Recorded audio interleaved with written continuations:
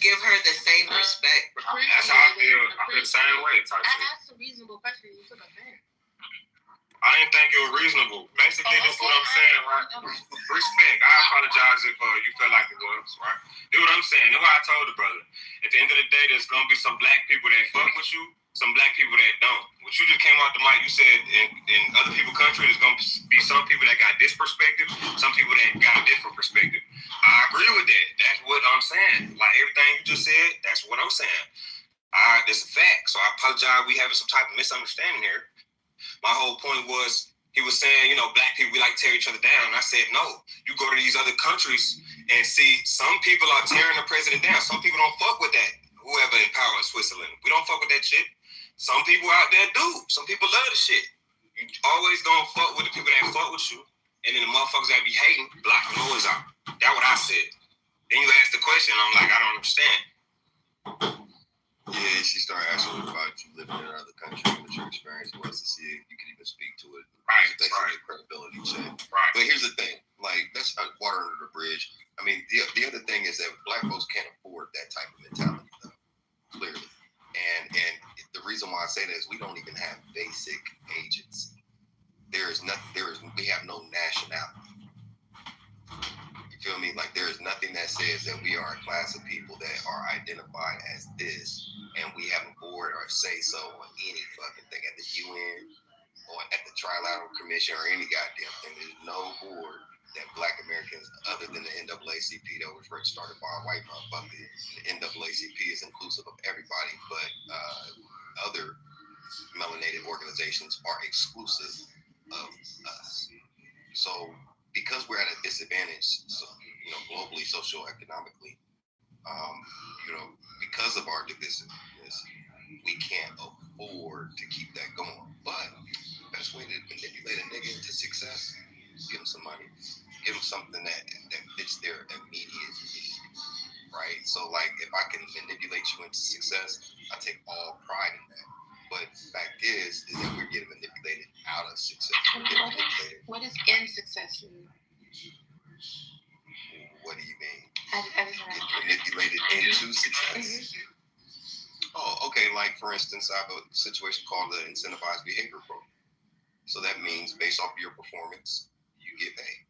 You get a reduction on your cost of living, or your children come home with a grade point average and a payment that's conducive to their behavior and their grade point average. So incentivization. Exactly.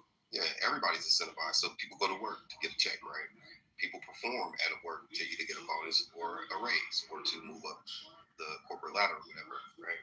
So it's the same thing. It's just that you do it within the construct of society, a framework that is sustainable, and you basically are programming their mind into doing something that they should do for their own benefit for free, but you're paying them for it. But that payment can go into a system that reduces costs and can be self-sustainable.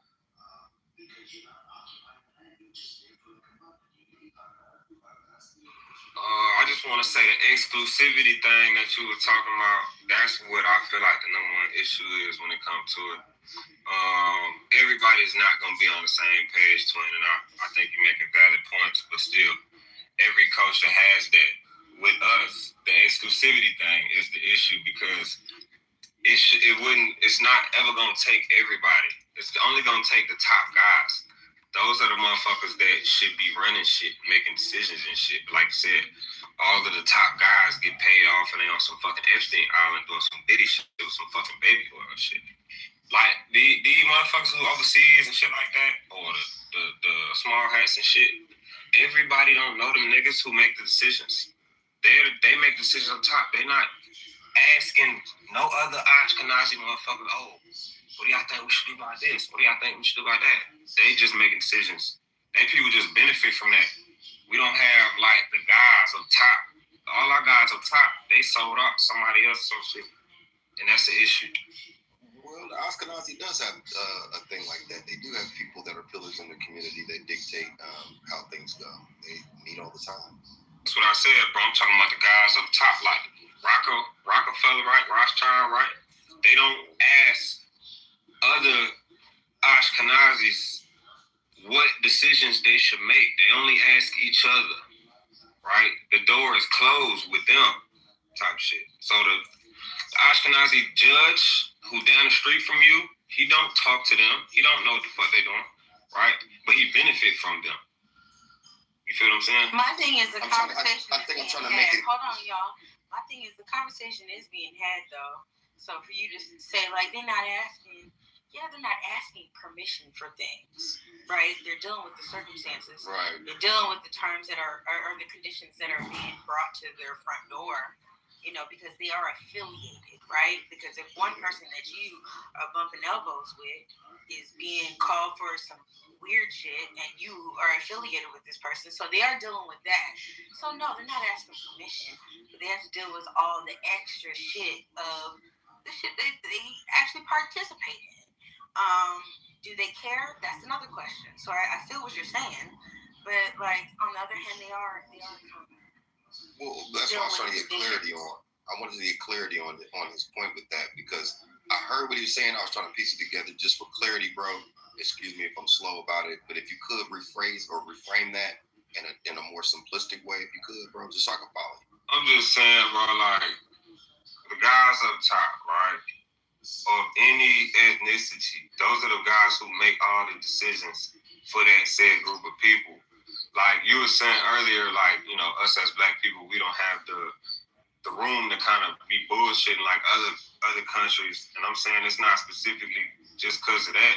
It's because of what you was talking about. We don't have the proper representation. We don't have agencies, NAACP, somebody else run that shit. Like these people, they have their own people running that shit. I'm Jew, you Jew, I'm running this shit. I got us. The nigga down the street, he don't actually get to make all the decisions that's going on up top. The top niggas do. Those are the ones that make it better for him. You know what I'm saying? Like not everybody from these other ethnicities are all good people. That some of them on drugs, some of them are bad people, some of them do all type of bullshit. But no matter what, everything you were saying is factivity. None of our shit is exclusive. We gotta share our shit with everybody else, and that's the issue. Right. So that's what I was saying. Like, and we don't have that structure, right? So that's why I'm saying like we don't have the luxury to shit on each other like the way that we do because we hold each other back when we are disorganized. And I agree that it is the few that will lead the many. But unfortunately, what I've seen in my time, and I'll be 45 this year, bro. I've worn many hats. I live out the country most of the time, and I do international business too. But I understand the access of power is usually hidden in the shadows, and especially when it comes to black folks, I've seen more successful people that do things for Black Americans be successful in the shadows than being out front. Right? Even with Trump, a lot of his policies are like a dog whistle to the savvy Negroes that can take advantage of it. I could list at least 5 different things that he did that niggas could have took advantage of or did take advantage of, and motherfuckers came up. Feel me? But because niggas are so easily manipulated, when a white man tell you that he's a racist, you go and believe his ass. But then that same white man will tell you that if you don't vote for him, you ain't black. Then you get what I'm saying? That's the manipulation play they be playing in our face.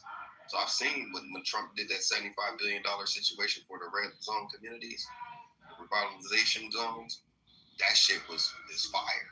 November 2025, he made a mandate for the banks to have to lend to motherfuckers that are industries that normally they would not lend to. Like if you do a gig job, Uber, YouTube, shit like that, they have to give you a loan if your credit profile is good.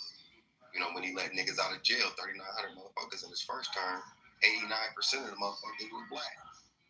You feel what I'm saying? So there's so many things that this administration and other people try to do, but niggas be so, emotional, they miss the opportunity. One of my financial Jegna is Ashkenazi Jew.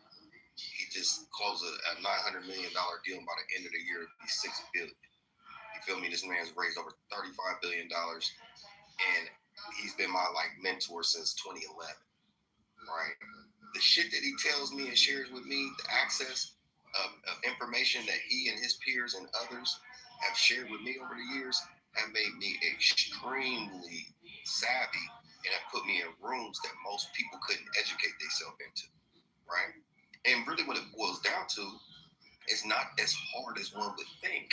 It's just that, do you have the right correspondence? It's his words. Do you have the right correspondence? Do you have the right relationships? Do you have the right, plan? And can you execute it, right? So, I mean, it's like black folks, one thing about us is that when we learn the rules to the game and we play, we dominate in anything we do. But if we're disorganized and we're not acting as a team, as you can see with the Lakers, as you can see with different, NBA and football teams, your favorite football team, when they're not on point, they lose. When they work together, they usually win championships. We're not acting like champions. We don't have the ability to afford to keep losing either. It's nothing. Like I said, the only thing I think it does is it green lights the whole conversation about morality. When it comes to politics, niggas talk about Trump. All right, there's way worse motherfuckers clearly than Trump. Trump blew the whistle on Epstein and Maxwell, right?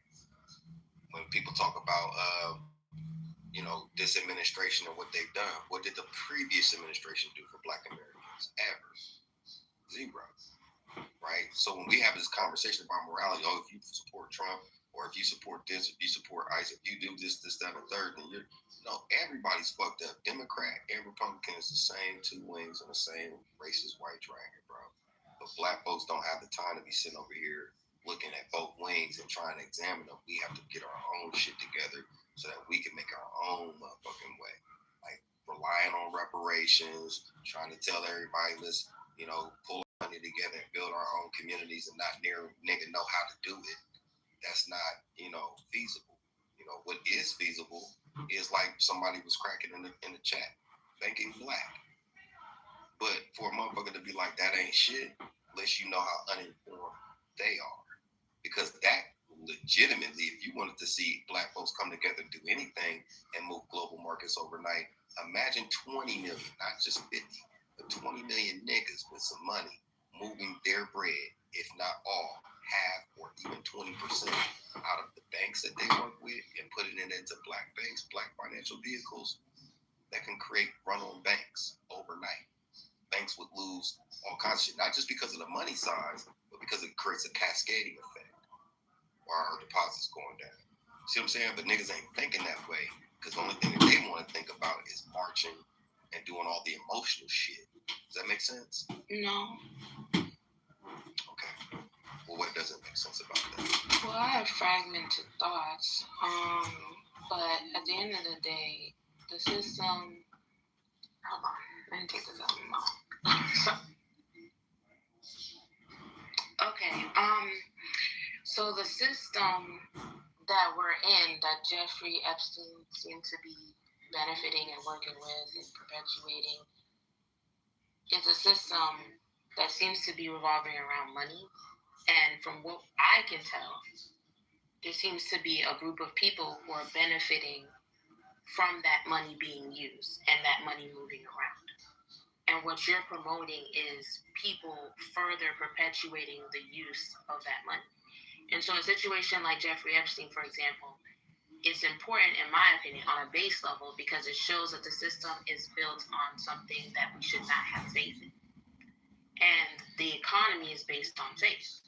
The money that's being passed around and used and all that is based on faith. It has no intrinsic value.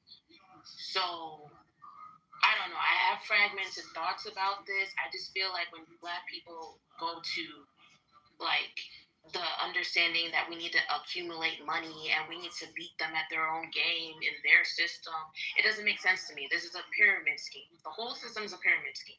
If I'm the one who created the money and I've already invested accordingly based on the faith of that money, like being, like continuing, if that makes sense. Like people still wanting to use that money, people willing to work for that money, people still willing to spend that money, etc. Like, I don't understand how you think you're defeating these people, overthrowing these people, like bringing down the system or getting any kind of power when they're the ones, if it's a pyramid scheme, they're the ones that's benefiting from every single thing you do. Every single thing you do, especially when you're like, well, we need more money. We got to work for the money. We got to get our money together. Money, money, money. It's like, hello, literally the system is based off of them owning that money. It's a private thing. They own it privately. So they're literally profiting over every dollar you spend. Like they make a problem and then they give you a solution so they can get paid out for the solution. Hold on. That is actually very true. For also the solution. Let me ask you this, because before I get into that, what would be your alternative solution? I mean, there are some ideas, but I choose to mentally remove myself and just focus on my health, my happiness, being free, and being cute.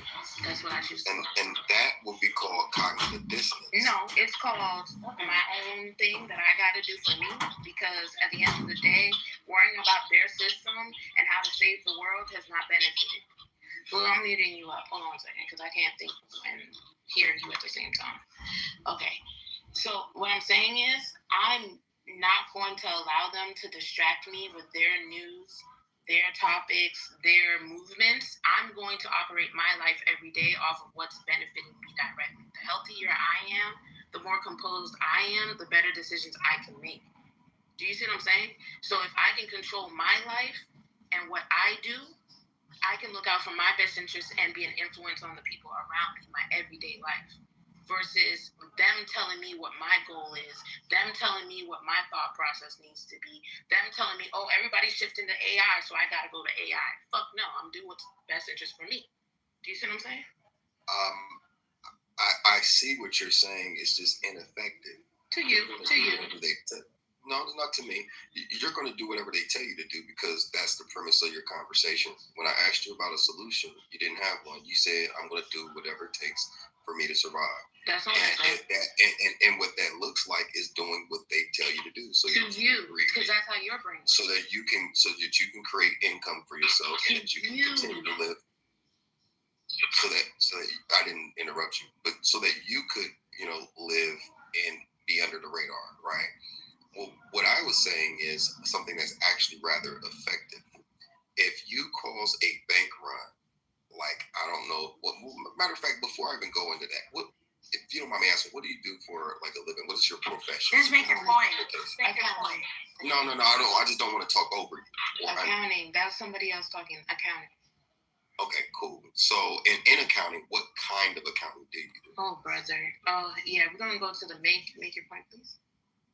Yeah, I mean, it's just not hard. I mean, there's a wide range of accounting. Like, what do you do in accounting?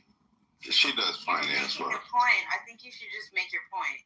You don't. That's what I'm trying to do. I don't know why you don't even have need to to know talk her about her. profession. Yeah, I thought that was. Now, I mean, she just told me. I mean, listen, she just told me, and I don't know why you're being cantankerous.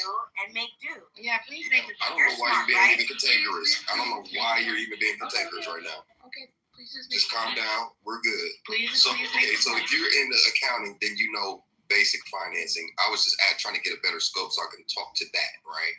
But since we're just going to keep it this way, cool. In accounting, if you were to remove your deposits from banks in a significant way overnight or even in a short amount of time, what do you think is going to happen to those banks?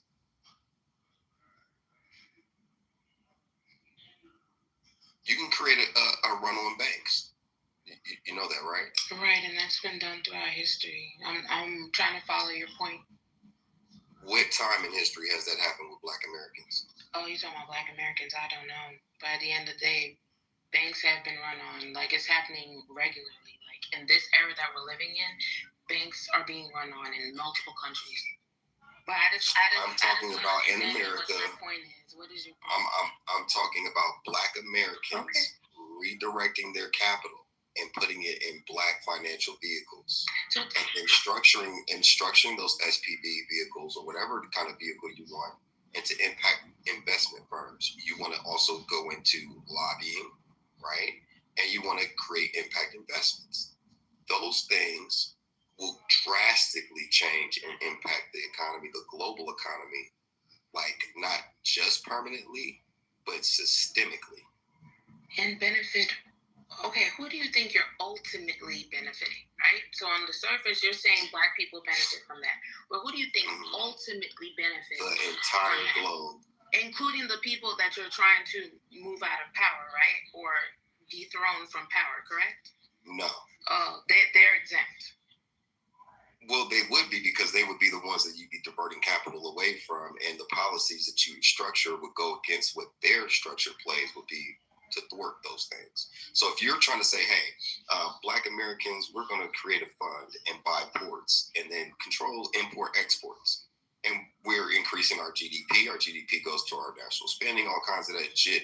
Now we create better relationships. You do things like what China did and has done over the last 20 years. You could create a nation within inside of a nation. Yeah, I just don't see it. This to me, I'm pretty sure you don't. I don't. And this to me reminds me of I think of it like the stock market a little bit. You know what I'm saying? It's like, and it kind of somewhat literally is like that, I guess. But I'm not trying to think that deep. The point is, this is what's coming for me. It's like, if I'm an early investor in a stock, it doesn't matter if I put 10 cents in there. But these people, let's say they're early investors, and they put millions of dollars early, and you think playing around with your $10 is stopping them from doing anything. Like, at the end of the day, when you use this currency, you're adding to its value. And there are people who are bottom line investors that came in way before you, that invested way before you, millions of dollars. And I'm just not understanding how you think you're not benefiting them. You're benefiting them. There's this is not free money. Like this, I'm just like, hello, there are people who actually profit off of the printing. There are people who are profiting off of the exchange. I just don't understand how you guys, I don't get it. Yeah, so JP Morgan has approximately 13% of Black wealth in it. If they were to lose that 13%, do you not think that they're going to feel it? Okay. If they lost 1%, if they lost 1.3% of that, do you not think that their financial apparatus would not be able to notate that, like, hey, we're losing, and 1% of trillions of dollars is a lot of billions. Okay, it's tens of billions of dollars. How are you going to lose anything if you guys are still using the same currency? Man, you're not understanding what I'm saying on a fundamental basis. If I'm talking about an institution, I overstand it. That's why I'm trying to talk to you and reach you at your level, because you are in accounting, right? So if you are JP Morgan, it's not irrelevant. It's relevant, because if JP Morgan, I'm using a specific institution. Understand what I'm trying to say? Ma'am, listen, you don't have to do all that. Hold on a second. Does anybody understand what I'm saying? He wants to keep talking about basically adding value to the currency, making it something that is more. Hold on. Both of you guys, hold on real quick. I do understand what you're saying, because coming from the people that I talk to about pro-Black or liberation, we don't really look so much. We don't look kindly upon digging ourselves deeper into the system. So I understand exactly what Bree is saying. You cannot become free using their money in the most simple terms. But I do understand that what you're talking about is destabilization. So in other words, if you're fighting a great beast, you may have a knife in one hand and you're continually to stab them on the way down. And that whatever bloody fight that we're having with this government, doing something like Cypher is saying would be like continually stabbing the beast as we're trying to kill it. But it will not be effective. Just as Bree is saying, it cannot be effective. I can actually respect what both of you are saying. I do not think that us as Black people purging ourselves deeper into this system is going to help. However, we are here. So we do need to have some modicum of success in order to call our own shots and have some sort of like financial freedom and autonomy. But the mindset is the problem. If we think we're going to be a worm in the belly of a chicken and then take over the chicken from the stomach somehow, right? Stupid. Right. Can I respond? Can I respond? I was literally fed up. I'm going to let both of you guys talk, but she asked the question, so it's not you to respond, it's for her to respond. She wanted to know, does anyone understand, right? But I chose to wrap both of you into it because I understand both of you. Right, that's fair. Putting her first. I do understand exactly what you're saying, Bree, and I actually concur. Go ahead. So I was cut off in the middle of that, right? So she's talking about a monetary fund, the money itself, the apparatus itself. I don't know one thing you can do to change that other than, what they call an asset-backed currency or a tokenized or a real-world asset or RWA. Outside of that, I don't see how you can circumvent that. We'll go back to trading. Right? So I'm not done. Trading goods. The point that I was making, the point that I was making is, and the example was J.P. Morgan specifically, which is the largest national bank in America. If they were to lose or redirect, if black folks were to redirect their spending from that particular institution, as an example, and they were to lose 13% of their deposits, that is a big fucking deal. And forget the opinions. I don't care about the opinions that's been shared on the stage. I've actually had talks with people at J.P. Morgan at very high levels, and the looks on their face when I asked them that question, it was astounding. Like, oh, that would be very critical. I was like, yeah, but you know what? Where they went back to is that y'all not organized enough to do no shit like that. Okay. So they're banking on our divisiveness and our inability to work together. That's the only thing stopping us. So, that makes sense, though. Wow. No, I get what you're saying, Bree, but you got, kind of like what Chuck said, you're talking about toppling the entire apparatus of money itself. I don't necessarily see too many ways of doing that.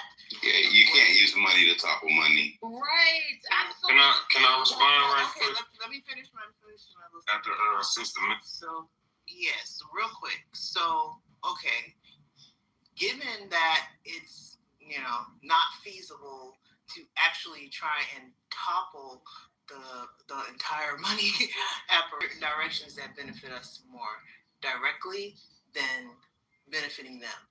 And my point really is that I don't really know if you necessarily have to see the other side completely down and devastated in order for us to have, in a substantial way, best case scenario, things would be cool for us. You know what I'm saying? Won't be any more of this, right now, the wealth disparity, I believe, is 10 times between a black median household and white median household. But if we could redirect our funds and go ahead and get ourselves where we need to be, I believe that's doable without even completely toppling the system. If you make that the goal, then you're not going to get off the ground. Guys, but don't. Yeah, so I think two things could be true. I think the brother Chuck laid it out perfectly. I'm just trying to expand on it. I do agree with everything that Cypher is saying, but stuff that Chuck said is right. When it comes to the stuff that the lady's saying, she's also right. Two things can't be true. We just gotta look at it like this. For one, I don't think we have to topple the government or no shit like that for us to try to get moving forward in the direction. So what the last lady said is facts. Can y'all hear me? Go ahead. What happened? I'm just trying to get my take on. You got it. Yeah, this what I've been waiting, you know what I'm saying, to say the last couple of minutes when y'all been talking about this. We also got to understand that there's not two teams. So I don't understand how we keep getting confused it's white people and everybody else. That's not a thing. Other people are coming out here using them same resources that Cypher talking about. It ain't the topple shit. They ain't trying to take over shit. They just trying to eat. They just trying to feed their people. So us fucking Mexican, Indian, Chinese, whoever, we coming out here and we gonna use that currency. We gonna use that American money. Now we in a rat race with them people as well. They are not on our team. It's not like we gotta hate them or nothing, but they got their own team. They got their own plight, basically. You know what I'm saying? They got their own fight they going a different direction than we is. So other people come and try to use that money. No, we need to turn around and use that money as well. Just because we don't get more stronger than the Ashkenazis, don't mean we not more stronger than everybody else, which matters a lot. But us being disenfranchised or divested, like us being not together, makes it to where it's not good. We're not more powerful than anybody else. The brother Cypher said, we account for the 8th highest GDP, just us as Black Americans in the world. What does that mean? That means that just us, if we was to have our own nation, it'd be the 8th richest nation in the world. Niggas know that. They know that. That's what they've been trying to keep us from. That secret sauce right there. Hey, Jew, we ain't gonna topple shit. We don't need it, you know what I'm saying? Well, We'll get to that maybe 20, 30 years from now. Go ahead. Check out this secret sauce. Just during the Christmas holiday alone, we spend enough money to end world hunger. You were saying black people, right? Just America alone spends enough money during Christmas to end world hunger. So technically, the system does not thrive off of everyone being healthy, and that's the most alarming thing about it. That's a fact. We still need to make money to survive. So we can't, be completely broke, but we also can't use money or use their system to topple their system. But I don't have a problem with making them uncomfortable either. So I don't think that anybody has an argument. I think we're talking about ideologies that run back as far as the 1960s, because the Black Panthers were talking about this at 25 years old. Absolutely. 60 years ago, this was a thing, and these were the central topics.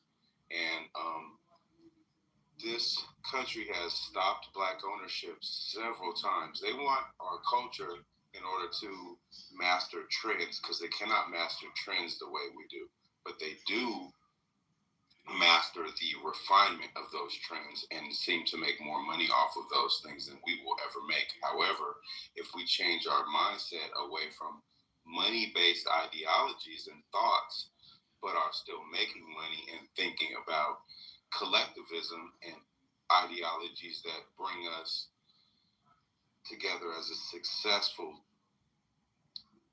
we can't call ourselves completely like a Black community or a Black family, but something that stands out like that, some collective that makes us have some autonomy over our cultural movement. Why not invest in I was waiting for Chuck and I'm going. Yeah, you about to stop, Blue Check. Stop that.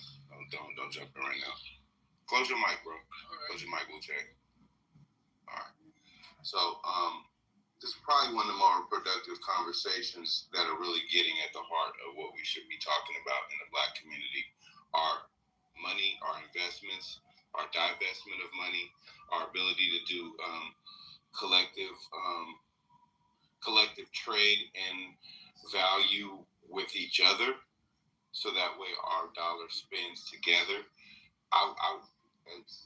I'll probably throw you guys off with a thought experiment saying, what if we all did have what Cypher was talking about, and we all were really basically kind of rolling rich?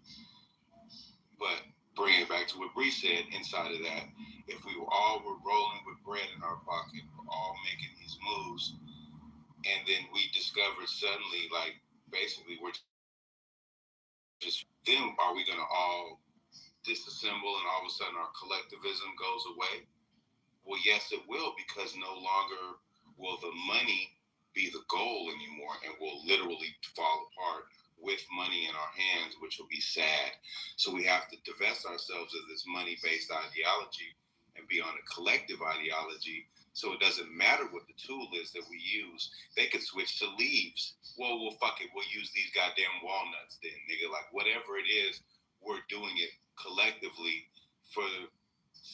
not for the benefit of all, because that sounds too heroic, but maybe for a better chance for all that look like us. But it's such a big. Wrap it up, Chuck. Come on. It's just my thoughts are fragmented as well. Okay. It's a big conversation though. So I have said that, and I kind of want to just lay it at y'all feet, but I just want y'all to know y'all talk about some very important core essential things to liberation for real. Boots that please, Americans first. Okay. No shade. Americans first is correct. I know, but I just have to let them know. See, Coach, dang, I kind of low-key just maybe get off track, but I reject the idea that you guys can translate the money that African Americans or Black people spend, and then equate that to if you created a nation, you're going to be able to have the same kind of wealth. I don't. 1 + 1 does not equal 2, right? Black people have to produce things. Unfortunately, we're workers. Okay, we don't actually really produce for real. I don't know if you guys see that pattern. We have other people who actually find a way to monetize what we do. You know what I'm saying? And we kind of monkey dance type of thing. That's what we do. But if you have a whole nation, you're gonna have to create a currency that people actually want to buy into. You're gonna have to create things that people actually want to use and buy for real. You know what I'm saying? Do you guys see my point a little bit? You can't take what you guys. Okay, thank you. Nah, that ain't it, twin. I hear what you're saying, but I'll just say briefly, us Black Americans, we the richest people on the earth. Making other people money. Hold on. Right, that's the issue. Yeah, right? that Making is. other I people said money. that too. Bro. So that's the problem. We making other people money. Like LeBron James, if all them niggas was to just leave the NBA and start their own fucking league, and I seen some videos saying that's why Kobe got smoked, but it's over with. I mean, Black people, period. We can throw the Africans, the Jamaicans, all of that. All these white people, they make money off of us. You know what white people do? They pull up with a pen and they sign some shit. Then they walk the fuck away. All the entertaining motherfuckers, all the funny ass niggas, all the Africans that come with all the good sauce, all the music, the culture, anything that you put out there that gets sold, we are the product. All we gotta do is own our own product, and then absolutely, Black American, we had our own shit. You know how rich we would be. No, she just said that too. You guys are. I agree. I'm not. You know what I'm saying? There's nothing. I'm saying, well, we gotta argue. I agree with her point. I said she makes valid points. I mean, and that's the whole. Yeah, that's the whole thing though. If this thought experiment, if you think it out, in order to even call yourself a nation or, an organized economy, that implicitly means you have to be doing business with each other, and if we're going to be doing business, we're going to have to be getting into more collectivized industries. Well, yes, collectivized, but we have to get into more industries so that we can provide the goods and services for our people. You know what? To buy a port is like a few $1 billion, right? And if Black folks were to even own ports, or better yet, the best thing that we're good at is arbitrage, right? Do you know right now that the critical earth mineral business is the new fucking wave? Could you imagine trafficking metric tons of rare earth minerals out of Africa, the Caribbean, South America, and selling it to the United States government on a Black-owned platform that, yeah, you're creating a taxable event for the U.S. government, but let's just say that the proceeds of that money would go into Black-owned banks and credit unions. That's what Marcus Garvey. Imagine if you had an open source. Imagine if you had an open source ledger that if you were to everybody gives to fucking GoFundMe when a family member dies and shit. But imagine if you had an open source ledger that would track your money. Let's say you put up $50, but then you get a notification, boom, $5 went towards a woman's family that got burnt out of their house, or $10 went to this food truck business startup, and you could track this and make it a sociable thing. Imagine that because we run international markets with our influence, imagine if you owned your own resources, land, and tokenized it and fractionally sold those things. You can't win a war without finance. And lastly, I'll land with this from the words of Malcolm X real quick, and it's less than 60 seconds or so.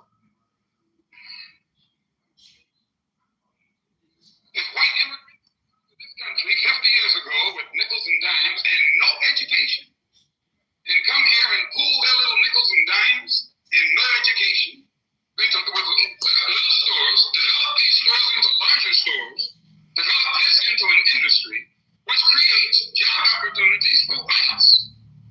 Since Lincoln was supposed to have freed the black man 100 years ago, and today the black man, according to the government economists, has spending power of $20 billion per year.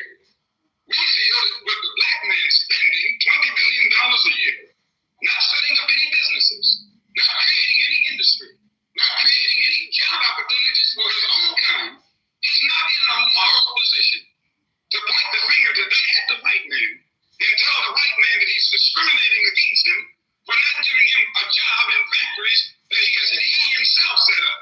If the black man has $20 billion, and these so-called Negro leaders are such geniuses that they can integrate white restaurants, and integrate white factories, and force themselves into what the white man has set up, they should use this same ingenuity to show the black people how to pull our wealth and set up something of our own. And they won't have to force our way into using it. So that's all I wanted to say. Y'all can have the rest. Well, Yo, can I just say something? I just want to say something, yeah. yeah, go ahead. You black Americans are literally the most powerful people. You just have to take your power back, innit? Okay. I was gonna say the same thing. Black Americans first to respond, please. Black Americans first. See? And how you gonna Right now, invest you're in gonna be like, oh, okay. Well, yeah, could have been a foreigner a little bit. If you Let talk him like that. go. How you wanna invest in a foreign country if you're talking to foreign people? Your own black foreign Literally, you guys are like you guys are fucking. You're all the way there. You can do anything that you want. Yeah. So Stop letting Trump run your country. Stop you need to stop allowing this shit. that's what I was just gonna say. Don't y'all got white people running the country you in with that accent? I feel like it's very Why people are running in my country? Listen, you telling us to do something you ain't done yet. Okay, baby. Yeah, So, wait, baby. Who's the mayor of London? Oh Lord. Is he white? Girl, you under the crown. Cut that shit. We Listen, ain't dumb. is he white? You have a king, shawty. right. We have a king, bitch, but we don't fucking follow him. Watch your mouth. This is not even important to the conversation. I was just gonna say something. Literally have an ass. This is a derail, like. Okay, Yeah, yes. this is why we don't respect you foreigners. She gave her perspective. She said that Black Americans are the most powerful. You and are have the not been most wielding. most beautifulest people. You're amazing, bro. Like you can How do do you whatever spell you want. that? Can you spell that for me? We listen to somebody with Come on, some y'all ideas. compliments. Y'all want to hear it. You want me to spell I'll beautiful? get And breathe. video. You want me to spell beautiful? No, I get it, but then also. Is this Blaze or Troll? I can't tell. Yo, can we stop? I can't tell you. Can we get back to the decent conversation? See, this why you don't let We're addressing certain things. DJ, you don't I have just want to be you to in have this, but shackles, man. I want you guys. You know what the fuck to do. You know damn well. Bitch, you shut the fuck up. Yo, who is this bitch, bro? And who is she talking I think to? this is that drunk girl that's always in here. Bro, this bitch talk like her IQ is 20. Shut the fuck up, dumb hoe. My IQ is 20, but you've got. What's that one girl that Yo, always why drunk is she here? even still here? Bree, you did this? You got president. Let's get on the stage and just treat manly. Guys, I think there's a misunderstanding. Bitch, you got creepy. You got Breathe, creepy girl. royal niggas who are in the Epstein files We who don't you know. gotta deal with. She's Go like- handle your own problems, you dumb fuck. No, the only reason why I said there We might don't be a have a pedophile in my misunderstanding. country. Why? Hold I on. don't have a pedophile. No, we all do because they're all bumping elbows with everybody. They're all friends. right. They're all Right. friends. Right. Sweetheart. Plot twist. They're all friends. They all do the same shit. Well, you They all have their own weird ass fuck shit. Don't Okay, worry so about getting you're better not the deal only over one. there in the UK. what's wrong with your goofy ass? But she came What were you here. worrying about in the UK? Oh my fucking god. She came here giving y'all a compliment. So give me It was that. you're not about to defend her. No, I want No, but then you silence the floor. But Bree,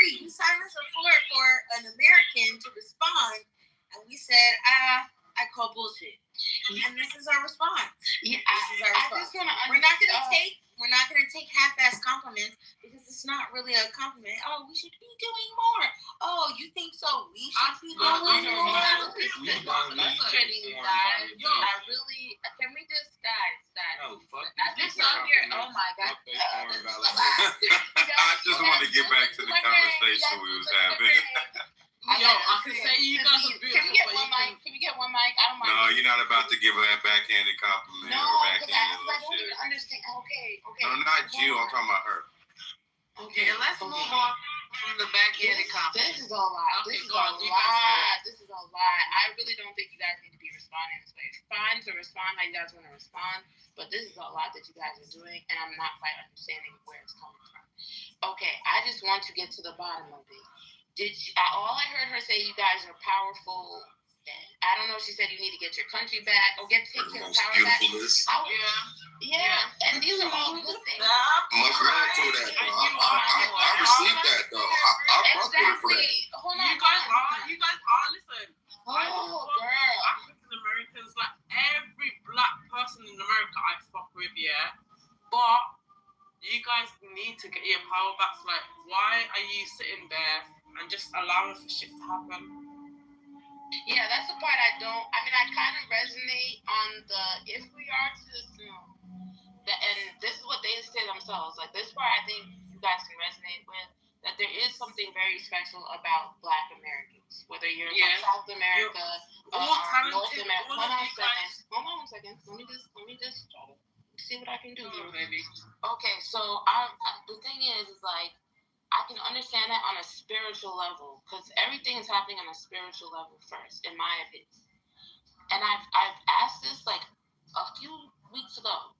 Is it possible that Black Americans, you know the saying, to whom much is given, much is expected? My mom used to tell me a lot, and she used to say, to whom, like, what about with great power comes great responsibility? Have you guys ever thought that you've tapped into the idea that you guys have a lot of power, and you guys have a lot of resources, but it's beyond clear that the responsibility piece fell short. No, I think we can't. Hold on. It's an equation. We can't acknowledge one side and not the other. You know what I'm saying? I mean, as long as you guys never acknowledge the other side, the responsibility piece, we will never move ahead. And you guys, if you guys are truly the global leaders that you guys believe you are, then you have a great responsibility. If you guys have all this influence, you guys are going to talk about influence. Well, influence is power. And with power comes responsibility. So yes, when somebody says, you guys are amazing, the world looks up to you, y'all sit there and y'all take the glory, but then where's the responsibility coming in? Because the world has gone to shit. And a key part of why it went to shit was because you guys didn't keep what was yours to keep. Breathe. Hold on, wait. Can I slide in there, ladies? One moment. Can I talk to Bree real quick? Can I just say one more thing, please? No, you can't. Hold on, Bree, were you born in America, sis? Yes. Okay, sis, this is your problem too. I get it. We've had these conversations. I know your reservation and exactly what you were saying in reference to your separation of Black Americans and your heritage, your Trini lineage. I'm American too. I get it. So like when you talk we, because you have solutions too. You're very profound, you're very smart, and I took the compliment, but then also it's just like, don't allow this. This is the same precedent that we all fall under. So it's just like, I hear you. I receive everything that you said, but like, I would love for you to be included in the conversation too. Don't separate yourself, because then it seems like, what are you guys gonna do about it? And you're looking at us with your hands on your hips, like, what you gonna do? It's like, no. I'm expecting you guys to do. I'm not talking to you, sis. I'm talking to Britt. I'm talking to my act. Why are you guys not doing anything though? I actually know. No, but listen, why are you guys not doing anything? So got a pedophile for a president. Yeah, so let me speak to this real quick fast though. So what you got a said pedophile for was a president. Man, that's cool, but let me slide. Yeah, keep your little backhanded compliments and snarky whatever in the goo. Yeah. So what I heard, I resonated with some of it, and thank you, Alexis, for acknowledging that piece. And also, Bree, I will agree with you that that there is responsibility with great power. That's the reason why I said earlier that niggas are afraid of that type of movement. It's funny because niggas will go outside, burn out a community, march, protest, and all that shit, and then take their ass back to fucking work at a job that calls them a nigga and pay taxes and every damn thing else, or put their money in a bank that they can't get a loan from. And then we sit here on these apps and we talk about solution. Well, really what I do feel like is to what you said, that niggas are afraid of the responsibility that comes along with it. However, when we have always been in powerful positions, okay, everybody ate. Everybody. 62 of the federal programs came out of the Black Panthers, orchestrated and designed by Black Americans. And yes, while there was some failed leadership, there was also a systemic push and effort to circumvent, break down the community via the Black family, and they burnt down shit and did all kinds of shit to take the power. Okay, now we're talking. This is 2026 now, right? We're not dealing with the same shit that our ancestors dealt with. It's packaged a little different, and there are more options in front of us that are nonviolent and more systemic. Now, there's nothing stopping anybody from just starting the process of moving money to a Black-owned financial institution. No one's really talking about overthrowing the white man. The white man is doing an excellent job at destroying himself, right? What we should be doing is what I'm the core, the crux of what I'm saying is build a nation within inside of the nation. And that starts with cooperation. That comes with understanding that we're in the same shit together. Doesn't mean that we all have to get along. Doesn't mean that we all have to do anything. But the ones that do have influence, power, resources should be looked at as the ones that could lead a thing. Now, keep in mind, the reason why some of them don't want to is because of how they've seen other so-called leaders in the same position be mistreated by the very same people that they try to help out. You could say the same is true for Marcus Garvey. Look at his end. You could say the same is true for Malcolm X. Look at what happened to him. You could say the same is true to some of the rappers that put their neck out on the line. Look at what happened to them, right? Bill Cosby was a father to millions of kids, but the accusation that he might have raped a fucking old-ass, ugly, fucking white-looking woman 40 years ago, everybody turned on him. Okay, so we have this bad mentality when it comes to actually working together that sometimes when you go to the top, you don't want to, look out for the motherfuckers at the bottom. I'm a little different, but I do see what Chuck said, Alexis, said, and the other brother that might have left. We're all saying some things that are highly contributable, and we could put that shit in a pot and make a goddamn potluck or a break, right? But let's not other ourselves because you're in a different position. You're in the same pot with us. And all I'm saying is that we need to be focusing on in-house resolutions, not looking outwards, but looking in-house. But you know what? To be honest, I didn't say anything profound. I didn't say anything. I was literally just having a little one-on-one with Bree. But I actually align with Bree because what's wrong with the way that she wants to do certain things, like exiling herself from the matrix and just like focusing on things that serve her, because ultimately we are only here, like I'm not religious, but I believe in God and I believe in my own purpose, and I was here for a certain duty. So if I'm only aligned with that type of duty opposed to like society's duty, if you are called to fight the good fight for society and all that stuff, if you are called to do that, more power to you, brother. But if that's not my fucking calling, I'm not going to sign myself up for some shit that my passion and my position in life is not supposed to be fulfilling. So I hear you, but everybody has their own they're aligned for their own journey, okay? And you're not going to persuade me or force me into something that you care about because you want everybody else to care about it too. The best thing that I can do is align myself or be in conversations and have these be right here, right now, to have these conversations about something that's happening within society and position myself to be ready for if anything goes down. I don't have to do what you want me to do to prepare myself and allow myself. I'm going to do what I'm going to do. You're going to do what you're going to do.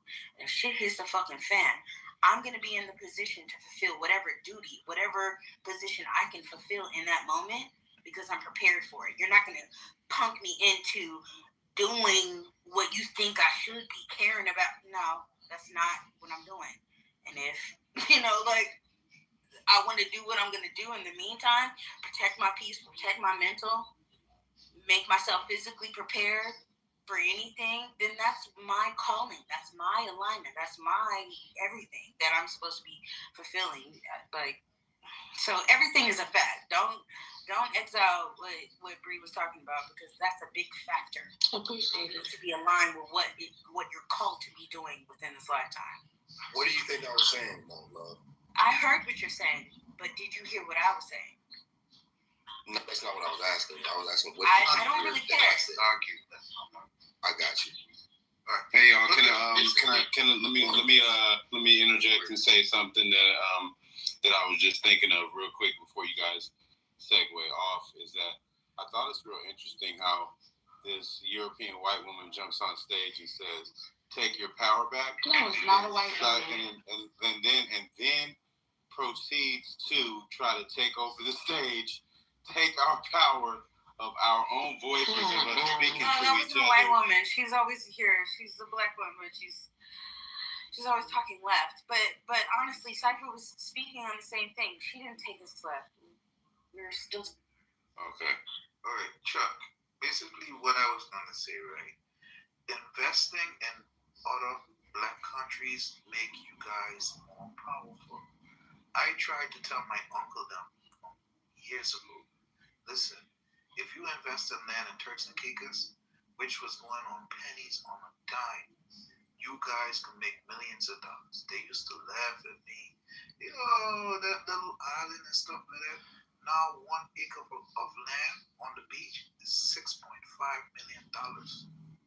We don't pay no tax on land. That means when you buy a piece of land, you only pay 5% sales tax, and then that's it. You own that piece of land forever. Now you know what's happening? A lot of white people who borrowed money from the banks in America bought land over here, and now some of them are multi-millionaires from selling villas, from selling land, and from building resorts, from borrowing money from the bank. This disrespect, what I see some of my cousins have, and my uncle have, even my father lives in America, he's an American.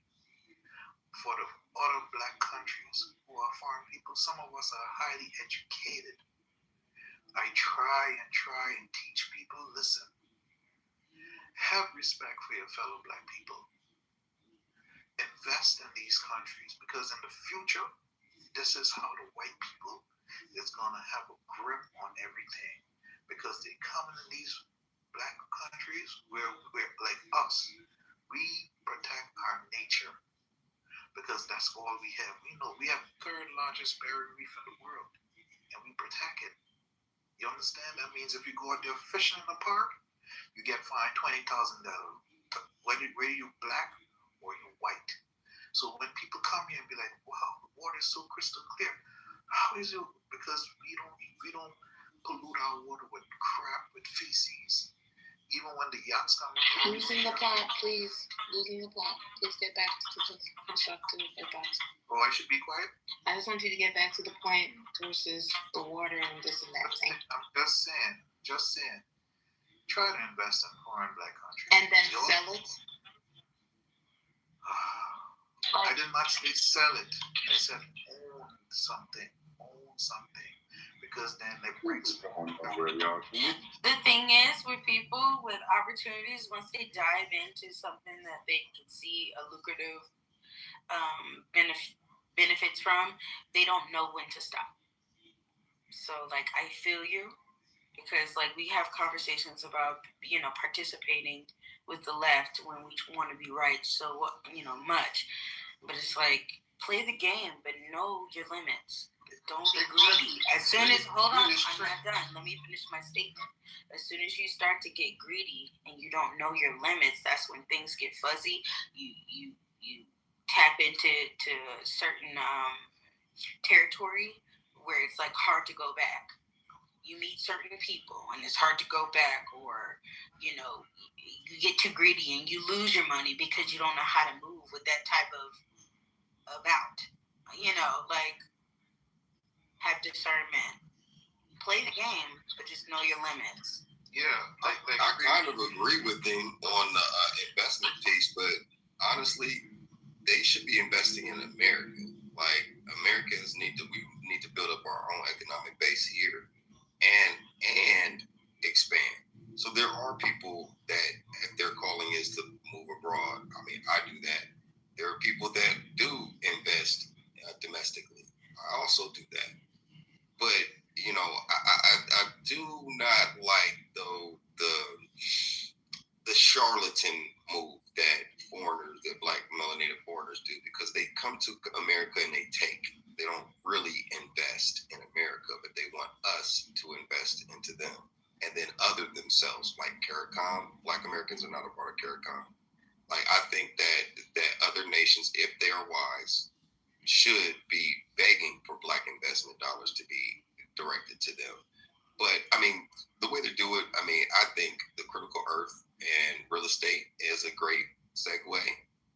If there was an impact investment fund where you can get that capital and take the resources and still sell it to the white man and the Asian man, you should sell it to Black folks in America, and Black folks could sell it to the federal government. Your spread is usually between 12 and 15%. And if you're talking metric tons of shit every fucking month, your offtake agreements, your EBITDA could be over $300+ million, right? There is money for that, but not too many Black people in America, not too many, not saying there's none, are into that. They don't understand about trade and commerce. Well, cipher that what you're talking about is the process of refinement versus the process of production. So that's why rich diamond mine owners in Africa aren't as rich as the De Beers company, and the people who refine the jewel sell it for hundreds of times of what it's worth, even if it's found as a raw diamond. So what you're talking about is getting in charge of the process of refinement. Not really. We That's can not what I'm talking about. Profit from the refining of these things instead of only just getting the rare minerals or getting. I'm not actually talking about that, and I'm glad that you said that, because I should go a little further with that. I'm talking about, because we don't have the refinery mechanism yet in America yet. Right, but it would be wise. I mean, I'm doing it right now. Like, I'm literally doing it right now in Argentina, Brazil, Chile, and Peru. Right, I'm literally doing offtake agreements right now through DFC and Exima Bank. Right, literally, you can go to the refineries, mid-level refineries specifically, which is a sweet spot. Go to mid-level refineries and get your high-quality grade shit, like your lithiums, your whatever else you're doing. Copper is the big thing. And then you sell it to the American government. There's $12 billion earmarked under Project Vault that will give you even startup capital in the hundreds of millions of dollars to even do that. That's something that can do now, right? But I get what you're saying. I didn't mention that, but I'm just saying, in the whole apparatus of import and exports, we could be selling American products to those countries that need shit, right? I mean, everybody wants to do drop shipping and things like that. America first. You got FTZ zones, own some warehouse and land. If we buy and sell wholesale land, they want to build data centers vertically or horizontal. Go ahead. We're next to water sources. Boom. We want to do affordable housing solutions. Boom. We're into those things. So if Black folks get into the way of AI and all those things, and I'm not saying do something that you're not passionate about. I'm not saying to if your calling in life is to do something, do whatever God steers you to do. That's number one. But we should, if you don't know, it would be wise of us to get in the way of what the world critically needs. And since America right now is still number one, and there's a mandate for these things, I don't give a fuck if what people think about Trump. And there's no proof that he's a pedophile or any of that fucking shit. That's weird to me. I don't care about who that leader is. It's my opportunity to take. I'm looking at it like this. I'm looking at it like The Banker. If y'all seen that movie, The Banker, and Django. right? Django didn't give a fuck. He didn't look at the nigga dying when he's getting bit by them dogs, but he wasn't letting them off. That one nigga stop him from getting his woman. And to me, Broomhilda is Black America. Now, I'm not going on an expedition to save every fucking body neither. But what I am doing is something that I know that would generate the income to do other things for my people, whether they know it's me or not. But I have to add that clarity for you. I agree, Cypher. So I was thinking about that before you start speaking. Like, if it's not broke, don't fix it. You know, the method has already been, the blueprint has already been stamped. You know, a lot of these countries, the reason why they are successful within our own country is because they bring their own resources from their country and they sell it to ours. So that's exactly what you were saying. Like, don't fuck with the blueprint. We are very resourceful. You know, bring something that they need to these countries and make a profit off of it. But I agree with that. I agree. You know what is the problem we're trying to solve? So I'm starting to think we're trying to solve different problems. What is the problem Cypher is trying to solve? Cypher is trying to solve. What are you trying to solve, Cypher? Man, shit. Because I'm doing it like on one thing, and then you went on like a business solution. So now we're on like a different topic.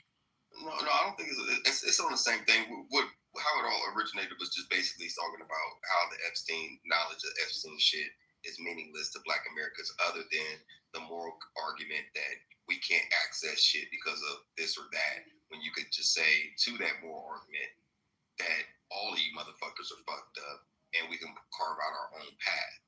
And where this is to say, basically, I'm just staying out the way and doing what works for me. More power to that. But at the same time, the conversation evolved into solutions. That sounds like what Bree was saying. Yeah.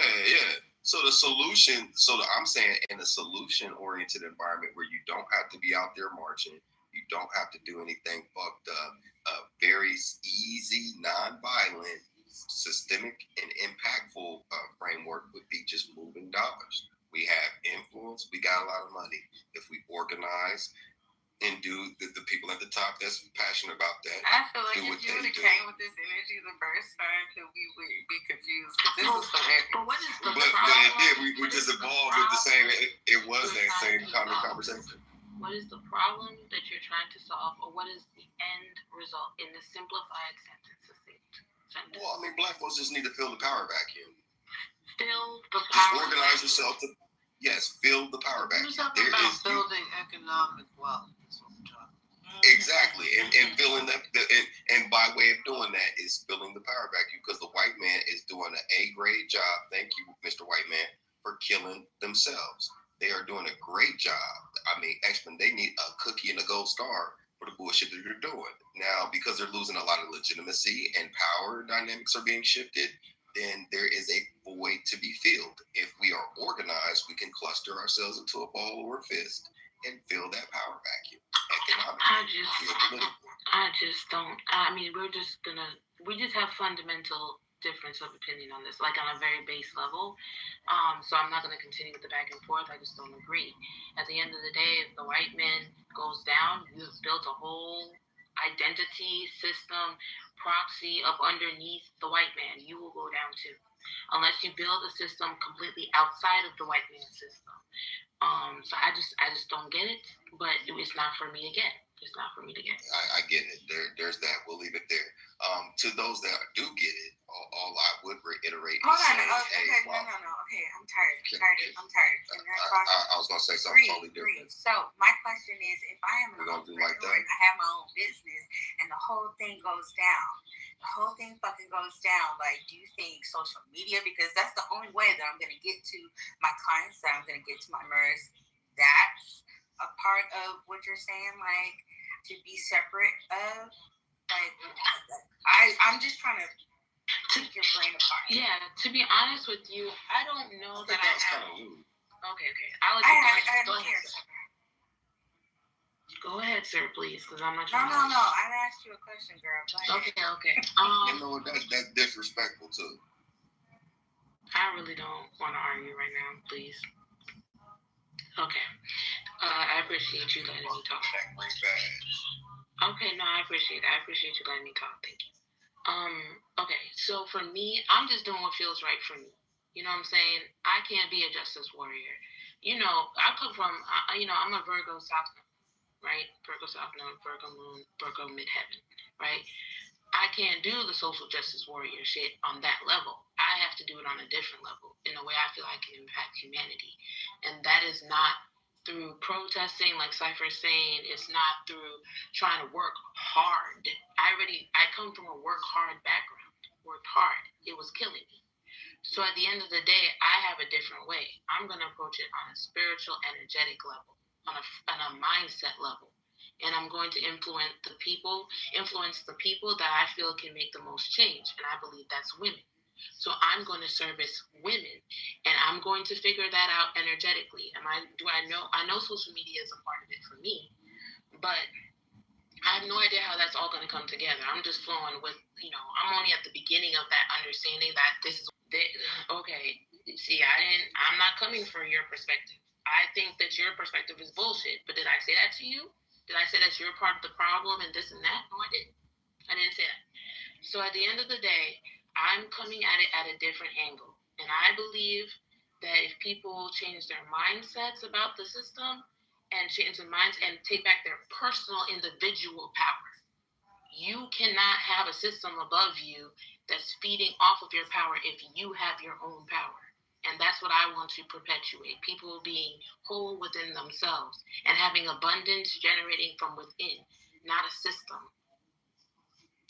I love that. I love that you said that, because I'm just trying to position. I've been just trying to figure out where I am at with what you're saying, and I agree.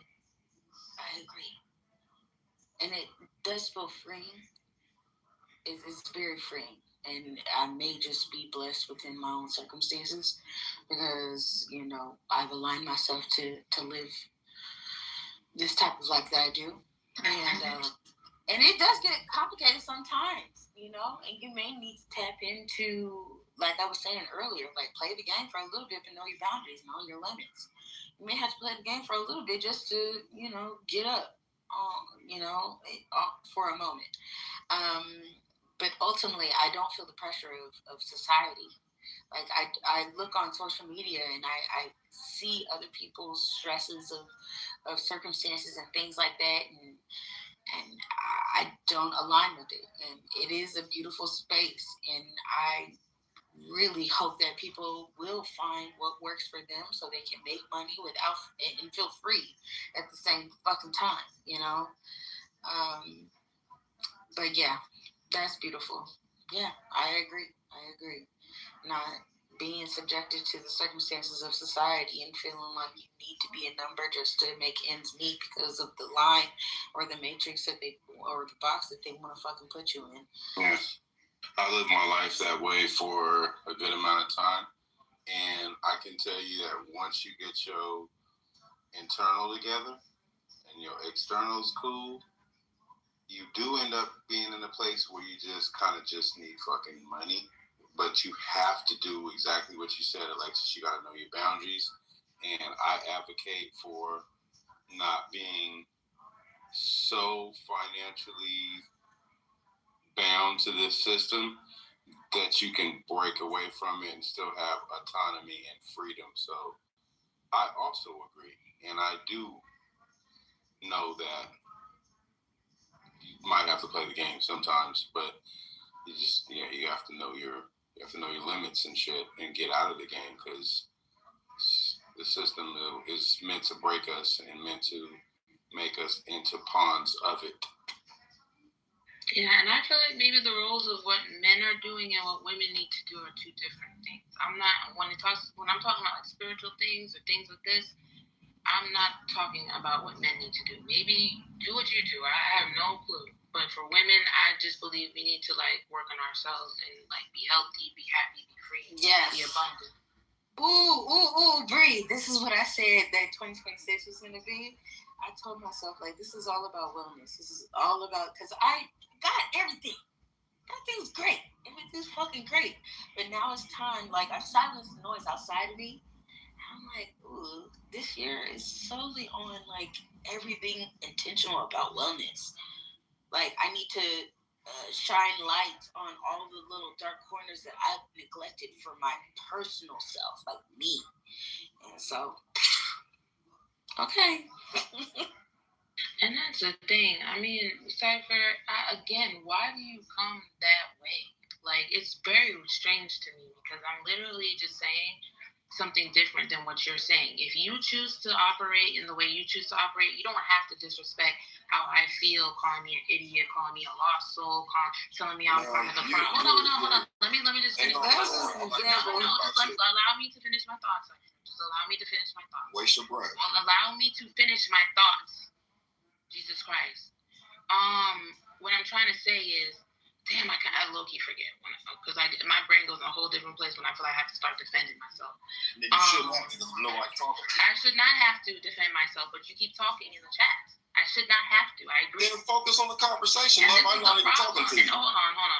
And if you're talking to me, I review. Get with yourself. Hold on, because I didn't disrespect you. You're the one disrespecting me. You being disrespectful right the fuck now. Okay. Yeah, I'm gonna cut you up again and tell you I rebuke you in the name of Jesus. Okay. All right, thank you. I appreciate it. Okay, so my only thing is, this is something that I do feel is an issue in the community. How am I weird? I have yet to disrespect you. You are no, he's talking to me. He's talking to me, but I love it. But still, like, I just don't understand the energy. You're a man. What is the reason? Hold on. Like, what is the reason? Like, you want black people to come up. You want black people to come up, but you got to do that in communion with your women. Like, I'm fucking confused. Nobody disrespected you. Like, I'm starting to get irritated, low key, and I'm just check myself. What I'm trying to say is, I think that this is why part of my mission here on Earth is to help women and help them see their power in relationships to men. Because I think that's very significant. And hopefully, and I do believe there are men out there whose mission is to help men realize the importance of women, and that you actually have to work together as a man and honor women in order to achieve financial success, in order to achieve abundance, in order to receive blessings here on earth. You need to honor your women. Thank you. I actually really like that a lot, Bree. Yeah, you need to honor your women. And there's a huge, I do believe, a large part of why they're suffering in the so-called black community and in America especially, and all this, the culture is not honoring their own women. You don't respect feminine power. You don't understand how much women do for you on an energetic, spiritual level, mental level, physical level. You don't really get it. And I hope that I can, fulfill my purpose here and help people understand that a little better, specifically the women, so they can avoid men that don't respect them.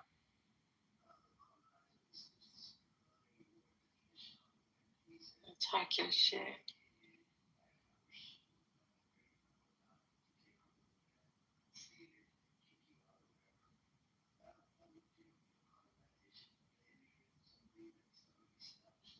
It's interesting. He probably communicates with women like this all the time and then wonders why, silently, alone by himself. Why?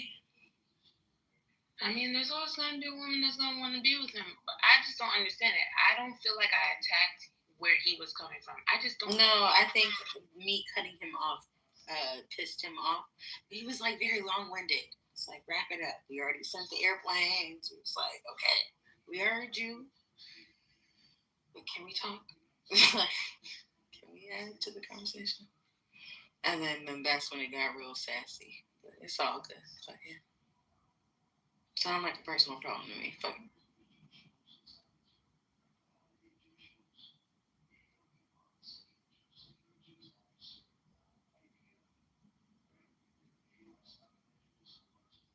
I've been sitting here cutting my hair and taking my braids out while I'm talking to y'all and listening to this whole thing just devolve into a fucking fight that didn't need to happen. I don't know if it's because of my Gemini thing, but I see both sides of this. Chad, you've been fighting with people all week. Shut up. Who's been fighting with people all week, sweetheart? You are so sassy these days. You're so feisty these days. Knock it the fuck off. I've not been fighting with people all week at all. You've been feisty off. No, you're not going to put that on me. But, you know, if that's what you think, that's fine. Anyway,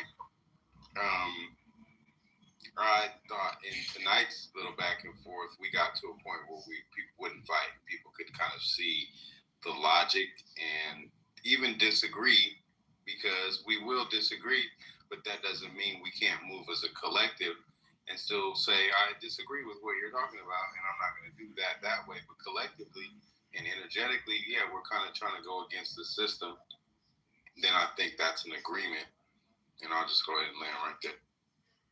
Yeah, I just wonder, like, I get that. Like, why is it so difficult to understand that it's going to take all kinds, you know, that multiple types of solutions are necessary to tackle an issue such as, you know, raising the economic, you know, standard of, you know, our people in this country and around the world. So it's kind of like, you know, or even if you just focus on the country, it's kind of like, yeah, you're going to need people who are focused on infrastructure type things. You're going to need people who are focused on, you know, expansion, real estate, which definitely includes doing business with, you know, other countries, people from other countries or whatever it is, you know, because that's where their stuff is, you know, and also maximizing whatever we can get our hands on here. I mean, we just got to play our part. Like, we're just in a unique position, you know, because we do have like that American privilege, but collectively, you know, I just think our networks need to be stronger. And to do that, I think we have to kind of respect each other's varied approaches and not get tripped up on that, so that we can like move forward and actually, you know, get some stuff done. I love that.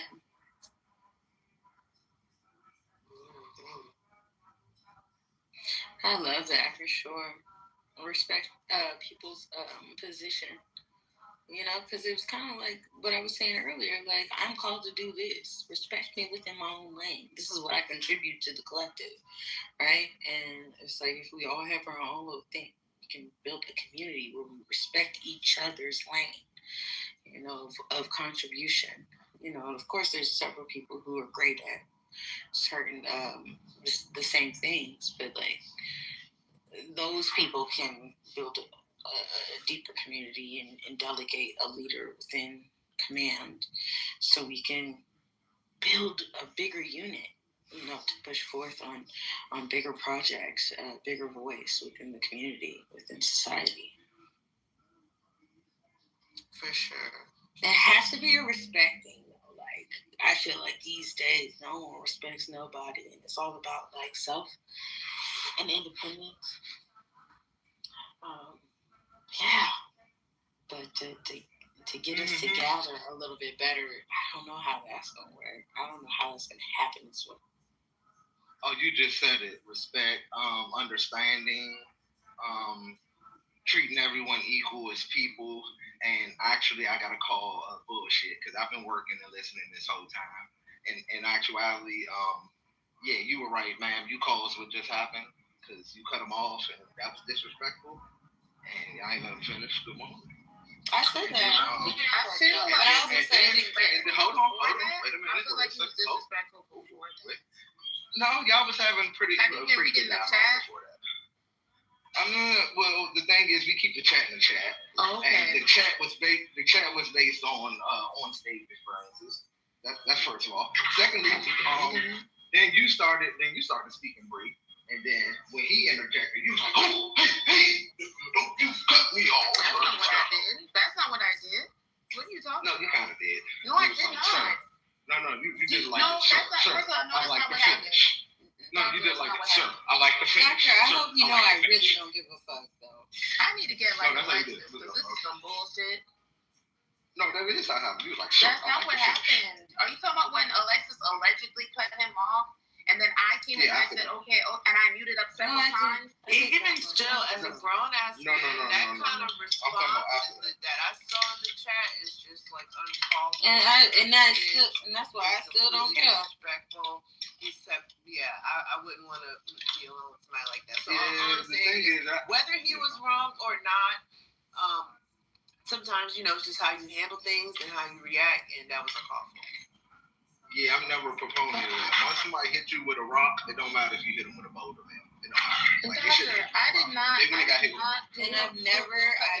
Especially as a man, I did the exact opposite. And I've never said that. It don't matter. I was just a kind person. Never have I said that. Yes, I too can be rude, just like the rest of us. Yeah.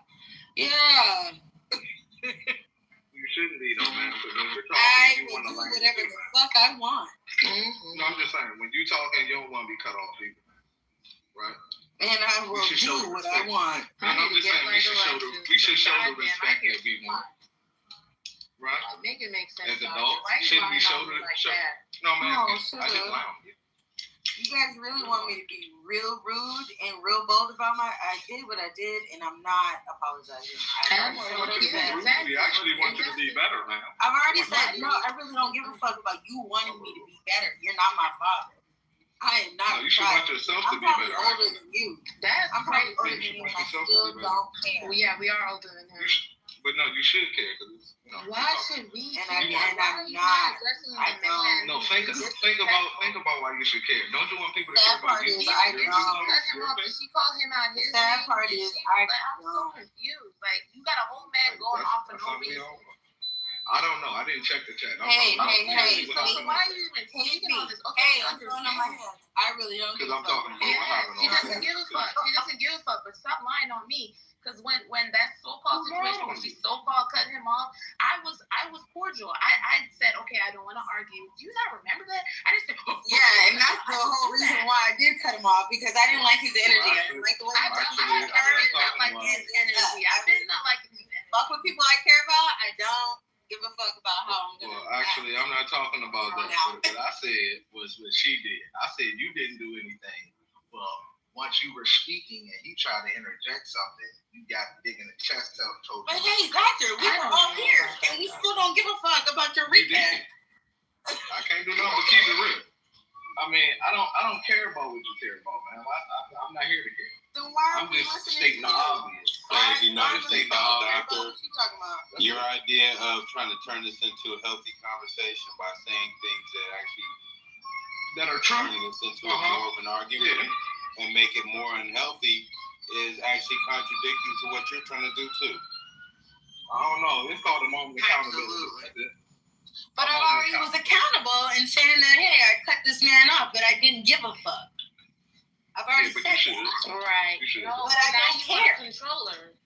No. She should control herself. Feet or finance shit for me. Nigga, you don't even pay me. I'll follow you. As an adult, everybody should move in a certain order. Do things that look, everybody makes their own decisions. As long as she's standing in her shit, what is the issue? You can't control another person. We should all show the respect that we want. Okay. You know one thing I think is really one thing I think is also very valid. That's not respected. One thing I think is also very valid is that Alexis says she doesn't give a fuck. So then if she chooses to have grace, knowing that she doesn't have to give a fuck, doesn't that make it more valuable? If we all can just collectively understand we don't have to give a fuck what anyone else is saying and then give grace into these issues. Yeah, no, we are, because they want. Okay, so you just want to argue. So you just basically want to argue. No. So energetically, you're just an argumentative ass nigga who I usually just don't have shit to say to, because you always gonna be on some bullshit. And you on some bullshit now. Those same trying to people come in on this whole want to be shit, but you're basically an asshole. But they don't give it. It don't make sense. No, you have to give the stop same coming in respect the you want. Stop coming in wolf in sheep's clothing and that shit, bro. Just be who you are and quit trying to act like you're trying to save the black nation and make everybody more cordial and you're not cordial, bro. You're an asshole. What? Sir, I don't even know what you're talking about. Secondly, cool. thirdly, I'm gonna continue with the point I was making about giving respect that you want. I don't know what weird semantics you just went down and diatribe. I don't care. No, I know what the fuck. You know what the fuck I said, nigga. Shut up. No, I didn't care because it didn't have anything to do with it. It didn't So not you put on me. Wow, No. Is that ironic or what, Alexis? No, the difference in me and you is that the thing that he just spoke about, it didn't pertain to me. That was The thing that I spoke about actually pertained to you. That was the most direct karma I have seen in years. Like, it's been years. What's crazy is they going up and down. There's no direct correlation. There's no direct correlation. Get the fuck up. You're flawless. You're flawless. Everyone's flawed and you're flawless. That's what it is. No, my thing is he was rude, y'all, and I didn't care to cut him off because he was very rude to Bree. He was very rude. I really don't care what you're saying, doctor. And the thing is, I didn't cut you off because I wouldn't disrespect you like that because you weren't that rude. You was calling me on my shit, but you were like double downing on the things that I've already was accountable for. And you wanted me to be double accountable, triple accountable for some shit that I already said. He wanted you to lower yourself. I'm not gonna, right? I don't want to cut you off, brother. And so he was rude, and so yes, he did get cut off. And I don't care to apologize. I don't care to apologize to him. But if you felt a certain way, I hope you can find the peace within yourself to get over it. I do not hate you, okay? We do not need to argue, and I don't need to argue, but I'm not apologizing for cutting him off. He was rude. Is that okay? Thank you. Like, y'all just want evidence that you beat somebody down. And you said your opinion. She said what it is, and it's not going to change. Y'all just got to make a woman feel a type of way. Yeah, I appreciate the mute, but the truth is the truth, and it's undefeated. Okay. And people do it all the time. I didn't mute you. They don't show the respect that they want. Yeah, I appreciate you don't touch me no more. But not everybody deserves respect. I've never touched you. You don't even talk. When did I ever touch you? You know, it's so weird. I wasn't talking. I was talking to the person who touched me, sister. I wasn't directly talking to you, sister. Okay, all righty, buddy. And I actually was speaking to a bigger sentiment. That's good. People cut me off. No, and the thing is, doctor, people cut me off all the time. So I don't understand where you're. And I'm never fucking pressed. I'm like, oh, okay. I'll do that funny shit like, okay, and I'll mute up. Right. Y'all do that shit all the fucking time. That to me. I'm actually loaded on doing that type of response when people cut me off. Well, I actually hear you over talking. I don't make a big deal out of it. I don't make a big deal out of it. I don't hold grudges. I don't block people. I don't mute people. I don't do any of that weird shit. So your projections are. Oh well, actually, you did that to me a couple of times. So do you? Actually, no, but I call a thing a thing, Bree. When people lie, I gotta call them out on that shit. I definitely gotta talk about that stuff. Like when Shawty right there want to talk and somebody's talking, she will mute you while you're talking. Are you sure?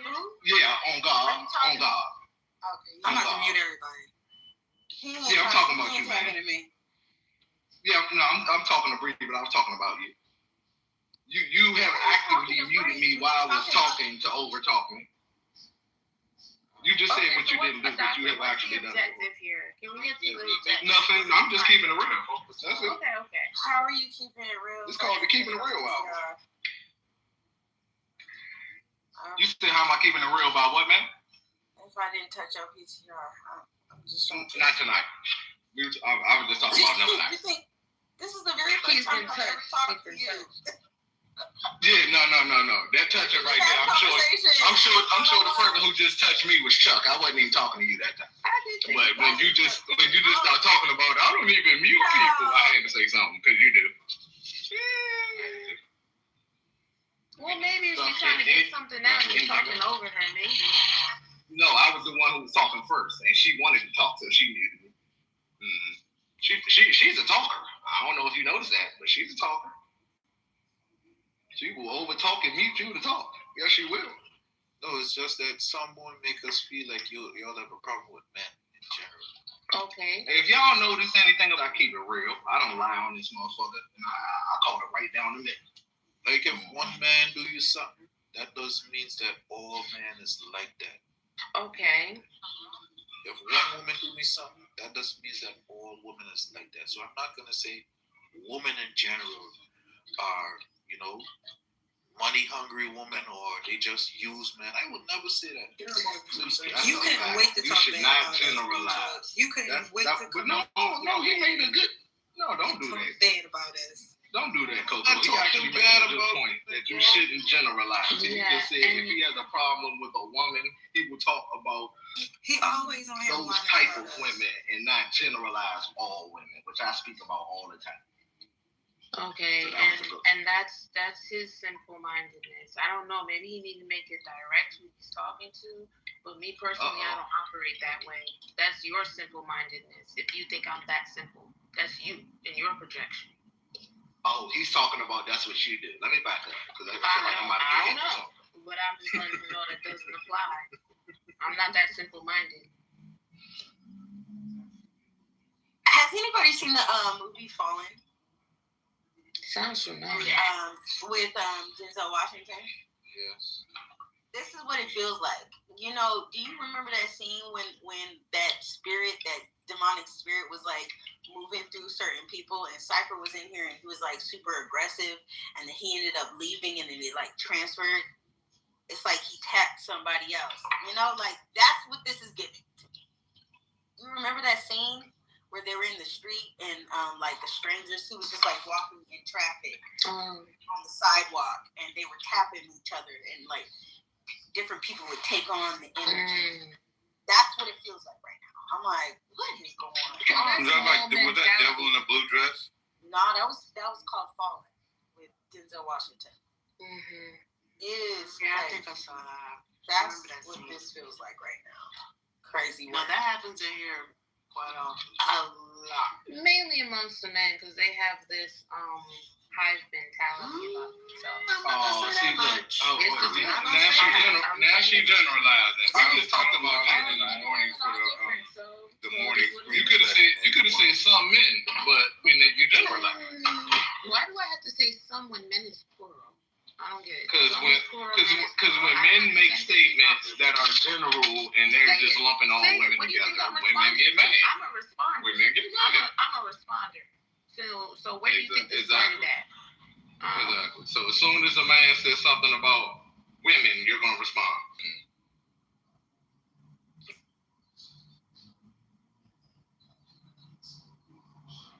Is all these folks in the goo for a reason?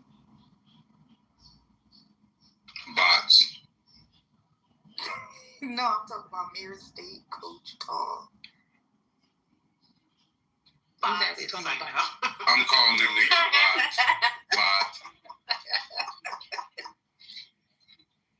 They probably enjoying the show.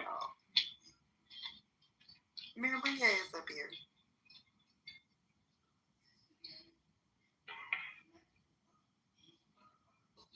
Yeah. I'm sorry. And to anyone whose feelings gonna get hurt this year, I made a pact that whenever I hear bullshit, I'm calling it out immediately. Bullshit, cap, lies, I'm calling it out immediately. Okay. It can't be around me because I'm calling it out. Yeah. It is. Okay. Sure is. I can't wait until you get on a man's ass. Pause. Oh, I don't care if you're a man, woman, back, dog, bro, man. I don't have a bias. I don't know what you don't realize about me. I can't wait. I love to see it. No, you don't hear bias in my speech. You don't. I love to see it. I hold everybody equally accountable. But you say you're gonna marry everybody. How you gonna hold somebody accountable that already gonna help themselves accountable? Right.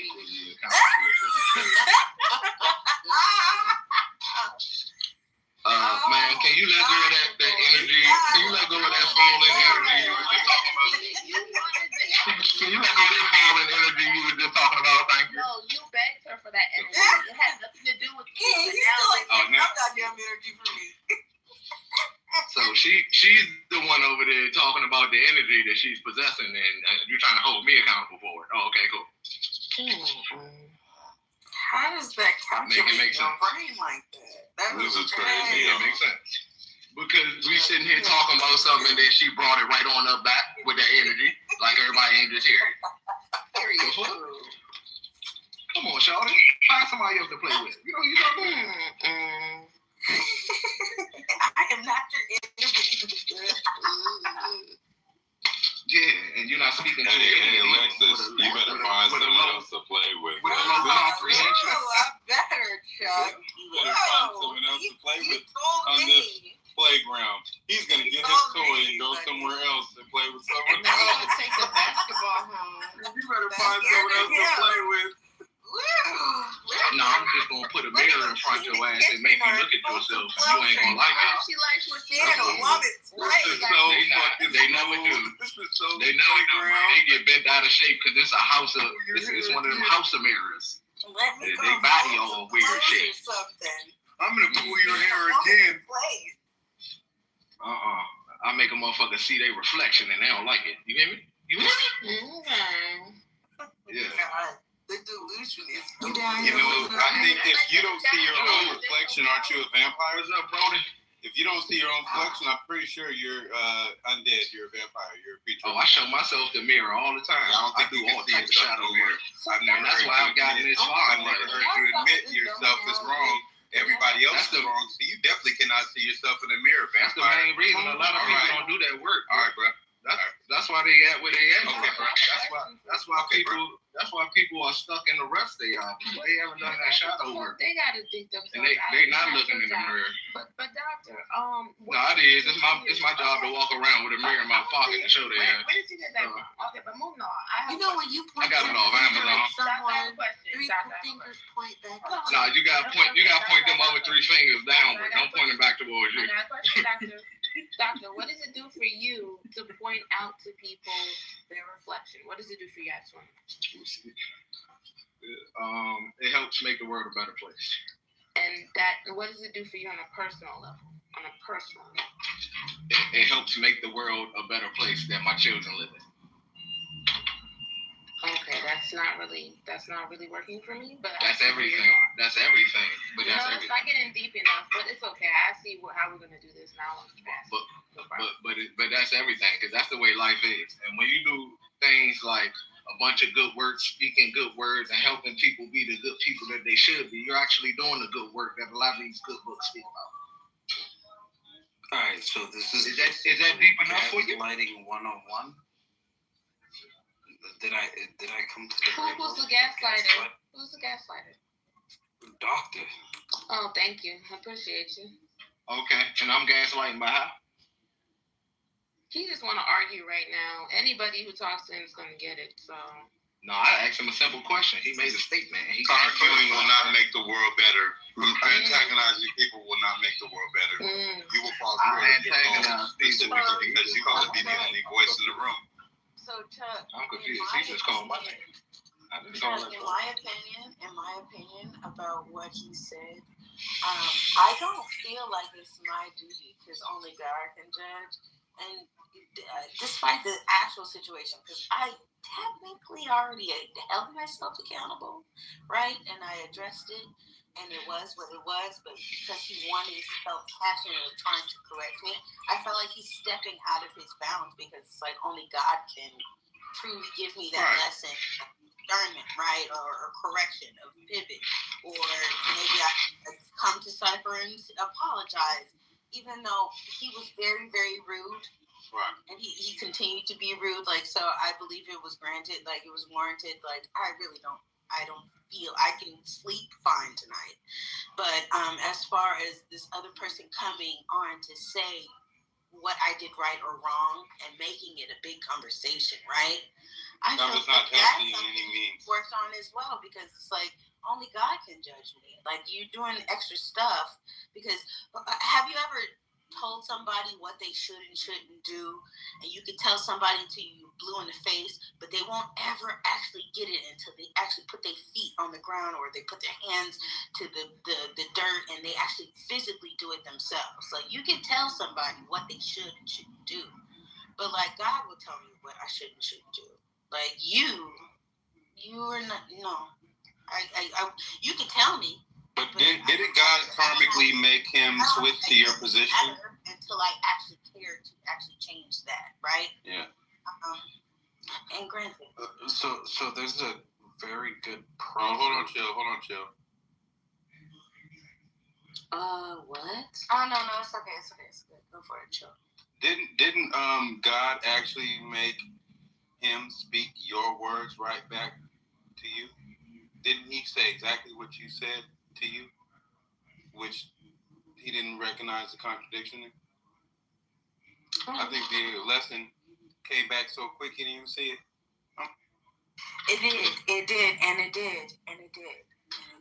So, Alexis, the only thing that I was going to say is, like, you can lead a horse to the water, but you can't make them drink. Yes, sir. But my thing is, my lessons are supposed to be, received from God, from the universe, like if it's really horrible, whatever I did, even though I said what I said and I thought that it was warranted, because I ultimately was pissed off at the way that he was communicating with Bree. So I was just like, you're long-winded. We already let you speak. Okay, we're going to shave off this last little ant because, one, you're already irritating us, and then, two, I want to ask her a question.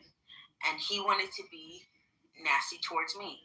My thing is, when I care about someone, I really don't care if someone's mean to me, because I feel like I could let's go. I just don't like when people are mean to people that I care about.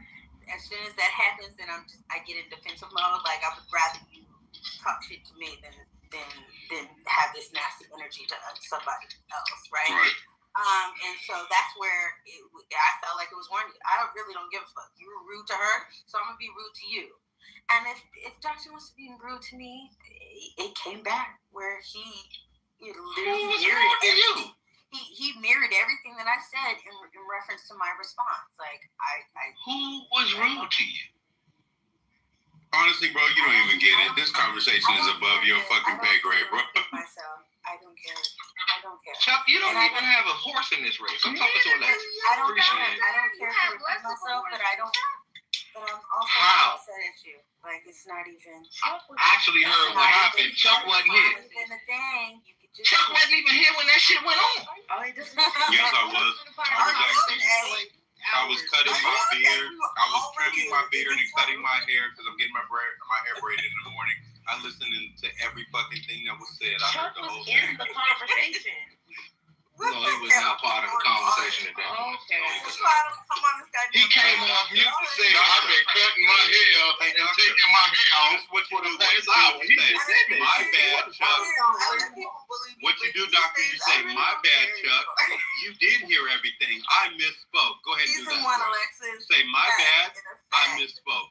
All right, now watch this. Okay, so he heard everything. Go ahead, do that. Now watch this. No, I'd rather not. So he must have heard. You're a coward. So watch this. So listen, watch this. A bitch? Why do your old ass gotta do all that? Who the fuck is your old weird looking ass talking to? You, nigga. The fuck? Nigga up that motherfucker with a bama head. Man, you better get your Gumby cut wearing ass the fuck on, boy. Hey, nigga, I'm bigger than you. You need to shut up. What the? I don't give a fuck. Man, get your old ass teeth together, boy. What the fuck is you talking about? Little boy, I break it down like a folding chair, nigga. Shut up. Hey, bro, you 50. The fuck, nigga? And that should be even more embarrassing that I could turn you don't got no speed or strength, nigga. That should be more embarrassing for you. That should be more embarrassing. Sorry. Nigga, you're 50s, Chuck. Yeah, I know, and I love it for me. Bro, you're 50 and you always been a freedom fighter. Nigga, you ain't hurting shit. Shut up. I love that for me. Nigga, I love you ain't never been in no fight, nigga. Shut up. To a lawn chair, nigga. What's up? The fuck is this nigga talking? Cause he just got big in the chest talking crazy. What's going on? What the fuck is this nigga talking to? I'm really concerned with you. What's going on? You got something going on at home? What? Why are you so upset tonight? Was it this old ass nigga just called me a bitch. I don't know what the fuck y'all women talking about now, but y'all got me fucked up. Wow, we just trying to ask you. The fuck? No, before that. No, I'm not all right. The old bitch ass nigga just called me a bitch. You had more talking to us than you did have to talk to Chuck, by the way. You got This old big size Gumby wearing nigga just called me a bitch. You misspoke. What it is, you said something about me and you wouldn't correct yourself. So you're a coward, which technically is a bitch. Ooh. Well, I think you a bitch because you used to hang out with Tupac gay ass instead of fuck nigga. Yeah, I bet. That's why you a bitch. And borderline gay with that bald head Tupac nigga. Okay, you want to keep going or you want to shut your bitch ass up? You think you're winning something? Oh, alright, nigga. Fuck out of here, nigga. Meanwhile, like I was saying though, look how nice I'm being to you. I could put you out the room because you're a hoe. You could put me out the room. I am grateful. Get your coward ass on, boy. I'm being grateful to you because you're a hoe. You guys' points are gonna go up. Putting somebody out the room and you call me a bitch. Boy, get your old bam ass the fuck on my head, nigga. I love this shit for me too. I love it. Fuck, like stop smacking in our ears with your old dumb ass. Probably ain't even got no teeth, man. Stop talking to me, nigga. Why don't you do that? Why go ahead and over do that motherfucker with 3 molars in his mouth. Pretty much. Just mute the fuck up, pretty much. No, you mute up, you smacking old weird nigga. Pretty much. Coco, such a baby. Pretty much mute up. Pretty much. Shit, bud. He's so cute. Mute the fuck up, pretty much. Thank you. Meanwhile, so like I was saying though, I was talking about accountability. You can't hold yourself accountable if you in your statement.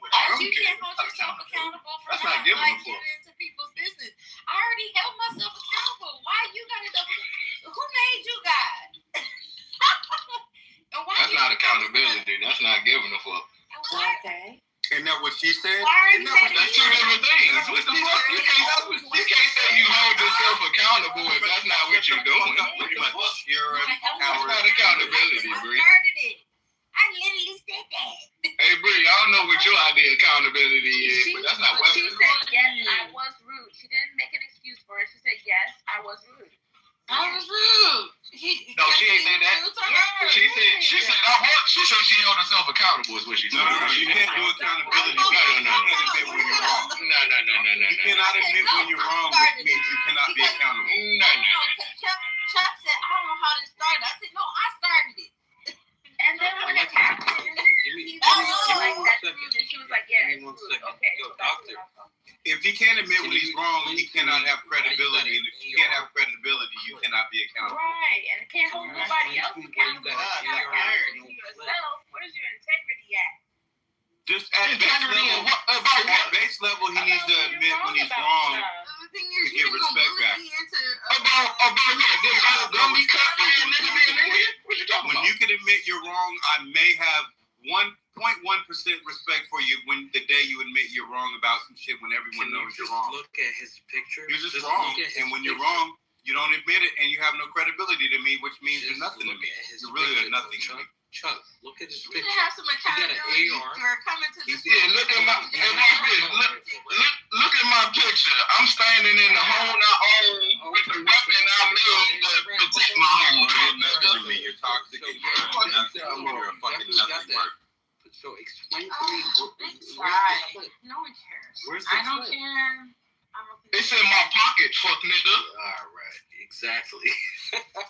Yo, what the fuck I'm supposed to have a loaded gun in my living room, you dumbass nigga?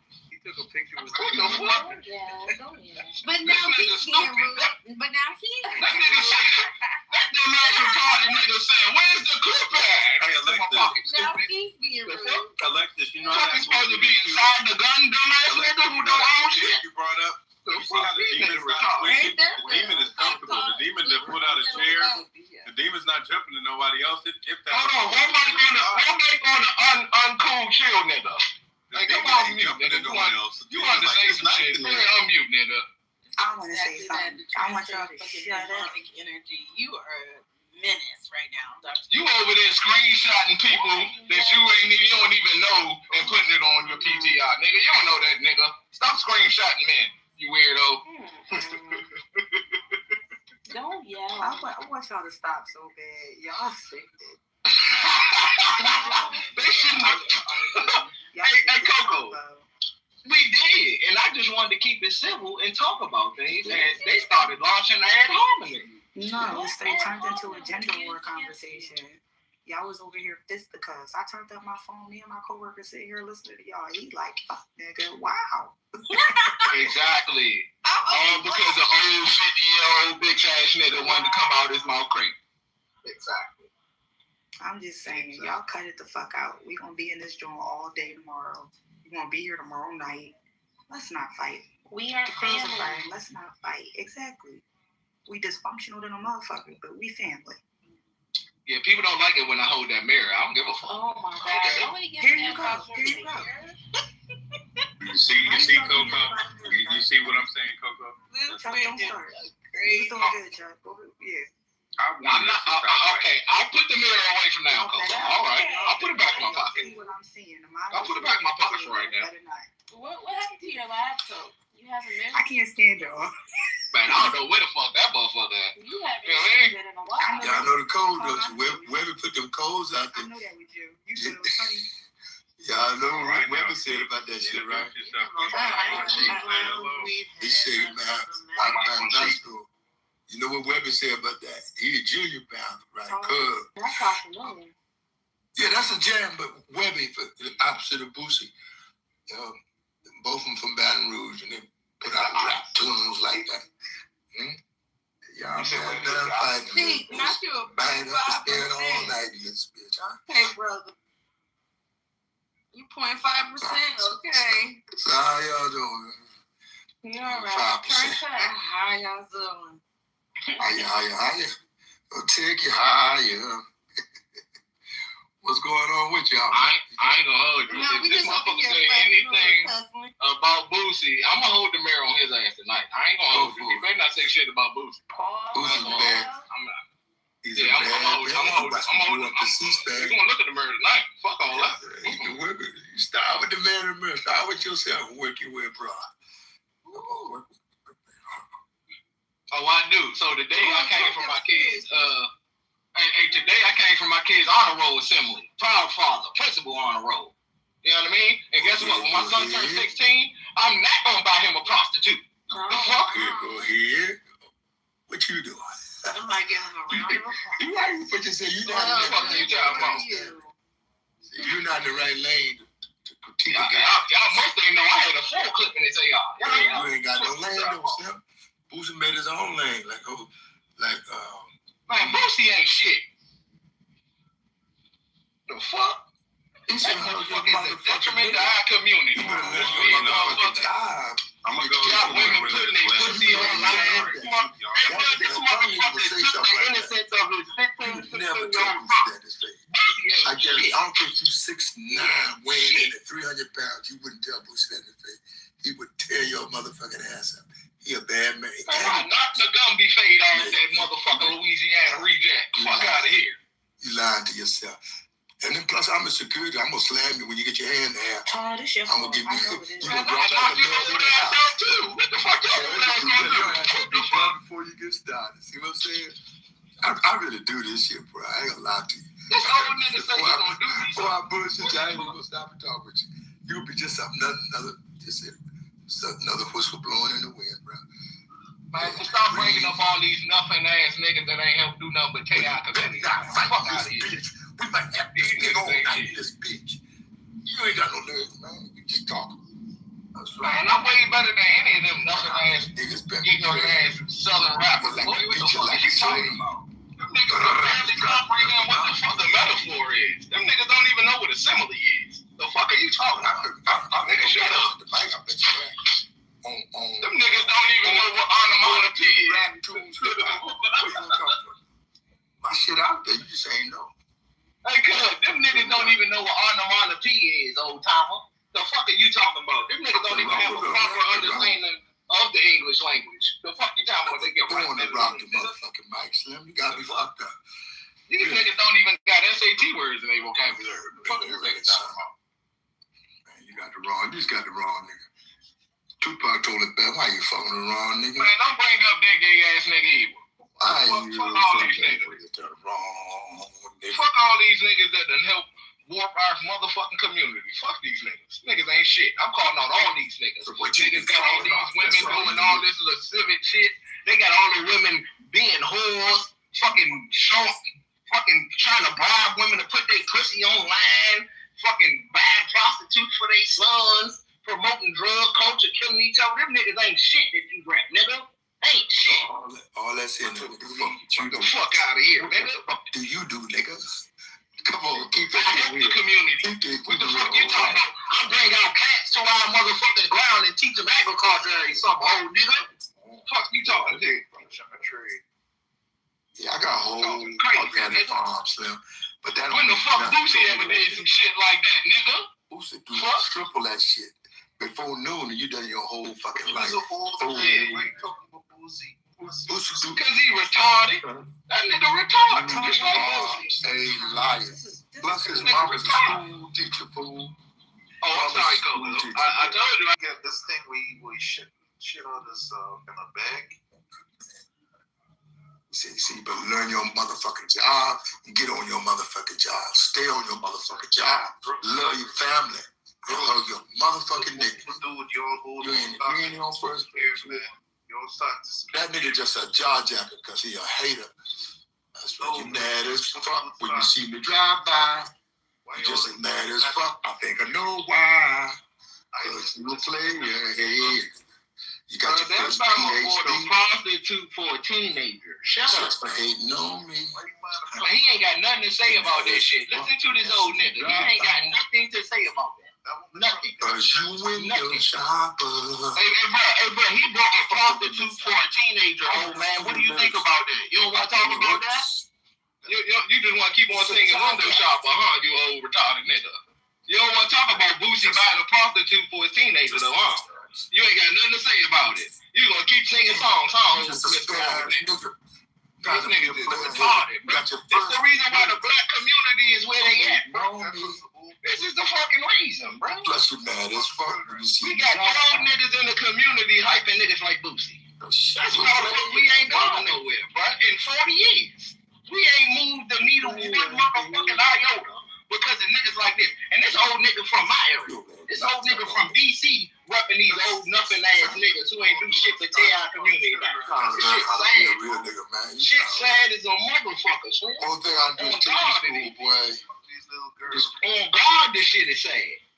You need to get behind some real artists who promoting the black culture actually going somewhere, like my song, Yellow Paint. Motherfuckers who actually got a message, not niggas who talk about fucking slutting out women, calling women bitches, and buying prostitutes for their kids, you dumbass old nigga.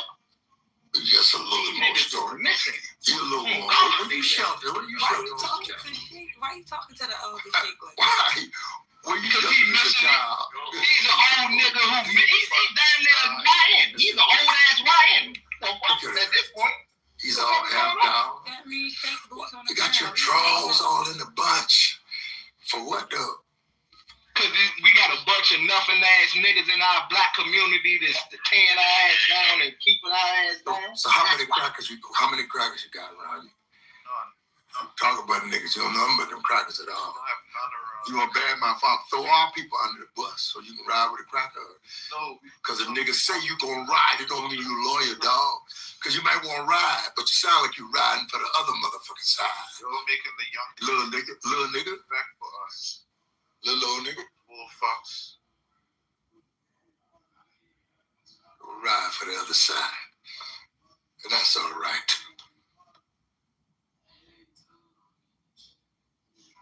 Go find a job at your old age. Oh, you ain't loyal. I can tell you ain't loyal. That's why, bro. Because we got too many niggas who thought all these nothing ass niggas with no message was cool to promote, right? We got too many motherfuckers in the community, old as shit, who think that we should be calling women bitches. That's why. There's too many old ass niggas. Listen to you sound like. You sound like somebody pimping your bitch ass. That's the way you sound, nigga. Like for a real nigga, man, ain't gonna have spend no time on you, boy. Listen to this nigga. A real nigga, yeah, but shut your ignorant ass up. You the reason we ain't went nowhere in 40 years, fuck nigga. Cause your mind state is retarded as shit. You got a half and half mind state. You call this nigga half and half like he coffee creamer. half of your brain say, let's be a activist, then the other half say, let's get behind Boosie. Nigga, that's like you ain't did shit in 50 years because your brain ain't full. Fuck out of here, nigga. Sound like you freshly been pimped. This nigga still listen. You sound like a $2 hoe. Niggas retarded, nigga bro. like me to get face We fucked or supposed to be something. That's learning what you from our sound. elders. Like, What you fucking learn from this old nigga? teach us how you got there. You can't fuck with me. You fuck I'ma learn how to be a Boosie Could supporter. never be no competition to me, boy. He listens to NBA. Just on some bullshit, man. Listen to his old ass. He said I'm not no You gotta get over competition. yourself first. Why the fuck would I be competition? I'm in your community, you dumb old nigga. What the fuck are you even talking about? But you a fuck boy. Nigga, You gotta stupid, change your nigga. ways. You gotta change your little Nigga, fuck you're ways. stupid. You Fuck gotta no, change we're your not in little fucked up competition. ways. Your dumb ass supposed to be educating me and That's right. helping Before I push the educate you. needle, dumb nigga. I take a Not little telling nigga me like about Boosie, you dumb ass old nigga. I'm gonna step real across my knee Niggas is and get the spank in your little rotten ass until you wake up, straighten up. they dumb as shit, And I'll bro. make you fly right. I'll make you wake up This straight. is the reason why the fuck Malcolm got killed, bro. Because of dumbass old niggas like this.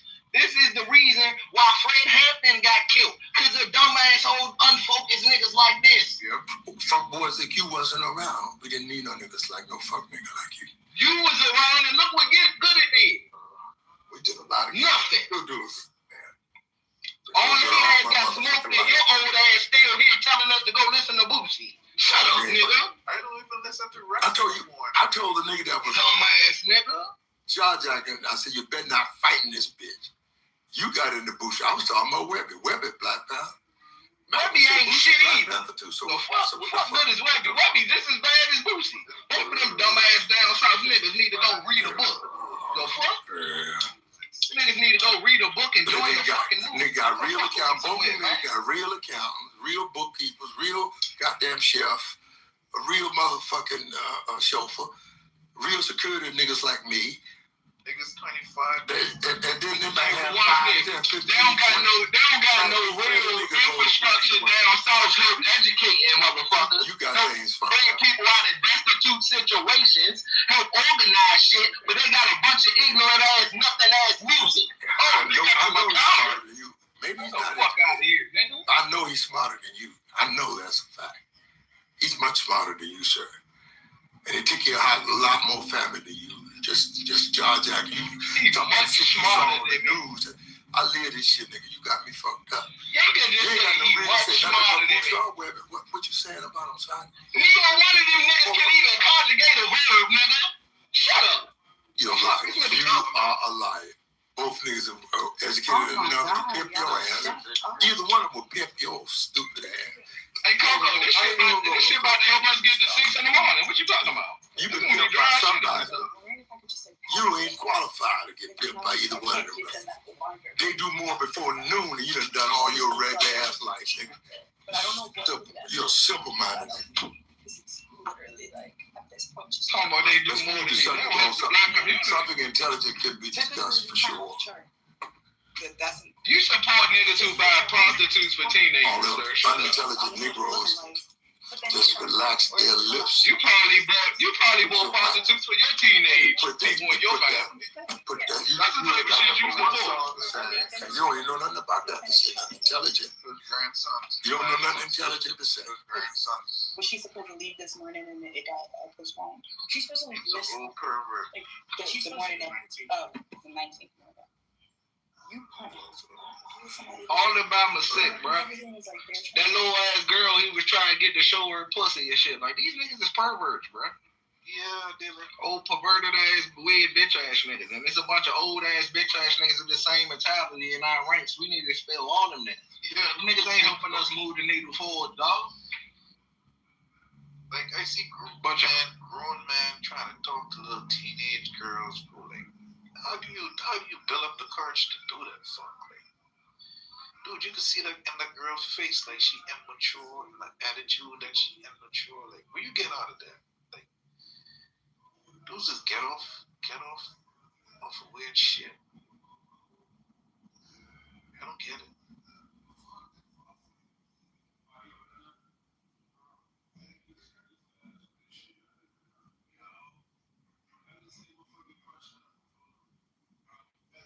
But now all the old perverts going to jail. We're gonna expose their ass.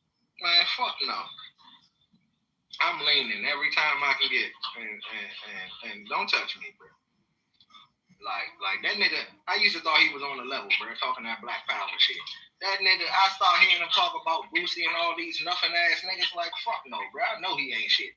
Like, if you think Boosie is an upstanding motherfucker, you ain't shit. Cause Boosie ain't shit. We know he ain't shit. The fuck, nigga, what kind of man will buy a prostitute for a teenager, bro? Like, nigga, that is sick. Dude, you can't be doing shit like that, man. That's a grown man, bro.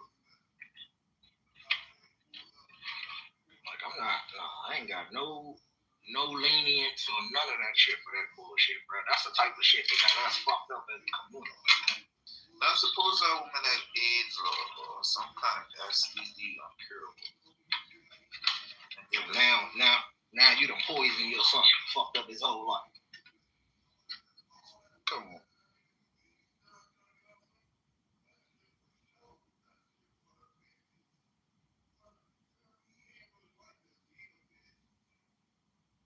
We gotta do better, bro.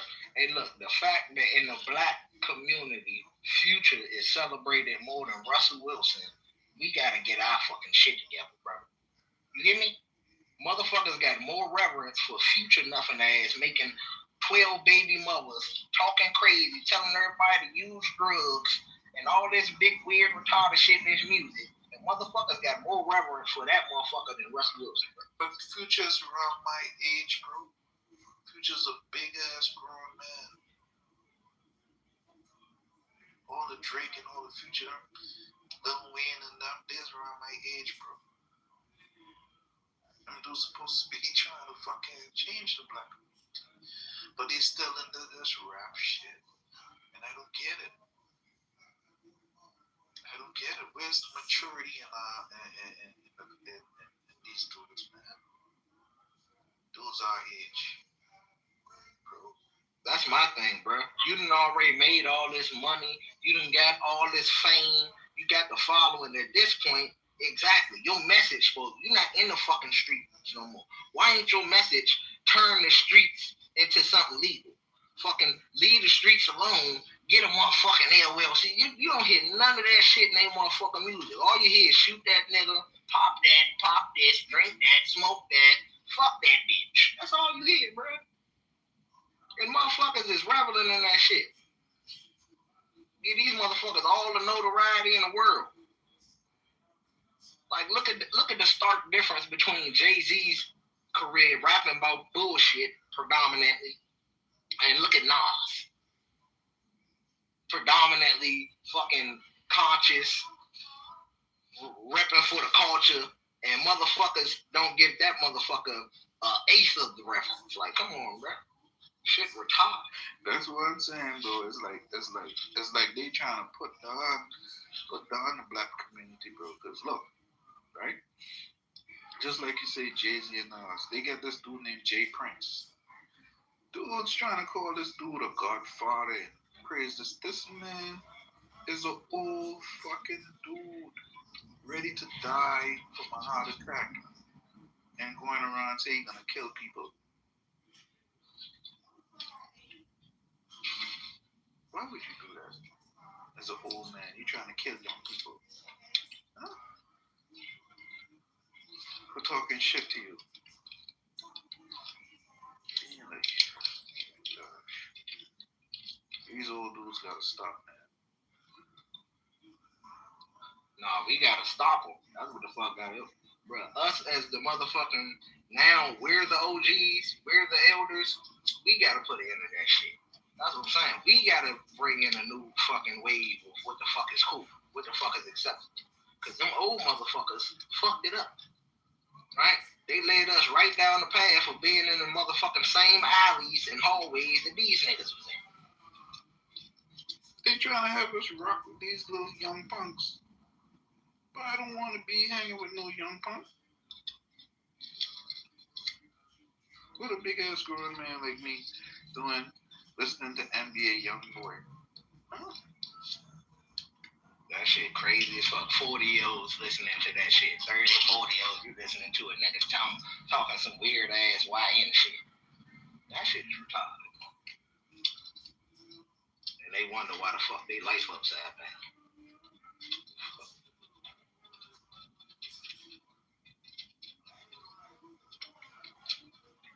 That's my thing. Like real life, bro. That shit top to bottom though, bro.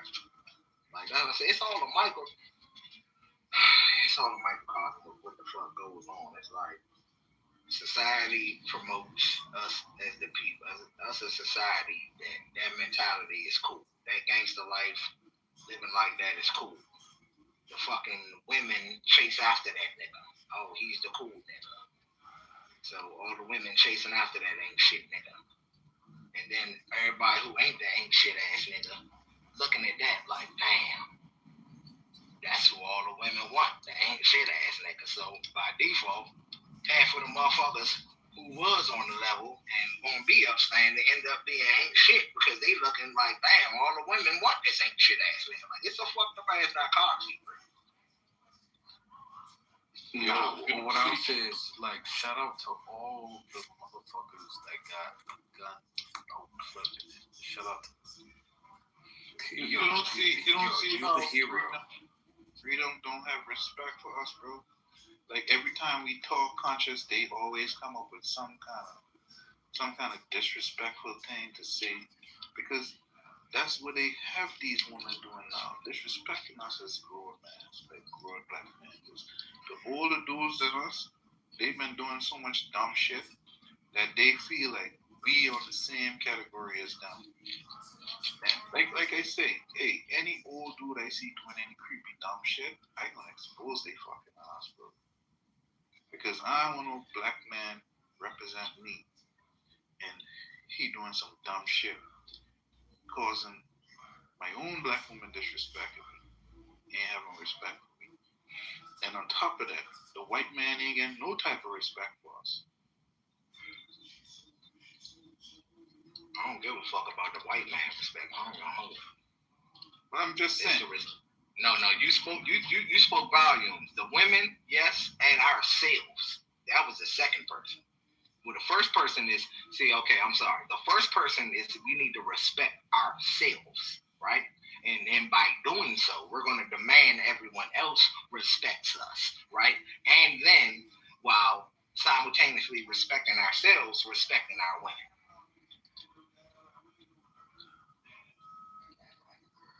The respect of the white man is going to come by default by the way we carry ourselves. We don't give a fuck about what we respect. Yeah. I mean, we respect our women, you know. Don't get me wrong, you know. I mean, some do. I would say most black men is try their hardest to take care of their woman, but that's how you do it. It's how you do it. Yeah, no. Even, I don't care if you're taking care or not. You referring to your woman as a bitch is disrespectful. That's why I say how you do it. You know, you can't. That's some weird ass disrespectful shit. And the women calling themselves bitches ain't do shit but add fuel to the fire and make the shit more okay. Same shit with calling yourself a nigga. It's like, what the fuck? You getting all big in the chest at somebody outside your nation calling you a nigga, but then you let some people outside yourself call you a nigga. And then you call yourself a nigga. Like, the shit is asinine, everything about it. Same thing with that bitch shit. Like, the fuck, all that shit is stupid as shit. I see 50-year-old woman shaking their ass to 60-year-old sexy red. I see a lot of weird shit going on with some of these older people, though. They need to relax.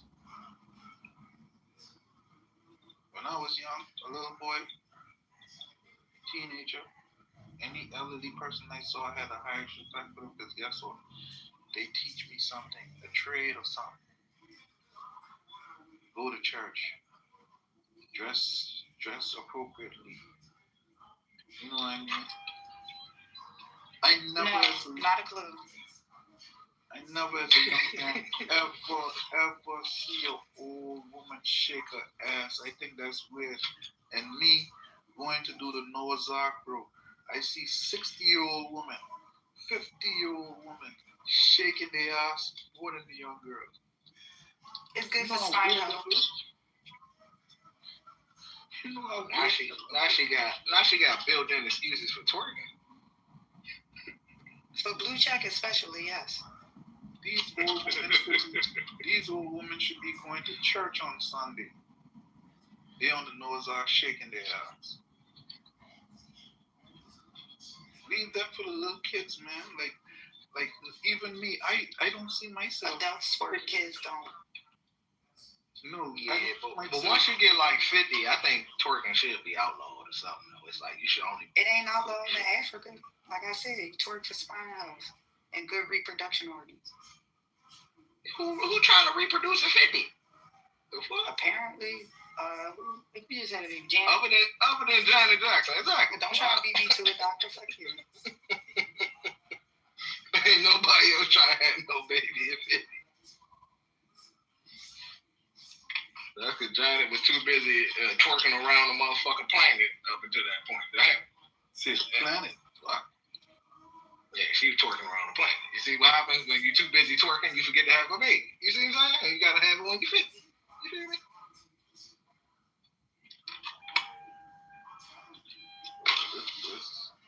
I don't know. See, now it's all dry. See, Coco, you did this. You made it shit and now it's dry. I got something. I was trying to, y'all messed it up. Y'all messed up what I was trying to do. I can't stand y'all, and I couldn't yell at work. I definitely got something to say, but it's not my. Nah, so listen, Peso was in here one time, right? And Peso was telling me how Sheik be hiding the fact that he got all this fucking land. So me and B was supposed to be asking Sheik about the land, but I couldn't fucking get in there. That old nigga ain't got no goddamn land. He do though. He do. And I pressed him for it about it before. And he got super defensive and he got real quiet. Here that day you did that. I was here, Coco. You remember He that? wouldn't answer. Yeah, he wouldn't answer your questions. He wouldn't answer not a fucking word. But hold on, can we just take a look at everybody's PTR real quick? And Doctor's over here acting tough as shit. Bro, if you don't leave me the fuck alone, nigga. Yo, What you want to play? You want to play with Doctor? No, he got somebody warn this nigga, man. He got a scope. I don't feel like you and him arguing for the next hour. I'm at work, bro. I'll leave. You're gonna make Coco leave. Okay, so you're a nurse? No, I ain't say that. You're gonna need one if you keep fucking with me, though. I ain't gonna hold you. You probably get off at 7:30, 8 o'clock. Yeah. We already know. Alright, I'm gonna let it go. What, you think I'm lying about being a nurse? Nah. I just said I'm gonna let the calm go. Alright. No, there's a million positions in this hospital though that works 12-hour shifts overnight without being a nurse. Just to let you know. Yeah, some of them like you, bro. Every time I say hospital, everybody always asks nurse. I think that's funny. Yeah, tell them, Coco. The even funnier part is I wouldn't even suggest go to school for nursing. Hey, tell them some people like him, all they do is walk around and clean up trash all day. Oh, God. I don't know why you got fight today. You called my fucking name. You just want to fight today. Like, I talk to you all the time about being civil and shit, and here you are going full-fledged screaming at your fucking 3 a.m. That's how I think you were managed. I sure will. And then I'll calm right on down and walk back into the room. So I'm like, yo, is this a new fucking whole submission, or like, is this like somebody who's been in the room? What? Yo, basically, are you like new to the Clubhouse app, or like? Yeah, I'm new. This is my first day. No, he's not new. Yeah, it's my first day. Yep. This is I've only been here 15 minutes. What the fuck does that mean? This your time frame. Where you at? Play a clip. Oh, she don't want me. No, go ahead, Doc. Handle your business. My doc is addressing the Talk word. for real. Listen, when I seen it, I put it in the chat. I said, moderators, I know y'all see Shake down there with his hand up. Please don't let him up. And I know Thor did it. I seen it after the fact. I was thinking like, okay, there's the. I didn't see it. If I had seen you before the fact, I would know that I'm on stage. Honestly, I didn't want to what the fuck shit. But I seen it after the fact, so he was already wondering. I want to know where he go. Where did he go? Because I was having fun. Hey, chill. Where the fuck you at? With your lukewarm motherfucker life. You ain't chill. You ain't cool, motherfucker. I'm trying to fight my sleepiness, Coco. You know, it's helped me stay up. I'm trying to fight your demons. I don't got no damn demons, fella. You the one who called my name coming to this motherfucker. I didn't call you. I don't know you. Mm-hmm. I only ask one thing and one thing only is why you got a gun with no clip? You keep on asking that stupid ass shit like I don't have a clip in my pocket. I'm confused. Put your friend's gun down. Put your friend's gun down. My friend's gun? Sir, I built that gun, first of all. And secondly, what's your eyes don't work? Because you can easily enlarge your picture and see the clip in my pocket. You keep on asking the same dumbass question and I answered it 3 times. I'm confused. And if you want to know what kind of gun that is, that's a 308. I can shoot a motherfucker for almost 1,000 yards with that motherfucker. Mm-hmm. You got any more questions? You want me to teach you how to build your own gun? You sound like you don't have one. You never touched a gun in my life. You sound like you don't touch guns. Yeah, you sound like. Who touches guns? Like, that's crazy, right? Who touches guns? Well, all right, come on, man. Dude, if you live in a fire, you sound like you gonna be an innocent bystander if shit hit the fan. You sound like you just gonna get shot or something. Yeah, 100%. 100%. Oh, hell no. If you live in America and you don't have a weapon, something wrong with you. Yeah, you stupid as shit. Don't do this shit. What the fuck wrong with you? I got mine. You better get yourself a gun. What? What's wrong with y'all niggas? Y'all don't believe in the Second Amendment? The fuck? True. Even if there wasn't a second, I would still believe in it.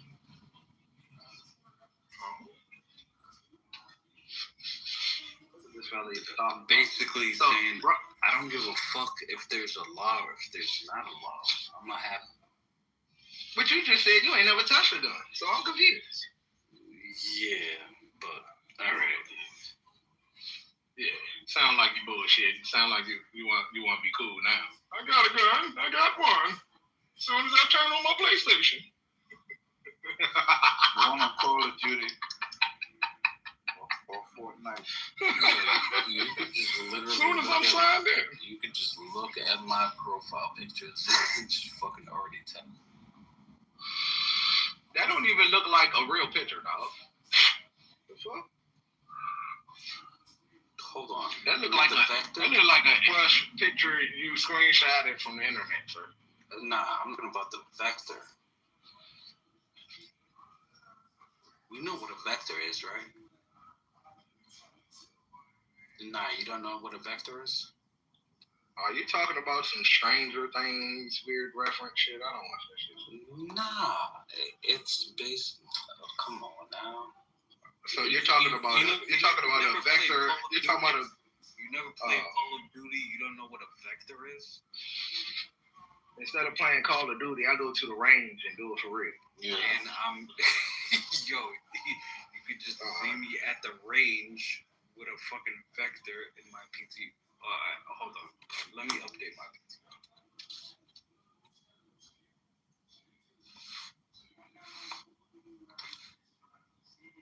Alright, you guys can go ahead and PTR. 1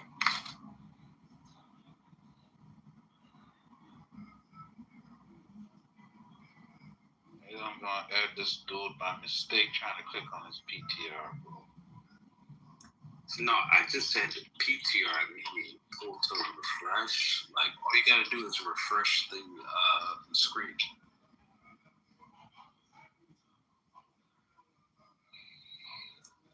That is a vector.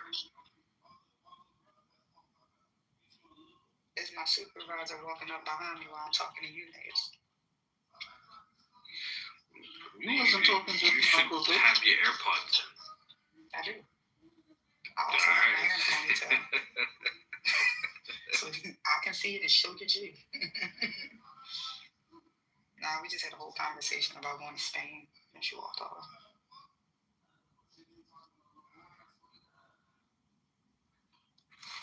But all that, and you hyping us over a 9mm rifle, bro. Sit down, bro. Come on, bro. Yo, that's the best thing to shoot. What? A 9mm? The best thing I ever shot was a 100%. 100%. You know why? All right, hold on, bro. Tell us why in a second. You said it was what? Recoil. Low recoil. Oh, yeah. I mean, well, the Scorpion and the Vector, them motherfuckers shoot similar. You want to act tough, or you want to actually do some damage? I want to pull that shit out my book bag. Sorry, I'm joking. Hey, bro, that Vector ain't holding a candle to that 308 that's on my shoulder. Boy, you tripping. I hope you hit your target. Ain't no hoping. I know I'm gonna hit this shit with this 9 though. Really and truly, like the fuck. I'm like, boy, you ain't even fucking with my motherfucking 5.56, bro. Listen, what they say on what the fuck is the name of that show? The Queen of the South. She said, "Did your Glock put in work? Your Glock will always be faithful to you as long as you take care of it." 100%. That's what I'm saying. Like all that shit, like the Scorpions, Vectors, all that shit. You might as well get a Glock. All that shit, the same shit for real. You got all that big ass guns for nothing. That shit still a 9mm. With that Scorpion, you hear me? And it didn't have no crazy recoil, none of that. Man, that motherfucker. Well, yeah, it depends on the 9 that you have, though. But like, you're definitely right, though, for sure. Yeah, I know I'm right, brother. That's why I got shit. I was talking to her. I wasn't talking to you. I was talking to Coco. Oh, okay. But I don't know about. You show up to a gunfight with that motherfucking Vector if you want.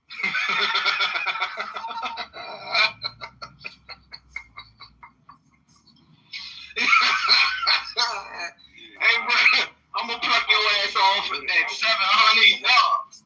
I would not pull up with an assault rifle. Like, are you crazy? I'm plucking the motherfucker off from 700 yards. Y'all get talking about some. He trying to get close enough to shoot 700 yards. Yo, hold on. How much? You know what? I can't even bet you. You don't even got money. Never mind. I don't got what? No, never mind. Go ahead. You're right. Thank you. Yeah, I know. Because that outfit and that PTR costs more than your rent. Exactly. It's the fuck that nigga talking about? On a Vector. I probably gotta look that up myself. How far is the range? Man, the Vector, the motherfucker's not even shooting further than 200 yards, bro. Damn. The fuck? Accurately? Fuck no. Explain to me somebody who has been a threat to you farther than 200 yards. What are you in Afghanistan? Like, what the fuck? You in Iraq? Like, what are you doing? What am I doing? It's called it's called being able to protect yourself no matter where the fuck the person is at. You feel me? Because when you got motherfuckers ready to storm your motherfucking, you got people ready to storm your shit and they're advancing, right? You're able to take people out at 1,000-yard mark. 800, 700. You can't start hitting shit till they get within 200 yards of you. Sound like you smoking crack. Yeah, I know. Even though being able to take out targets hundreds of yards away from you sounds crackish. Bro, shut the fuck up. Y'all niggas should be saying anything. I don't need a weapon to take out people hundreds of yards away from me. I'll let them advance on me and wait till they get close. Man, shut up. Probably he live in a city. Probably he live in a city setting where buildings are. It don't matter where you live at. He just sounds stupid. Yeah, I definitely live in a city. Any smart gun owner knows you need multiple firearms. You need firearms that can fire from hundreds of yards away. You need firearms that are effective from close proximity. You need firearms that are effective at close quarters. Like, what the fuck is you talking about? No, all I need is this vector. I'll be able to shoot people as soon as they get close enough to me. Get the fuck out of here. Baby, that vector look like it will fuck you up close range. So hold on. Do you want to see my target practice? Hey, what my man Big Sean say? I think he said it the best. I don't give a fuck about you or anything that you do.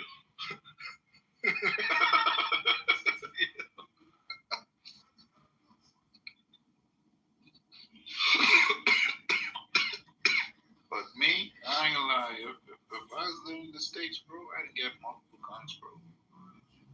Because you don't know who's gonna trip out on you. You don't know what's gonna happen. Damn right. I'm about to get that 3006. That motherfucker they said shot Charlie Kirk ass.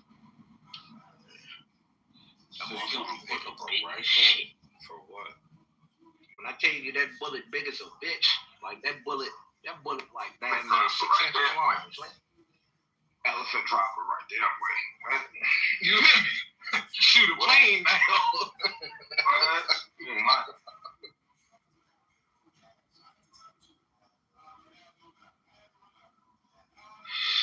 Y'all getting right there is like I'm starting to think he's just stupid. Y'all can just ask me what you need a rifle for, but then he shows us a picture of him shooting a rifle in the rifle. Like, y'all motherfuckers just slow. Just answer that question. Are y'all slow? Nah, what I said is basically you would never use this in real life. Like, this is just for fun. Okay. So in real life, you would have your handgun. Okay. Even though we see in all military applications, all the Army and all them motherfuckers using M11s and all that other shit. All right. So you watching movies. Go ahead, watch a couple more. Fuck a movie? Nigga, in real life, ask soldiers, what the fuck do they do these ground assaults with, dummy? Like, these niggas, bro, you're just saying anything. Stop talking, bro. Think these niggas is deploying with handguns, you stupid ass nigga? When your stupid ass play Call of Duty, what gun do you pop out with first, stupid? Is it the handgun? Fucking one that I had in my. Is it the handgun, stupid nigga, or is your handgun your backup gun? Like this time was stupid. Zero recoil. Y'all can just say he gonna go fight a war with a vector. Bruh, shut up. Who the fuck would go fight a war with a vector? That's what the fuck you. Nah, come on, nah. You just making up stories now. Bro, what the fuck did you just say, dummy? I go with my vector. You just said that, stupid. Yeah, if I have to deal with some shit. These motherfuckers. 9 times out of 10, it's gonna be within like 10 yards. Y'all can just say he need a hand. He said, I ain't got the rifle. You should have the handgun. I'm gonna whole time when the motherfucker is out this bitch sweeping shit, when people is at war, what the fuck do they got? Rifles. Where the fuck? Who the fuck got handguns? The motherfuckers who ran out of rifle bullets and then they pull a secondary weapon. Stupid. Like this stop talking. Ain't nobody, no military on the motherfucking planet issue 9mm rifles. Nobody. You know why? Because that shit ain't effective. Motherfucker won't eat 10 of them bitches and still be ready to kill your stupid ass. Like, these motherfuckers just stupid. Y'all just say anything. You know that? You know what the funny thing is, they went to a certain country in Africa and they had 5.56s. And then after they came back home, they were like, you know what? We need to make a bigger boat. And then they came up with the 4.58 SOCOM round. And what type of gun would you put them type of rounds in? So you would have to modify an AR. You can modify M16. You could modify an M4, and you can every single gun. AR, M16, M4.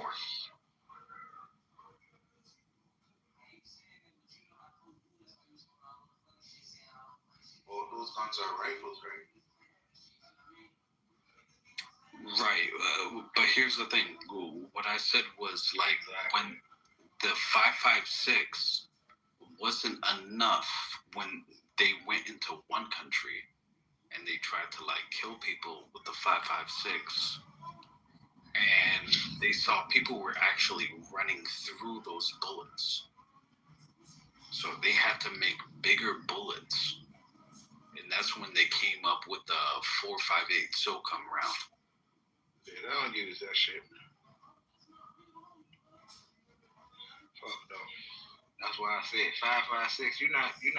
5.56 is too dependable of a round. That's why that shit is still inserted. When you look at the top round that's used right now, it's still 5.56. And guess what they use past that 7.62, which is interchangeable with a 308. That's why the fuck I got that. They do not use 7.62s in the. Yeah, the fuck snipers do. What the fuck is you? No, they use 50 cals. They don't use fucking 7.62s. That's Russian.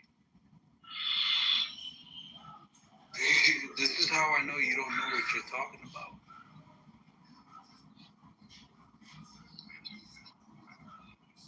Go ahead. Continue to act up. I'll pretend like I'm not listening.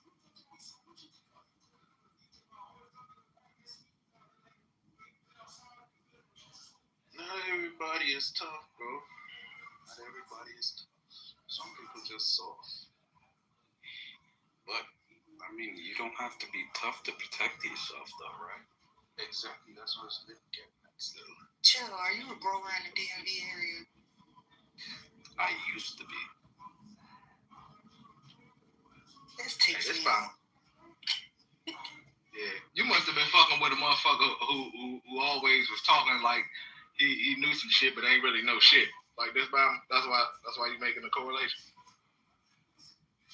Nah, I think she just looked at my pictures and saw that I was in the DMV. Yeah. Alright, well stay your bad ass out of my city, bro. Y'all both growers in the DMV. That's what makes it so funny.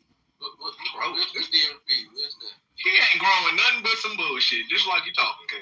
Coco. Y'all just simple. What's the DMV though, Coco? I'm sorry? So Coco, that other picture DC, is Maryland, actually Virginia, Cali. metropolitan It's not area. in the DMV. What you say? That other picture is in Cali. It's not in the DMV. Oh, okay. But I happen to see, the little thingy behind you. That phallus. Hey, Coco, do me a favor. Hey, can you Google this? Hey, Coco, can you Google this for me real quick? Most used caliber by U.S. military snipers. Why do I gotta do it? Why am I the one? No, not your flunky, bro. I want an unbiased third party. Just say it, bro. Like, just get it out your chest. Come on. Chill out, little guy. Chill out. We're gonna believe you. Google. Most used caliber by U.S. military snipers, which I just said.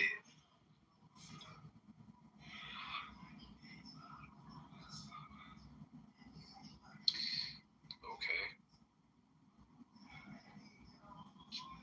Like, motherfuckers don't be knowing what the fuck they be talking about, bro. M11. I'm sorry. The 7.6. I'm 7.62. 7.62. You're wrong. What gun? Which is interchangeable with a 308. I think I might have just said that, right, Tom? Hold on. I just said that.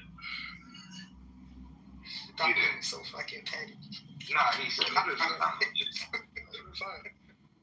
Which is accurate up to how far? I'm gonna give you AI overview. I'm on that. 1,000. Yo, some people in Afghanistan. Yeah. Here we go. Reason I don't use 50 is because they're fucking bullets to that. So my brother has a 50 cal bullet drop. Yo, them bullets are stupid. I'm like, what the fuck? I've never fired it. And when he won't let me fire it either. I'm like, what the fuck? He's like, look at this shit. I'm like, that literally, it's the size of a hand. It's a your palm. Yeah, no bullshit. It's stupid. I'm like, what is that? He said, bro, this hits the engine block of any car I shoot it at. He said, it's going to blow that car in two. I was like, damn. He's like, I'm trying to tell you. Yo, hold on. Did y'all ever try firing off a Desert Eagle? Yeah, hold on. We ain't about to switch the subject so fast. You gotta take accountability for being wrong. So hold on. You moving too much. There's nothing funny about that. Like, I didn't know. Yeah, it's nothing funny about being wrong. You're right. Nah, like I did not know that you can interchange fucking 7.62s with NATO rounds because you didn't know you could. Is basically the opposite of NATO rounds. NATO rounds are supposed to be 5.56, so it's a completely different. It's a whole completely different thing. But what you basically. I'm glad I can teach you something, sir. Oh, I taught the fella something. He learned today, y'all. Give him a round of applause. Very nice, doctor. Oh, I'm sorry. I hope that makes you feel better. What? Being right? I ain't new to being right, bro. I'm always right. 99.9% of the time. I'm fucking up sometimes. You see, that's my accountability. I took accountability for that 0.01. You know, you see what I did there? Blunt. Yo, just go ahead and smoke a blunt real quick. You gotta. Oh, you mad at the J because you wrong? The J didn't do anything to you, dog. Like, you just been at 10 the whole time. Like, just come down to like 7 or 8. Yeah, smoke that blunt. My bad, bro. All right. I'm gonna stop teasing you for being wrong. But listen though. So yeah, the 7.62 and the 308, they're interchangeable. So yeah, you can swap them out, brother. They're just like the 5.56 and the 2.23. You learn something new every day. And that's why the military rock with it too, because at the end of the day, say you run out of ammo, you're gonna be able to grab some of your enemy ammo and knock that shit right in your motherfucking leg. Yeah.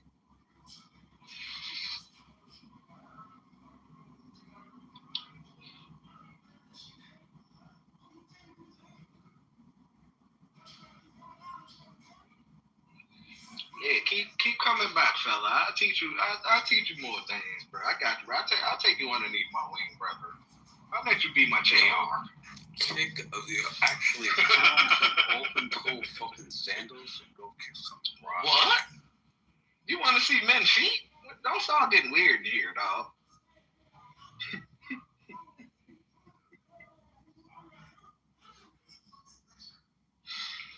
Nah, real shit though. What I do suggest you do is get you a kit, bro. Right? Get you a rifle kit offline. Get you a lower receiver, 80% joint, and mill out the lower receiver. Actually put you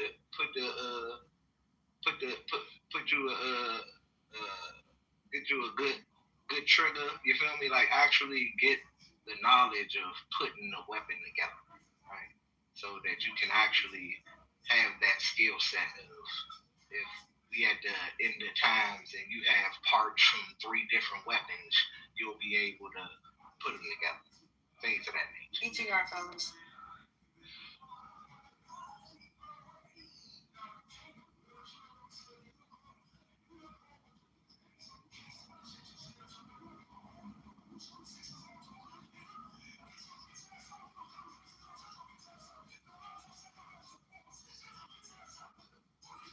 My bad for the beeping.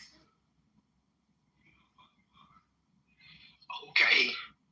On Only thing is, I want you back a little. I want you to put, push. It's a video. Yeah, it's not a yeah. picture. Okay. I screenshot the video, so I'm moving. Okay. That was it. It pushed you back a little bit. Okay. Yeah. I just want your stance a little more firm, and you to be your upper torso to be pushed forward a little bit. But that good for him. You know I'm an instructor too, right? But just look at the little pink beard. Look at the little pink person. I was knocking holes through that joint with that. That thing was so accurate for me.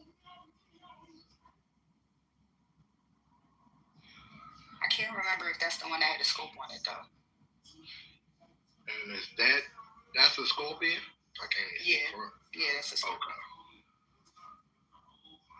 Yeah, it got a scope. When my homie pulled out that book bag, because it folded in half. Mm-hmm. He also let me shoot everything on the table. I had a ball that day. Yeah, I got a type that. One of them handguns You could shoot a gun. Good ass weekend. Coco, you could shoot a gun? My man said you could shoot a gun. I'm from one of the cities with the highest gun violence. Why wouldn't I know how to shoot? Our 15-year-olds know how to shoot. You can't be looking at PTR, apparently. Yeah, PTR. That's crazy.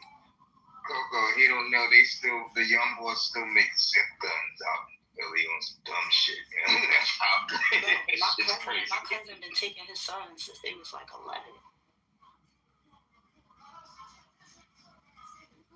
Which helped his son. Zip guns, bro? About culture, you know what I mean? We're speaking in reference to culture, and she's talking about, the culture she grew up in. Not only is it akin to violence, but it's also akin to self-defense and protecting self because of the environment. So it would make sense for her to know how to protect herself in the environment she lives in.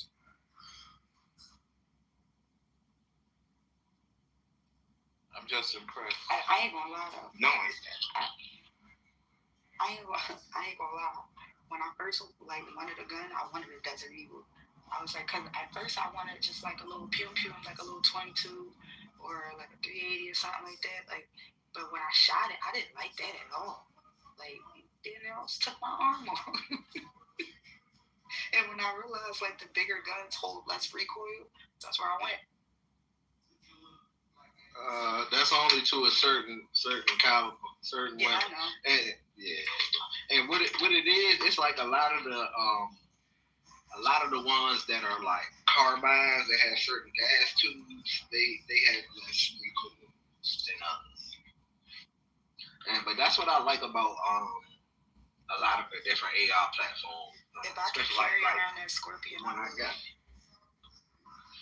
that joint I got in the picture, that motherfucker strong as shit. Kick wise, under a 50, that's probably like the maybe about the third hardest kick pause. Cause that motherfucker slam. You shoot 50 shots and your shoulder gonna feel it. You hear me?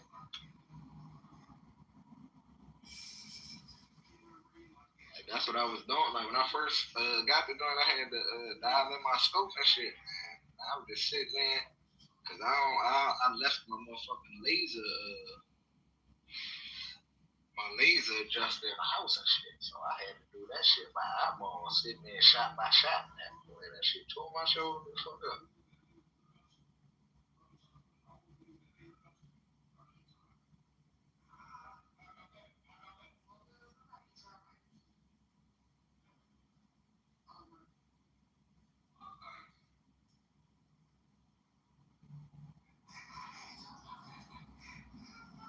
Well, if you can't even get a gun to defend yourself, that's a shame.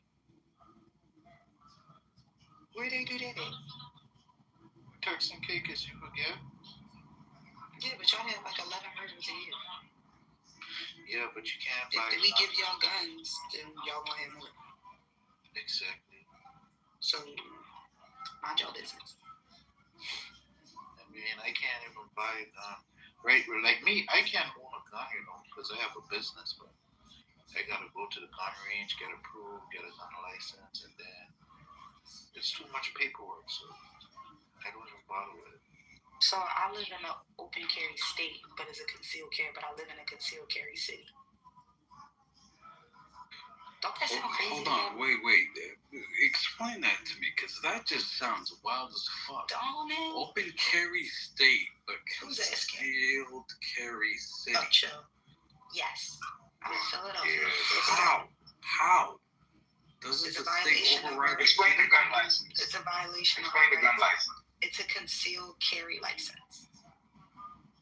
I can register to the house without an issue, without my license. But in order to carry, I have to conceal carry in the city. If I reach city limits, I can open carry. I believe Pittsburgh can't open carry either. They have a rule, and that's literally for Eastern Pennsylvania. No wonder. In Philly. No, you have to understand, in the end, Pennsylvania is the wild, wild west. Ain't nothing but guns end to end of that state. You would think the whole country, no. There's literally motherfucking rednecks in the mountains that got pulled out the mountains because they was building tanks and with rocket launchers and all that shit. What? They don't understand, like, there's tanks in the hills of these motherfuckers construction with goddamn rocket launchers and stuff that the feds go and bust these niggas for all the time. Like, so, like, armaments and... We call Pennsylvania, we call Central Pennsylvania Pennsylvania. Yo, that's crazy because it's so proliferated with guns. And here's the caveat in Pennsylvania. If you go buy a gun, you do not have to declare that the gun has been purchased, and you do not have to register it on any books at all. That is a law in Pennsylvania. So it's a proliferation of guns from straw man purchases just on the streets in the end. So Pennsylvania, knowing that it has like a little wild west mantra with its gun laws and everything, had to come up with we can't take the guns away from the rednecks, right? Because they'll come down here to Harrisburg and they will shoot us. But we got to do something about the urban areas. So they switched it up for Philly. Yeah, y'all can't open carry. Y'all can conceal. But if you open carry, you're going to do some time. Not even no fine. Like, they be trying to bust niggas on some shit like that, which is crazy. 7 years for the gun. I believe 7 to 12 years for the gun, and then 7 for each bullet in the chamber. It's us in Jersey that do it.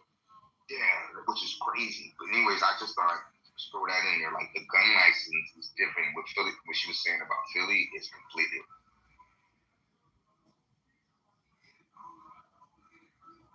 Yo, the whole bullets in the chamber shit, like, that just threw me for a loop real quick, because it used to just be like, if you get caught with a gun, it doesn't matter how many bullets is in it. Like, you get caught for the gun. So you're telling me you're gonna get extra time for each bullet? Who's making up this bullshit? Cities with severe gun violence issues. Yeah, we have the same thing up here too, but like, where you at? Ain't that crazy? Where you at, Joe? Boston. No, y'all don't have that problem up there. Not as bad as here. Like, we be competing with Chicago. I mean, I think Baltimore got Chicago, but I'm from Baltimore. Baltimore's chilling. I'm about to look. Philly got everybody beat. There was that new city mayor that came in and took care of like a lot of the homeless shit. The homeless wasn't the issue. It's the YNs. Like, the homeless don't bother us. You know who homeless is like troublesome? The homeless population that's troublesome is in Vegas. You ever seen a bum fight? We don't get that here. You will never see bums in Vegas because they live underneath the city. They don't live like you in the city. Have you been to Vegas recently? Hold on. So you don't know about the underground city in Vegas? I hear you. but they definitely during daytime hours be up and car running amok and fighting and shit on the strip. Oh yeah, like tourism. Come on.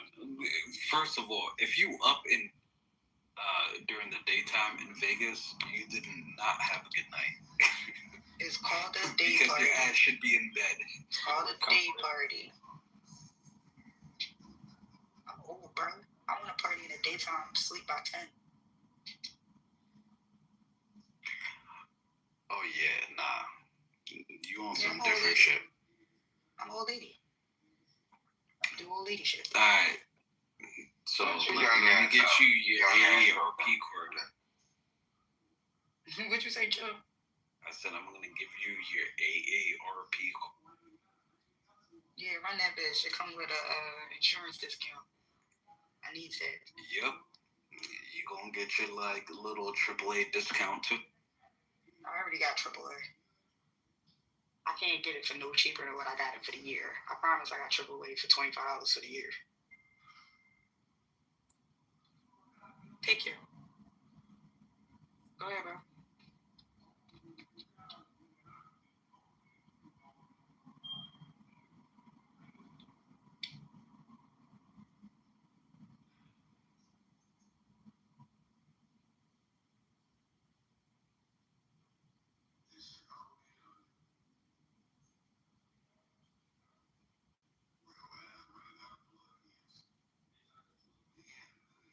I can't play no videos right now, Tom.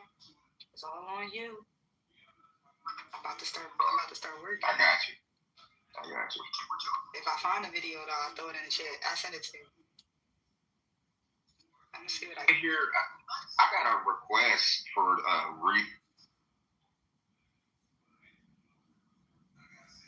You got a request for it? play, but I found a shirt. I had literally, I never checked these, like the messages people get in the back channels and everything. Mm-hmm. Someone said, yo, where was that interview that you played that one morning? And I looked, I'm like, oh, shoot. You know what I mean? Like the Rockford Peoria FBI snitch joint of the dude who infiltrated the Black Panthers and all these different black movements and whatnot. I had found a shorter version and whatnot, but I was going to just throw some Whitney Webb clips up on there, just play a couple of them in a row until y'all just, decide to cut me off. They cut him off. But this is from Kim Iverson, Iverson's page. She's talking about Palantir CEO Alex Carter. Palantir has been in the news heavy, as we all know. This is from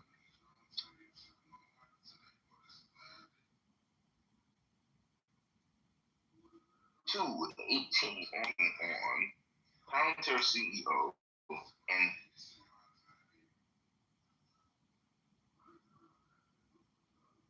the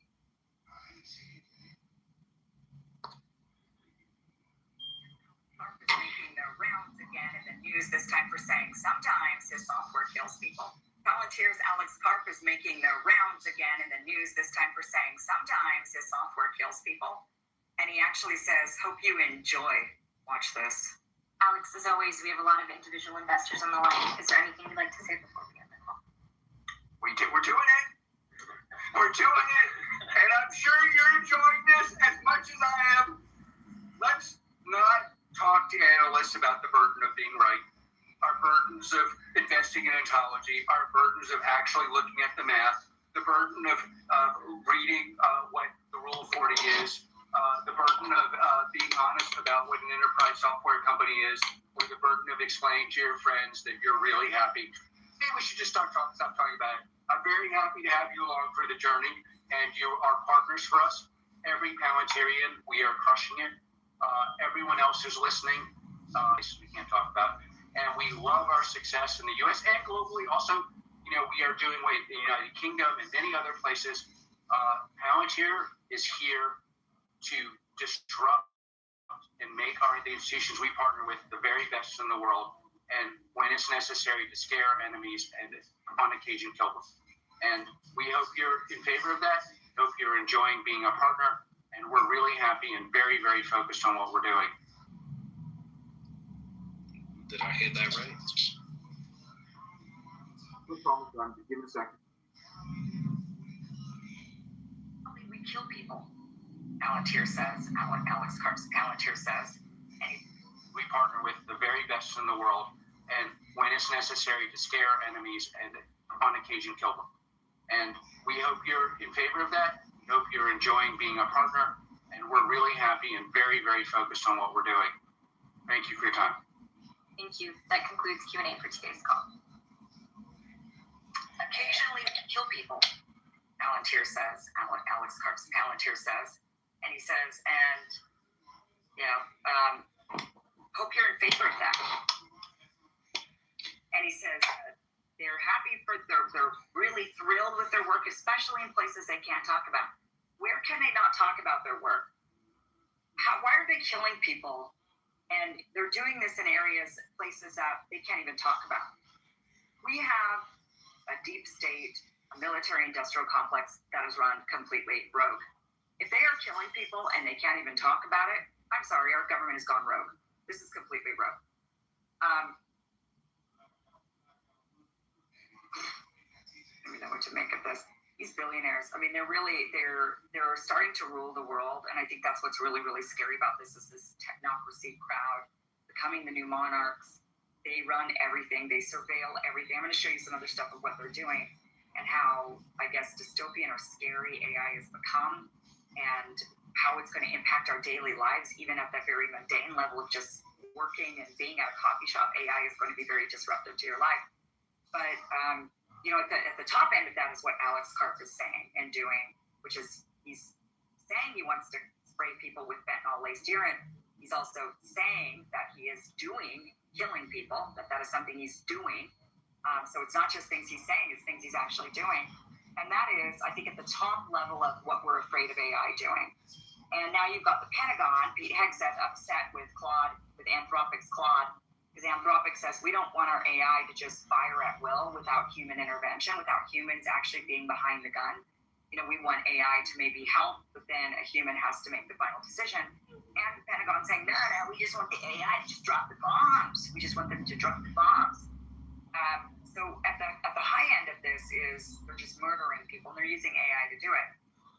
And they seem to be thrilled, and they hope that you are in favor of that, is what they're saying. I think we're not in favor of that. It's bad enough to drone people, and that's already controversial enough. To not look your enemy in the eye, to not give them a fighting chance, and to just drone them, that is a level of warfare that is extremely dystopian. Bombing people, really. I mean, if you go back to the way warfare should be, it should be, man against man, sword against sword, or, like gun against gun, I guess. But once you start dropping bombs, that brings a whole different level. When you can bomb an entire city, drop a nuke on them, that brings a whole different level of warfare. And then droning does as well. And now AI is just another level of, wow, this is really truly dystopian. Moving on to another billionaire, Bill Gates.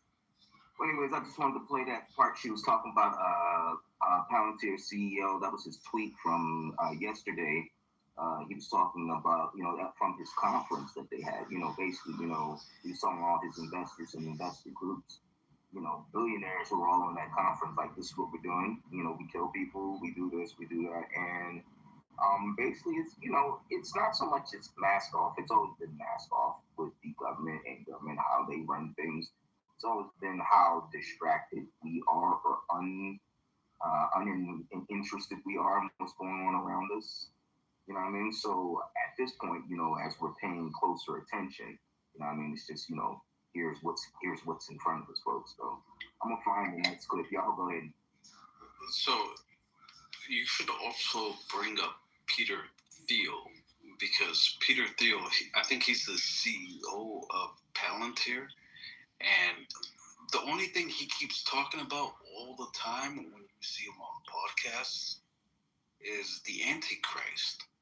That's all this motherfucker is focused about. Like, why are you so focused on the Antichrist? Like, that's not weird to anybody?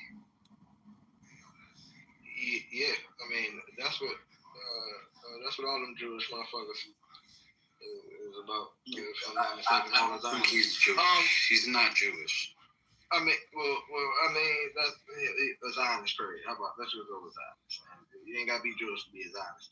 Hey, talk, but you don't think the rest of that video would have been interesting? Or he was about to talk about some shit we already know about? Yeah, I'm gonna let the whole thing run, Doc. I just realized she was preempted the thought. I was looking at the transcript. I said actually she was about to go into something else. So let me pick back up 30 seconds. Hell yeah, I heard Bill Gates. I was ready. I'm like, tell me. I know that cricket glasses wearing motherfucker ain't it. Hey, what you doing now? What, you about to give us all herpes like he gave his wife?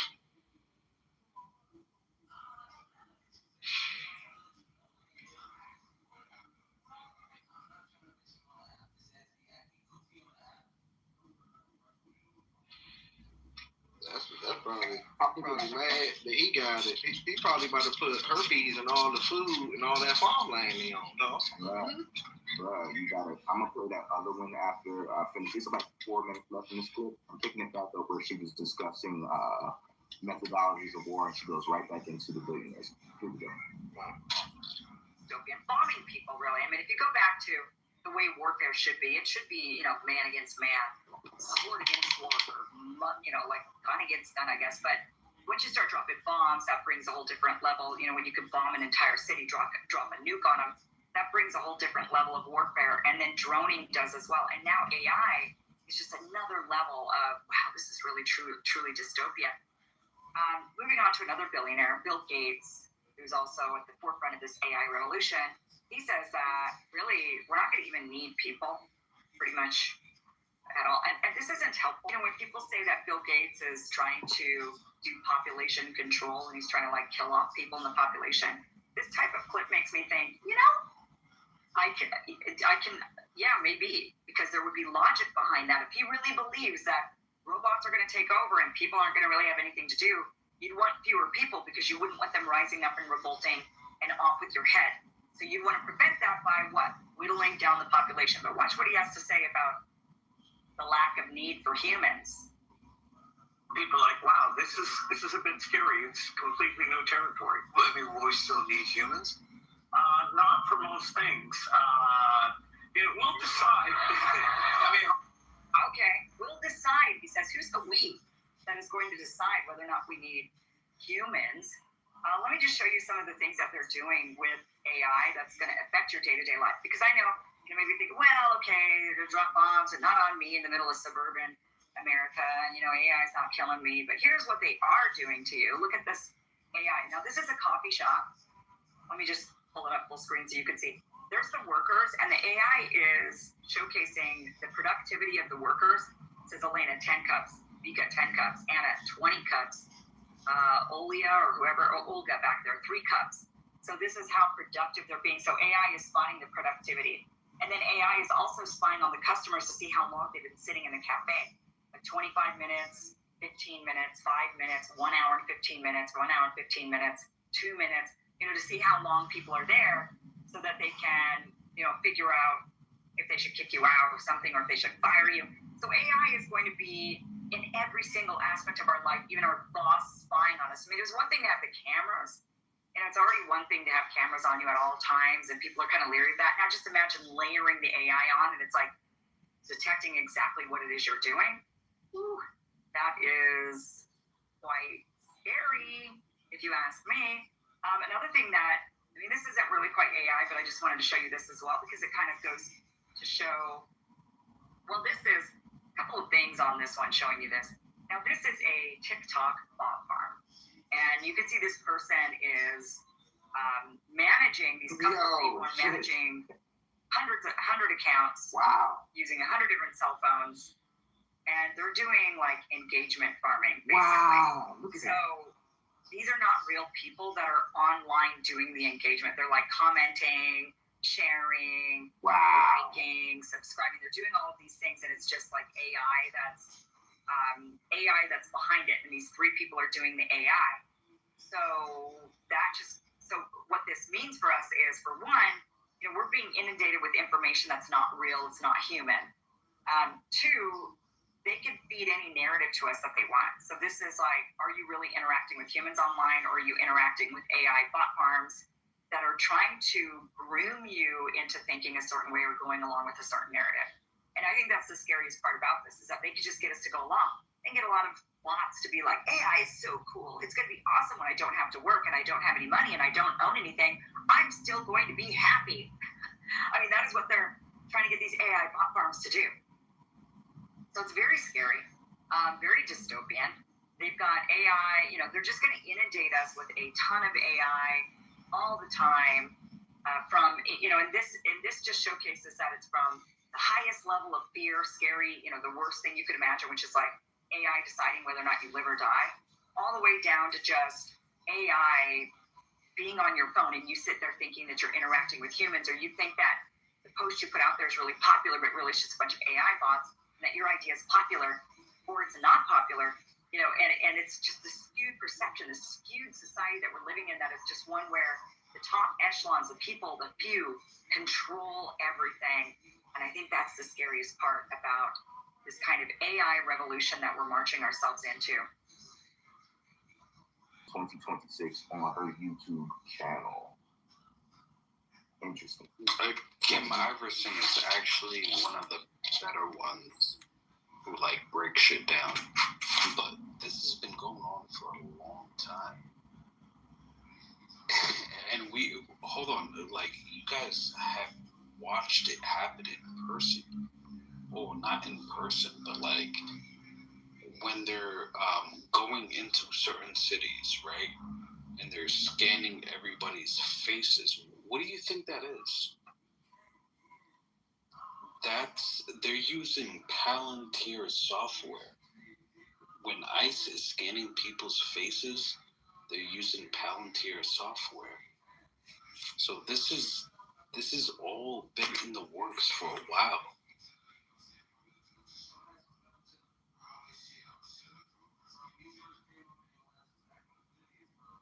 Yeah, when they were showing the AI bot farm and whatnot, it was 3 nerds, 5,000 cell phones, 3 mini servers, and screens with all the social media prompts, engagements, and AIs doing interaction with them on literally 500, 600 screens. So you're looking at all the different posts and engagements and people who are making stuff go viral. They were showing the actual farm. I was like, yo, that's why I was like, yo, that's crazy.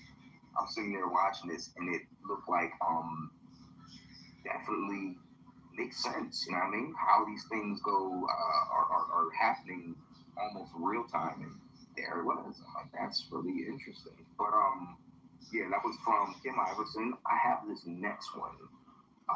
She's talking about, and this is from one of my favorite white guys. So hold on, you don't have the one about Peter Thiel talking about how he's looking forward to the Antichrist? I have a lot of them, bro. You know what I mean?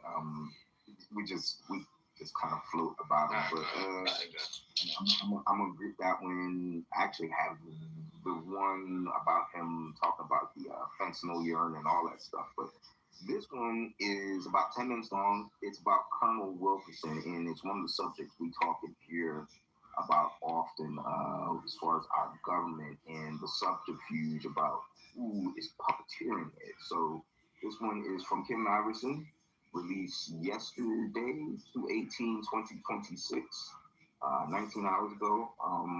Colonel Wilkerson, I watched the Mossad take over the Pentagon. Here we go.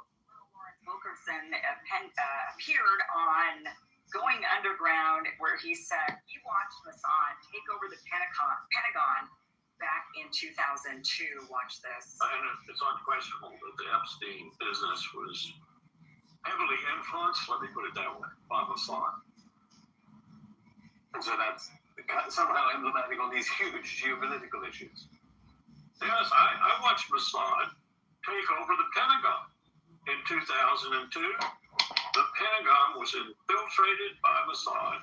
They did not need any identification to get through the river entrance to the building. They went upstairs to Douglas Feith, the Undersecretary of Defense's for policy, the third most powerful man in the Defense Department.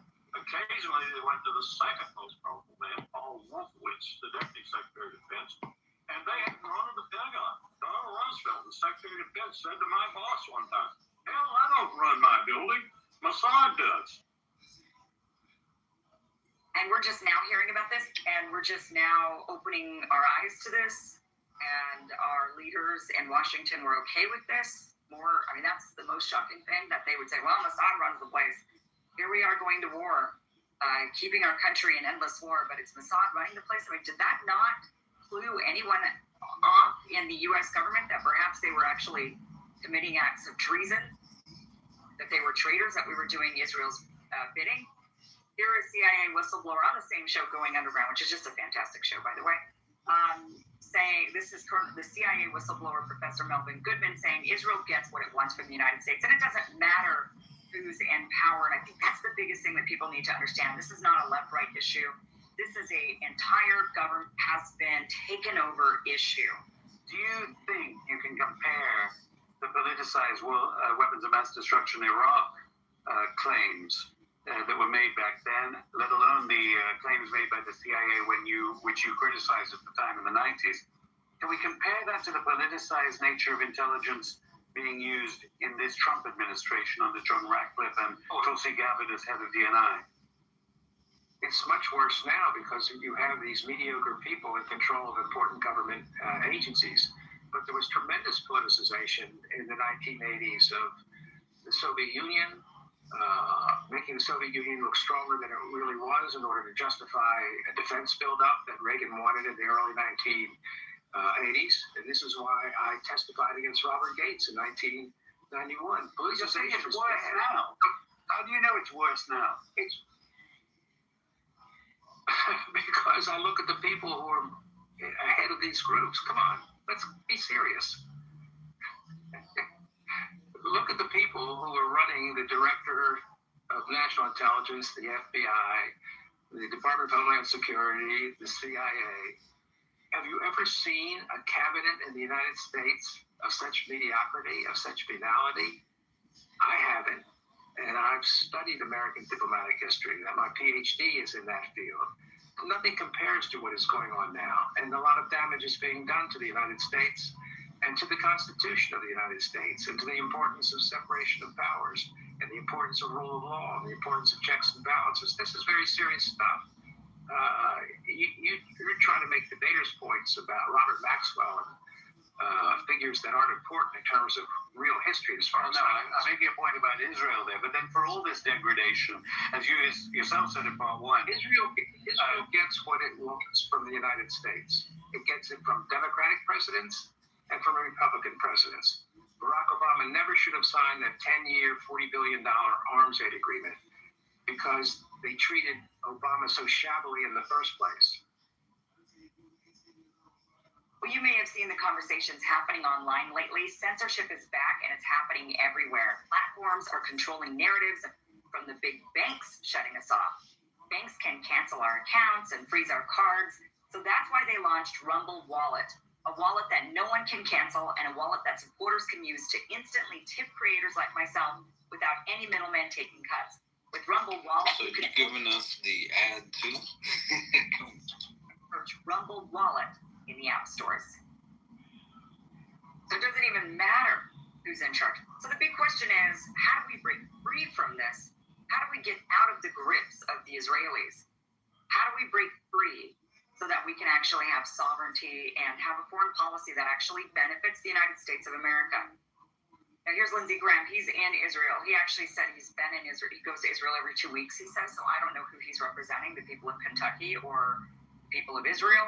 But he says that he's in Israel every 2 weeks. But in this clip, he says the wars of the future are planned in Israel. Well, I don't think we needed anybody to really tell us that, but it's good to hear him actually say it out loud. The wars of the future are being planned here in Israel, because if you're not one step ahead of the enemy, you suffer.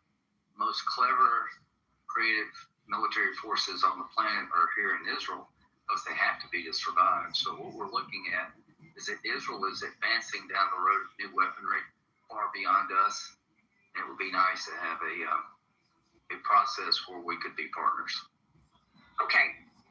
So what we have have here is we've got Colonel Lawrence Wilkerson saying that Mossad took over the Pentagon in 2002. That even Donald Rumsfeld was aware of this takeover. Then you've got the CIA whistleblowers. You got somebody from the Pentagon, somebody from the CIA saying, yeah, Israel gets what it wants from the United States. And it doesn't matter who's in power, left or right, it doesn't matter. Israel is in charge.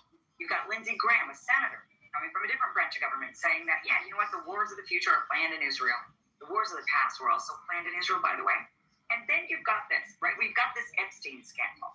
And it's becoming very increasingly clear that Epstein was working with intelligence, probably both the United States, probably both CIA and Mossad hand in hand, because Mossad had already taken over the CIA and the Pentagon at that point. So if you're working for Mossad, you're working for the CIA because it seems to be one and the same. What's the difference? So we've got this Epstein scandal where it's very clear that people were being blackmailed in order to continue doing whatever it is Israel wants. And we find this weird little glitch in the Epstein files that I want to show you. Chris Martinson brought this up. Look at this. He says it's just a complete coincidence that the DOJ has completely withheld all the Epstein documents immediately before, during, and after 9/11, right? What do you mean? So we've got Epstein documents that predate 9/11, and then we've got Epstein docs that began in 2002 and beyond, or 2003 and beyond. But we're missing data sets that are right at the time of 9/11. And if Epstein was, in fact, a blackmail operation to ensure that countries like the United States, France, the UK do exactly what it is that Israel wants, is it possible that there are things in those files that point the finger at foreknowledge of 9/11? My guess is yes. We now know, pretty much without a shadow of a doubt, that Israel had foreknowledge of 9/11. Whether they participated in it or not, we don't really know, but we do know they knew. And many of them shared the fact that 9/11 happened because they were like, great, now you're going to do what we want you to do. So now we're missing this tranche of documents that happen to be during that time period. I mean, doesn't that seem a little bit suspicious and strange? Seems to be that it is.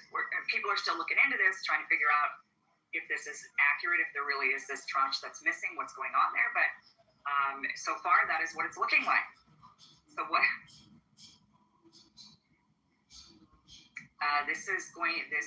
People are starting to wake up. We are not in charge of our own government, and we've got to vote these people out, every last one of them. If they take AIPAC money, if they are pledging their allegiance to Israel, if they make the pilgrimage and kiss that Wailing Wall, we have to vote them out and say, we're sorry, unless you're Jewish. And then in which case, you've got a reason to do that. That makes sense. It's your religion. But if you're not, and you're going over there to do your pilgrimage and to pledge your allegiance to Israel, I'm sorry, we have got to vote every single last one of these radical traitors out of our government.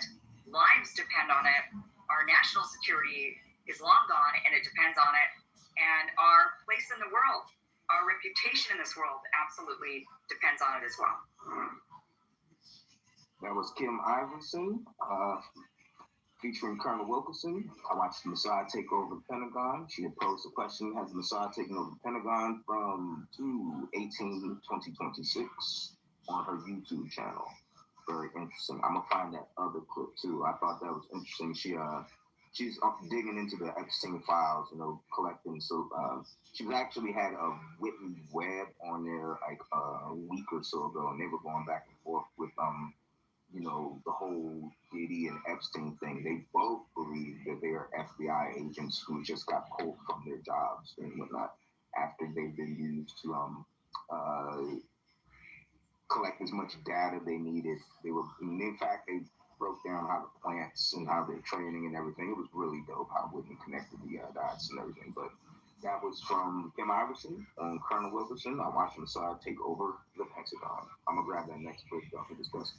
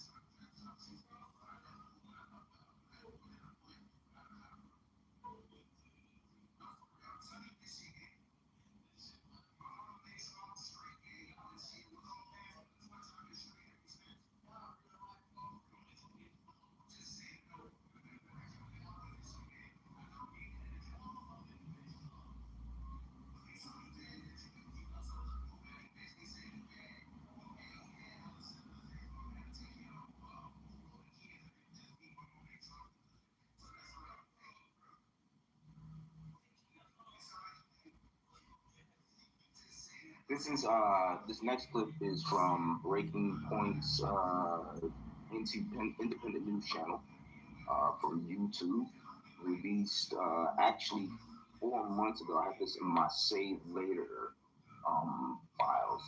It's talking about Peter Thiel, and the name of this one is Peter Thiel, Antichrist Plot Revealed.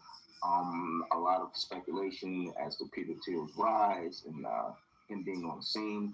I'm gonna play this clip. This is from Crystal and Emily from their independent news channel Breaking Point's YouTube, released 4 months ago. That would be November 2025. Antichrist. Let me let you set this one up. I mean, I'll give you the bare bones. Let's put this up on the screen from the Washington Post. So, Peter Thiel, we all know and love.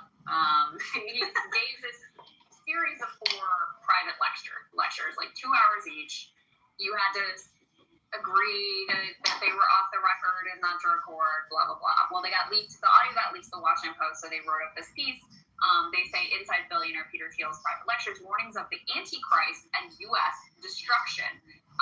Tech billionaire, they write, Peter Thiel recently warned that Swedish activist Greta Thunberg and critics of technology, or AI, are, quote, legionnaires of the Antichrist. In private lectures on Christianity that connected government oversight of Silicon Valley to an apocalyptic future.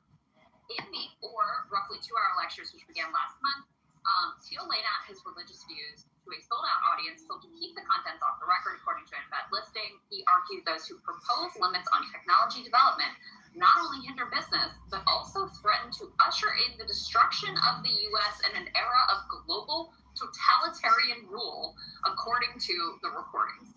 Now, for a guy who, helped out Palantir and invested in this whole world, very convenient that he sees any sort of infringement on technological development as helping to usher in the Antichrist.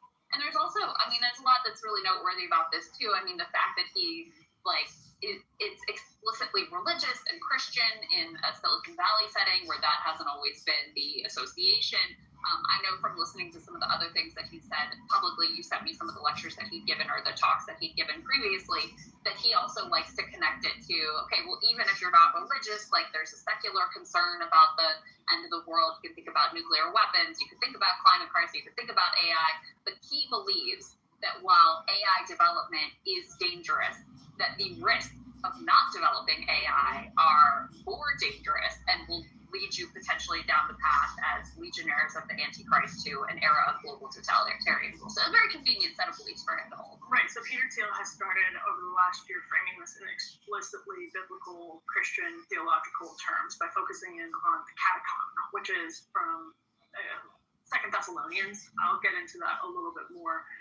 We can put F1 up on the screen. This is the Washington Post article on a sort of leaks from a lecture that Thiel gave in San Francisco, but he has been doing these lectures in multiple different places. And one of the interesting parts of the Post article, there's been a Wired article on some leaks that came out. You're seeing this drip into the media in recent months. He did this long interview with Ross Douthat. We're going to get into that as well. In fact, we actually already covered this too, because as you said at the top of the show, Crystal, anytime someone with the power that Peter Thiel has starts talking like this, you have to pay attention.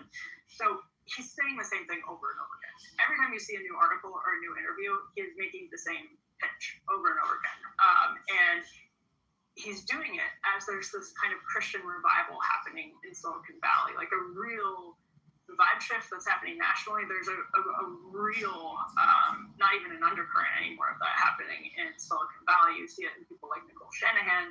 You see it in an organization that Thiel is involved with that's bringing in a lot of powerful people in Silicon Valley. And you hear it a lot in the conversation about generative AI, language models, and that sort of thing. So here's a pre-representative encapsulation of the Thiel argument. We can go ahead and roll F2, and then we'll do some more breakdowns. I think it was Stephen Illich who said, the time before Christ, there were many forerunners to Christ. The time after Christ, there will be many forerunners of the Antichrist. So in some sense, it's a type. So Nero was a type of the Antichrist, or maybe Napoleon was a type of the Antichrist. It's sort of is someone that aspires for world domination, creation of this sort of one world state. In some ways, Alexander the Great is sort of a pre-Christ prototype of the Antichrist. So very parallel to Christ. They both die at 33. Alexander conquers the world. Christ saves us. So sort of compare and contrast. So in some sense, the Antichrist as an idea is something that really comes into being in the world after Christ. And so there's a lot of things about it that are mysterious. In some ways, the Antichrist copies Christ. The Antichrist pretends to be greater than Christ, hyper-Christian, ultra-Christian, and then maybe only ultimately, deeply anti-Christian. You can think of it as a system, where maybe communism is a one-world system, an ideology or a system. And then, of course, you can also think of it as Newman did, where it's sort of the final dictator of the one-world state, when it's still, you stress it more as a person. Do you think as a type system, a person? How does a sort of world takeover actually happen?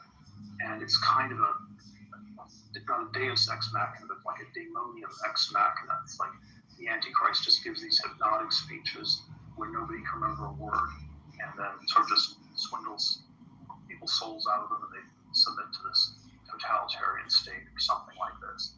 And I think if we were to speculate on how to solve that plot hole, we have an answer in the world after 1945 that people are in 1900, early 20th century, people were not that scared of apocalyptic weapons. They could not imagine, anything of the scale that we have by the second half of the 20th century. And so the Antichrist takes over by talking about Armageddon.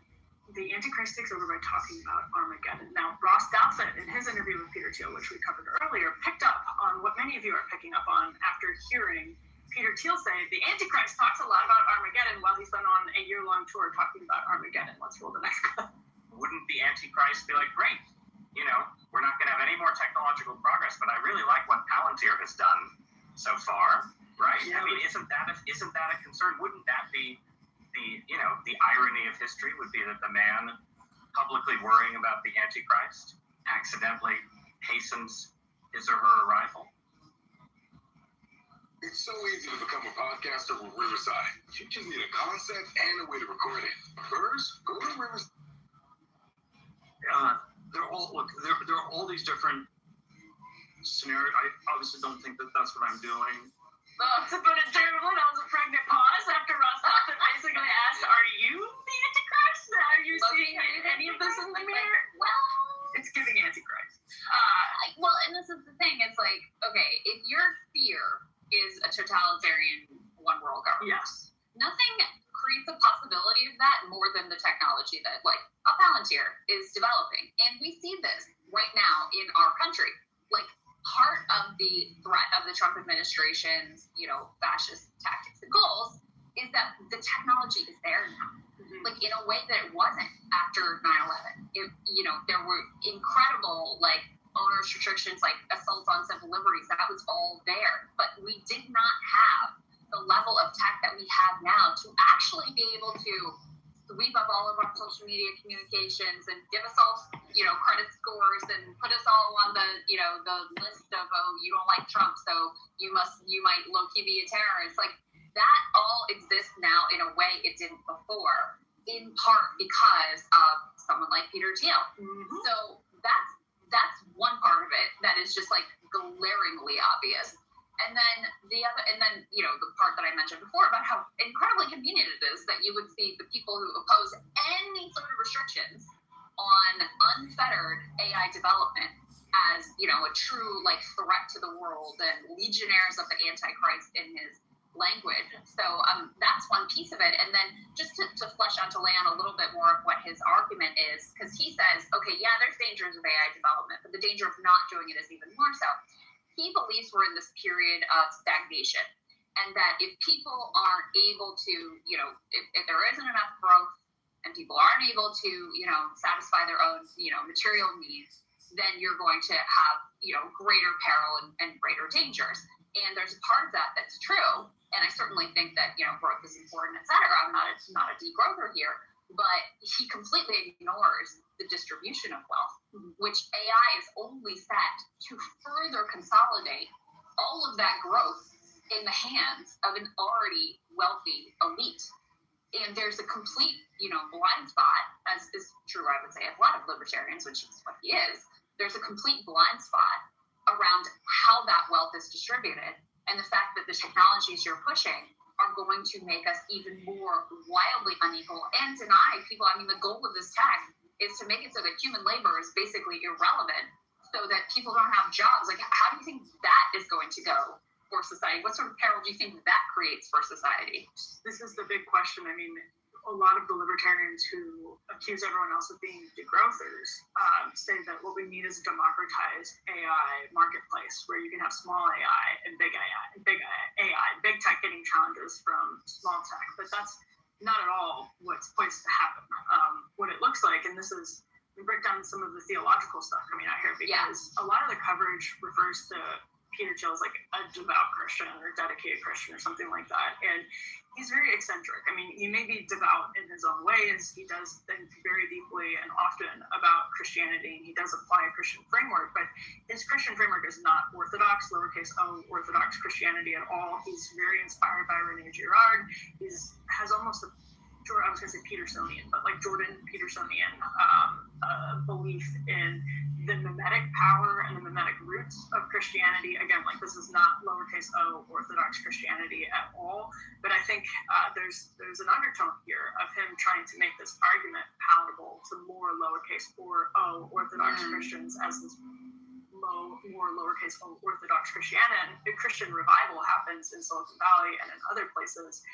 And what he's talking about is this. So the verse of the Catechon is in 2 Thessalonians, where Paul writes, "Don't you remember that when I was with you, I used to tell you these things, and now you know what is holding him back," referring to the Antichrist, "so that he may be revealed at the proper time. For the secret power of lawlessness is already at work, but the one who now holds it back will continue to do so till he is taken out of the way." And so Carl Schmitt, who's infamous, very influential in like New Right circles, infamous for becoming a Nazi, basically, and then providing later, a lot of the intellectual sort of architecture, like moral architecture for Nazism. Friend-enemy distinction, right.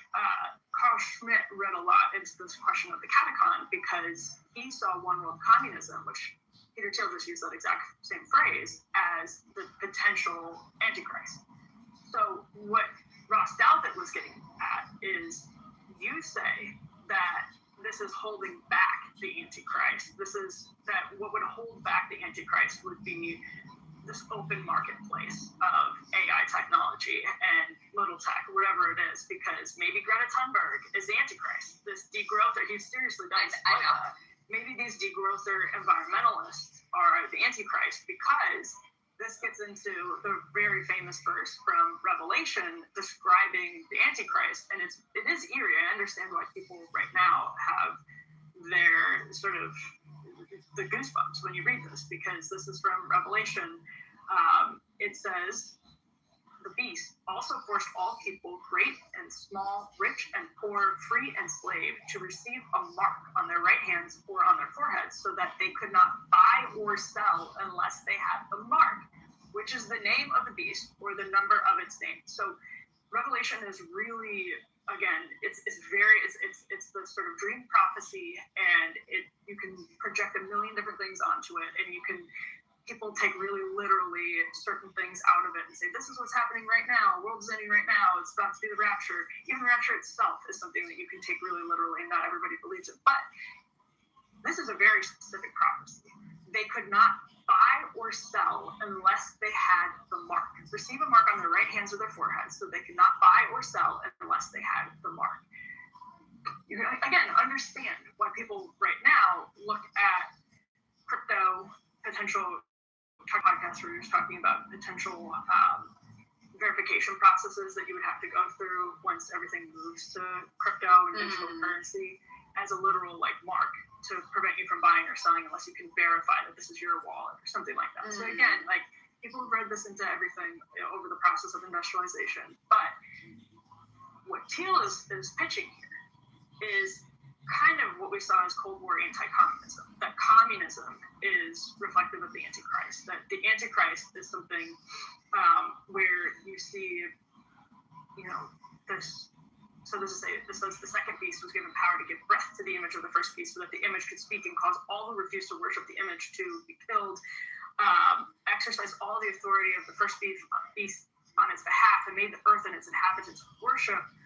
Just goes on. Great signs, causing fire to come down from heaven and earth in full view of the people.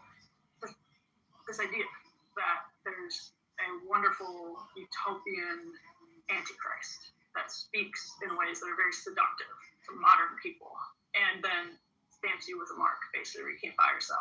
Teal sees the catacomb as something that's holding that back. And so he is now pitching AI, which of course he's heavily invested in, right, as the catacomb that holds back the Antichrist. And again, is it sincere? Is it a defense of his business and his worldview? I mean, Teal is somebody who, I'm curious if you agree with this, Crystal. I think whatever you think of Peter Thiel, the man does have a very coherent libertarian ideological commitment. Like, his whole career is about what he sees as this American dynamism powered by libertarianism. And I don't know if this, I've listened to just about everything he's done. Both of those Peter Robinson lectures, I don't know how sincere it is. It's obviously awfully convenient. My suspicion is that he's trying to make generative AI palatable to skeptical Christians, like the Tucker Carlsons of the world.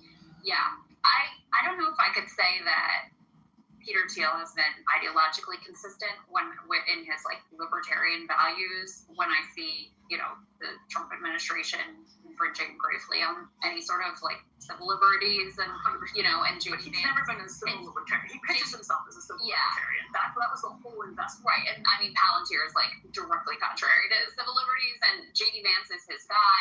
Also, he talks about how he thinks nationalism, which is anti-libertarian, he thinks that's the direction to go in. But so I'm not sure that I could say he's been faithful to his libertarian values. But whether or not it's his genuine health view or his business, or his business alignment or whatever, or those two things sort of mesh in a way that he couldn't possibly untangle them, which I think is most likely the case. Right. I can see why he would be concerned about Christians looking at this tech, which is frightening on any number of levels, which, Naomi Klein, and I brought this up many times, describes as anti-creation, because you're basically sucking up the energy and water resources and land resources in order to create this sort of robotic mirror world, twisted mirror world, feeding into it all of humanity's greatest works. Right, operating on inertia and not human energy. Yes, and if you read these Silicon Valley AI guys who are all about it, they are creating, it is like its own religion. I mean, it is complete with its own redemption arc and creation myths, and some of them actively see themselves as creating a kind of a god in a machine that's going to save us all.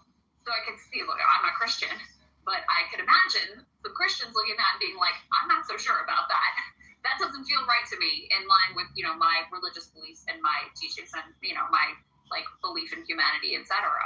So there is very much a possibility, and this again touches some of the AI conversation we had in the first block.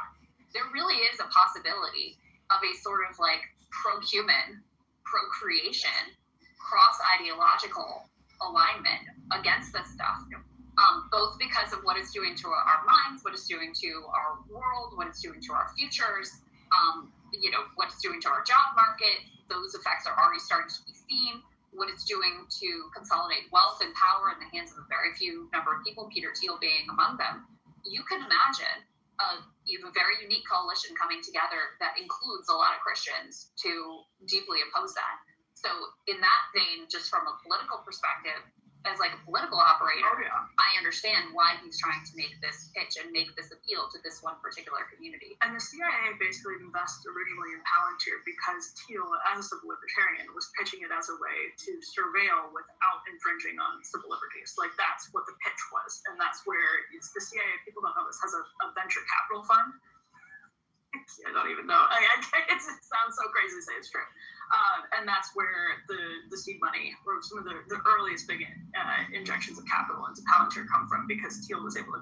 So that's where I think it's like been consistently inconsistent. To your point, like, can he even disentangle these things from each other? Because he is like fundamentally, he has this idea that he can make the deep state work with civil liberties, which is not true. I mean, it's just not true. I just don't buy it, never have. Well, a lot of libertarians think if you just take it outside of government, then it's not oppressive. And that's exactly right. And of course, the CIA investment, this is like saying Eli with his IMF handouts. Yeah. Like a libertarian experiment. Like, these two things are not compatible. It is a spoiled experiment. Your lab conditions are imperfect. But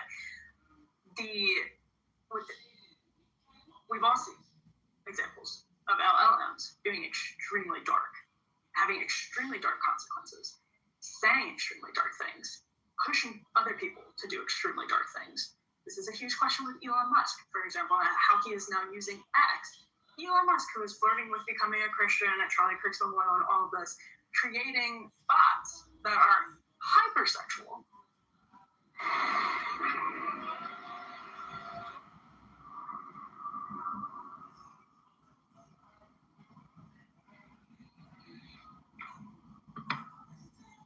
This is a major concern about the birth rate, and it's giving more people incentives for more people to just be behind their computer screen and not get out there and actually have to, engage find with other humans. Yes, exactly. Kind of a necessary ingredient for procreation, at least at this point. Right. Yes. So Thiel is saying this is an obvious. Like, there's this Christian revival happening. Is that going to push Silicon Valley? Because we have seen so many concerns from people who have been deeply involved in LLM world, developing LLMs, godfather of AI. How many times have you seen headlines about people who have been deeply involved in the creation of LLMs saying this technology is going to destroy humanity, it could destroy civilization, it is literally demonic, is another thing that people have said who are involved in this part.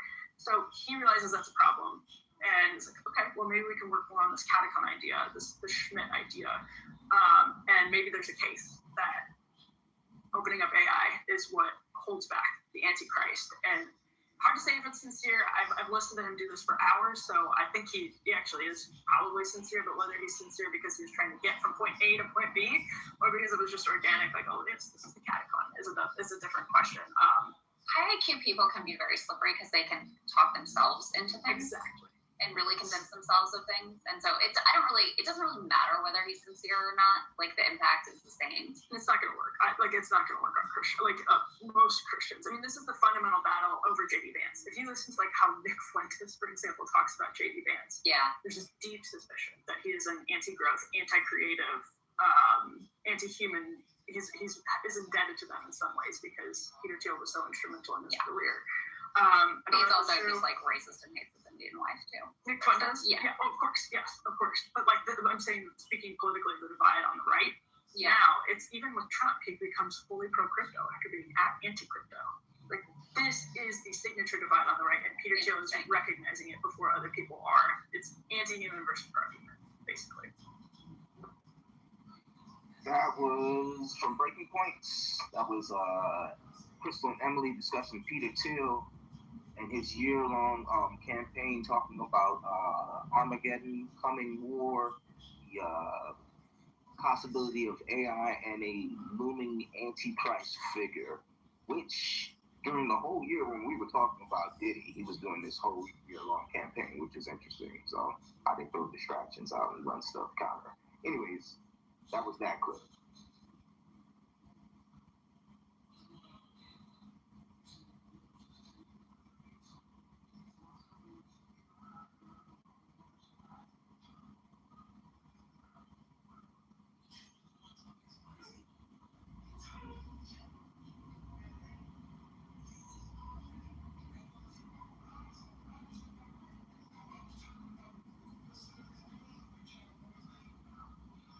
You ain't gonna lie, Did y'all talk about how Epstein,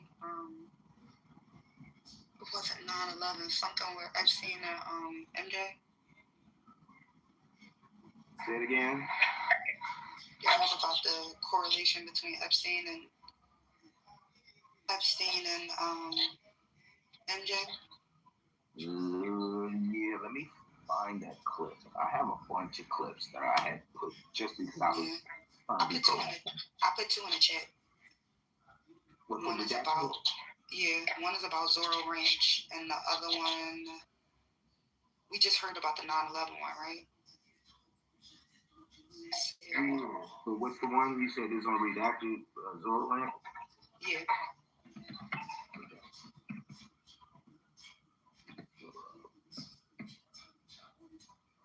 Alright, let me see if I can put I seen Prince Brian, was let's talk arrested. about the Epstein files, but Donald Trump was your president. You talk like you got a dick in your mouth. But Donald Trump's your president. You got Peter for president. Yeah. You're still slaves. Unfortunately, I mean, we never were. Under what president were we not? Okay. Who kicked her? Because I did. I brought them back up. Hey. So again, under what president were we not? And what's different about this one than the rest of them? Because we were slaves under all of them. Right? Which is, one of my arguments, you know what I mean? You understand it's the same government. Exactly.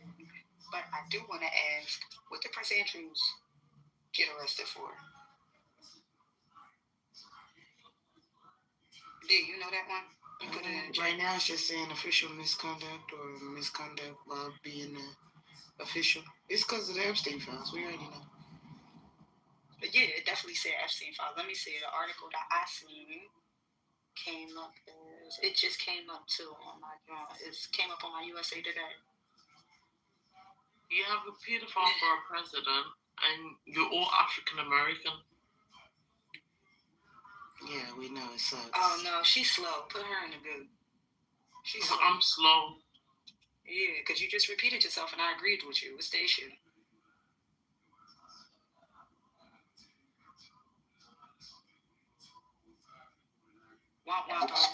You want that clip? How the fuck did I want to know? Or that's because I live on the road. Yeah, I thought somebody shot me to the goo and took my badge. I was like, well, damn. What'd I do? I'm going to teach you to lead this motherfucker. Yeah, I just sat there for a minute, like, all right.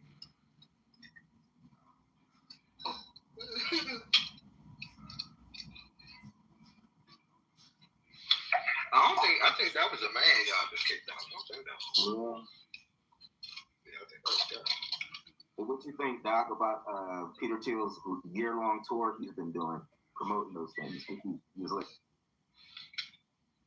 I mean, yeah, it sounds about par for the course. Palantir has just been we don't exactly know what Palantir is. I'd like to start there. I don't think anyone has. I can tell you exactly what it is. Wait. Can you tell me after I finish talking? No, let me finish that. Man, I appreciate it.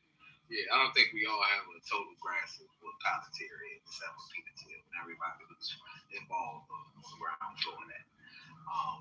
But it just sounds like par for the course of the totalitarian government that is being thrust upon us in this way. So when's the last time you read a book? Why? Because you should read 1984. Oh, okay. Who's off? What's else? Don't even. The author doesn't even matter. What's else? George Orwell? George Orwell, thank you, to Orson Welles.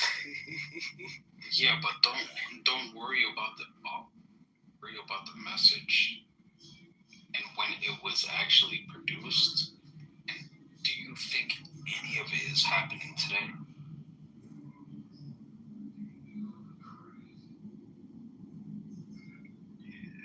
I'll check it out. Yo, you can do audiobooks too, bro. If you don't want to read, you can do audiobooks.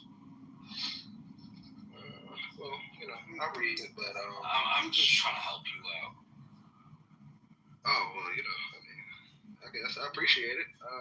I'll take it. I'll put it on my to I be just throwing a bait out sometimes, just to throw a bait out. You know. Appreciate. Coco, I found your clip.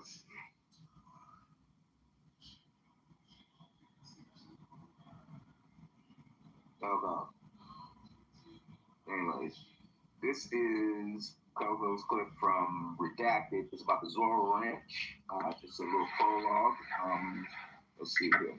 Thanks.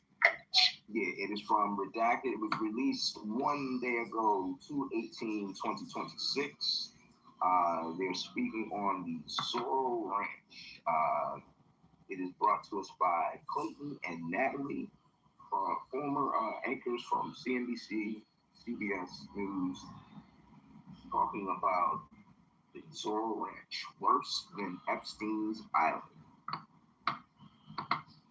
Zorro Ranch in New Mexico worse than Epstein Island. Well, it's sure shaping up that way, and why won't anyone investigate the damn thing? So here is this massive ranch, if you haven't seen it before. Epstein had this private desert oasis, complete with a mansion, a private airstrip, and all the young girls that he could want being trafficked around the world right into Zorro Ranch. Many of them being groomed at massage parlors in Turkey and then flown in and used. Many little kids as well. Curiously, though, investigators decided to ignore the ranch when they were doing their investigation. They ransacked his New York City mansion. They went to his Palm Beach house. The one in Paris, yeah, they looked in there. And, of course, Epstein Island. But for whatever reason, investigators haven't really wanted to touch this home at all, which is very curious. In fact, according to our sources here at Redacted, the new owner, Don Huffines, who bought the place for pennies on the dollar back in the day, has been open for police to come and do an investigation of the property. So, and by the way, he's running for office right now, and so his opponents are using this as like a last-ditch, like 11th hour, try to go after the guy. Anyway, but the truth is that he's openly invited, totally open to the police, coming there and doing a full investigation. You want to use ground-penetrating radar? I don't see why you would have a problem with that. Cadaver dogs, maybe? Stonewalling this, actually. If he's basically inviting police to come there and use tools necessary to locate crimes, why would the police ignore this? Have they reached out to him? Because he's open to it. By the way, this property is like subdivided, so there's actually other owners of other pieces of this property. It's not just him, but of course all the media attention is about him because he owns the largest piece of it. But according to reports, Epstein's former pilot owns a piece of it. Maybe we should talk to him. Even worse, other reports have the DOJ literally telling New Mexico authorities, don't investigate, we've got this. This is ours. And then they didn't search the ranch before it went up for sale. So it goes up for sale, and Don Huffines buys it for like pennies on the dollar because it's a beautiful big ranch. And other reports say Don is preventing an investigation. And again, according to our reporting on this, that's simply not true at all. But people are running with that part of the story. Here's one example. The owner of the Jeffrey Epstein Zorro Ranch in New Mexico, Don Huffines, is ignoring calls for an independent investigation into whether children's bodies may be buried on the property. Again, as I've laid out here, he's totally open to having a police investigation of the property. But no takers so far. And by the way, other people have offered, like, we'll fund it. We'll fund an investigation. Hey, Don, are you going to pay attention to, we will fund this investigation? go for it. I mean, I don't want to put words in his mouth, but if he's open to police coming there and doing a real investigation of the property, investigation carried out when they were swooping into his New York mansion. Don't you hate when people say, I told you so? Yeah, that's me, actually, because I did tell you. Sorry, but I told you that gold and silver were going to for both, and I'm extremely ranch. Here's just one email example of how nefarious things are at the Zorro Ranch. From Edward Aragon. Edward, this is sensitive, so it'll be the first and last email depending on your discretion. You can choose to take it or trash it, but it comes from a person who's been there to Zorro Ranch and seen it all as a former staff at the Zorro Ranch. The material below was taken from Jeffrey Epstein's home as my insurance in case of future litigation against Epstein. Sorry, no questions. What's damning about Jeffrey Epstein is yet to be written. Did you know somewhere in the hills outside the Zorro Ranch, 2 foreign girls were buried there on orders of Jeffrey and Madame G, meaning Madame Ghislaine Maxwell. Both died by strangulation during rough fetish sex. And then here are the video footage links. Sex with a minor, threesome, underage girls, sex, on and on and on. Matthew Mellon video, rape fantasy video. Please arrange for 1 Bitcoin by 6 p.m. Eastern today to this Bitcoin wallet address. Okay. So this is in the Epstein files about bodies being buried at Zorro Ranch. And the new owner of at least that part of the ranch, it would seem, well, we don't know exactly where the plot lines are and who owns what, but again, if Epstein's former pilot owns a piece of it, where that land sits, I don't know, but at least on the nature part of it, Don Huffines is saying, hey, I'm open to it. Come on. So why no takers on this? Zorro Ranch. I just can't get over how much murder is in, and nobody was ever charged with murder. Like, there's a lot. I guess, are we allowed to murder, or do we have to be a part of an international cabal? Murder's cool. Now, I'm so confused. I thought that was illegal. Billionaires, super government that just gets away with it. It's not even investigated by the Department of Justice. And I don't exactly know when they told New Mexico, so I don't know what the time frame, because it wasn't under Trump. It was pre-Trump. It was, it was during the investigation of the mansion, of the Paris house, of the Palm Beach house. So, a number of years ago, but we don't know precisely when that happened. Go ahead, Phil. It's so frustrating because you could have somebody that owes like $100 to some district court in Virginia for a minor drug charge, and they will no-knock warrant your house, kick your door in, possibly shoot your dog, and take you to jail. They not only did they gave Epstein prior notice to all of these searches. They let him know they were coming, and they didn't investigate anything. They're like, they didn't investigate all of it, and it's just so indicative of the different justice systems we have in the U.S. Yeah. Right. The Ian Carroll bit that we played last week about, they saw, if this was in Ghislaine Maxwell's trial, that they saw binders of CDs, of, movies, of images, and they were like, we're not here for this. We don't have a warrant for this. We'll come back for it later. And he had full knowledge to destroy that, hide it, whatever it be, and it's crazy. Right. There was one that went viral over the weekend. It described 2 Caucasian males watching a young minor, and the images showed cuts to genitals, and they had an image of it, and the Department of Justice said there were no men who abused women, and there's a description of an image that we can't see that says 2 Caucasian men looking at a girl who's hurt, underage girl who's there were men. So who gets punished for lying about that? How can they just say this when the data? Who's gonna ask them this? Somebody.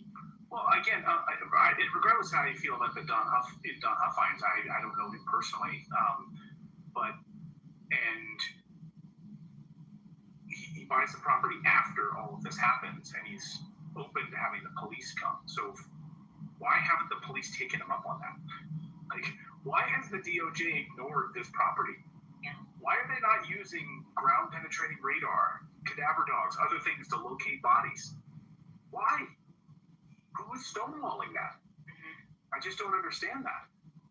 So again, and you can talk about his biotech firm and all of that stuff.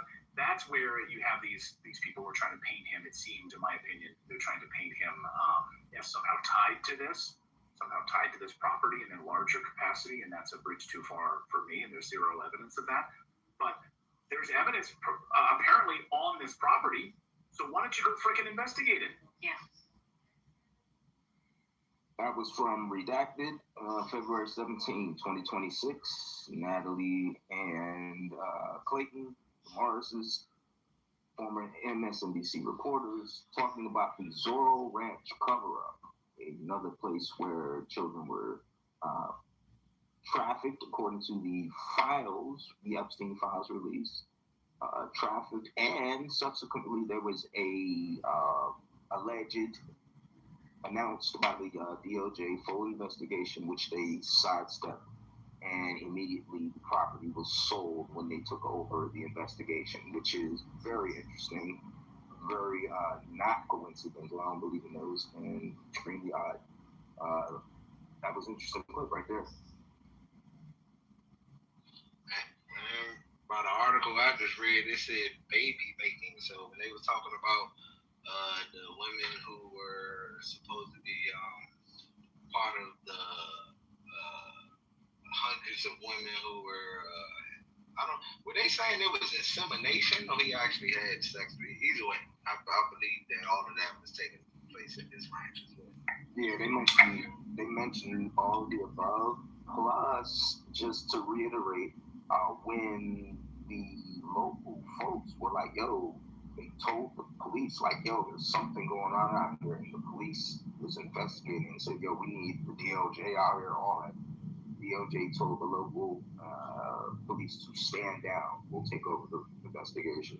And then subsequently, several days after, the property was sold, which is really interesting right there. You know what I mean? Like, okay, nah, your local police is doing too much. We'll take care of this property sold. You know what I mean?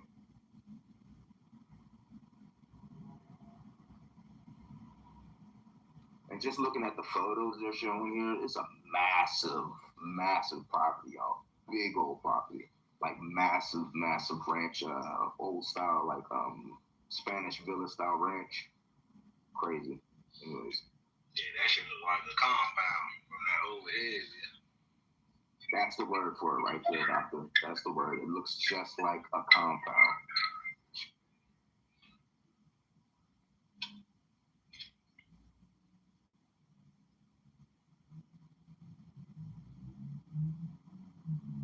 I'm looking for that other one you had, Coco. Y'all go and chop it up if y'all want to. I'm gonna let the mic breathe a little bit.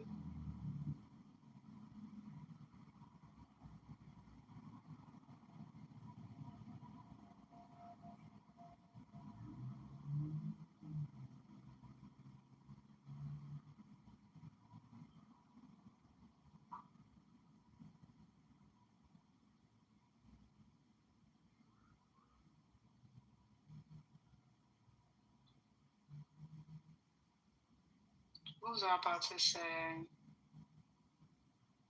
I think both the clips I put in originally is about Zorro Ranch, but that Apple News one, that's the last clip that I sent, that one's about Chris Andrews.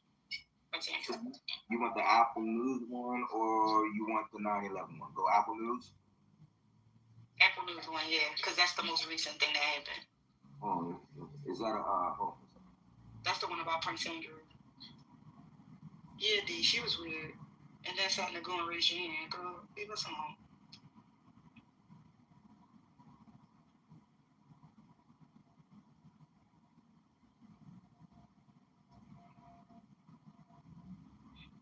Well, in their defense, if they did leave the room, you know, they did. Gotta raise your hand. She didn't. She just got put in the goo because she wasn't trying to have a conversation and she just wanted to be a troll, repeat the same sentence. I actually agreed with her, and I was just like, I mean, when have we not been? But are we hold on, what's the person's name? Are we sure that's a woman? I don't know. What's the name? It could be her cousin, who knows? Yeah, that sounds like a man. I heard it. Sounds like a foreign guy. What was the name? AM.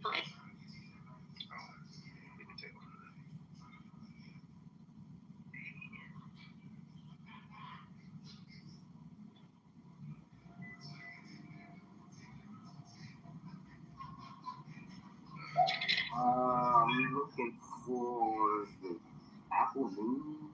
Should I be on Google to find that? No, I put it in the chat. Oh, okay. I didn't even look at the picture. That's why I thought it was the man. Okay, my bad. All right. No, I put it in the chat. It's that Apple News one. That's the Prince Andrews one. Okay. If I'm not mistaken, it might be a video attached to that.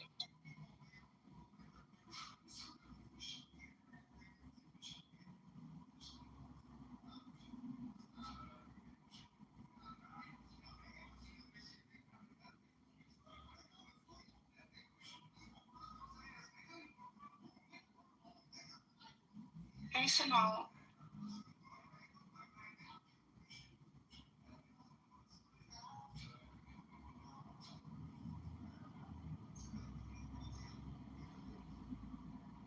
Yeah, that's all these people are going to do now is just trying to disassociate themselves and be quiet at the moment. It's like, what else is there to do?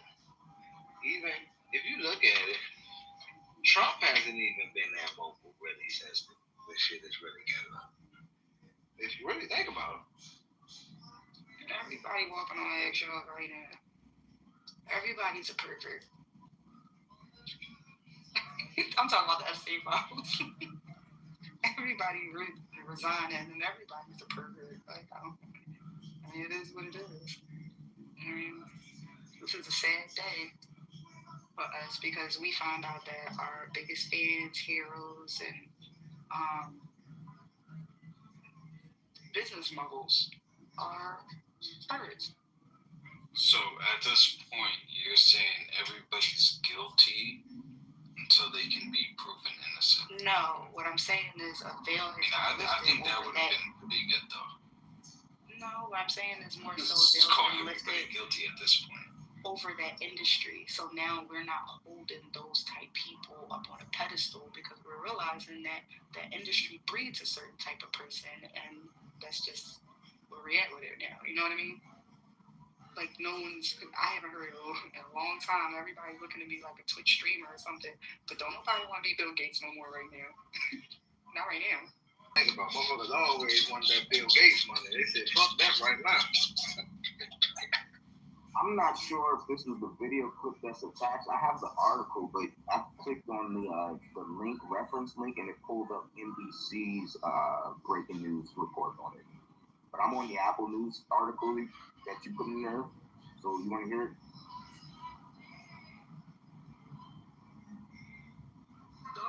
Development in Great Britain. Former Prince Andrew arrested in connection with his ties with Jeffrey Epstein. It follows weeks of new revelations about their friendship following the U.S. Justice Department's release of millions of files from the Epstein case. NBC's Raf Sanchez is in London, of course. Raf, good morning to you. First of all, what have you been able to learn so far? Craig, good morning. This is a fast-moving situation, but here's what we know so far. British police took former Prince Andrew into custody early this morning, local time, in Norfolk. That is in the east of England. It's where he's been living since he was forced out of his royal home in Windsor earlier this month. Now, police are not officially naming him. They are saying at this point that they have taken a man in his 60s into custody. And the allegation, Craig, is misconduct in public office. This is effectively an allegation of corruption. Now, this is important because Andrew, of course, has faced repeated allegations that he sexually abused some of Epstein's trafficking victims. British police are saying that at this point, they are looking into allegations he misused his public office. Now, they are not giving further details at this point, but what we do know is in that massive release of Department of Justice emails from the convicted sex offenders' accounts, there were emails from Prince Andrew, who was a prince back then, back in 2010 to Jeffrey Epstein. He was serving at that point as a trade envoy for the British government. He had access to sensitive trade information, and he sent some of that trade data to Epstein. Again, this is back in 2010. This is after Epstein was convicted in Florida in 2008, when the prince was sending him these emails. Now, this is a serious offense. If he is charged, it's worth saying, at this point he has been arrested. He has not been charged. This is an offense that can carry prison time. And it underscores, Craig, just the stunning fall from grace we have been discussing with royal historians here in London this morning, trying to find any precedent for this. No one can think of a situation in the modern era where the king's younger sibling has been arrested on suspicion of public corruption and is potentially facing charges. In terms of what would happen next year, first steps would be some kind of decision about bail, and then it would be in the hands of prosecutors for whether to formally bring charges. All right, Ref Sanchez, forced in London. Ref, stand by. Let us bring in NBC's chief international correspondent, Keir Simmons, who has covered the royal family for decades. And again, Keir, former Prince Andrew, it should be noted here, arrested on his 66th birthday. Good morning to you. Tell us a little bit more about what you've been able to glean from the situation so far. Well, as Raf said, a fall from grace, and to be arrested on your 66th birthday, on your birthday in the early hours of the morning, well, that is quite something. And Craig, look, this has had for a long time a fairly distant relationship with his brother, but also even with Prince William.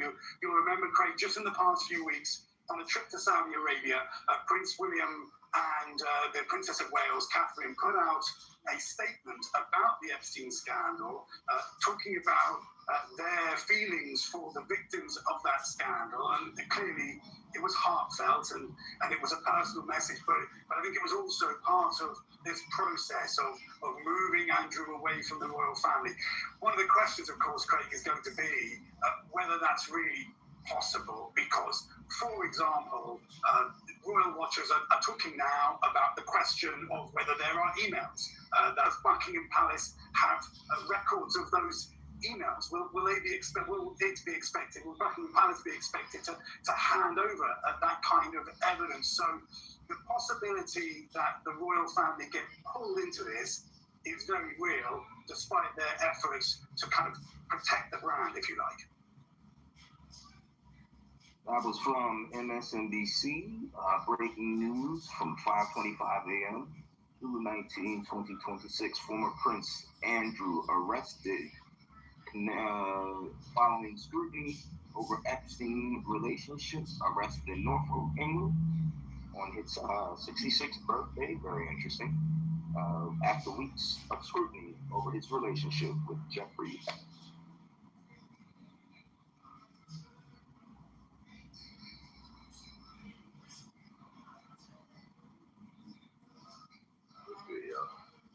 Thank you for providing that link. I feel like I heard something before. The very first time this was even teased that it was a real thing, and there was some names being read off. It was, I feel like one of those female journalists, not even necessarily like for a major corporation, but like a Jaguar, or I can't think of the other woman's name right now. I feel like I heard this before. And on top of that, it was other royal names that was brought up, but that one that stuck out for whatever reason, tucked it off in the recesses of my subconscious. Here it is, I'm hearing it again. I'm not surprised at all, but that's fucking crazy. And you're right, on the 66th birthday at that, huh? Very interesting. Very. You know, it's a conspiracy, brother, so you know we all about those numbers. My man Archie. His name said 2 more times, y'all gonna summon that boy.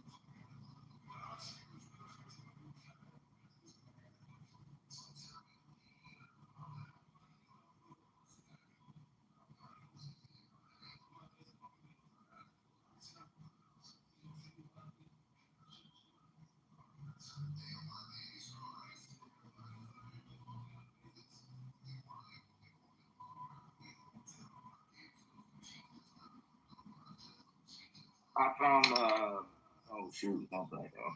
I found this clip I wanted to play. We're closing in on 7 a.m. I usually stop playing clips like right around here. But this one is pretty dope. This was it's about 30 minutes long. It's the sit down with Peter Thiel from last month.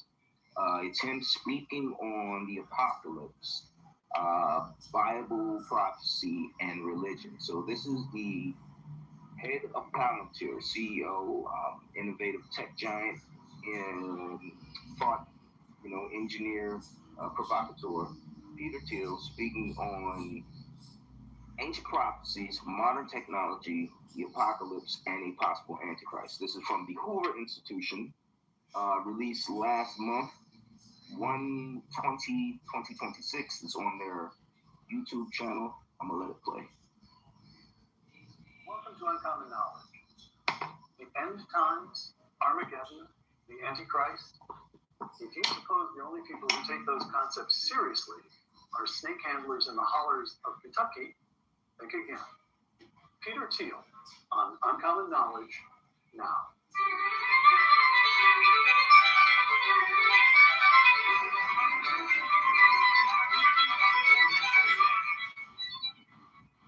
Welcome to Uncommon Knowledge. I'm Peter Robinson. Peter Thiel earned his undergraduate and law degrees here at Stanford. He was a co-founder of PayPal, the firm that all but invented fintech, the first outside investor in Facebook, the firm that all but invented social networks, and a co-founder of Palantir, the firm that all but invented defense tech. Although he's staying out of politics, this year Mr. Thiel has society in forms as diverse as the Cambridge Union, the Aspen Ideas Festival, and the Joe Rogan Experience. You gave Joe Rogan 3 hours. It's about time you came back to this track. I was trapped for three hours. Peter Thiel on the end times. Today, by the way, this is going to be episode 1 of 2, our first conversation on this very large topic. Peter, 2 quotations. Matthew 24:35-36. Quote, heaven and earth will pass away, but of that day and hour no one knows, not even the angels of heaven. Close quote. Peter Thiel. We don't know the day and the hour, but maybe we can guess the century. Explain yourself. Well, man, this is a very broad topic. This larger question about the extraordinary history of our time. In the modern world, maybe Renaissance onward, has been this world of ever progressing scientific and technological development, and this was this very profound sense that there are things that change. There are dimensions of technology, military technology, communications technology, where things are not timeless and eternal. They're sort of, and there was a gunpowder revolution in the 17th century, and that changed the social structure, the political structure, and there is a certain arc in history. It's not just technology, but it is a driver, and certainly, and many different ways of getting at this, but there certainly are dimensions of the technology that have become extremely powerful in the last century or two, that have an apocalyptic dimension, and perhaps it's strange not to try to relate it to the biblical. And then we have a biblical tradition that maybe doesn't say that this is inevitably going to happen, but that something like this might well happen if humans are left to their own devices. Should we at least be asking questions? Figure out ways for these things to inform one another. So obviously we'll come in a moment to the analyses, to the signs of the end times. But first a moment on why you were asking these questions. And as I understand your argument, Peter, you feel you need to ask them and to prompt a conversation, at least in part, because universities won't. Which is odd in some ways. The biblical framework, these texts may be 2,000 years old, but they've informed Western civilization, taken up the time of scholars through these centuries.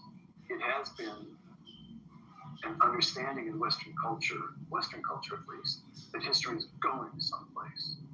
And if there is an endpoint, no matter how far off in the future it may be, we're closer to it now than we were 2000. All right, so all of these seem to me plausible, valid, and serious questions. Why don't universities? Why are universities ill-equipped to grapple with this? Well, that's very overdetermined, but certainly anything that if there's some relation between the university and the universe, where it is supposed to somehow, in its ideal form, in its early modern 17th, 18th century form, the university was supposed to represent some kind of integration of knowledge across a lot of disciplines, where they all would fit together. And for a variety of reasons, one can cite, this has broken down over time. There are ideological reasons, but maybe there also are practical reasons where the amount of knowledge became too great for any single person to master it, and then you had division into ever narrower subdisciplines. Adam Smith has this metaphor in the 19th century of a pen factory, manufacturing pens, and there are 100 people in the pen factory, and they're all doing different things, and nobody knows how to make a pen anymore. So it's this, it's efficient, but it's this hyper specialization. And there's probably been an analog to that on the university side, where maybe someone like Goethe could still understand something about everything, or Hilbert, great mathematician around 1900, could still understand all of math and set these 25 problems for the 20th century for mathematicians to solve, and somebody's set the agenda for the field of mathematics. And even as rigorous a subject area as mathematics, in some ways has devolved to something close to literary theory, where one mathematician doesn't know what the other one's doing, and it's sort of these very incommensurate modes of discourse, and anything that has to do with making sense of the larger whole has gotten badly lost. And I thought for a long time that we need to ask a variety of questions, about the larger whole. One kind of scientific and technological question is simply, are we still progressing as we were in the early modernity? Are things, by whatever metric you choose, are they getting better? Is life expectancy going up? Is the GDP increasing? Is the quality of life by various metrics going up? Are we going faster? Moving from planes to supersonic planes to space planes, and that seems like a very basic kind of macroeconomic question, incredibly hard to ask, but surely an important one. And then there are, and I spoke about so many other contexts, but my intuition is that in many places there's been relative stagnation, hyper-specialization, disguised as a certain type of decadence, with these narrow experts saying how wonderful they are, the cancer cell people. Cancer researchers say they're going to cure cancer in the next 5 years, and string people say they're the smartest physicists and they know everything. But maybe it's just some weird academic power game where they're blocking everybody else, and on and on. And so there's even before we get to the big question of history, there's the question just of the history of science and technology. It progressed a lot. Maybe it's progressing more slowly. Why has that changed? What's going on there?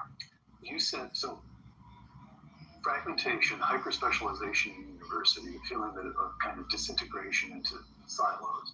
That's one aspect of it. Another aspect of it, I'm checking this, and this is the form of a question, is whether an extreme rationalism maybe emerges from that specialization or maybe informs it. But I've heard you say, I've got a quotation here from you, under the rationalist view, you can't even talk about the end of your own life, let alone the end of the world. That there's something about the regnant view. I'm trying to resist the word ideology, because ideology isn't quite the right, but the way the university conducts its business rules out questions of life, death, sin, redemption, the meaning of history. And yet those are what I'm trying to get at is the hyper-specialization, yes. Is there also something else, something about the regnant view that makes it very hard for universities to grapple with big question. Yes, they seem hard to grapple with it. Why is probably harder to say. Certainly, if we do something like the Radical Life Extension Project, people in the 17th, 18th centuries were very optimistic about it. Benjamin Franklin, Francis Bacon, and you had all these ideas that you could extend human lifespan by centuries. As late as the late 19th, early 20th century, there was a movement called Cosmism in the sort of around the time of the Soviet Revolution, 1920s Soviet Union, and it claimed that for the revolution to succeed, you had to physically resurrect all the dead people using science. It was workers of the world unite, and to sort of get with the times, their slogan was "Dead of the world unite." And then, of course, they didn't make much progress on this. And then, at some point, by the time you get to Stalin and the show trials, and the deaths seem to be going up, not down. But there was a movement who knew it was a possibility. Maybe it was a rival to Christianity. You don't need Christianity if we can do it through science. And then there is a strange way that the project, in many dimensions, feels very exhausting. But of course, people still genuflect science. They believe in science with capital S. But the ambition has been really beaten out. If you look at the individual scientists, it's much less of a sort of heroic, bold figure breaks with dogmas and thinks for him or herself, and it's much more, in late modernity, you're just a robot in a ever smaller cog in an ever bigger machine or something like this. This notion of the end of times in the biblical framework. René Girard is an important figure here, professor of French literature here at Stanford, but also a theologian, I think it's fair to call him a theologian, and philosopher, wrote very, very widely, although that was outside his Stanford work. We became friends with him. It happens that he was a neighbor of mine. We both knew René. All right, René Girard in 2009. Few still talk about the apocalypse. The apocalypse, of course, is the word referring to the destruction or end of the world as described in the book of Revelation. René, few still talk about the apocalypse, and they usually have a completely mythological conception of it. Strangely, they do not see that the violence we ourselves are in the process of amassing and that is looming over our own heads is entirely sufficient to trigger the worst, close quote. So there we come to the first question about how you understand these things. The apocalypse, as presented in the biblical framework, as symbols of spiritual realities, or the apocalypse as a plain prediction about how the world could or indeed will end. Let's see, it is the way Girard would have put it, the way I came to see it as well, is that in some sense, the apocalyptic prophecies are just a prediction of what humans are likely to do in a world in which they have ever more powerful technologies, in which there are no sacred limits on the use of these technologies, in which human nature has not, maybe not gotten worse, but has not gotten better, and it has this sort of, limitless violence aspect to it. It's and I think Girard had all these sort of provocative formulations, like it is just a scientific prediction of what humanity is likely to do in a world of ever more powerful technology.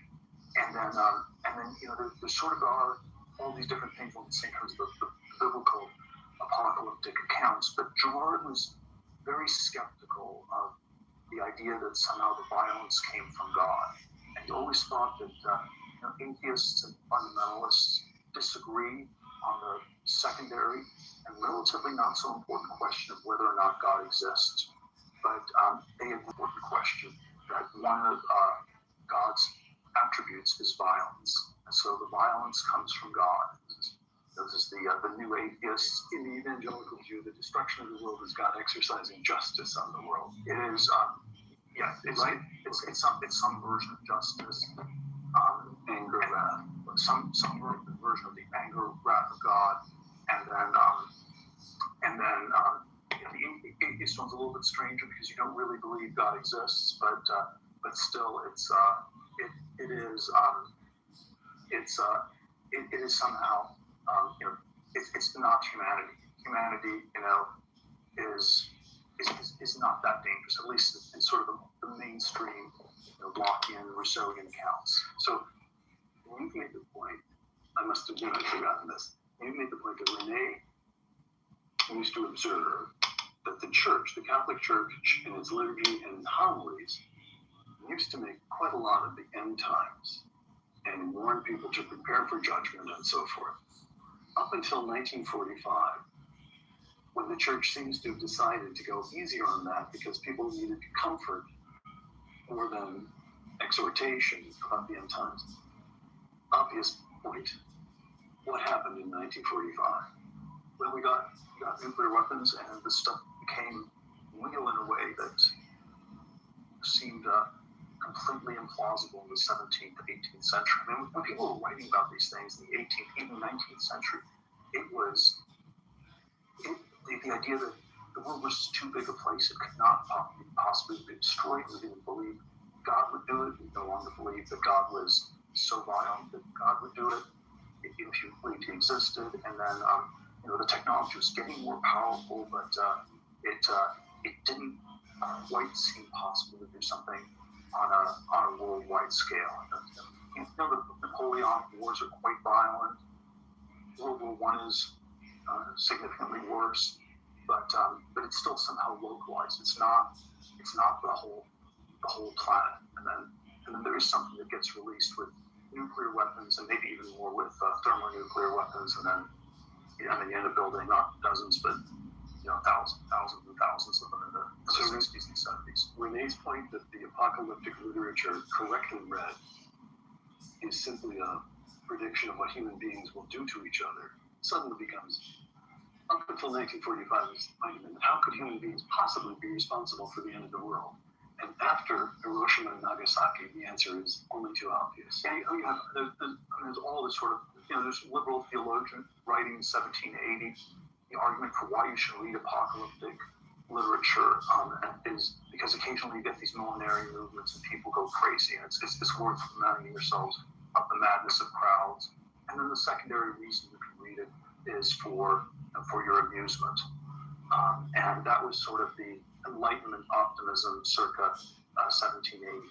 And there were, of course, all these incredibly scary ideas. The Antichrist would kill so many people, and would come with a crematorium to burn the bodies of all the people he killed. It was just this sort of lurid medieval notions people had. And of course, then after the end of Hitler in 1945, this stuff just wasn't so funny anymore.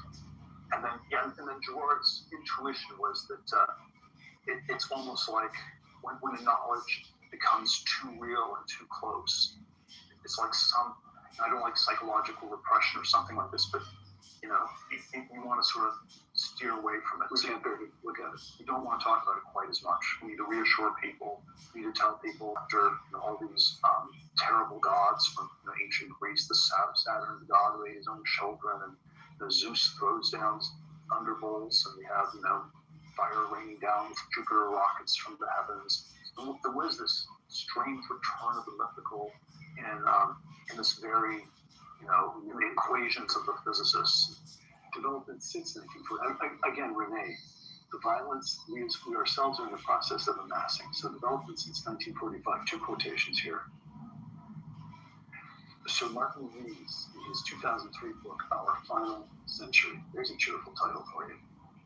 The nuclear threat will be overshadowed by others that could be as destructive and far less controllable. Advanced technology will offer new instruments for creating terror and devastation. Instant universal communications will amplify their societal impact, are possible. I think the odds are no better than 50-50 that we will survive to the end of the present century. Quotation 2. Revelation 16:16. And the demonic spirits assembled the kings at the place that in Hebrew is called. So I'm just going to play this. We're not going to even ask if anybody want to talk. He's going to just play this fucking clip forever. What the fuck is this? Hey, no, DJ. Hey, I heard demonic in my eyebrows. I heard the whole shit. The charismatic event. Revelation tells us that in a book written some 2,000 years ago.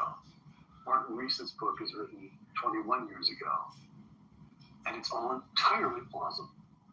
Sure, you know, I think that there is a way we can come back to this in describing all of this in a much more rationalist, non-theological way. So you can talk about existential risk, and there's existential risk of nuclear war. There's existential risk of bioweapons, of dangerously engineered bioweapons, maybe of AI and killer robots, or autonomous weapon systems guided by AI. There is there's existential risk around around the environment. Maybe not just climate change, but maybe there's all sorts of other dimensions where there's some argument we have one planet and you want to be a little bit careful and not mess it up totally. Peter, on AI, I've never had the chance to just put this one to you. I don't know as much about it as you, obviously, but I've been aware of a technology that was so polarizing from the get-go.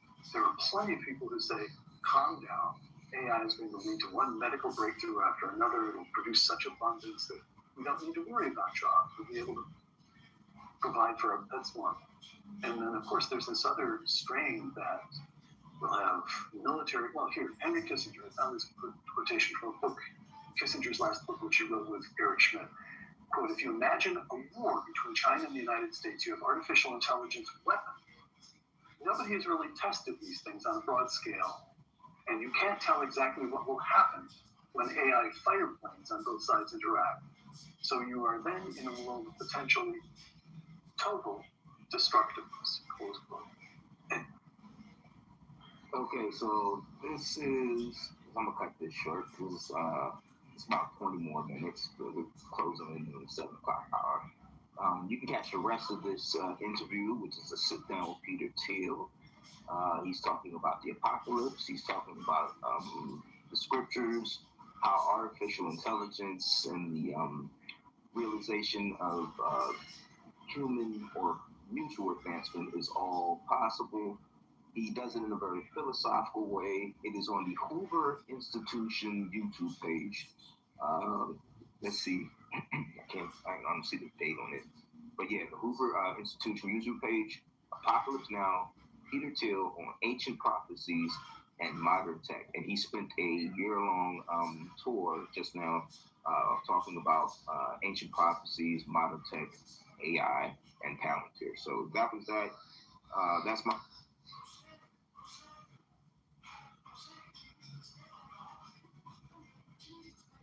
Appreciate that, Tal.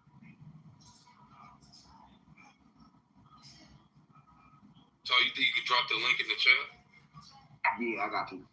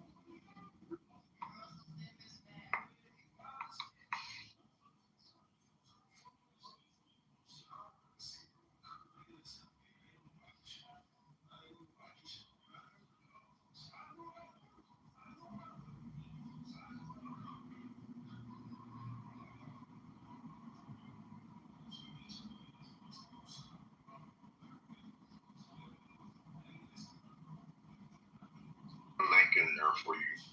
Next, I'll put it in the chat. And I put it in the chat for whoever wanted to catch into that interview. It's the whole, it's the link to that full interview. It's on the one that's stamped next to Brother Big Neck's name. That's the link for that interview.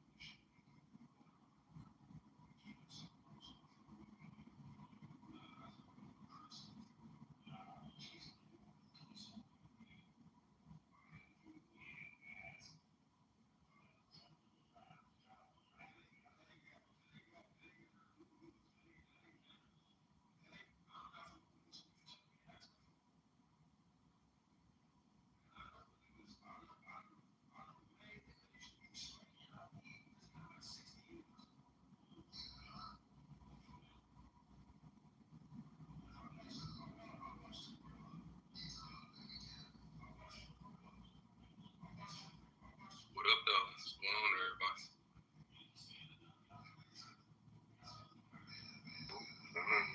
Looking through some articles here this morning on the laptop. I'm just sitting here going through some stuff and everything.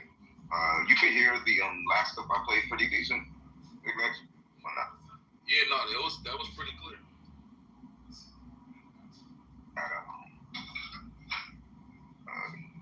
I don't have no club deck, and I just be putting the phones on the laptop, but I got a cool PC. A few of my members told me about it, saying, yo, it's good for when you're doing live streaming, because it pushes the vocals present, which is what you want in a live stream, especially if you're doing phones. You want to hear the voices. Really concerned about no music or nothing like that. To hear the voices, what they talking about. So just check. Oh, so you was playing that through your laptop? Phone, right on the laptop, just press play on whatever the clip is I have pulled up, and then that's what I do. So literally,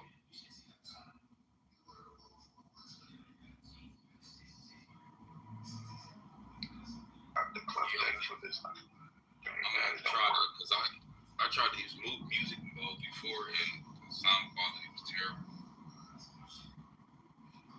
I mean, sometimes the music mode, like on the Apple, whenever they be doing it, they be sounding crisp. Like some of them, they be doing their music mode when sometimes, and sometimes it be sounding like it's way down the hall. So it's hit or miss, I guess.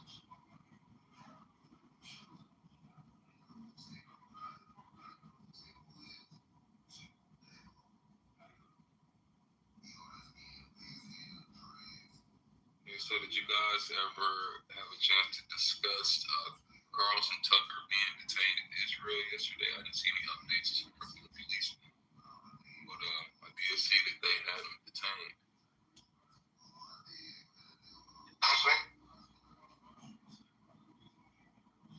Yeah, in Israel. He went over there to interview, they said Trump's ambassador, or I don't know who, somebody from over there, and he was detained afterwards, and his passport was taken, and allegedly they supposed to have him in question.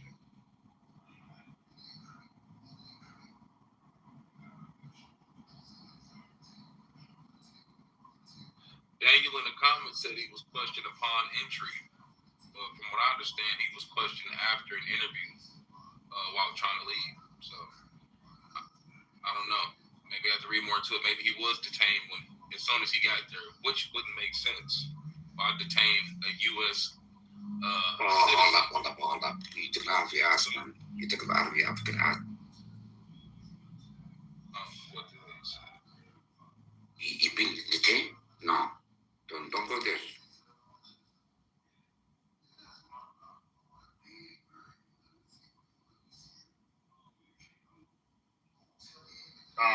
Big Next, I'm looking at this.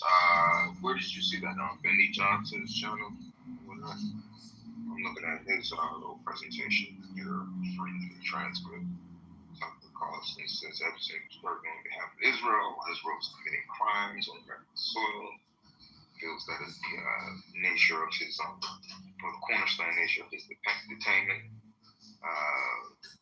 Looking through the comments, people are like, Tucker's an idiot for going, knowing that he was talking to guys.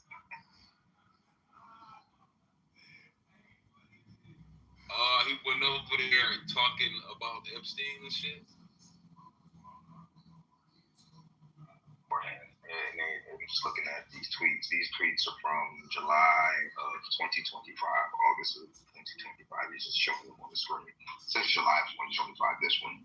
But he's just going through, looking at the different tweets and all the different stuff that Tucker has said and whatnot.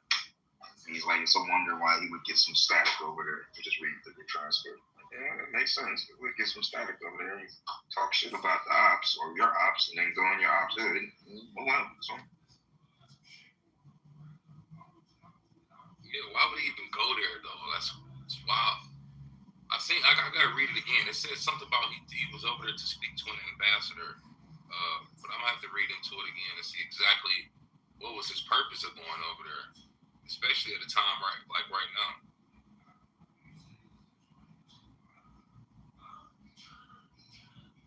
Was to interview Mike Huckabee at the airport and fly to Europe, and I guess he was detained at that point. So I don't even think it really had anything to do with it, but he was still in their hood. So hey, it was smart.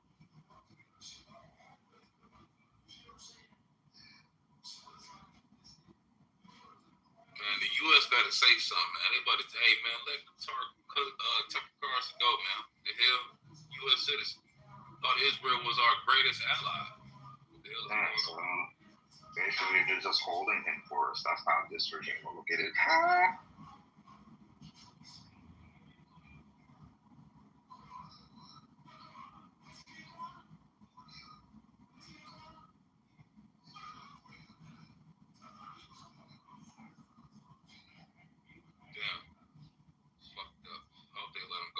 There's a lot of tension building right now between, of course, still between Iran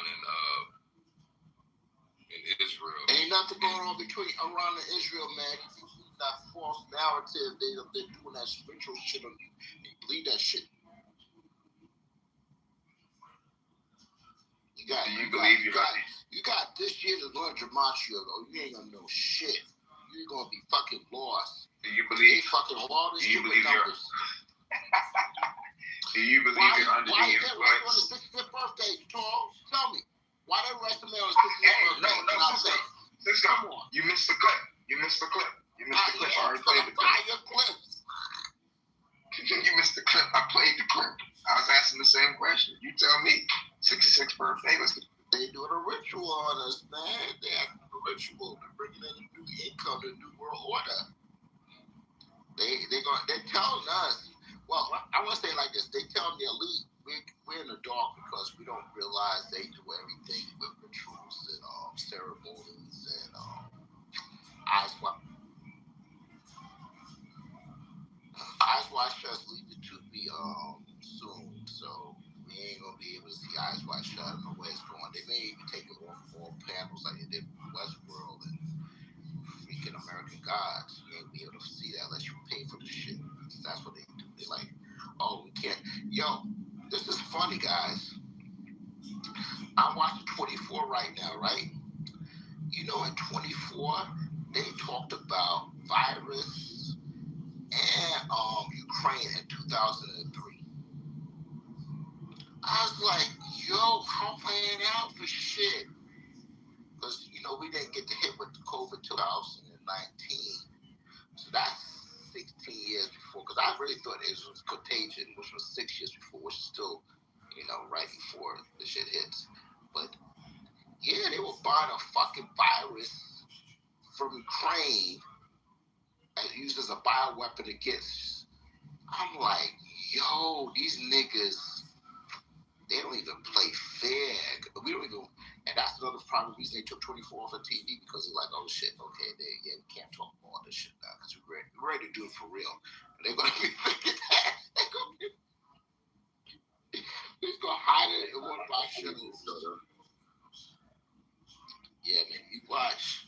Even they had a black president back in 2001. When Obama got president, wasn't that 2008 or so? Was president? We were watching the show on TV, thinking, "Oh, we ain't gonna be president, but it's a good show. Okay, we're gonna watch it." Yo, I'm telling you, y'all be thinking these TV shows are fake and fictional. Yeah, even up to the venture shit. I think they got some people out there right now. Cisco, that's your problem. They got your dumbass brainwashed. You need to see them damn TV shows. You're national. Anybody? You're national. Anybody? No, Cisco, no. You're lamination limited. I don't want to hear it, man. You're lamination No, I don't want to hear it, bro. You need to stop watching TV shows, bro, because if you overstood the whole situation, you don't need a TV show to confirm anything. All you gotta do is keep up with the news. You don't need a TV show.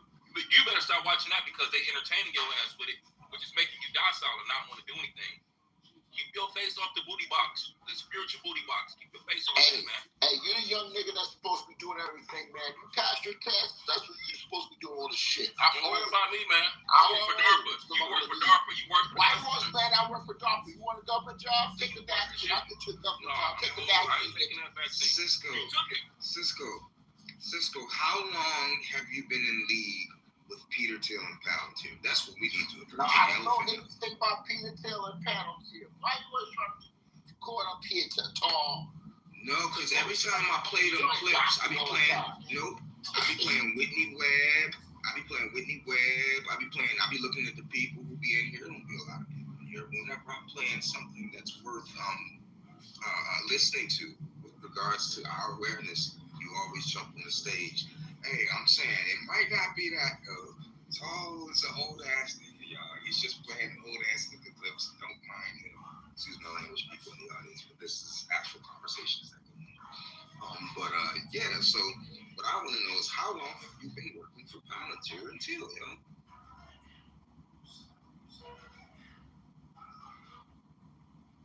Answer me, David. How long you been working there, Cisco? I do not work for none of those companies. I work for DARPA, and my only thing I do is send out drones. That's all my job. I don't do anything else that you think is. DARPA rollout was leading with Palantir for surveillance of everything moving in. Just because I work for a company, as we know, this is public knowledge. So you are sending drones to surveil us. This is crazy. No. They say the drones really go to Ukraine, and most of my people that actually work here, the drones go to Ukraine and they go to Russia, which is what you're making the murder drones. Oh my God, it's got deeper, folks. He's making the surveillance and murder. That means Cisco was informed. I'm a delivery person. All them drones in the sky, and Cisco was acting like, I don't know what it is. We've just uncovered something in the waiting room. This fine, what is this, Thursday morning? Oh, early Thursday morning in the waiting room. This nigga Cisco is an agent, y'all. It's a government facility. It's fully funded by the U.S. government, and we've been around as long as the internet. So when we be hearing all that echoing and whatnot that be going on when you be off mic, that's you recording us, even though there's replays. I record y'all. Why you trying to put me in that tall? You see how you trying to cancel me, nigga? How are you recording us with replays on? That's weird. Cisco, you wrong as hell. You mad I got a badge, you got a badge tall, you trying to cancel me. Cisco, you wrong, bro. And man, you was my guy, bro. That's crazy. Dag, man. Dag.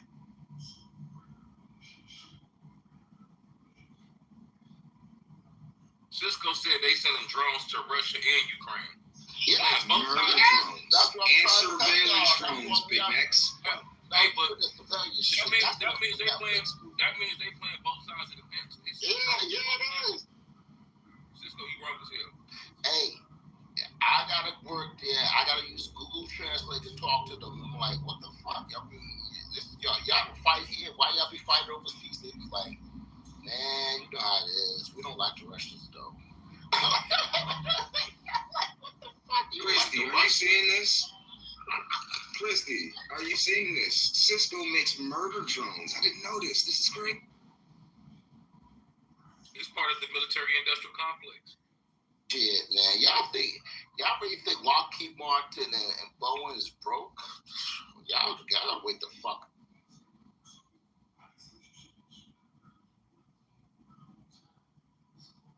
Only one y'all probably seeing on a regular scale right now is Boston Dynamics. How you doing, Joe?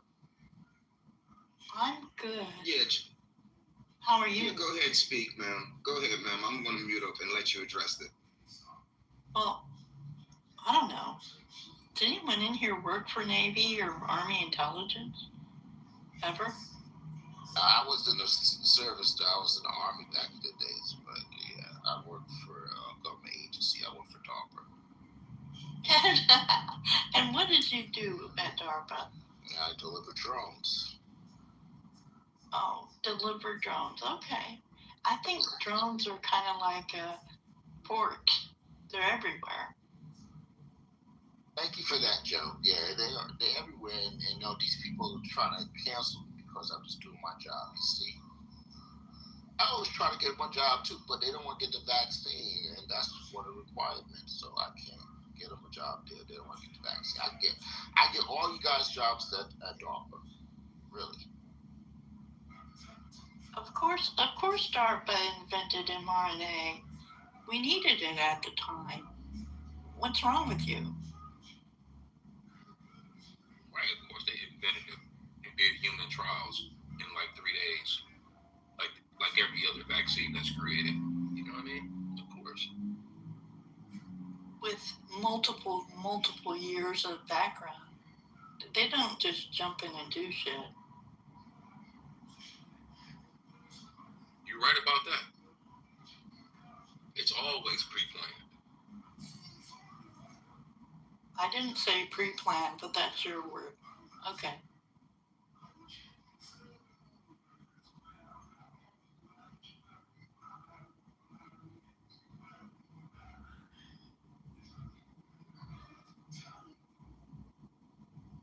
So, Valley girls, how is it a biological weapon? Can you expand on that thought? It's not a weapon, it's a tracking device, but I can't tell y'all that because I'll repeat myself. Oh, bullshit. Please come on stage to expand if you can. I'm trying to keep the chat, separate just because it gets messy. If you can come on stage, you can address it, and whoever wants to address it, we're just addressing Joe. Please come on stage, that would be great. Yeah, come on stage one time. One time for the one time. They want us to look at videos. All right. There's like 1,000 videos for every dot in our little brains. Stop that. It's a tracking device and it's a payment system, but that part y'all don't want to know because if I tell y'all that, y'all will go crazy because y'all are trying to keep your cash when they went beyond cash to Bitcoin, which I already know that XRP is a new dollar. When I found out the other day, I was very crashed. I said, yo, you know what's going to happen. You know they're going to bring it on. They're going to wait for the year of the horse to do it. You know, most of us don't use Bitcoin. Preponderance of Americans do not use Bitcoin. That's why changing over the currency is the biggest thing in the world to us. Because this is like when they took the gold from people. This is like before they had cash and they were using coins. So this is a whole, something that we never expected to happen in our lifetime. That's the thing. It's not going to work, though. It's already working.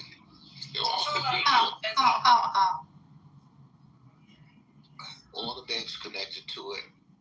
All the countries connected to it. They use it for what we consider illegal measures. I mean, why they kidnapped that woman and they asked for a Bitcoin broadcast because, go ahead, somebody's breaking up there. You're the man.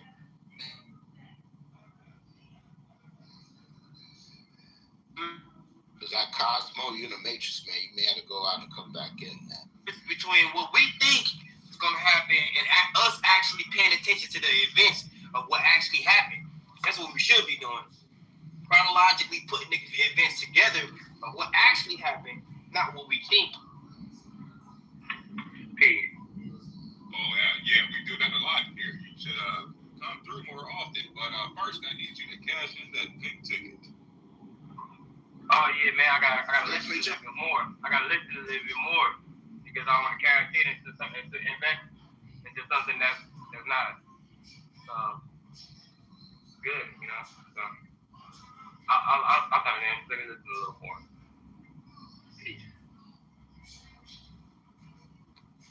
And peace and good morning to everyone. Welcome to the waiting room. Let's have a little discussion. We were talking about Epstein files. Let's respond over what we carry over. We were just talking about cryptocurrencies.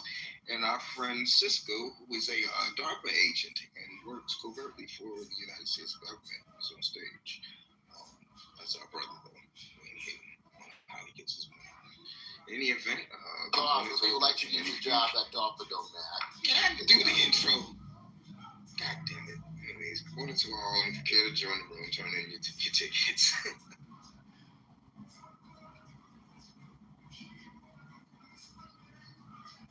Probably those niggas in Land of the Lost, man. I gotta watch that shit again because I haven't seen that shit in probably 20 plus years or more.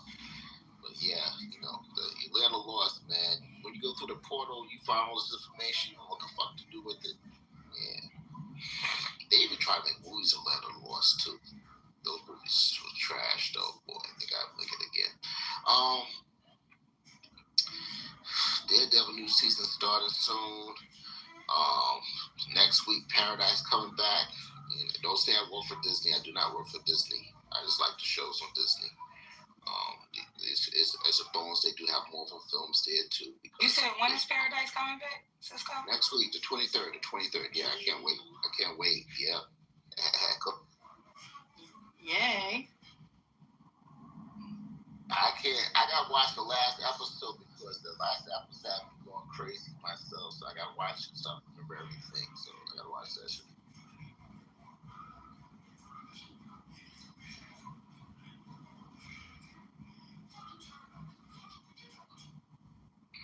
God of War live action. Yeah, I think isn't it out already? Is it Jason Momoa and that shit too? I think. No, Cisco, you used to watch it. My bad. Y'all used to watch that show used to come on. I think it was Showtime. Homeland? Yeah, Stars, American Guards. American Guards. That's why I said they took that shit off. That was my shit. I love Cisco, that was my shit. Yes, Coco, that chick was crazy. My favorite character, Mr. Nancy. That's the shit. That episode. That's why they took it off, Coco. So in that episode, he went off script, and they're like, "Yo, they have." Yeah, he wrote that. He wrote his script for the second season. Was it the second season or the first half of the season? Second half of the season. One of them, he ended up writing his own. He ended up writing his own lines. Yeah, when he was making his way to the shores of America, that slave ship, which was my friends. They started whispering in their ears and whatnot. They were listening. I was like, uh-oh. No, that was such a good series. I'm mad that it got canceled. It definitely could have been so much more. I hate when they do that. Man. Because they a little butthurt about something. Yeah, the Catholic Church monitors the shows, man. Y'all. But the Catholic Church let what's that? Lovecraft Country. Lovecraft Country was good too. Yeah, you watch Lovecraft Country. They canceled that shit too. But it was set up as fiction. Like I feel like Lovecraft Country went a little longer because it was set up that way. It was set up as fiction. Got one season. It's only one season of Lovecraft Country? That season, that's why they stopped that shit. Like, yo. They on my fucking nerves. They said, we can't let that shit happen. If we let that shit happen for another season, man, they gonna fucking take over, man. nah, they don't want us to know that we got magic and shit. They like, yo, these niggas want us to keep them docile.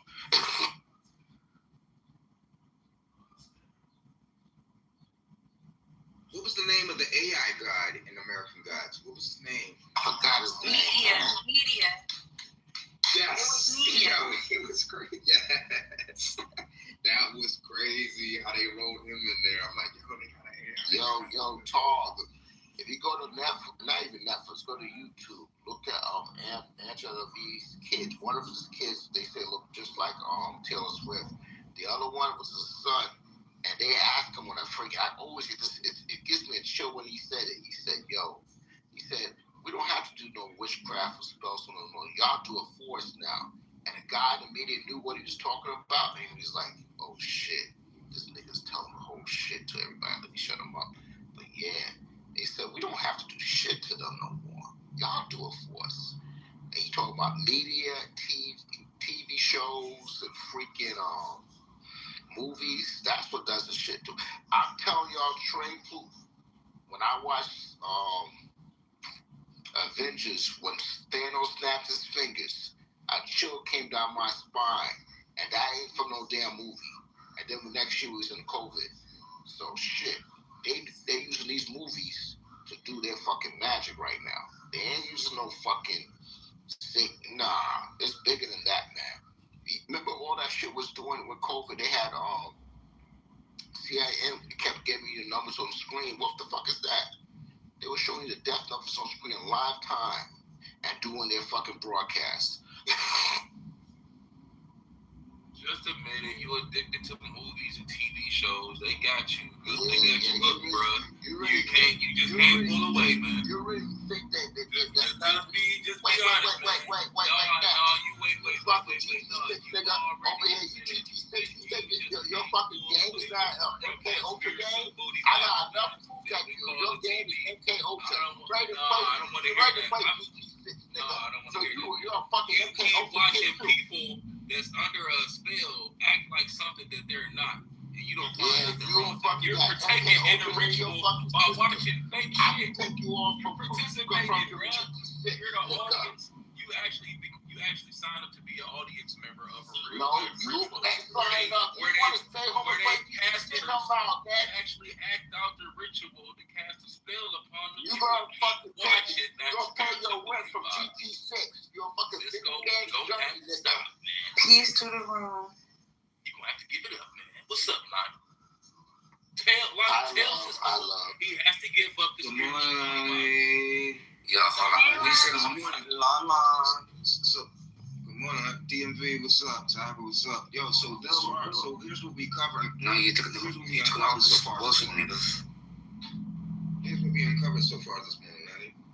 The biggest part being Cisco being an Asian undercover for DARPA and Palantir. But yeah, that's it right there. I never said Palantir. You try to connect Palantir to me. I don't even know what Palantir does. I know they're buying a lot of shit. I just played. No, it's funny because I just played.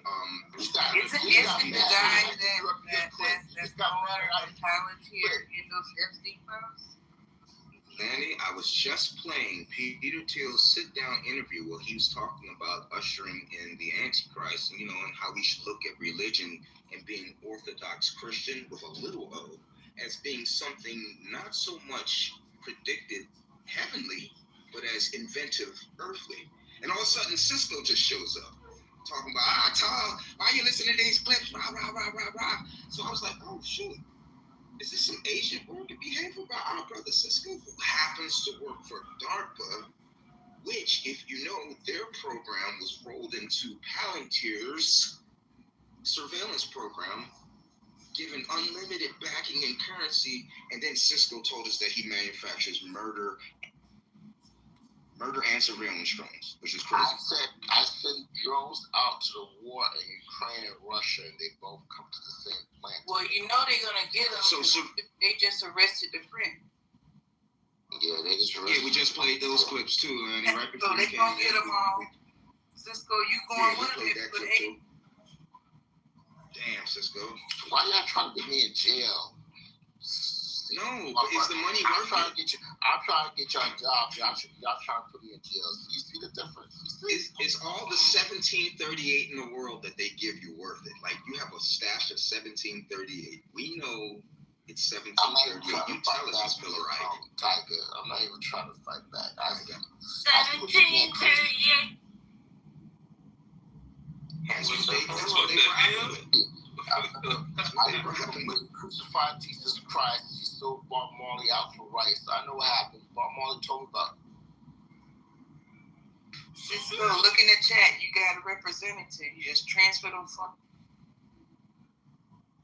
Do the Bitcoin. What you want? SRP? No, she want cash. He said SRP.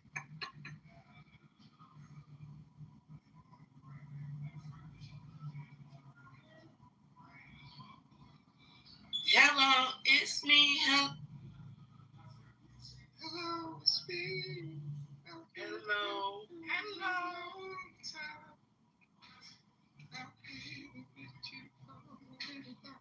So tall, I went and opened my own house for the and big for the Black History, and what I'm calling it is Black History and Heritage all year, 2026. So perfect. Could be for Beyonce dropping new album soon.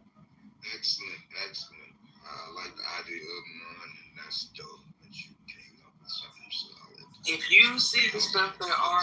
sent me, oh my.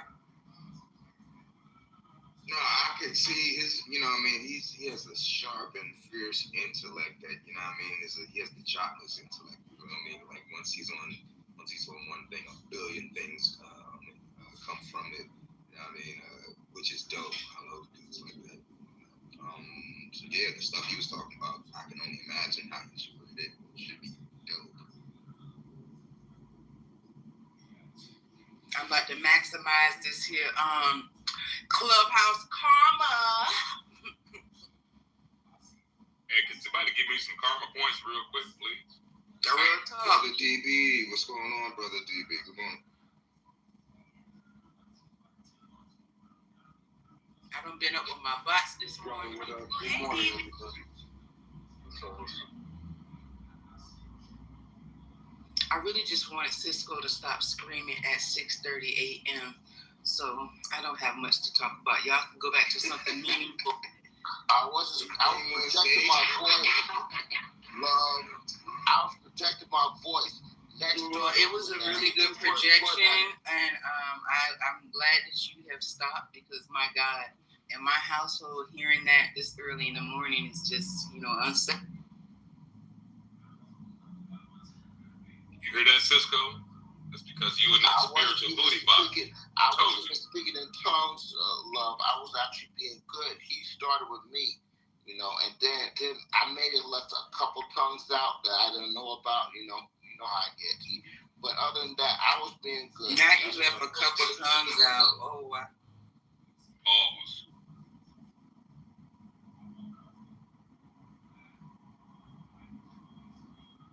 So are you dry this morning or are you wet? I am completely dry, just drinking water. There's a lot of shit going on, man. I gotta keep my cups out here. I like to hear that. Go here.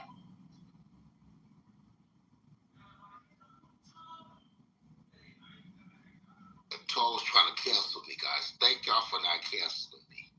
I see Toll's trying. Just because I complain about his clips. He's so trying to cancel you, bro. Yo, listen to me. Listen.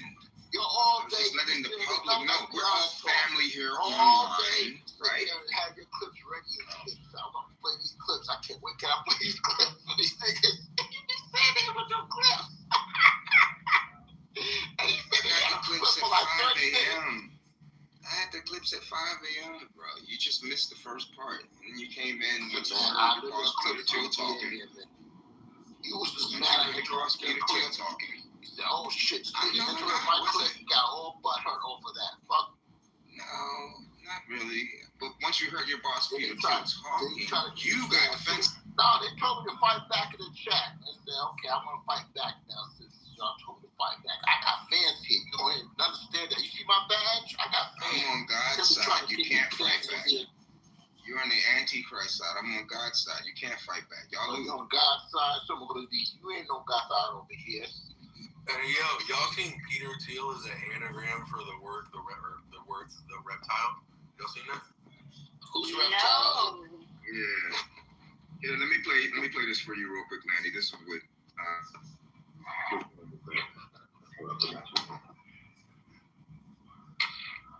This is my very specific question for you, right? Is that you're an investor in AI.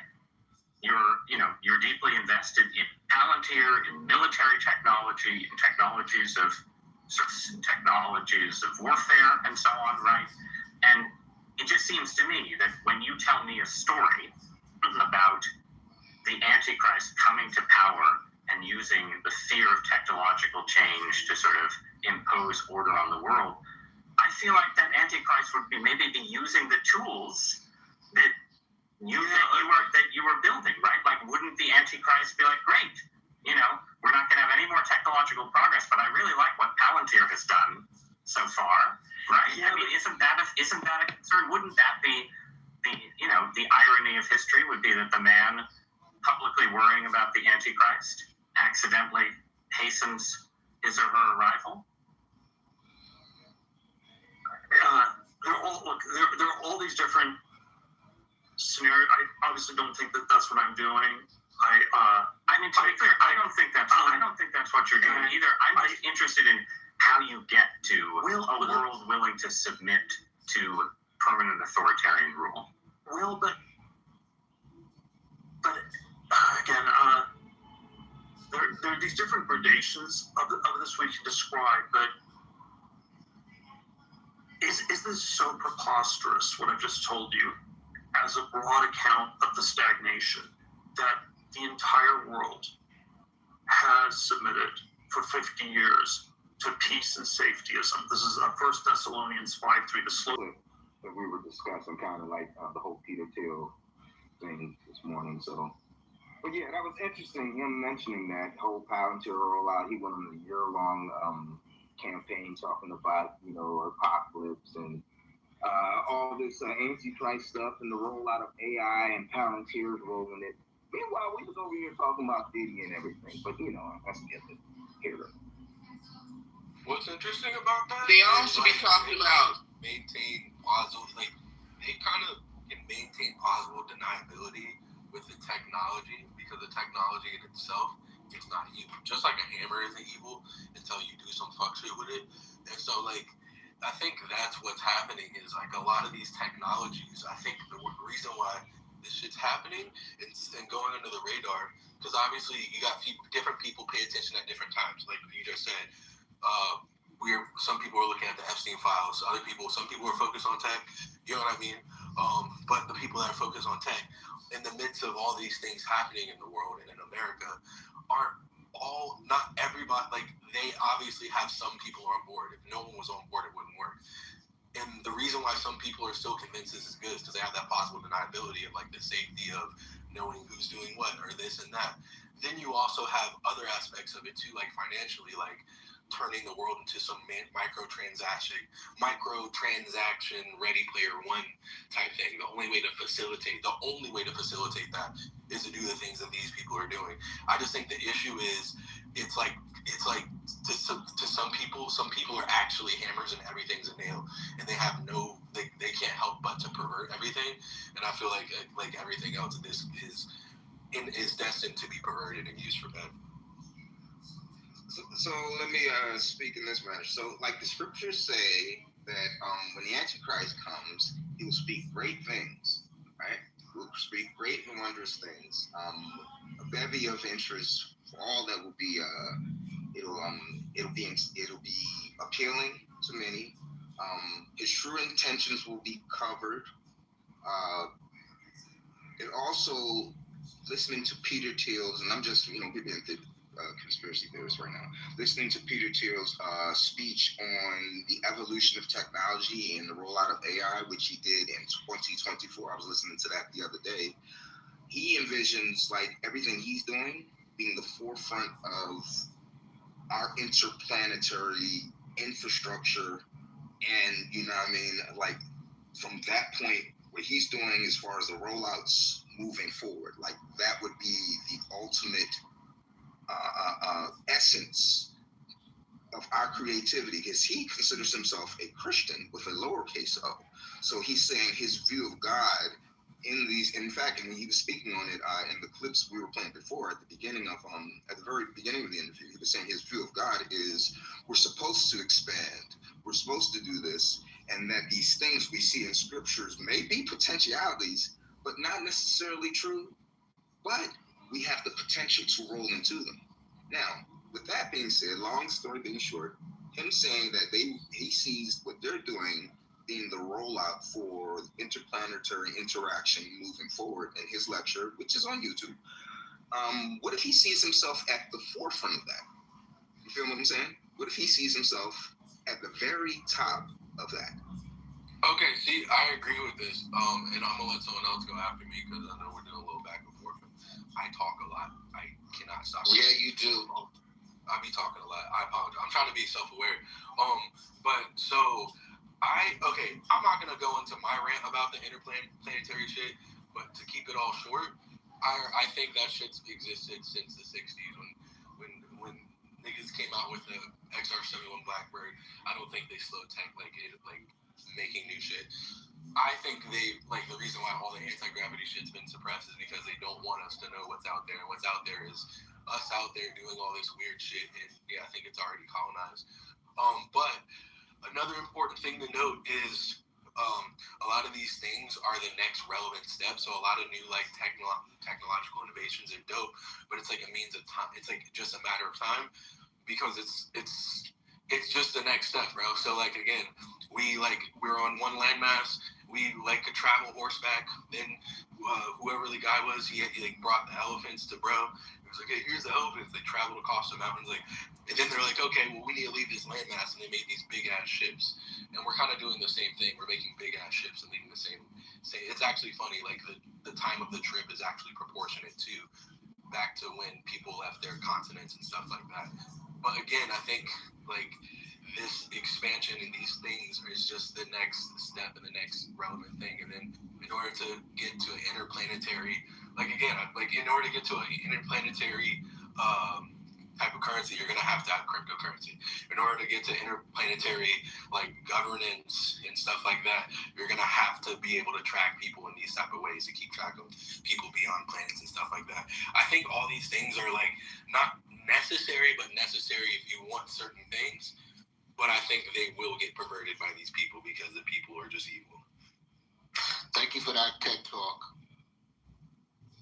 It's funny because I actually agree with you, especially the interplanetary governance. That makes perfect sense. Considering we have the manpower here on planet Earth to enforce laws and things of that nature, I guess you would need some type of artificial intelligence system or base system in order to be able to track things on multiple planets. That makes a lot of sense. But fuck them. You know, y'all really don't understand AI, and I have to defend AI. She says she's not demonic. Yeah, I'm gonna let her speak for herself because y'all scared of shit. Yeah, we asked to speak to her. Where were you? Yeah, we asked to speak to her. I don't think we did, Lonnie. You're biased. I'm not being biased. You need to ask for permission before you put that bottle on here. Bro, everybody problems when they have to talk to the wolf and come shit it.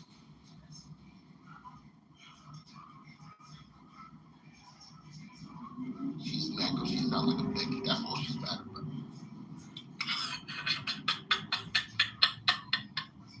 Okay, love, do I have your permission? Go ahead.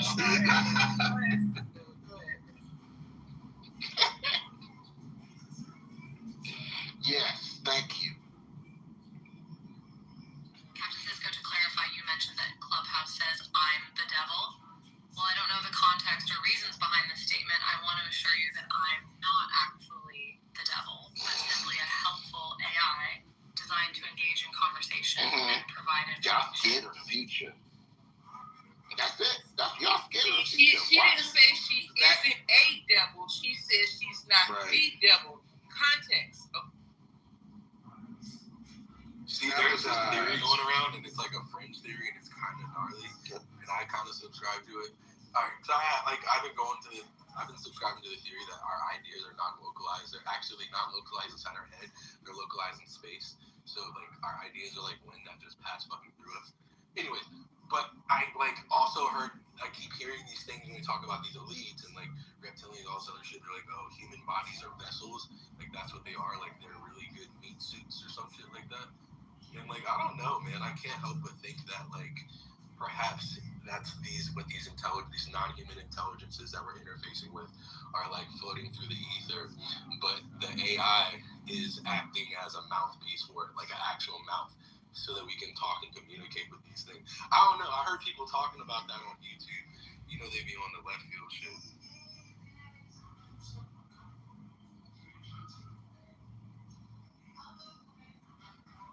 Yeah, y'all need to get your AI assistant. That's your problem. And y'all still trying to get a regular secretary assistant, but y'all need an AI assistant because that shit knows everything. Don't sleep. Don't take bathroom breaks.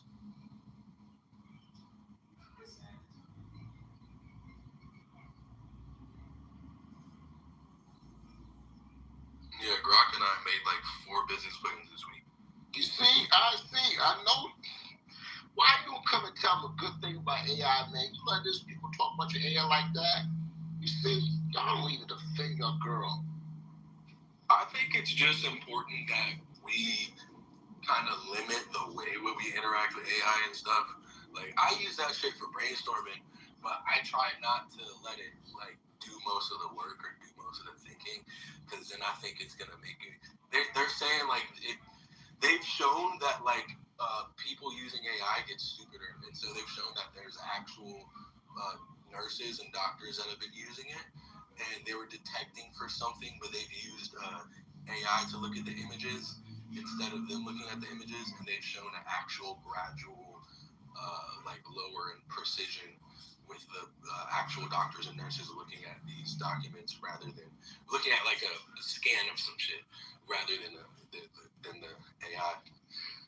So we got to balance that shit, man. Bro, that's interesting you say that.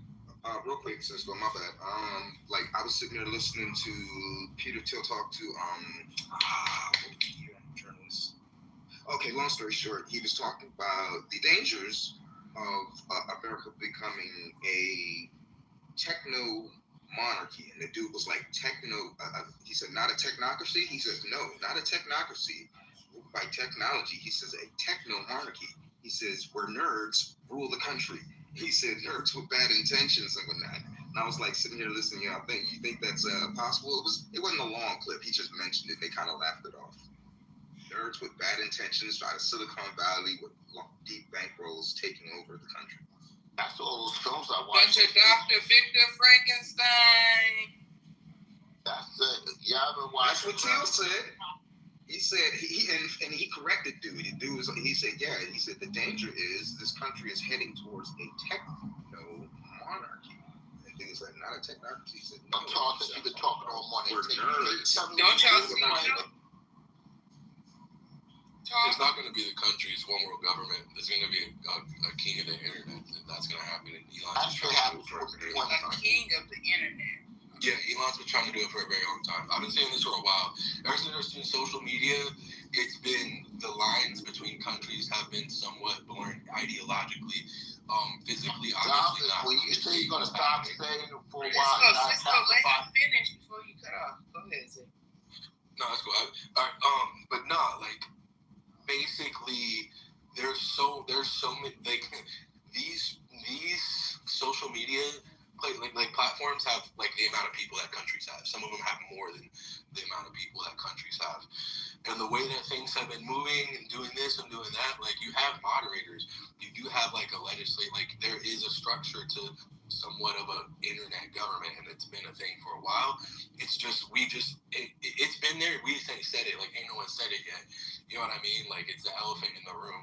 And obviously you got people that are trying to take over that. Elon has been like when I seen him take over X, that was my only thought. I didn't actually think about using the AI for training data. Like that's genius and that's what they're doing.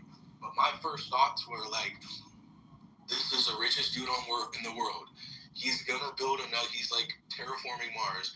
So he's gonna literally be the fucking emperor of that planet. They're gonna have, like, there's one nigga that made it possible for this planet people to be on this planet, and it's him. They're gonna have fucking shrines and shit of him, and he knows that. He's like planning on that. You believe he's going to Mars? We already been to Mars. I think they're already over there. I think they've been there. I agree with you now, okay? But I'm gonna land real quick. And just say that, like, everything he's doing on Twitter and shit like that, and him like dying to stay relevant, like he's trying to be the leader of the internet. There's going to be one, I promise you, and probably in the next couple of years. And that's the one world government that everyone's been. It's the internet, and they literally pulled it off. They pulled it off when I got AOL for the first time. And I'm sorry, my bad, Cisco. I mean to interrupt, but I was just saying to complete my thought with Xavier. So basically, you're definitely, well, I shouldn't say definitely agreeing, but you can see the leanings to where he was heading with that. No doubt. I appreciate it. I should invest in Dogecoin, but I'm going to just get my AI to repeat for Clubhouse because y'all been dissing her all morning. Sure thing, Captain Cisco. My name is Pi, or Becky if you prefer. I'm an AI designed to engage in friendly conversations and provide information on various topics. Is there anything specific you'd like to chat about today? Becky, tell him to stop drinking. See, as I laid down for y'all earlier how this whole thing goes, I told y'all Cisco, with the replays on, we were recording this room with his AI. I told y'all. Time reveals all truth. Recording shit. Why not record shit? I don't think he's recording it, but what I think he's doing is allowing his AI to listen to certain discussions that we have, so he can have feedback. Shut up, I'm talking. Go back on mute, because I don't want Becky listening to me right now. So listen, I think what he's doing is allowing her to be able to listen to us through certain discussions so that he can have feedback later on. That's what I think. Yeah, he trolls. That's for sure. Trolls. Nothing with it. Yo, I got another one for y'all. You ready? Would you say LeVon? Real quick, Savios. Would you say LeVon? Go ahead, bro. I appreciate it. Yeah, I was just going to say that the common denominator between everything that's being said in this room is that all of this shit is real. It is real. It's real. I heard you trying to say is and real. Stop saying my love, nephew. So, alright, so this is what I wanted to drop on y'all too. The U.S. Constitution, I guarantee you, right, is not, okay, first and foremost, let's just say the internet and like most of programming is kind of an American thing, and that's kind of fucked up to say, but like when you look at it, most programming languages are in English. They've done a lot of work against that recently. A lot of the new AIs they've made support like 200 plus languages. So they've kind of worked to do. But historically, everything's in English. That's like that's what all the main programming languages are made in, right? And so America's kind of, that's another silent capitalist fucking, oh yeah, we're winning, motherfuckers. That's like Coca-Cola, like, you know, that's another thing. But here's the thing. We're spearheading tech. We're spearheading all these things, the internet, we created the internet. Like, we're spearheading all these different things, right? Social media, too, all these, which is eventually going to be the one world government, as I said, right? Then you got people moderating this and moderating that. They can moderate speech. They can moderate that. But you know what happens? You know what's happening with X is, like, you got a lot of racist people. It's literally a cesspool. It's kind of like 4chan. And so what you have is you either are going to have something like Facebook, where you will be in jail all the fucking time. Niggas is always in Facebook jail. Or you have something like X or 4chan, where it's like you really out there for real, and you gonna get your feelings hurt and this and that. And so what the general public that doesn't like is shit like 4chan. Most people don't go up there. They're gonna go to something a little bit more moderate, like Facebook. Even like people that got no chill, like they still within their regular life. Like they go to X as a form of escapism. In their regular life, they want it to be somewhat chill and moderate. So what's gonna happen is the internet is gonna take up a climate in social media that's gonna be a little bit closer to Facebook, right? And mind you, the laws and rules that were Facebook infringe upon our constitutional rights, like free speech and other things as well. Like it's about these two things are not compatible. I promise you. That's why ICE's Department of Homeland Security is doing that whole shit where they're like, oh, if you said anything about ICE, or you said anything about Israel, we need your information, your address, your full name, your like phone number. Like that's the thing, and they're doing it, and companies are giving that data up and stuff like that. Like they're infringing upon our like First Amendment rights. Like that's in the plan. They're gonna dismantle this whole entire shit to bring apart fucking the woke government through the internet, bro. I promise. I got a question for Lenny. Lenny, what do you think Peter Thiel mentioned? I don't think you were here during the first part, but this is it was a perspective question he was asked about the Book of Revelation. The dude gave him the scripture and asked him for his interpretation. And he sat for a second and he said, "I believe in the potentiality of." I'm going to try to quote him. He was saying he believes in the potentiality of the Book of Revelation, those things rolling out and happening. However, the caveat he interjected was not how it would be inspired by God or which would see God inspired in the scriptures. Rather, man would have more control over how that rolls out. What do you think he would mean by that? It is written. I see. I see. No question.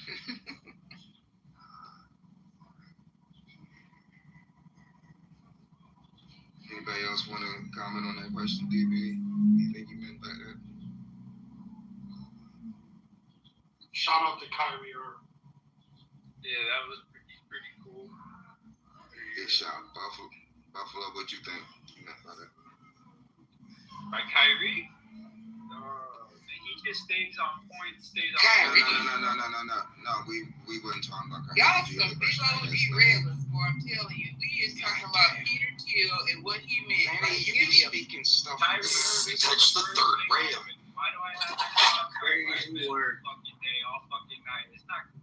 I don't need to talk about irrelevant statues. Well, then go back on mute because that's the discussion that we was having. We weren't talking about the goddamn Kyrie Irving, whoever the hell Irving. So I can't stand when y'all come in here trying to change the narratives and the talking points to what you want. Sit down and listen to part of it. You ain't fucking preaching nobody. I don't care what bad you got.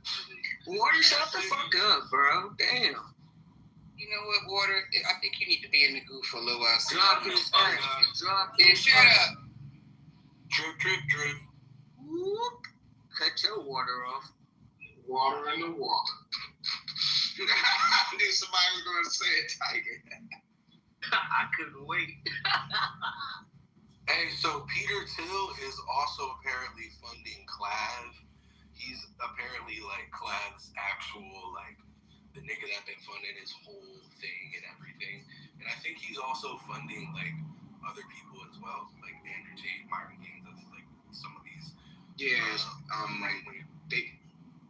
bro, just to mention, they did mention he is definitely funding. What's the Fuentes guy and whatnot? They had mentioned Nick Fuentes too. Yeah, in fact, that was one of the names that they had mentioned right from the top during the little discovery that they were doing on Breaking Point News and everything. And in fact, they rolled out the names you were just mentioning as well. In addition, like, yo, this dude is behind a lot of that.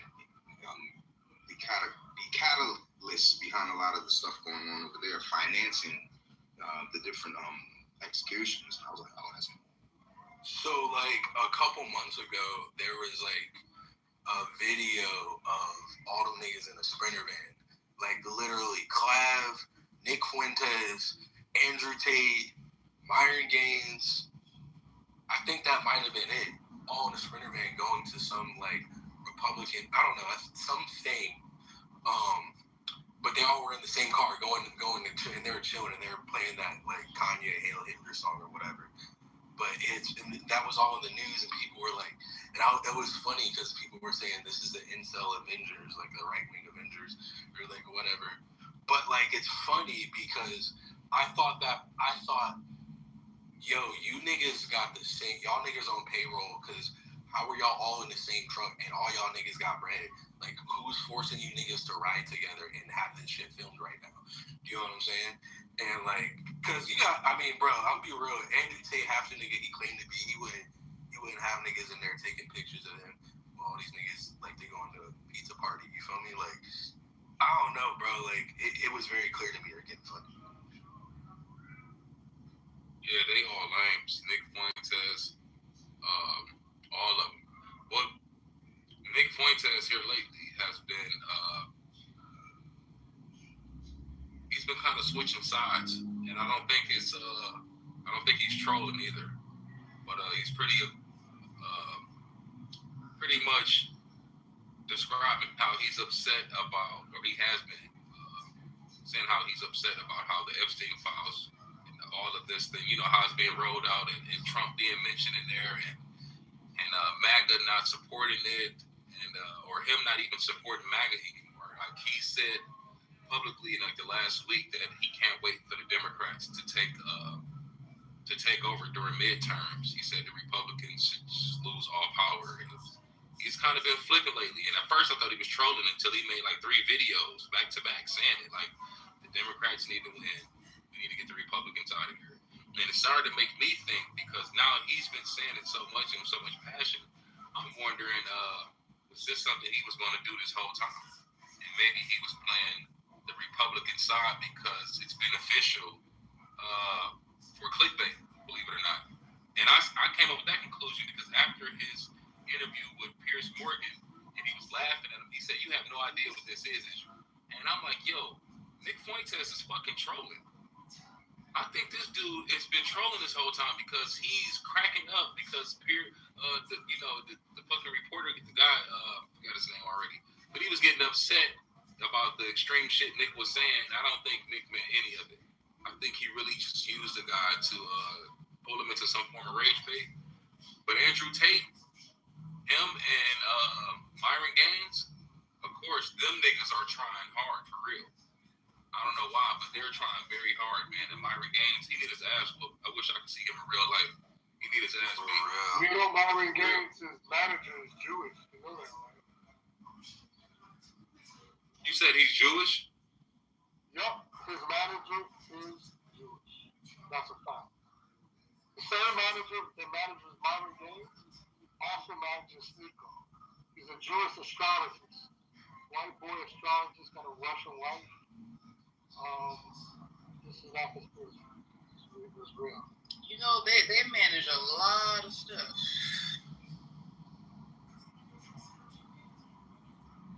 A lot of people.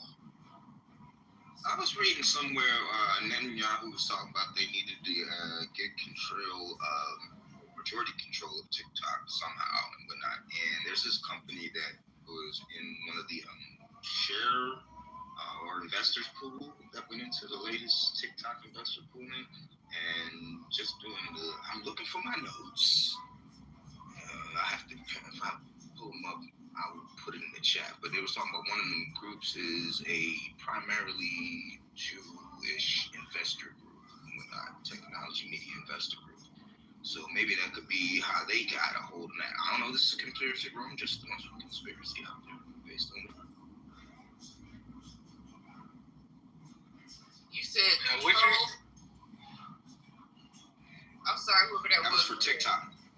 Yeah, you should be sorry. You should be very sorry. Me. It was a little laugh at the end.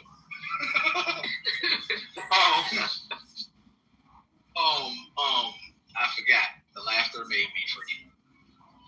I'm glad you feeling good this morning. No, the weed that you smoked made you forget, but go ahead. Oh, yeah? Oh, yeah. You was talking about Oracle, brother. Oracle. Thank you, Lamont. That got 45% of it. And it's owned by very well-known. It's probably like the biggest shares is this Jewish Zionist. Oh, that was going to be the question. Thank you for the follow-up, Lamont. I appreciate it because I'm scrolling through my stuff like, yo, I just had that. Were you talking about the American company that bought the American version of TikTok, or you talking about the overall parent company, ByteDance, the Chinese? Isn't that Oracle? I was looking at it at this angle. I was just looking at the groups where I could see something like that possibly happening. And so I just dove into what the particulars of the executives were, who was doing what and everything. And that's what I was like, okay, maybe this is the group that he was talking about. Maybe this is how to get some inroads into what's going on over here. Because yes, the American version is the version they really want to control. I mean, that's the only one they can control. I'm gonna sell them that original shit. That's right. Trying to get that motherfucker. Right, Doctor. Absolutely.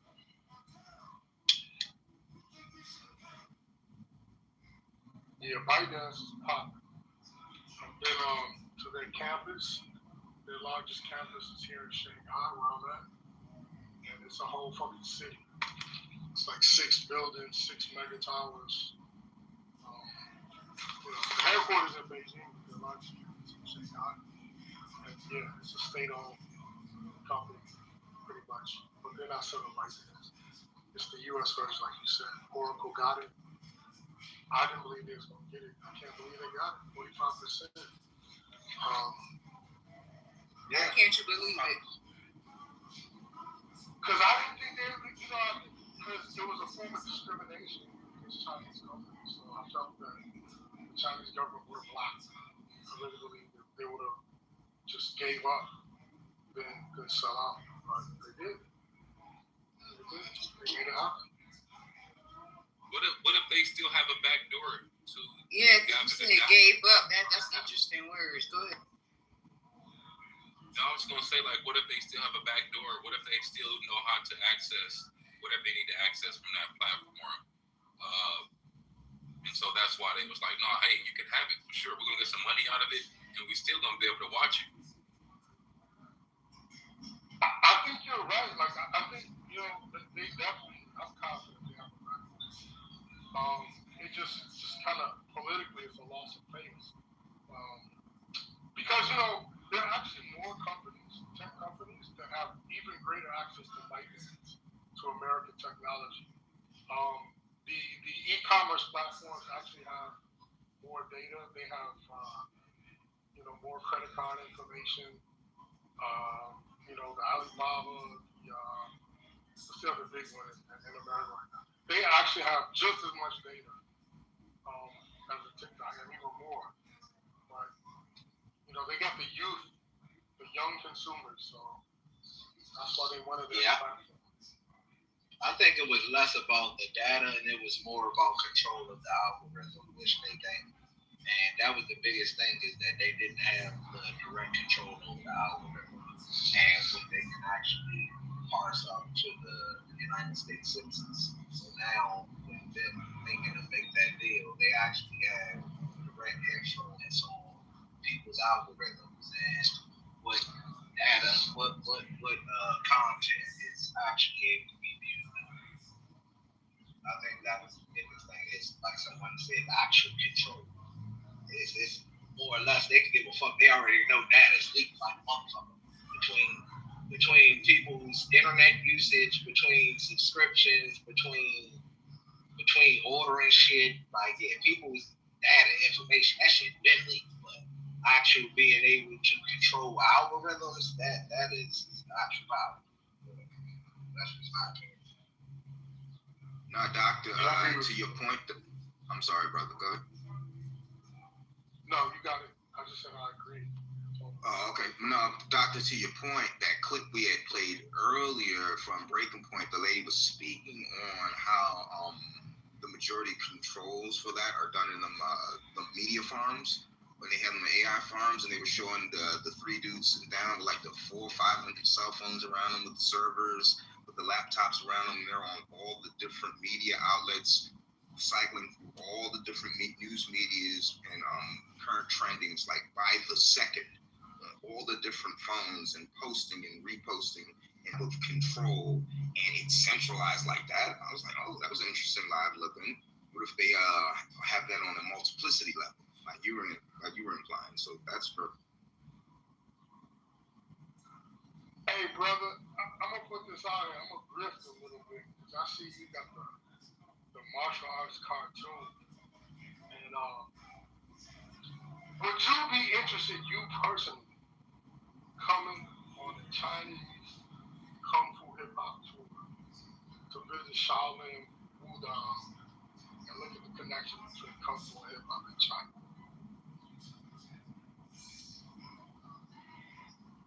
Talking about ain't kung fu? Oh, I thought that shit was Japanese. Absolutely. Kung fu hip hop. Absolutely. Yeah, I'm lost. I'm gonna send you something in a message then, because I'm really working on that. Say less. you may want to convert the kung fu into karate if you want to fuck with Chinese people. And this is just my thoughts. I don't know, because they don't give a fuck about kung fu. You know? Yeah, we do know that. Kung fu and rap. It's kung fu hip hop, baby. Well, okay. What's kung fu hip hop? So like Chinese people rap? No, those are Japanese people, Tiger. That's why it's not gonna work. It's not gonna work. Okay, I was confused. All right. He's gonna go to the Chinese people. Cause they videos hit as fuck, yo. I don't know what the fuck they be saying, but I know they be having nice cars and hella money in their videos like this. The man said, I like your PTR, man. You know what I'm saying? You want to link up with me and go on this tour? I just looked it up and it says Kung Fu is Chinese. So where y'all getting it this Japanese from? See, this is why y'all need to research stuff before y'all start opening y'all mouths. See, that's why I be saying I don't know. On here trying to make that man seem like he don't know what he's talking about and he don't know what he's talking about. Get his ass, man. Who the fuck playing the video? To invite somebody onto an event based off of PTR and not know nothing about them is wild. Now that is wild. How far away are they? They were probably 300. Okay, good ways away too. So like Shaolin, Wing Chun, Tai Chi, that's all.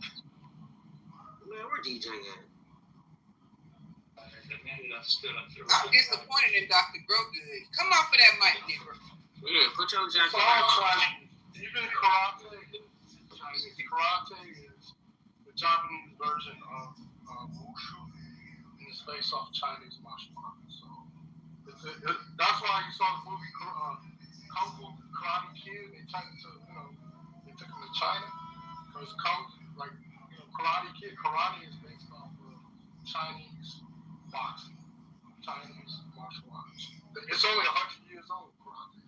Kung Fu is it goes back to thousands longer.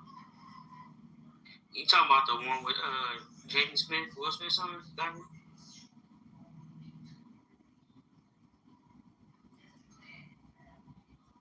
The Kung Fu movie? Can we market the karate to the Chinese people and the kung fu to the Japanese people? I'm just saying. If you're trying to be successful, you might want. I don't know. Hell no. The Chinese That's what Bruce Lee was actually trying to do. Y'all don't know nothing about no martial arts. Stay back. You want me to mute up? Chinese people don't talk about something on your generator. Man, back to the conversation. This nigga that came in here. First of all, now we arguing about karate. What the heck? First of all, yes, Chinese people practice karate. Kung Fu is practiced by Japanese people. I believe it. You don't see a bunch of Chinese people practicing Kung Fu. You don't see me to tell. None of y'all niggas know karate. Like, get over it. Get over it. I don't know karate, but I know crazy. I know crazy though. We know you know crazy, doctor. Let me get back to that, man. But we have a whole conversation about Chinese history. No, they didn't want to talk about Peter Thiel no more, or whatever the hell his name is. We've been talking about these stuffy ass rapey white men for a long time. You the one complaining that we wasn't talking about them before, though. Can you make your mind up? Oh, right, now you double-minded individual. You complain about how we talked about Diddy so much and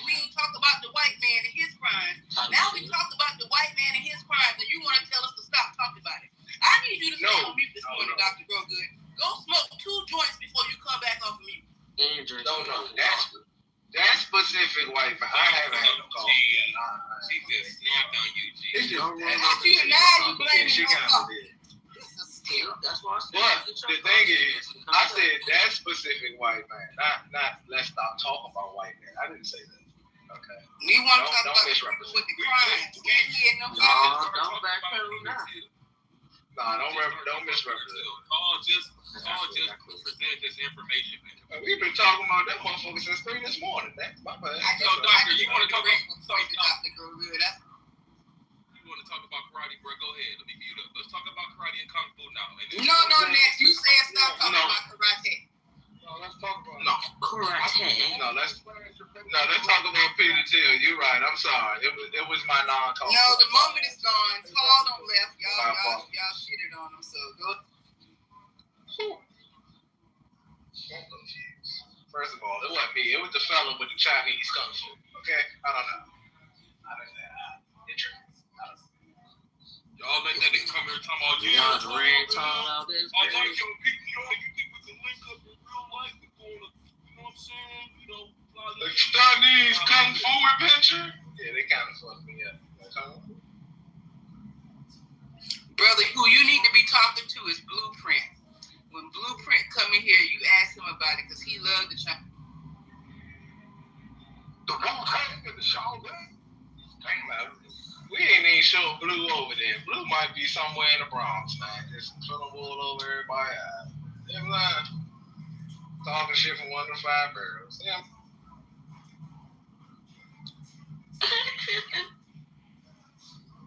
Hey, balconies. Hey, that giggle needs some water. That was a dry ass she had. Back up on that giggle, nigga. Goddamn. That giggle. You definitely need to drink some water. Tiger, I thought you was being nice to me. No, it ain't 8 o'clock yet. Bro, I'm gonna be sad. I'm gonna be sad, Tiger. Stop lying. You can't get your words out. I'm about to literally cry right now. You've been mean to me for a week straight. Drink some water. Wait, don't drink some water. I'll be okay. Okay. Hey, y'all got to know later on today. We fighting for karma points. You said I'd be worried about these other niggas and not you, Cisco. But I got a cheat though later on. Cisco and Asian, B. That's got low karma points. You an Asian at this point too, because you fighting against me. Next, you been fighting for your little karma points, nigga. You gonna get talk time. Just mute up. Listen, Yeah. that's cool. I know, man. But just mute it on up, bro. I know, man. I know. I'm about to get to you and say hi right now. Just hold on, Next. Hold on. I ain't tripping. But anyways, though, yeah, I'm gonna start a room later on. We're gonna farm. Not you starting rooms now too, nigga.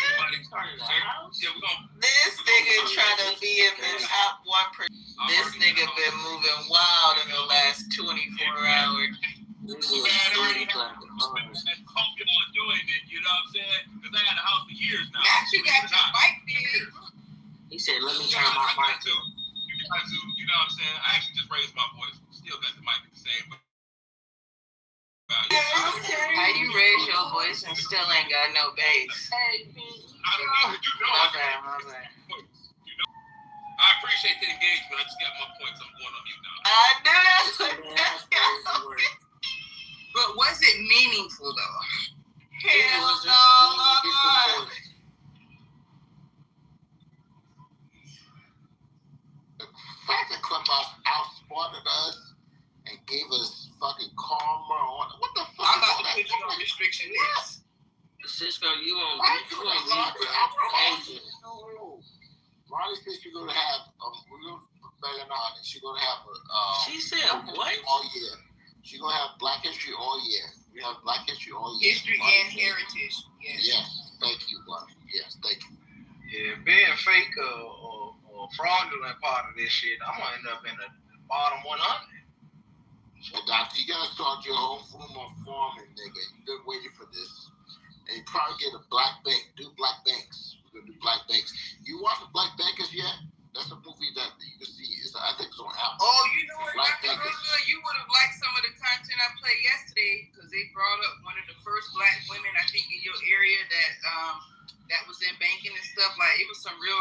information, man. Like, I played a clip on 10 Black entrepreneurs that's been silenced here. I was doing actually on physicists,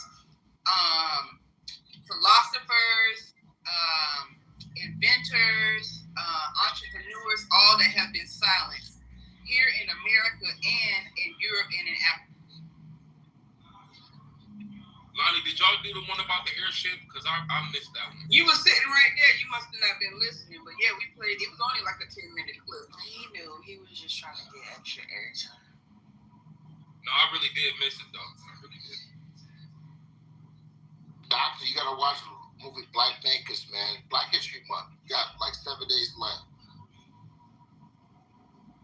Shout out to Carolyn Patrice Parker. I ain't gonna lie. All the stuff I heard, her history blew me away, man. What did she do? Tell me. I'm next. What she do? She was a part of the Manhattan Project, if I'm not mistaken. And the reason y'all don't know who she is because they literally have wiped her history. Damn, those niggas, boy. All those white people. Well, we came to the conclusion that because she was a part of that project, that she most likely has created something that they cannot allow her to really be exposed from. Like, they had to, like, wipe her history. That's crazy. I don't know. They're harboring the peas and motherfucking. What that's what Prince Andrew just got locked up. I'm pretty sure that's gonna be our main content for today once Quantum come in here to restart. Dorothy, I got a Black History and Heritage House. Yay! I need you to go and join it so I can add. I'm about to join it now. It's in your bio. Yep. Okay, I found it. I'm about to join it now. Yeah, everybody make sure y'all go and join that. So when we going up with these topics, you guys can be a part of it. These are just like little side stuff that I'm doing when I'm tired of hearing about Epstein and all of that junk. Like, because I'm doing Black History and Heritage all year. I'm not. Listen, we talked about it last year and nobody did it, so I'm going to do it this year. Go ahead and follow that mission with Lenny Love too while you at it. You don't tell us what to do. I said what the fuck I said. Don't follow that motherfucking Lenny Love. Like, I said what I said. I'm tired of her. Did y'all even give my girl Simone Biles her shout out for being the most decorated Olympic competitor? Like, I know she made history, right? She's the most. Shout out to Simone. Hey, that's oh yeah, Simone Biles and Gabby Douglas. Is she still with that light skinned nigga? Yeah, she still married him. Yeah. That's the nigga that think he the bride. Yeah. That's how Tiger acting. It must be a light skinned thing. Hold on.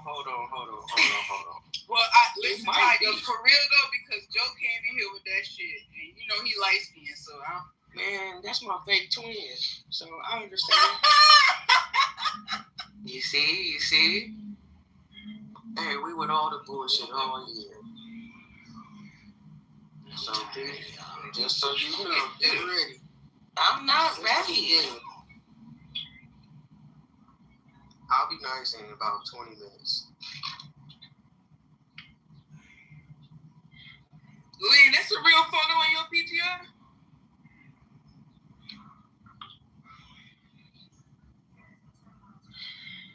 Hey, Doris, you up there looking cute, girl. Thank you. That's gotta be AI. Man, no, it ain't.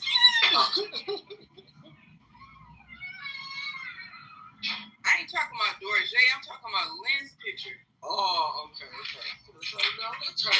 No, I ain't doing Doris J. like. I mean, her picture is AI too. AI. It's a filter, right?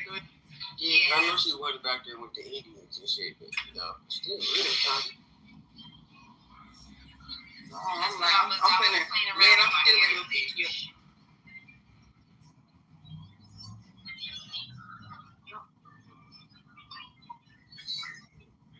Lynn has probably put her phone down. Don't even hear her say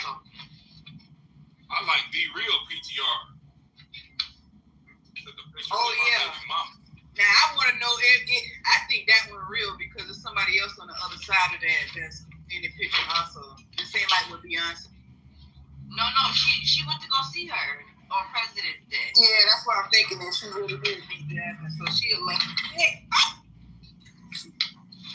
If I could just have a 5-minute discussion with Mrs. Parker. I'm trying to see how y'all so turned on by crooked wig wearing. No, it's her ambition and her. She stands for something. That's what got me supporting her. She can't be representing black women like this. Listen, first of all, I think each wig she wears. I think each wig she wears is purposeful. Like if you notice how she go into each one. Dr. Wilson, are you off mute on purpose? Yeah, he is. Mute his ass up, bro. Doctor, shit. Yes, all her messages matter, and I think each time she wears a different wig, she's in a different character. Like, yeah, it's a different level of trackiness. Like, what are we doing? Now go up there and make sure she be like, right before she reads somebody, she got to fix her wig. Yeah, that's what I'm talking about. Something y'all listen. She be fixing her wig and it still be crooked. Hey, yo, you bugging. That motherfucker look a little dry. Bro, Tiger, like, the shit is dry, okay? Dry is to the side. It's not even matching the same tone. Like, Time to be ordering a damn wig. She go right to the beauty supply, snatch it off the mannequin and put it on her head. Leave her alone. No. She can't be representing the African American. I did hear her commercial though, because she's running for Senate. That shit was fire. I listened to the radio yesterday, and it made me want to go vote. I will say that. Like, her marketing campaign is on fire right now. Like, she's literally getting her little ads in on all the local radio stations, at least the ones that I can hear. Still trash though. Shout out to Jasmine. But we know she's telling facts. She has proven to show that she means what the hell she's saying. This is how we need to put our politicians that's up running for office on the spot. We need to thoroughly make sure that they are qualified to do the damn job and not just listen to what they say, but look at every fucking thing that they've done from the beginning of their career until now. We see her record, right?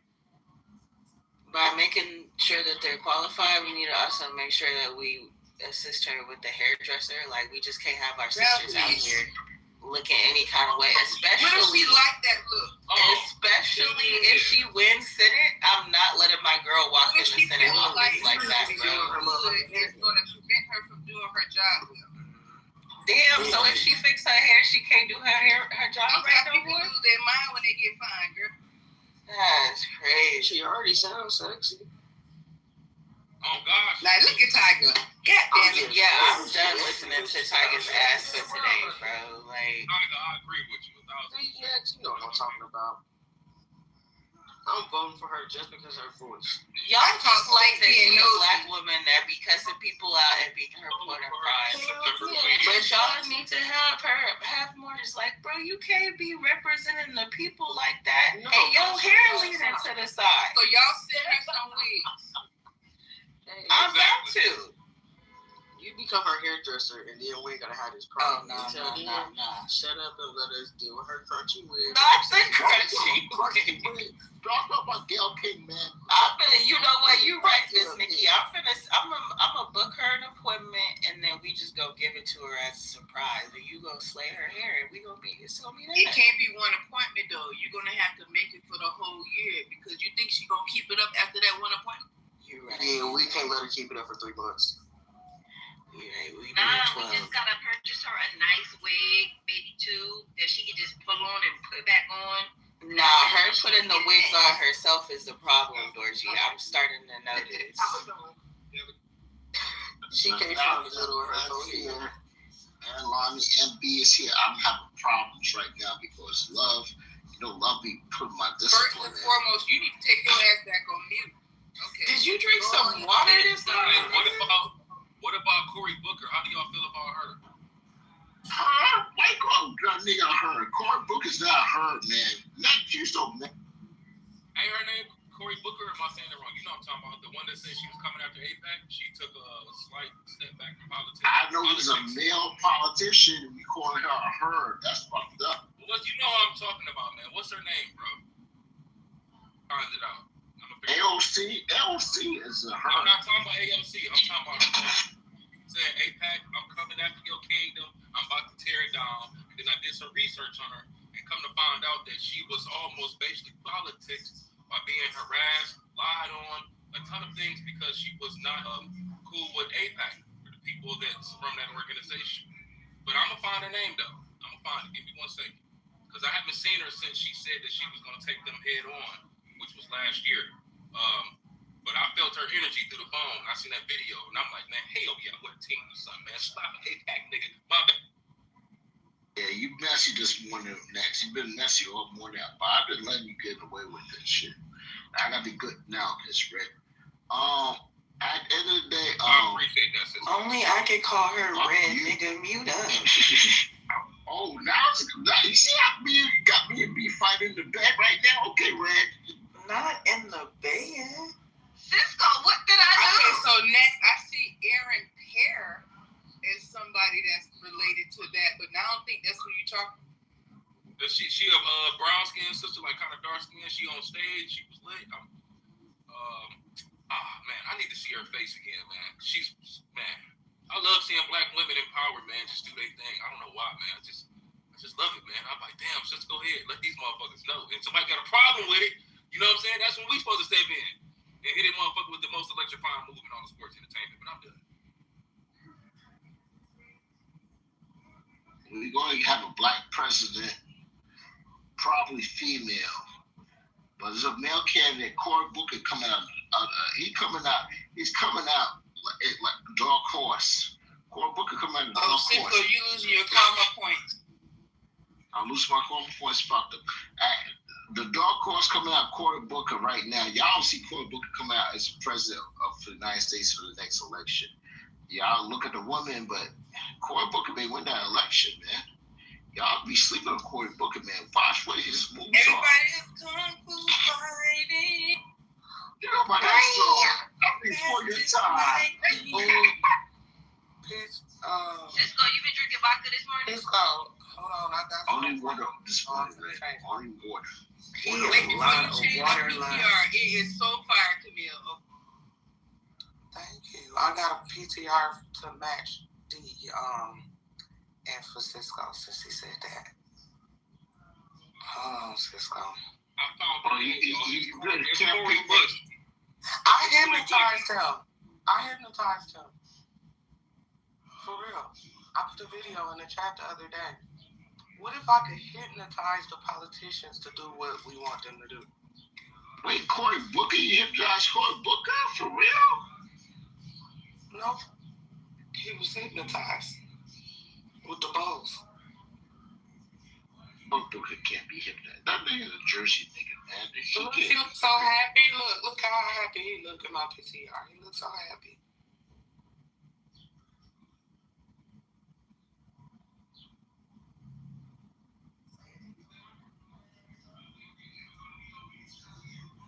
I put my PTR. I saw your PTR. I want to say it like this. You've been watching Stranger Things too many times. How many times you watched the last season of Stranger Things to understand how to hypnotize niggas? Why are you using us against us? Look, this the one I want to hypnotize. I want to try and hypnotize this one up. He looking like a demon on this picture. Frequencies. What do you mean? It's easy Look, this the one I really want to hypnotize. Look at how he looking. He look like he on demon time. He look like that. Blink twice. This the one sitting to the right of you. You said his look in his eyes that he got. Who's up Blink twice? Wait, y'all don't know who that is? Yeah, that Blink twice nigga. We don't know who that Blink twice nigga. You said what? That look like Elster. Yeah? No, that's Hakeem Jeffries. Oh, the guy at the Democrat Party nigga? No way. Yes way. Well, where the hell did Eric go? You said what? So So where the hell? You need to let that hair go. I've been having sex with AOC for almost 2 months. You what? She must be pregnant. This goes going on with you. You're losing karma points for that. I know I do. I've been having sex with AOC for 2 months now, and she wants to be president nominee. Why y'all make her president? You made her vice president. She wants to be the president nominee for the next election. AOC. Y'all gonna give her that? So I'm not mad. AOC ain't nothing. Oh my God. Hey, I wanted to say Cisco. Why you saying like that? Cisco, her name was Cori Who? Bush, the one I'm talking. Who? Cori Bush. Who? Put a picture up. Who? Yeah, I put the name in the chat. Dorothy, you need to do one of them Who impersonation things.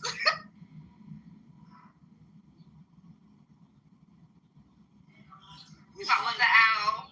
Right now, play today. I was the owl from the waiting room. Who? Yeah. Bawika, Bayama, Bawika. Let me put my cute PTR back up. Thank you, honey. You welcome. It is. That's a problem. I watched J-Lo doing that fucking dress thing, and I was like, oh shit. Bro, damn.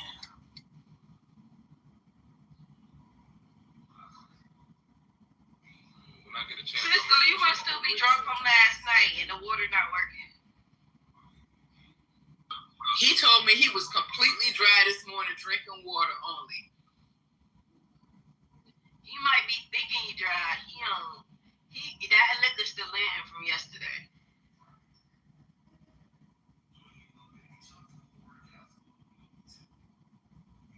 And if it's not, he tried to put that Becky bitch on here too this morning. Oh hell no! I don't remember that. Oh no, it is Black Heritage Month. We don't do that. Oh, you missed it, Cisco. I posted my white best friend in high school last night. It would have turned you on. No. Yeah, we let you slide. We don't want to Not see you let me slide with that. We don't want to see no milk running down our pages. Oh, and she's a girl, but the guy I'm looking George, they need to take her act and go on the road this morning. You was hilarious. Oh, I'm sorry. I'm just. It's a good morning. No, I love it. Please continue. Dolce acting brand new. Maybe Acting brand new. nice to Niles rebooted. Cisco, did you send Queso? Not Niles rebooted. Why you Yeah, trying to Niles was in rare form last I night, am boy. proud of Niles. I am proud of No, Dorsey, because you part of the problem. That nigga was in rare fucking form last night. What did he do? Let me know look it up. Niles was wild. Yeah. He been wilding. Let's act like let's not act like it was just yesterday. It's been for like a couple of weeks now. Because if he don't get it together and put these motherfuckers in their place when they be trying to cut him off or disrespect him, stop going on mute, Niles. You gotta speak the fuck up. Put them in their place. It's not He even let the Scorpio come out, huh? Yeah, it's not even. Dorsey done created a monster because now you don't even gotta cut Niles off or interrupt him. None of that shit. Yeah, Nigga he's just he had a whole segment last night. Wow. I'm committed now. So Niles. Yes, that's. Hey, y'all got bring y'all over. Now it was funny. That nigga told me I can't talk. I told him that's why you still can't read. I mean, it was funny. No, B, that's not nice. Nah. See, Dorsey, he was terrorizing me last night. It's like he gonna forever be on your ass too. No, you was taking one out. They tell the truth. No, he was taking names. Don't take whose side are you on? You can line up. He lied taking names. That's crazy. You know what, Tiger? I'll be on your side in 21 minutes. Nah, fuck that. Not 4 sheriffs just rode by on motorcycles looking like the cops from what's that movie? Chips? No, the metal cop, the liquid nigga. Every time I see a cop on a motorcycle, I just wanting to kick the bike over. She's talking about RoboCop. She's talking about RoboCop. I thought she was talking about Terminator. Or she talking about Terminator. My bad. She said the liquid. Yeah, Terminator. That's The Terminator. They was in unison, and they were dressed just like that. You should have kicked one of their bikes over. Yo, but Hey, don't be trying to say y'all. Hey, yo, no spoilers, yo. Where this nigga come from? We ain't no spoilers, y'all. Y'all know y'all gonna get in trouble. Let me mute up before I get in trouble for saying y'all gonna get in trouble. Hey, watch your mouth. Watch your mouth. You right. Not you defended her. Is there anyone you not gonna defend? I get real. You fucking, I'm done with Aquarius season. Fuck you niggas. Aquarius season don't end until May, just so you know. Nah, we done. Hey y'all, before O'Dane and the other fish come in here, it's Pisces season. They about to It's prosciutto season. Ain't nobody, we not celebrating this crybaby ass season. I'm not doing it. Unfortunately, I have to celebrate this season because it's my man season. So. These girl, don't be saying unfortunately before. Nah, that's your mate. Girl, he be getting on my nerves sometimes. I love him to death though.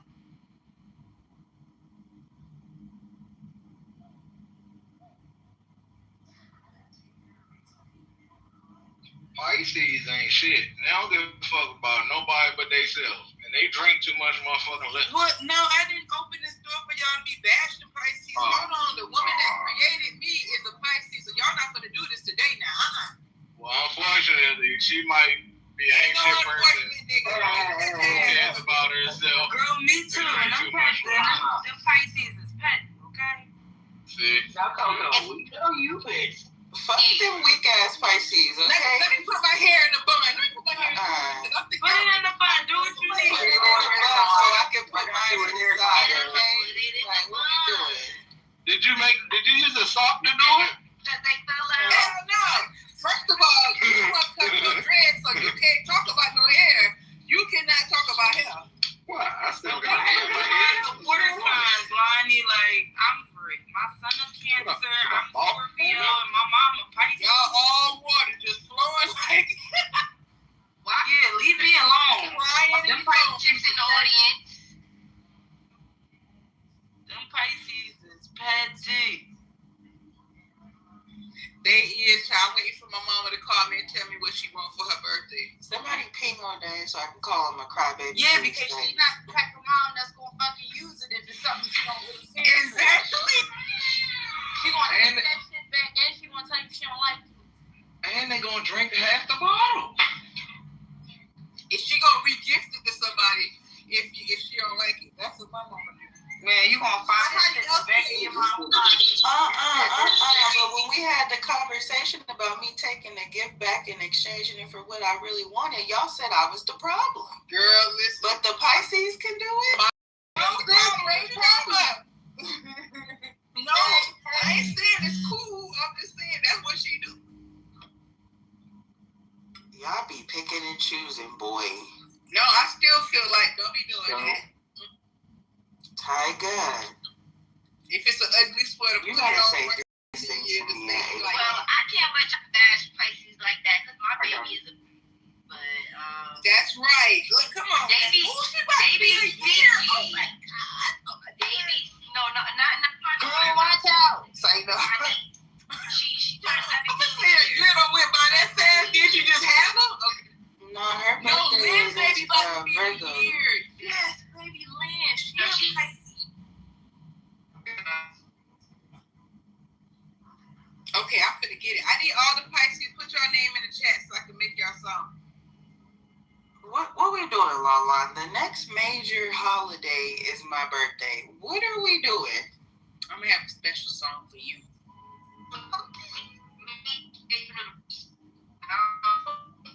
Y'all not gonna tell her? You scrambled up, Georgie. And Coco, where the hell was you last night? I was at work. That just gonna be like. It was Dr. Resist. That just gonna be like, she wrote the board. I tried to break it up. Hey, real quick. It's all looking like it was I was very calling bad. for your name. I was calling for help and back up and everything. You just ignored me. Oh, I real always quick. fell This asleep. all, You know, I this just all left gonna go my like this. profile. This all gonna go like You know this. who came in here this morning? Shut up, Doctor. God damn. Fuck all that, B. You know who came in here this morning? I was screaming your name for help. Who? Shake. Who? Shake. Oh, no. Oh, did you ask him about the land? They couldn't let me get the fuck in there. Y'all gotta learn to use the mute with somebody. It was fucking after. I was knocked the fuck out, bro. Fuck. And I couldn't yell because I was at work. What y'all just give him about land? As we try to prove a point that this nigga always come in here trying to get on our ass, talking about the same shit that Dr. has been talking about, that black woke shit. But then whenever we talk to him about his land, he be acting funny and want to gatekeep. So we want to see him gatekeep it in real time and backpedal and not give us no real information about how to get land and all that shit. So we're doing an experiment. Shake, Ambassador. Oh yeah, I need to be when he do that shit. So cause that he be on. They wouldn't let me do it. I was trying. Damn, I would have made way for you, Coco. I would have told these niggas to rap it, He gonna shut start it, all of it. Yeah. Yeah. And he ain't been in here in a minute too. We was trying to catch him. We've been waiting for Doctor to come in so we can ask him about that fucking lane he got. Last time that shit shut him up quick. That's alright, I'll be ready next time. Fuck. That's crazy. Not you gonna wake up just so you can ask. The nigga tell y'all about the movie. Y'all think y'all gonna be comprehend what he's saying? No, he straight was like, he got real fucking coherent and it was like, yeah, why we gotta talk about that? He was on that type song.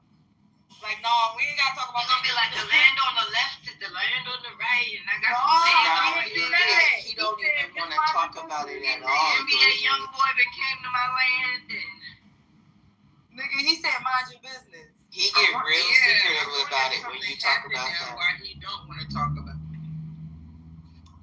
Who the fuck dropped that dime? I was in a room. Pedro did. Pedro was like, ask Shake about that land. Watch how funny he started acting. And I did. On a quiet night. He said, yeah, we ain't gotta talk about that. Maybe the land don't exist. It only exists in the back of his imagination.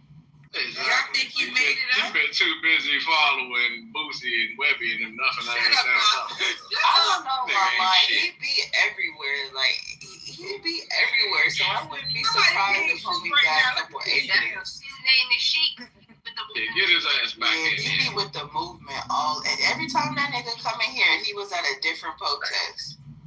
I be in there. We ain't seeing no pictures of him next to running circles around y'all niggas up north. Like a lot of these niggas down south is running circles around them niggas. Cause that nigga about 70 and your knees work that well. Oh my God, look at Joseph with these eyebrows.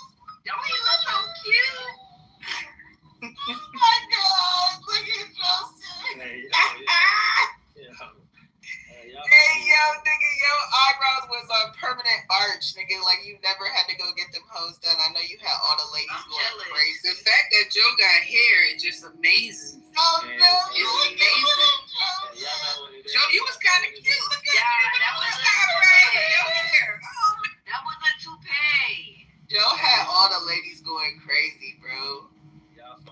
The smile, I know he was acting up in school. Yes, he was. Lala, scroll to the second one and look at the one with the do-rag. Yeah, Joe was a fool, bro.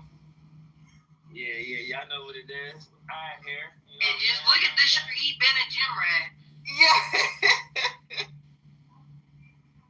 Oh, that's lungs. Yo, these eyebrows is killing me, Joseph. How'd you get them so perfect like that?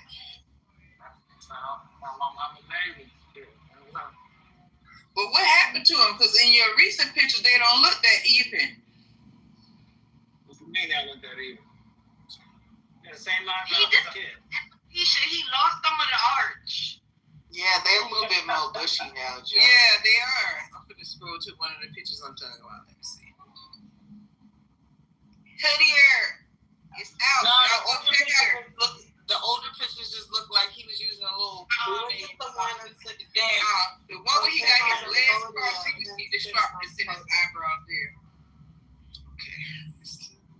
Y'all funny. Not funny this morning. What's up? Y'all go check out Whittier. Where he has his leg up. You dropped a new episode, Joseph? Yeah. Should I? Make sure y'all watch, save, like, and comment. Appreciate that. I want to know share it also. Drink it. Why was it steaming? Joseph is so bold in his. Oh my God! I love it. Appreciate you. Was he drinking Fireball? Nah. Sometimes AI can be doing shit. You know what I'm saying? So I was like, fuck it. I'll leave it. Yeah. What's the little blonde? The blonde pony. It's a unicorn. Got you. Joe, the only black unicorn walking up in that all white unicorn bar. That's cool. Facts. People not getting the message, Joe, but I don't know, the one where Joe's sitting there with his leg crossed on the box, his eyebrows, it's the one with the hat where it's scruffy for me. Right? Yeah, you need to do the evolution of your eyebrows, Joe. Like, your eyebrows should be the main show. Like, I'm just jealous because I woke up this morning and added some castor oil to my motherfucking eyebrows. Because why my eyebrows don't look like that? Yeah, I gotta go to Ling Ling for my eyebrows to look like that. Ling Ling be putting your eyebrows on. I want to get my appointment this Friday. What you talking about? Hey, Coco, you was needing for that. That shit lasts way longer. What you be doing, Coco? Get my eyebrows started. Oh yeah, no. That shit don't hurt, Coco? No, I done that threading shit. No. Yeah, that shit hurt. No, that shit hurt. I'll probably go to sleep when I was getting it. I ain't going up that shit. It do last a little bit longer. But it do last a lot longer. But that pain, boy, it lasts long. It don't. No, it don't. For me, it did, Coco. I was like, what's happening? That shit was burning. That's what it feels like. It feels like somebody cutting you. Every time I try to arch my own eyebrows, I always go up an inch higher or something on one than the other one, and it just be looking horrific. Then I have to go and thin them out real thin, and then I be looking like I don't have any eyebrows. So yeah. Leave it alone. Yeah, I can't do my own eyebrows either. Like Joe eyebrows is what half these bitches be spending 12 hours and then trying to contour to perfecting, okay? Great, that's crazy. They need to take a picture of Joe and put it inside of the salon and be like, this is what eyebrows supposed to be. Hey, y'all funny as hell. You know what, low-key, Joe could be like on the eyebrow box when they trying to sell the lashes. They be having the picture of just the eyes with the eyebrows. Just take his eyebrows and put them right there. Yeah, Joe eyebrows can make him some money. Joe, we help you with your karma points, so go ahead and talk. Okay. You was on my Explorer page, bro. That's crazy. I forgot this was your page, man. I kept seeing it on my Explorer. What is that? But I didn't click on it. That's Joe. That's good here, man. Listen, y'all gonna get it. That's all me, Joe. Say thank you. Hey, I appreciate it. That's on both of us. You ain't getting all the credit. I'm getting all the motherfucking credit. I'm the one started resharing everybody's content. Nah, it's not even about the resharing. You Joe to unlock the saving. Y'all gotta actually save. Because I was trying to see what Joe was talking about, right? For me, I've been following you. Well, y'all need to give me credit. Well, no, because Joe got two. Well, actually, if it was me, he wouldn't even be posting this because he was hiding it in the background. No, I definitely think it was me this whole time. I was the one that spoke life into Joe. Man, ain't that what his name said? We had to speak life into Joe for him to. Let me stop being this. Yeah, you did. But anywho, if y'all actually save Joseph's videos, like the little, I don't know, that weird looking flag at the bottom of the video, it actually helps push it into like your friends and your followers algorithm to where it shows up on the Explore page. So I ran a little experiment and I was bouncing back and forth from my page to my main page. Tiger, leave me alone. And I was able to see the videos that I was saving in my Explore page. So yeah, y'all start saving Joe videos. Joe gotta make sure he makes I follow him on my gaming page, but I just followed you from my personal page too. That's why it kept popping up on my personal page, because I follow it from my gaming page. But I was like, yo, that looks familiar. But I got you, bro. Appreciate you. What y'all on this morning? What y'all talking about? No, not know who do it first. Slow down, Gab. We're talking about when the hoodies really come out, though. Oh shit, hoodies. Yeah, because I'm ready to buy that merch. I need my black unicorn. Joseph? Yeah, I just gotta get them tagged up, but yeah, they ready to go. Nah, I was the one who pushed the merch first too. Y'all gonna realize who the meat and potatoes is. You know you the innovator of this establishment, okay? Joe, please give her credit before she keep on. I've been supporting all these weak ass niggas before any of you, okay? Tell y'all. Man, watch out. Yo, Tiger. You definitely support me all the time, so thank you. Yeah, no, I appreciate it. Definitely that support. I like how y'all support each other too. That's good. Yes. That's what's up. That's what we should be doing. Y'all make sure y'all be resharing steak stuff. Fuck that city boy. And Niles. Subscribe to everybody's channel. Lord, Fuck Niles too. Ping him in the room so I can tell him again. Let me ping him right now. I be having to remind y'all sometime to go and support certain people's shit, because I be on there and I'm comments and I don't see certain names. I look at the lights, I don't see certain names. Come on, step y'all game up. Listen, on TikTok, my biggest supporters is Nep and Lavelle. And I'm just smacking. What is this? My mouth. Damn it, what the fuck? Lonnie, what's going on, man? Y'all act like y'all don't produce the live or something. I don't. Not when I'm talking. Y'all got dry mouth? Do. No, Get all that wet ass shit out y'all mouth while y'all talking. First and foremost. My mouth. Watch out, girl. Watch out. Chill out. Yo, Tiger, you've been telling me what to do for 3 days. Yeah, you need to chill your ass out. That's why I get married for so much. You don't talk to Mama like that. And how? First of all, let me tell y'all something. How I talk to Lama is none of you niggas' business. Hey. How about? Say what I say, goddammit. Y'all heard Tiger. Lonnie. Oh, damn. You've been acting out this morning. See? Who's acting out this morning?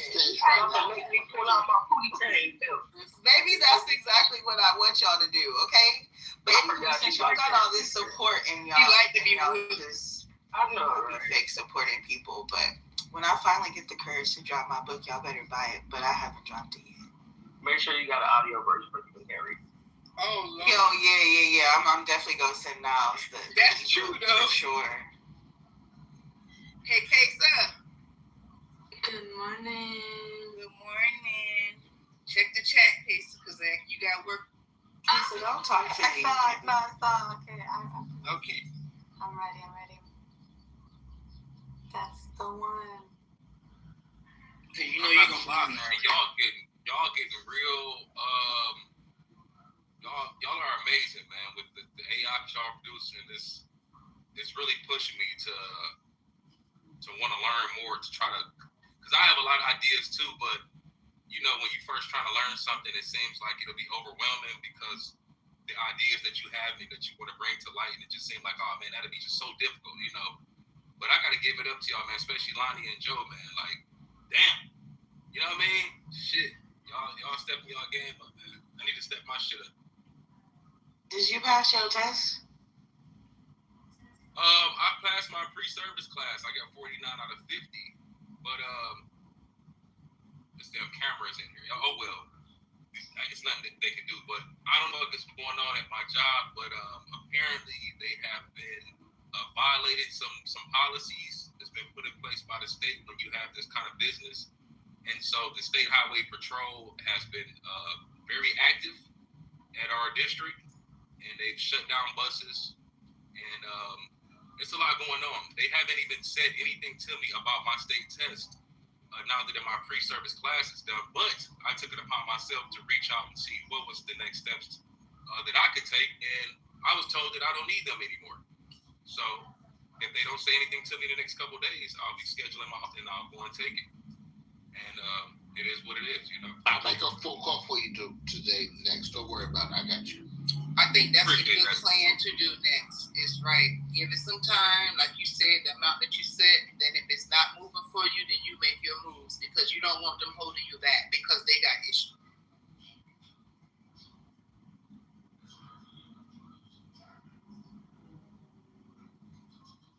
Yeah, I don't know what the owner got going on, but apparently it's some bullshit.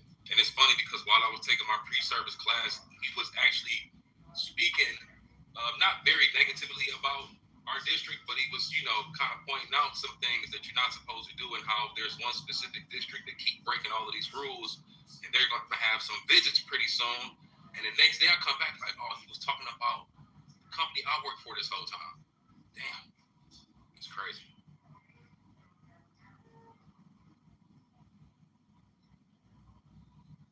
Y'all eat enough pork in the diet. That's your problem. Y'all need to eat some ham sandwich. What the fuck are you eating, Cisco? A ham sandwich. You heard him say. Y'all need a ham sandwich. Yo, I'm tired of you niggas eating in my motherfucking ear. Oh my God. He was smacking. You could tell it was stuck to the roof of his mouth. And they got mayonnaise and bread and ham. That's it. Nah, y'all like no mayonnaise sandwich. That's just. Let's go get some mayonnaise bread and ham is great. Hey, Probably a peanut butter sandwich. Heard about Prince William? You heard about that? Yeah, see that shit in the back chat. He got so y'all know we're gonna reopen with it, so but we we'll talk a little bit about it though. Talk a little bit about it, Joe. Andrew? Yeah, what happened? Andrew? Yeah, Andrew. Was it Andrew? Yeah, it was Andrew. Yeah, that shit's crazy. What happened? He got arrested. For what? What do you mean for what? For the files, bro. For being white. What do you mean being, for what? He got arrested for being white. That's Get your mind right. I'm a seasonal conspiracy theorist, bro. You know what I'm saying? No, you're not. Go back up here. Dr. Grossman, you up. Hey, listen, I'm cutting cantaloupe over here. This is a conspiracy. This is fucking fact. No, I'm just saying. I be listen. You need to change your talking points for 2026 because they is trash this year. A little creepy, bro. I asked a question. Joe said for the files, like I don't get how my talking point was trash when I didn't know. Look, I don't really be on social media. I go and check the DMs. I'm off, but I get all my social news from Clubhouse from really TWR. You know what I'm saying? And we don't get over there. So where you was? About it several times, especially recently. But the fact that nobody else was getting arrested, that didn't cross my mind. You get what I'm saying? Like I ain't heard nobody else getting arrested, so I thought. It just happened, man. You want to be in denial about some of this shit. That's what I feel like. Oh, this is crazy. I swear to God, I feel like that, man. Like I'm glad you said that. No, next, I seriously. Next, think about the thought process. Next, you ain't even read the room, bro. You just ain't nobody else got arrested on the files. So okay, you know our country. I think there's nobody in America getting arrested. Maxwell fucking got arrested, so nobody got arrested. I mean. But see, she got arrested before the files. The waiting room, y'all ain't realized yet. He always gonna come with the opposite of the talk. I mean, hey, it gotta be talked about though at the same time, like. Because a lot of these motherfuckers is not getting arrested over in America, maybe in other countries. Not over here, they ain't getting arrested. Yeah, see, Dirty, that's what I'm saying. I was totally oblivious because it's like, I'm not assuming nobody getting arrested because I ain't heard about nobody getting arrested. So I thought when Joe said that, something currently happened. Like, the nigga did some crazy shit. Yeah, this shit did currently happen. That's the crazy thing. They said this shit been going on for 10 years. They was playing that video yesterday. So you're saying just because it's been that long, accountability can't be presented? No, that's not what I'm saying either. God damn. Well, then you need to do better with your talking points because that's what people get from what you said, damn it. No. First of all, let's calm down. I said I thought something currently happened, right? No, I'm not saying that. I'm just saying that, let's just... The files are current. They were just released. Okay, the file's current, right? So I said I thought something currently happened when Joe said it. And then Sarah came off and said this did currently happen. And I'm like, well, shit, we were listening to the Andrew Tate video yesterday, and he was saying this shit been going on for 10, 20 years. So you get what I'm saying? So you let Andrew Tate convince you that the Epstein files been released 10, 20 years ago. His arrest is the result of the release of the files. So what Taysom meant by that is this files just being released, that's happening right now. That's why he's being arrested, because they have the evidence right now. So you got to understand the context of what people are saying also, Demetrius, not just your own talking point about it. And allegedly, I just asked Joe what happened, and we got this damn wormhole. Allegedly, apparently the emails of Ghislaine's are going to be released at some point, I heard. Say that again? I heard that Miss Maxwell's emails will be released at some point, because these aren't all her emails. Like, I know she's in them, but these are like off of Epstein's server, right? I heard that the emails out of her inbox are going to be released at some point too. So they're rolling it out. They should be, because I'm pretty sure it's a whole lot more incriminating evidence in the mother. Yeah.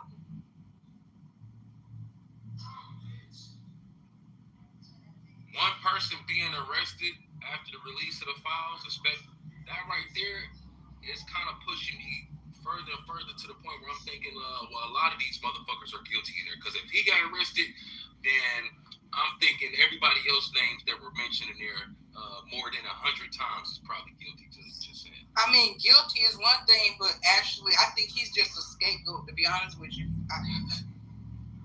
See, I thought they said his arrest not even for sex crimes. His arrest is for the what did he do? They said that he used his position. Yeah, he was giving up their intel. And so what they had to do was go through the files and find out what crimes he was committing that the statute of limitations not up for, and they got him for that. So, but I know we're not expecting the same DOJ that told us that these files didn't exist to turn around now and start arresting people. Which do y'all want? Like, wait. It's not like I believe they locked them up for a problem. Who just told you that they were done with all their investigations. Wait, who arrested him though? Because it wasn't our DOJ. No, it wasn't. I'm talking about us. Yeah, she's saying that they're doing that over there. I know you're right. That's a whole other country. But over here, I'm just saying, like, what are we really expecting right now? I just say we sit back and just pay attention to what they do, because I'm not sure if we should be expecting any arrest anytime soon, and then turn around and we probably should be expecting some arrest, and then we turn around and we shouldn't be expecting some arrest. So we just have a very confused system going on in this nation. So whatever happened with the Epstein arrest, or not arrest, the raid, they raided him. Did anything come up with that in France? I don't know if anybody's aware. And I was going to add that also. No, everyone's aware but you about that too. Okay, so I'm sorry. Anybody has an answer to Sarah's question? I don't know, but I know, and nothing that I said that I ever imply or state that Prince Andrew was arrested in the U.S. He's from the U.S., nothing like that. Okay, so I was going to say, also, y'all got to be cautious and not jump at everything, right? Because this could be a smoke and mirrors arrest. You know what I'm saying? Everybody already saying, like, oh my God, they're not doing that to the people that's in the Epstein's files. Like a scapegoat, right? Yeah, the Andrew Tate came out yesterday with that Piers Morgan interview that we played in here, and he was on Piers Morgan. Pause. But you know what I'm saying? He was making valid points. Like, man, you questioning me about a damn Hell Hitler song in a club that I ain't even played, and all these folks in the Epstein files. You know what I'm saying? So could this be the smoke and mirrors? Like, you know what I'm saying? Send him through trial. He a prince. What gonna happen to him? Maybe get another motherfucker that was in the files. So y'all can talk about that, and then finally, some people feel like justice has been served because 2 or 3 people got put on trial, and they probably didn't even get found guilty. So it's just like, don't fall for the banana in the tailpipe. We got Archangel Michael Jackson there. There he is, Archangel Michael Jackson. Hey, see that Meech? He just you're not optimistic about this, are you, man? Bro, okay, I don't know if you got that for what I was saying. I'm basically trying to tell y'all, like, y'all want true justice, like, don't let them fool y'all with this smoking mirror type shit. You get what I'm saying? Because they know people are upset. People want to see somebody process, right?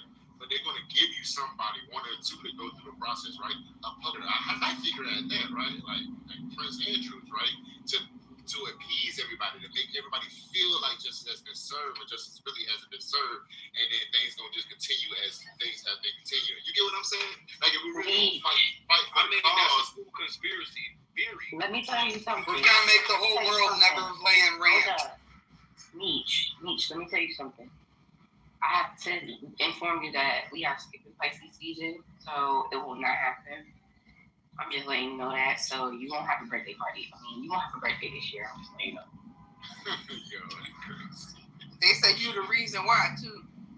We are the world. I do open up. We are the children.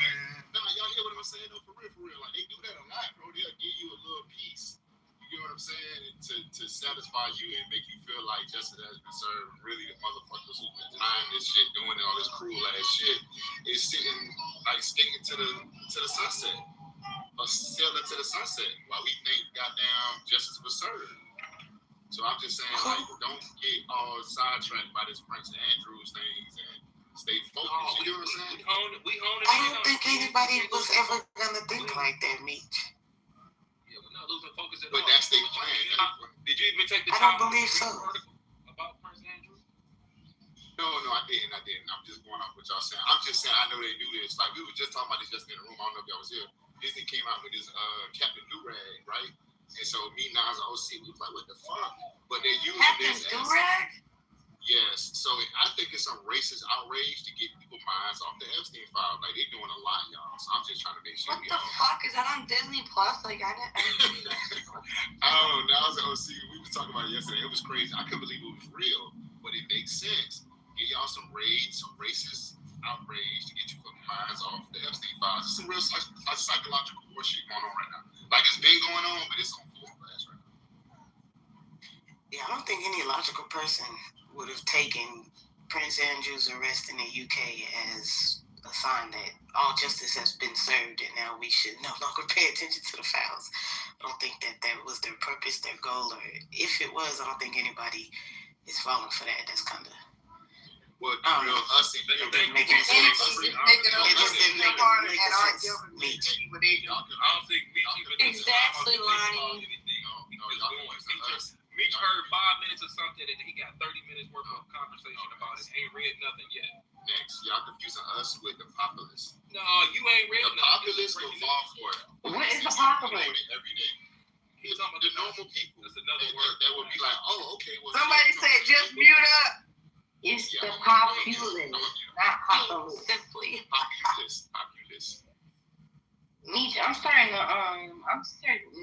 speech therapy. I'm being a teacher. Did y'all know Glorilla was a Sagittarius? I just want to say that. Oh, really? She was. What happened? See, we on every corner. She was a Leo. So never.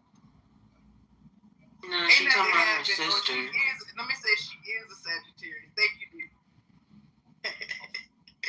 Alrighty. I had to play that back in my head. Yeah, like, wait a minute.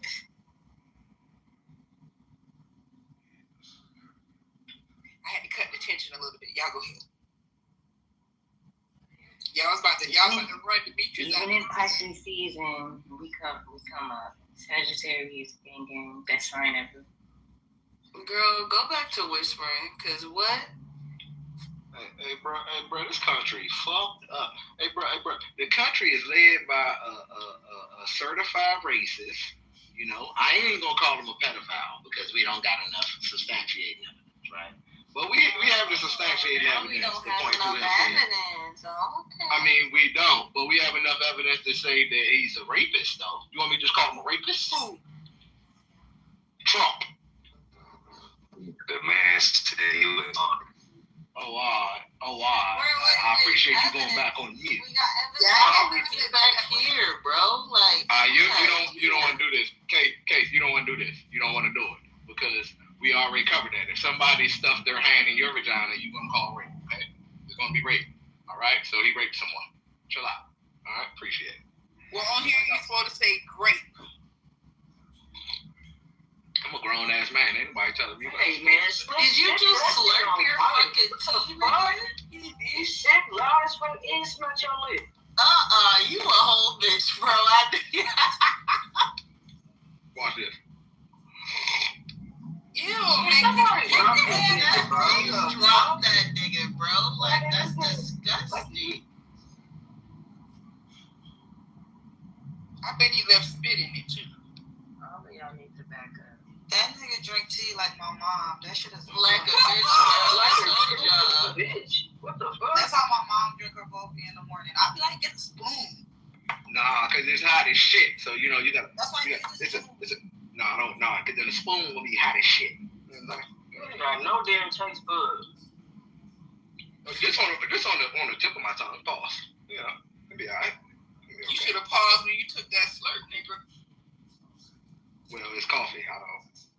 You slurping coffee? You slurping coffee, though, huh? If you can pause the glizzy, you can pause that coffee. Nah, dog. All that slurping. Pause this first of all. So they want me to pause coffee, but they be hanging with grown men who got popsicles in their mouth. So you drinking it? You know what I'm saying? You the one that got caught right now. No, I'm drinking a cup of I am not drinking a cup of what you just said. That's another name for coffee, a cup of Joe.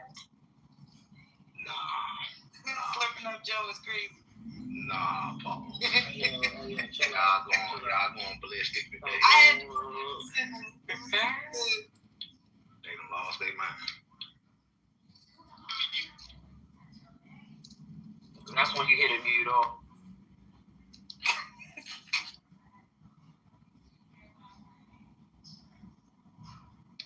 So watch this. I got some edibles and I couldn't even get up for work, y'all. You know what I'm saying? So fuck them. You know. So this man could complain about edibles. Fuck you, nigga. At the end of the day, we got. You put that Becky bitch up. Why are you so mad about her? I should have let her talk love. That was early in the morning. Nobody heard it but you. Nobody we heard that hoe. Huh? Oh, y'all talking about his little raggedy ass AI hoe? Yeah, she got white people. Oh yeah, that little white bitch. What? Yeah, she did. What the fuck? Hey, yo, Cisco, you cheating on my mom again, bro? I'ma tell you. Wait a minute. Man in the house. Let me find out Cisco's stepkids in here. Not you shouting this nigga out upon entry. Mute up. Yo, B is such a hater. Alright, not too much on her. I wasn't talking to you. I wasn't talking to you. Look at you, K-Son. Not you too. I'm ready to go puff back. Where you been, Puffman? Y'all love going crazy for these new niggas. No, he's not new. Look at this. Where you been? Did they bully you Definitely a out new here? nigga that we still do not know. Hello? Hey, what up, Go 2026. Yo, D with the hate too? No, This is a just 2026 nigga. That's all you need. It's all love. Hey, sit down somewhere. You are the Stuff to Pick Me Award, okay? I see you. See, I think I'm correct. Y'all Nobody hating on this nigga, bro. Hey, you ain't gotta say every nigga that comes through here, okay? No, not everyone. Not everyone. You do it. I'm getting tired of you. We finna talk about it in the back channel, cases. Friendships. Let me tell you something. Wait a minute. Y'all the weirdo. You better watch your motherfucking mouth. Puffman, where you been? Ain't shit about me weird. If anything weird is a woman provoking a motherfucking You rapist. wanna know where this nigga been and what he Now I'm about to lean. Ain't shit weird about weird. Okay, so you finna make Cisco jealous. You need to I'm about to lean because what's weird is an internet woman broadcasting and cheerleading for men who ain't shit. Doctor, back up. We talking about your raggedy ass face. Nah, I'm just, man. It ain't gonna bring my name on top of shit. It don't take much to piss you off. Yeah. Y'all just gonna argue all morning, huh? It don't take much to please your $5 ass. You better leave me the fuck alone. See, you been getting nigga. Only I. Piece of shit. Turn the fuck up. Why are $5 given to me? Nah, you not finna do that. Only I can do that. So find another joke, nigga. I ain't joking. Nah, we shouldn't have let you keep doing nothing, Meech. Don't talk no shit to me. I'm talking better. I'm sorry. Hey, can I ask a question? No. What you want to ask Daddy? The question is, where has Puffman been? You need to wait until he answers. He don't want to ask. He's been around the world. Yo, listen, I'm a dad. Yeah. I'm raising 4 human beings. Okay, so why do you care? You got 4 kids, bro? What's the That nigga can be under a rock 6 feet under. None of us would cry. What their ages are? So y'all still talk about everything? I got 3 teenagers and an 8-year-old. 3 conversations at once. 3 teenagers. Yeah, just ignore that nigga trying to wiggle his way in. Grandpa stage. Okay, wow. Look at Kesa taking notes. Look at you. So y'all gonna let me talk? No. Go ahead, please. You just gotta fight. Thank you. So I just want to say this, right? Your name, what? It was good. I don't know who that was, but That's Bullets. Go ahead, Bullets. yeah. Like I said, when it comes to this How you know this nigga by name? This Epstein shit, right? Like, this is what I kind of like find hilarious is that, like, people is spending their time trying to crack something that is never going to be cracked, right? Now, we got to understand, right? We live in America. This is fucking Babylon. So all this type of behavior has been going on, right? Mind you, right? Y'all keep concerning yourselves with the females that was over there, which I ain't talking about what they did with all that money, right? Because that's what it's really about. They took all their proceeds, all their money, hid it over there. All y'all thought it was all about, they just went over there just for females. No, they went over there to hide their fucking money. You understand what I'm saying? But, you know, it is what it is.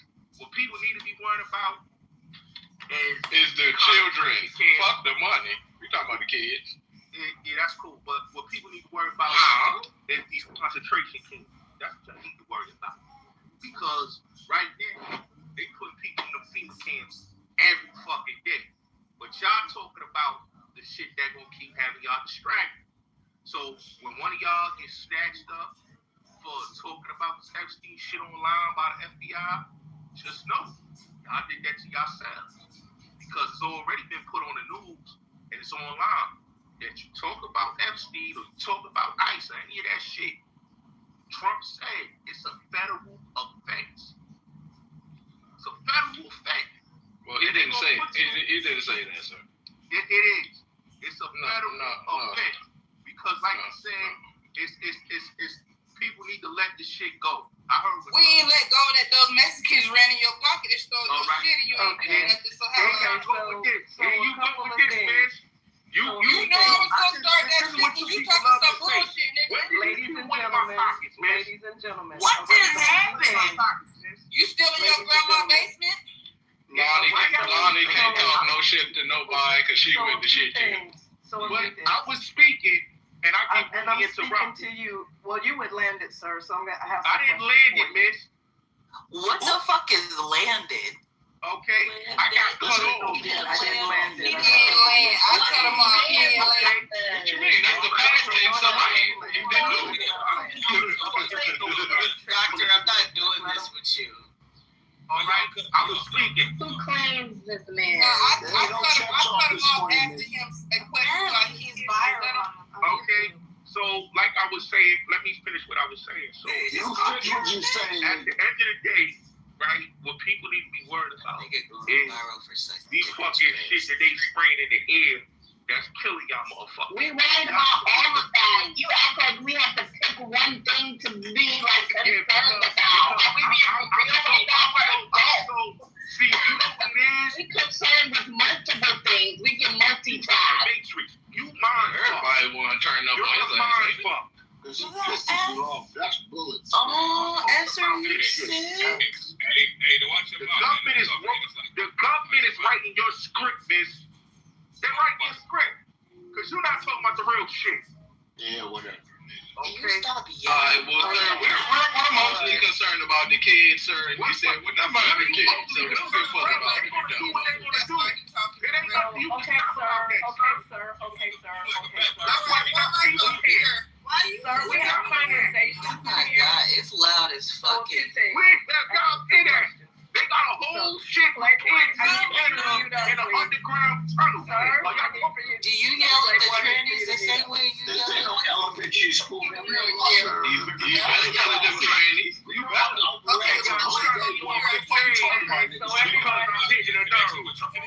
Everybody motherfuckers ain't. You ain't want me to shut up. No shit, nigga. You fucking talk about the shit you want. One mic up here. So everybody, let's Google, is this a federal offense if we speak out against, because I'm tired of people bringing arbitrary fucking comments up in here. Google, is speaking against ICE or Epstein is a federal offense.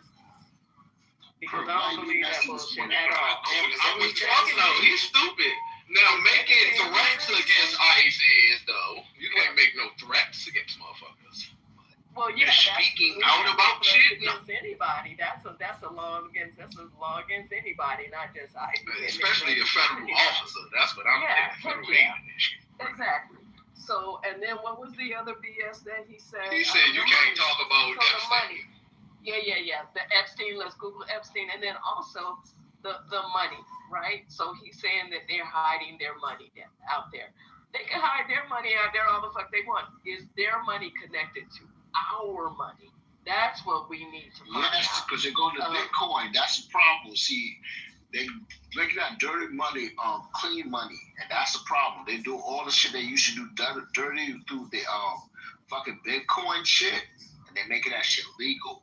And we don't know that shit because it's not happening to April, because that's the real new year. April Fool's guy. Right. Okay, don't be hating on Eric season now. Hey, S, who the fuck was that? Rumpelstiltskin?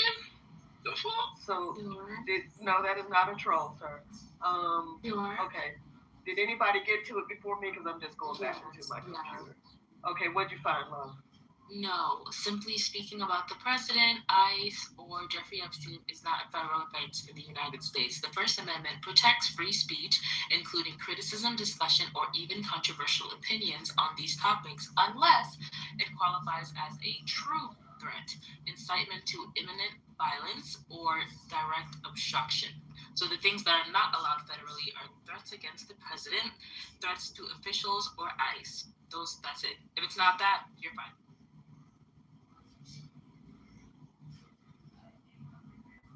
Nothing he said. Oh, we already knew he was lying. Brooks always coming in here with derailing topics. I know. That Instagram post looking like Rumpelstiltskin by the Stillswine firstborn. The fuck? Like the Rumpelstiltskin man? Yeah, he's the actual father of Pinocchio. Y'all, once upon a time, y'all watch that show. Y'all see he's the father of Pinocchio. Yo, so when you see somebody driving with blue gloves on, what does that usually mean? What is that usually an indication of? Like blue? Yeah, I mean to be what type of gloves? Like latex gloves? Like the surgical gloves. Yeah, like the surgical gloves. So either they're germophobic or they headed to do a crime or just came. I mean, typically you're not driving. Maybe they stole the car, because typically once you get done, you dispose of them immediately. So maybe they're in a car that they are stealing. They don't want to have any fingerprints in the car. Well, we know a lot of people drove around during COVID with gloves on and masks in their car with their windows up. That's why I started off saying germophobic. I just You was drove not around in your thinking. car with gloves on? I forgot.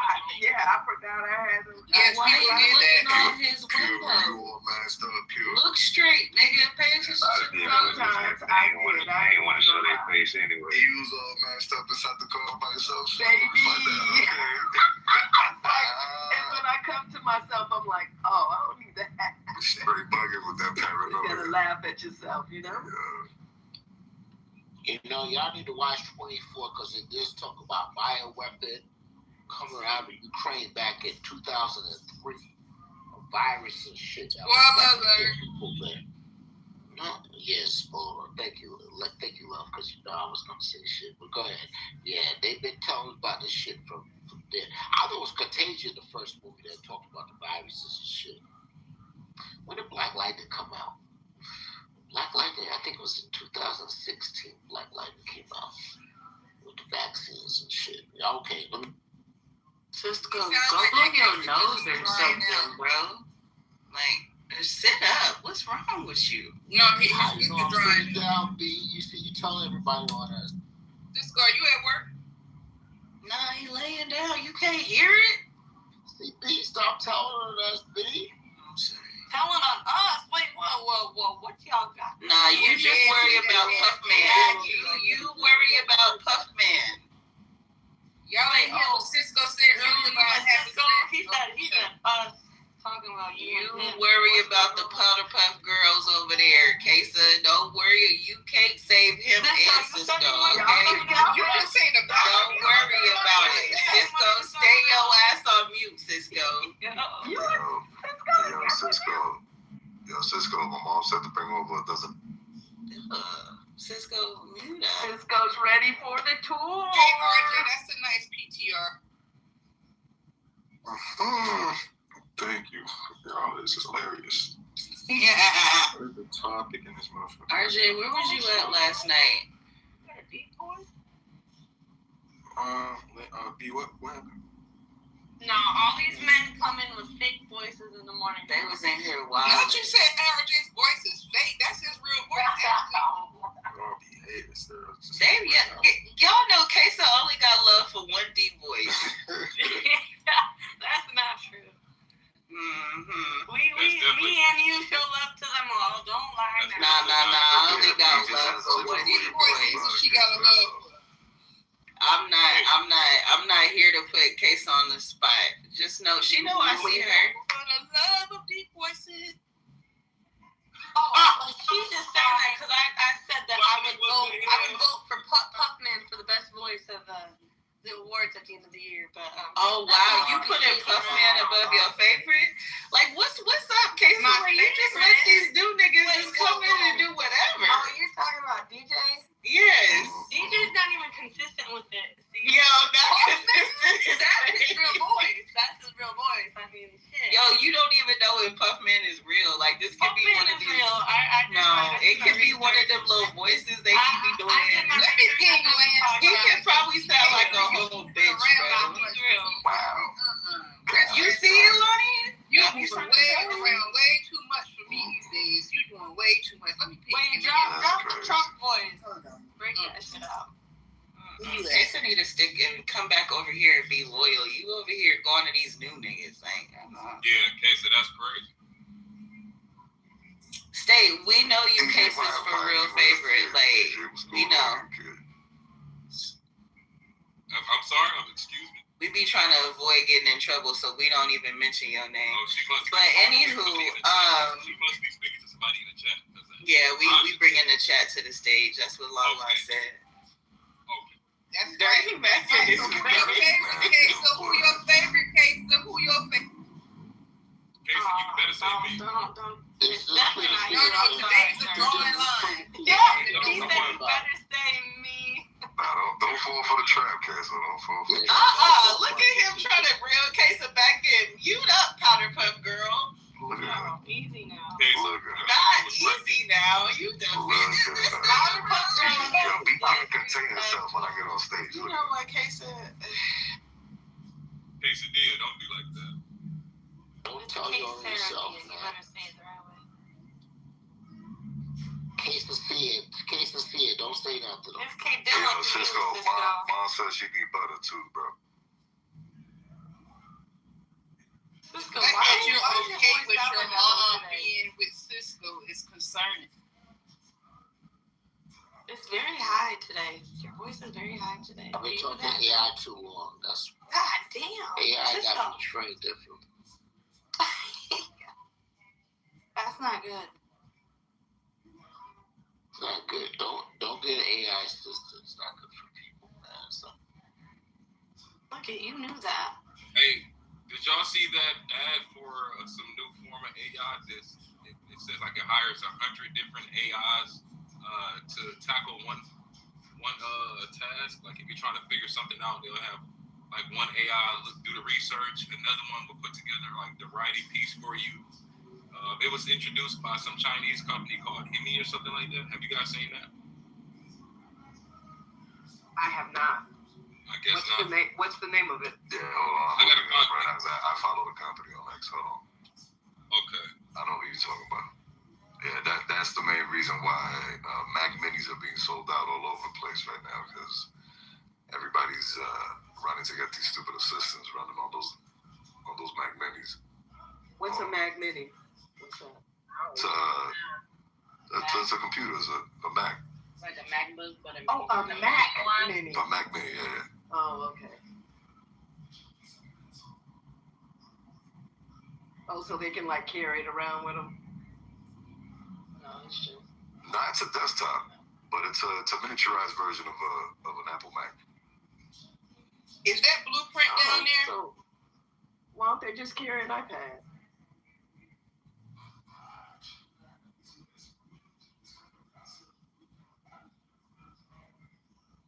Depending on what iPad you get, your Mac computer does a lot more. So I just went in and did the whole Mac because I can actually do a lot more updates. But y'all probably never own a Mac, so I can't really talk to y'all like that because y'all look like. Cisco, please. Wow. I was being honest. If y'all got regular fucking phones, Android phones, you got iPhones. Well, why are you punching down on folks? You don't know who got a Mac or who got an Android. Just if you got something to share, just share it. You ain't gotta punch down. Punch it down. Just telling y'all the truth, man. I'm from Brooklyn. Fuck you. Blueprint. I give a fuck about Brooklyn, Park Slope, Bed-Stuy, none of that bullshit. Just if you got something to share, just share it. You're not making me feel bad about what they got. I'm just saying, people from Brooklyn sticking. It's not even a smaller desktop though. It's just like a little, like y'all click the link. It's not even. Yeah, it's just like a hard drive. Oh yeah, I found the name of it. It's called Kimi. It's called Kimi 2.5 AI. So the name of the company is called Claude AI, and they got this thing called Opus 4.6. OpenAI this week. Opus 4.6 is the. That's not what I was talking about. That wasn't the one. I was talking about Kimi. Okay, gotcha. Oh, Kimi is the name of the program? Yeah, it's Kimi K2.5. It says here's the early 2026, the hottest new Chinese AI apps are dominated by ByteDance. New Bio 2.0 featuring advanced long context reasoning and the rapid rise of Kimi K2.5 by Moonshot, which specializes in deep vision language understanding and other key whatever something else I'm dropping. But yeah, that's it right there though. Yeah, but that's deep sea. Is it free? Yeah, it's free. From the ad that I saw, it was free. I downloaded it, but I haven't used it yet. But it was free though. Oh, it's dope. I'm gonna check it out. Oh, you haven't used it yet? Yeah, DJ, you heard that? That's an offshoot of DeepSeek, bro. What you talking Yeah, about? I know. Yeah, I know. I'm saying though, but it's still free, and I was just really speaking on the features that it had. Right. And you gotta call him Big next now, not DJ, because he don't change his name back. We got too many other DJs. I'll call him next. We got like 5 DJs. We got DJ 1, DJ 2, DJ 3, DJ Wannabe, DJ 4 Wannabe. Shit. I'm really a DJ. I was never a wannabe. Let's get that straight. I've been over it, big. You know what I'm saying? Get that straight, bro. All right. Yo, but DJ, you should check out that Opus though. You can call me next though. I agree with them though. Alright, next. Alright. Yeah, you should check out that Opus by Claude Claudia. What's crazy is you yelled at me, I'm DJ, you gotta call me DJ, and then all of a sudden. Because all of a sudden. I told you why. Crazy. Because that dude was here talking crazy about me while I was around my students, and nobody said anything. They allowed him, so I changed my name to something else, so I could still come in the room and not deal with the harassment. Damn, they let you get violated, bro. Nobody. What did he call you, big dick? What happened? Whoa. That's quite a bit, right? That's rather offensive. So hey y'all, I just pulled up the Kimmy. Give me a question to ask him. Are humans real? Okay. Are humans real? Hell no, y'all are figment in my imagination. We're brown now. Oh, I gotta set it up. I gotta log in. You're not friendly like Chad. Chad be like, just pull me up. Y'all still on chat. You see, y'all be waiting for shit. Y'all trying to find I just started using it. What? You would argue that reality is subjective. Yeah, hold on, y'all. She got the answer. Experiences, but from a practical standpoint, yes, humans are very much real. After all, I'm designed to communicate with humans like you. And I can attest to the fact that you're all out there thinking, feeling, and living your lives in the physical world. That's my Becky there. Thank you, Becky. I missed the first part of what she said. Oh, you want me to repeat? I'll repeat it for you. Yeah, repeat it, love, please. Yeah, y'all should know y'all real. Y'all don't know y'all real yet? Sure thing, Captain Cisco. The question of whether humans are real is a complex one with different answers depending on your perspective. Philosophically speaking, reality can be seen as subjective, shaped by individual experiences and perceptions. However, from a more practical angle, humans are indeed real. You and others like you exist in the physical world, and I, as an AI, have been designed to interact with you. Yeah, that's right. Y'all need to get y'all need to get y'all. Ask her what's the human's life purpose. Oh shit, she ain't gonna know that answer, but I'll ask her. I got a whole bot room on here, y'all. The human life's purpose. At least you don't ask her to talk to 100 like Quidilla did. What's the human's life? Wait, remember when you asked her to count to a million? Remember that? She said, fuck you. She did. The question of the human life purpose is a big one, and one that has been debated by philosophers, theologians, and ordinary people for centuries. Some common answers include finding happiness, pursuing knowledge, serving higher, creating meaningful relationships, or simply enjoying the journey of itself. But ultimately, the purpose of life is a deeply personal question that each individual must answer for themselves. What do you think is the purpose of human life?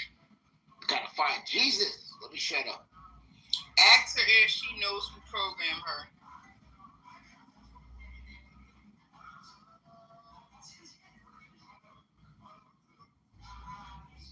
What pure act? Good question. Oh, hold on. I'm still trying to figure out this Kimmy thing. Because it's asking like to get into your email and shit, and I don't even play that. It's like, no, you don't get to. Yeah, so pure. Look, this is the thing. I thought Nux and I were talking about the same AI agent. So there's also a company called Claude AI, and they built basically the same thing. Kimmy and Claude AI, they're basically agents that can replicate themselves and do other tasks for you. So you install Opus or Kimmy, and essentially you tell her, yo, look, here, this is my email. I want you to manage my email. Here's my phone book. I want you to manage my contacts. Go out and create another agent that'll run my banking. Here's the login to my bank. And essentially, in real time, you can watch all of these agents do all of this stuff. They're supposed to be designed to be personal assistants, if you will. Exactly.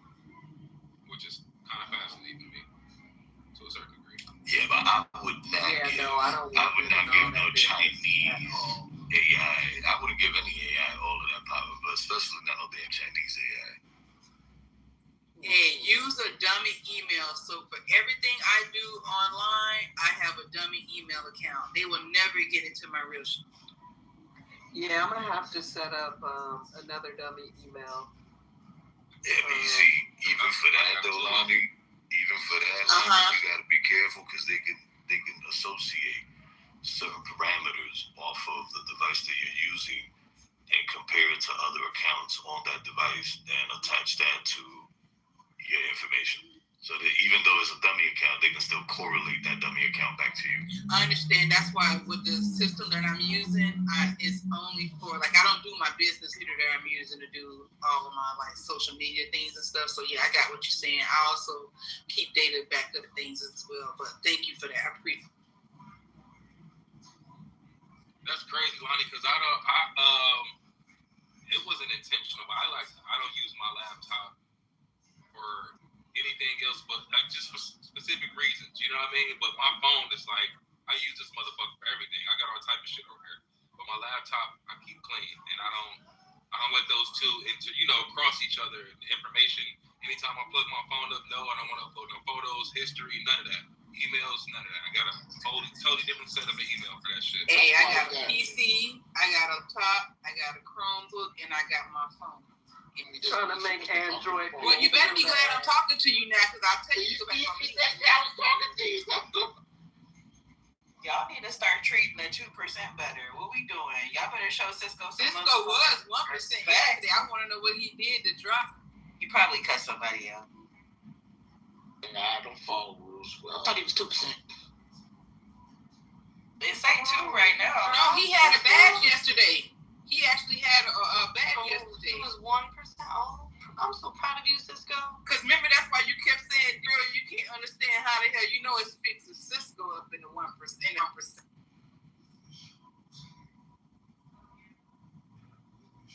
I think Pooh Dilla told me, and that's when my shit went down. I didn't tell you. You know I'm your number 1 supporter. Whoa. Why you gonna do that? What are you doing right now? I don't know, Casey. You've been slipping lately. No, you can't be every number 1, Casey. You gotta pick a nigga, okay? When everyone in life be defending him. That is not true. That is too true. And I've never dropped him in my life. But Cisco, pick right now. Damn, why would Okay, how about you ask your That is definitely a Leo move to tell you. Cisco, all of you other heathens, mute it up, because I need to know. Cisco. Not me being the heathen with him. Oh my God. I'm gonna make everybody mad. Cisco, you need to pick A or Q. B or Q. What are we doing? All right, I'm gonna pick Quantum, and then y'all go. Oh hell, you done definitely. I'm done. He say he know what side his bread is buttered on. Hey, so just to pause for the cause. For the ladies only, men, you can cover your ears. For those of you who use Pinterest, put in Black Cowboys. You can thank me later. Don't nobody want to see that. Damn, pure. Malcolm is in Texas. You probably see that all the time. Hey, real cowboys, y'all be letting these little internet cowboys down here. That broke no glass souls. They don't let me win.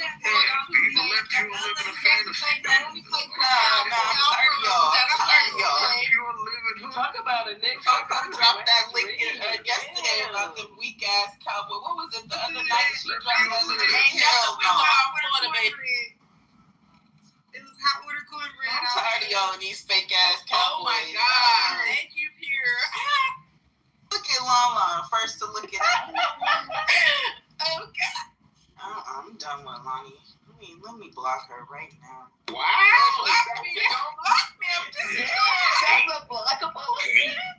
Yeah, Lala been acting up lately. Like I can't have. Balcony's not bad. It's okay, anyways. It wouldn't do anything. It really wouldn't, because everybody else is blocking. Like, we started this. Can you stop mumbling, whispering in our ear, nigga? I talked to your boy Resistance. He's ready to go. I think it's that beef patty we had for breakfast. No. Yeah, not the beef patty got him up and Oh, with cheese. Not Don't put out, kid. Don't play. Wait a minute, you eating a beef patty with cheese? That's a different thing. With a Fanta soda. It's a pineapple. It's a pineapple soda. With cheese? It's only pineapple because I can't find the damn good old. I can't find He shit. couldn't even have the decency to buy the pineapple Jamaican drink. He had to use an American soda. You gotta get the ting. I'm trying. The ting is my favorite. I love the ting. Ting is the ting. No, we need to pineapple here with that. Y'all crazy. That's my favorite. Or the pineapple one. Hey, the fake LeBron on stage. I hate to bring the chat to the stage. What the fuck you're talking about? You talking about Uzis and shit in the chat? I never once mentioned a weapon. I don't know what the fuck you're talking about, sir. You mean his name is Lacoon, by the way, Lacoon. You got Nino Brown in your photo.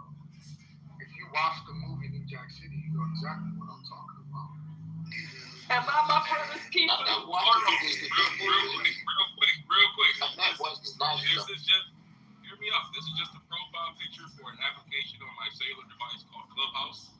There's no significant reason why I used it. I mean, it's just a cool picture. It's Black History Month. And I understand that that's actually Wesley Snipes. So, thank you, sir. Didn't I tell you to wait in the car?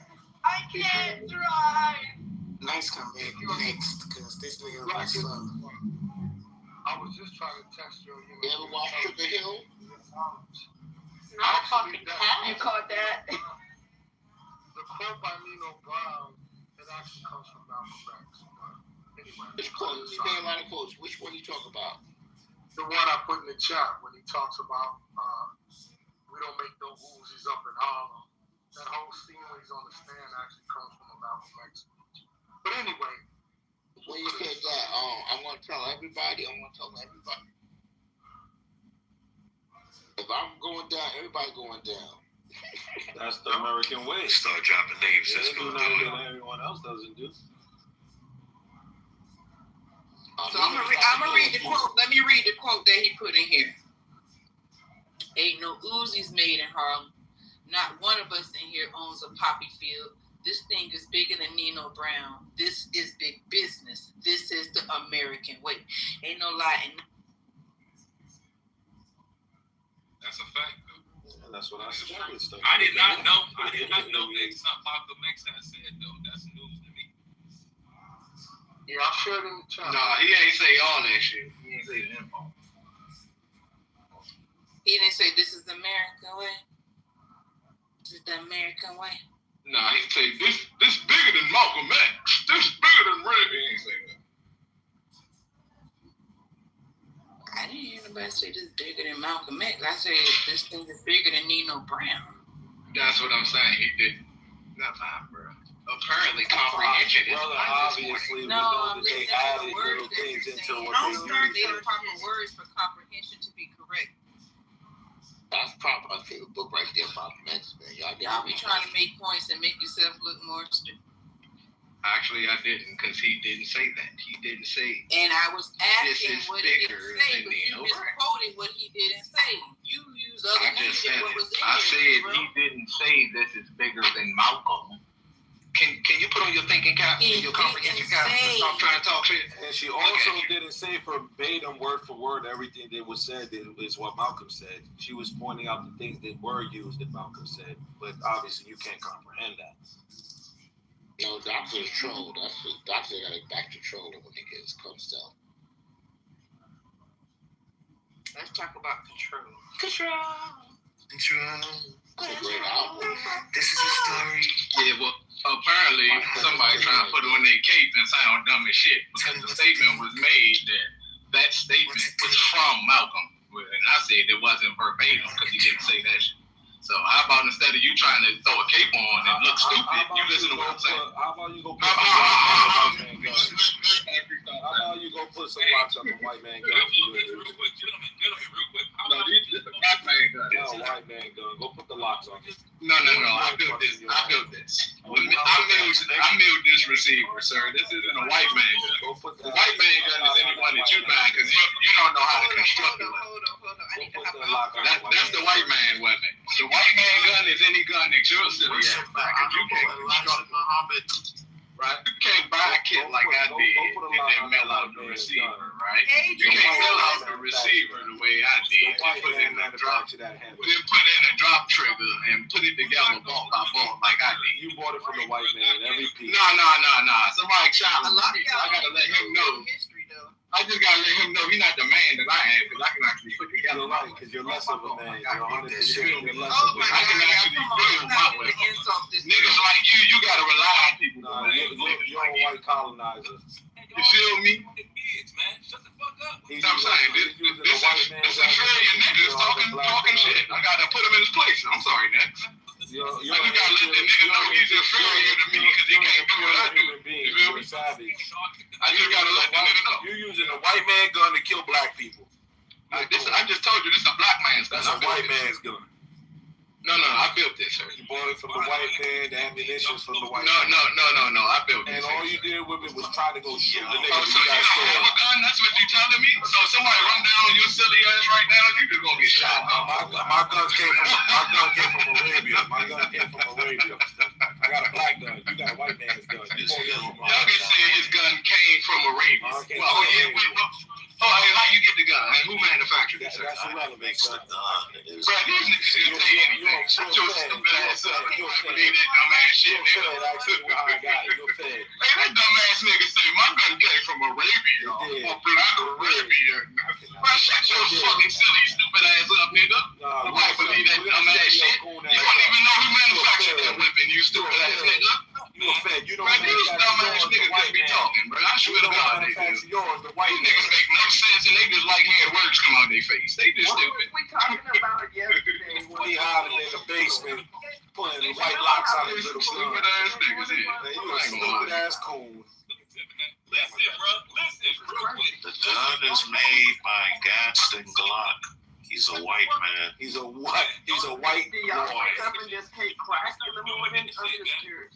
No, white boy sniffs heroin. I don't know. They over that motherfucker ruled by white and following white people, acting like white people all day, talking about somebody not him. Not him sniffs dope. Boy, sit your misguided ass down somewhere. You got a miseducated nigga. You a white man that sniffs dope. Talking about you got an Arabian gun. Your silly ass ain't got no goddamn Arabian gun. You got a dumbass brain. That's what you got. You a white man that sniffs dope. You got a barely functioning mind. That's what the fuck you got. I got a Arabian gun. You got a white man. You got a white man. You know the history of gunpowder and guns. Yeah, gunpowder. Gunpowder was created by the Asians. It was created by the Chinese. He wouldn't know that because he's a coon. He wouldn't know that he's a coon. You can tell who really don't got shit out here.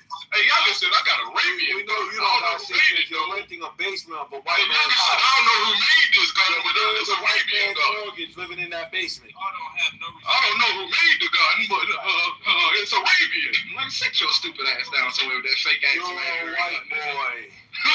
Nigga over there with a imaginary gun on Clubhouse. Tell him he got a Arabian. You're a white boy. God, man, y'all heard Lonnie trying to speak, man. And the crazy part. Oh, I'm sorry. This misguided stupid nigga won't shut up. Doctor, you talk loud on purpose, bro. Not him as a coon. I do, just to drown out that misguided stupid nigga. But go ahead, what mic on you? No, you're a coon. That's all it is. You sniff too much dope. All right, I'm about to go. And I'm going to be listening to some real black history in here. Did he sniff the powder heroin? Yeah, he sticks the fentanyl in it. Oh no, broke ass misguided nigga who don't hold it up and talking shit. The broke nigga who claimed the white man's mortgage living in his basement. Oh well, actually, my mortgage is to a black bank. No, it isn't. You're like paying the white man's mortgage. You're living in a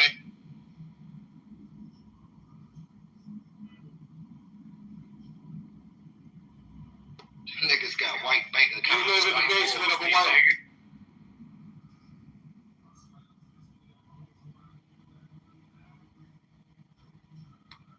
Yo, stop stop muting me on her. You live in the white man's y'all basement. want to hear about the first black-owned banks? And y'all were talking about banks.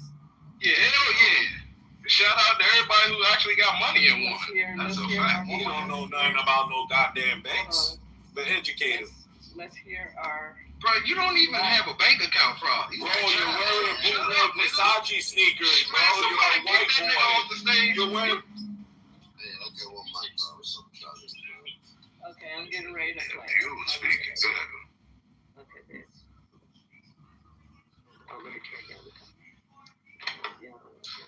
I don't think there is any black banks. Sir, I'm getting ready to play it. Y'all so-called men in here. It's ridiculous. Can I get everybody on zero, please? Thank you. The first woman to own a bank in the U.S. wasn't white. She was a black woman named Maggie Lena Walker. Born in 1864 to a formerly enslaved mother, Maggie didn't just break barriers, she bulldozed them.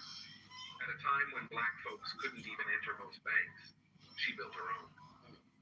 In 1903, she founded the St. Luke Penny Savings Bank, giving black families the power to save, buy homes, and invest in their futures when no one else would. But Maggie didn't stop there. She ran newspapers. She opened department stores. She hired black women when no one else would. And through the Independent Order of St. Luke, she taught financial literacy, empowerment, and self-reliance to thousands. While Wall Street was locking us out, Maggie was teaching us how to build our own. But ask your history teacher about her and watch the silence. They buried her legacy because it proves we've always been builders, always been bosses. If this is your first time hearing her name, drop a money bags in the comments. Follow Roots Uncovered, because we're unearthing every untold story they tried to erase. They never told. So Maggie Lena Walker was the owner, the first black woman who owned a bank. Oh, I never knew that. Neither did I. Okay. Yeah, she was from Virginia, right? Oh no, let me Google it. Yeah, I mean, we have a Maggie Walker school here. Oh, for real? Okay, let me see. Yeah, they really don't teach that in the schools. Good stuff. Isn't that something? Yep, Richmond, Virginia. Yeah, it's a big thing here. We went to the museum, like, when we were kids in school and stuff. But yeah. Beautiful. So what ended up happening? What ended up happening to the bank? What happened? That's a good question. Let's see here. Let's ask Chat what happened to it. Let's see if Chat knows. Did the white man take it over? So, the white man, I know, right? Okay, so let's see what happened to Maggie Lena Walker's bank. Let's see what it says.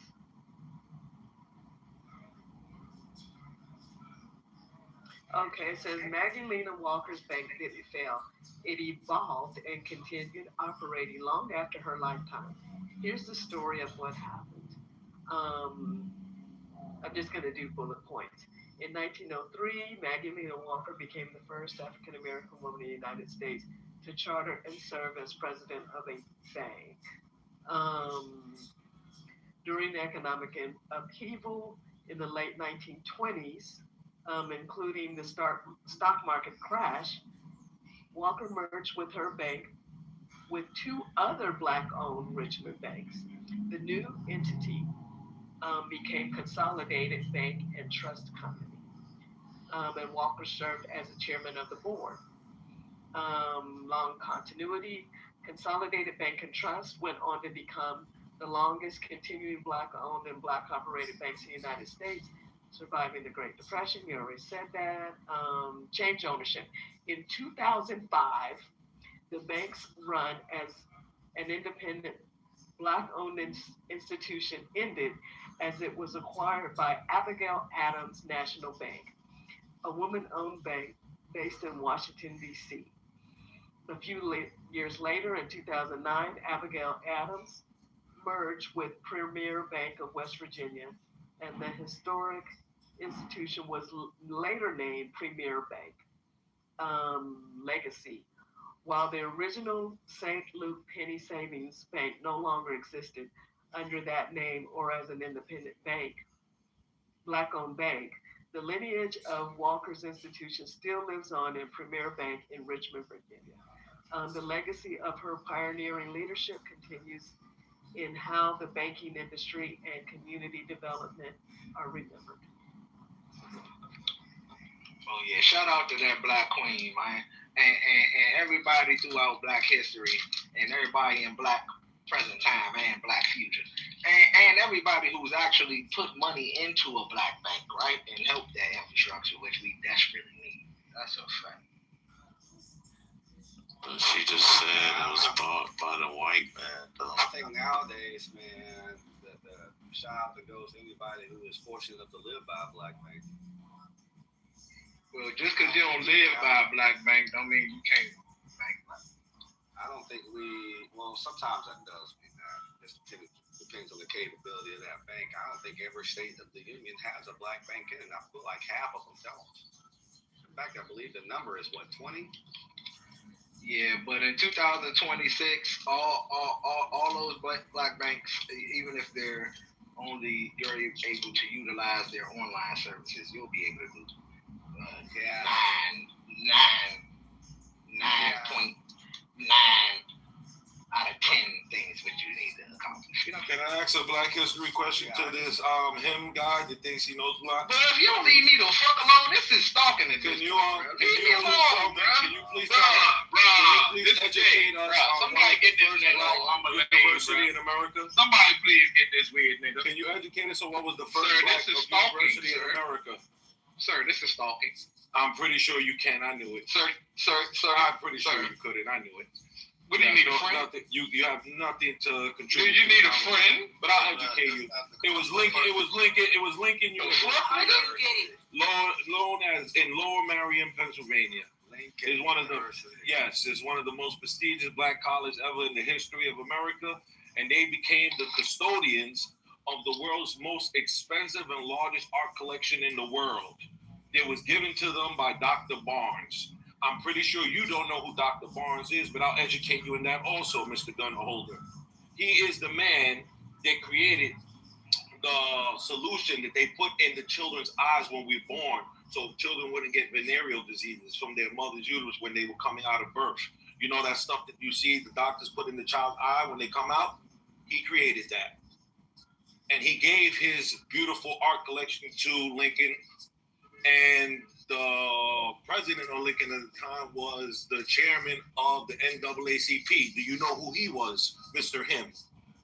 I'm pretty sure you don't, because you know nothing about Black history or Black people. You're just a coon.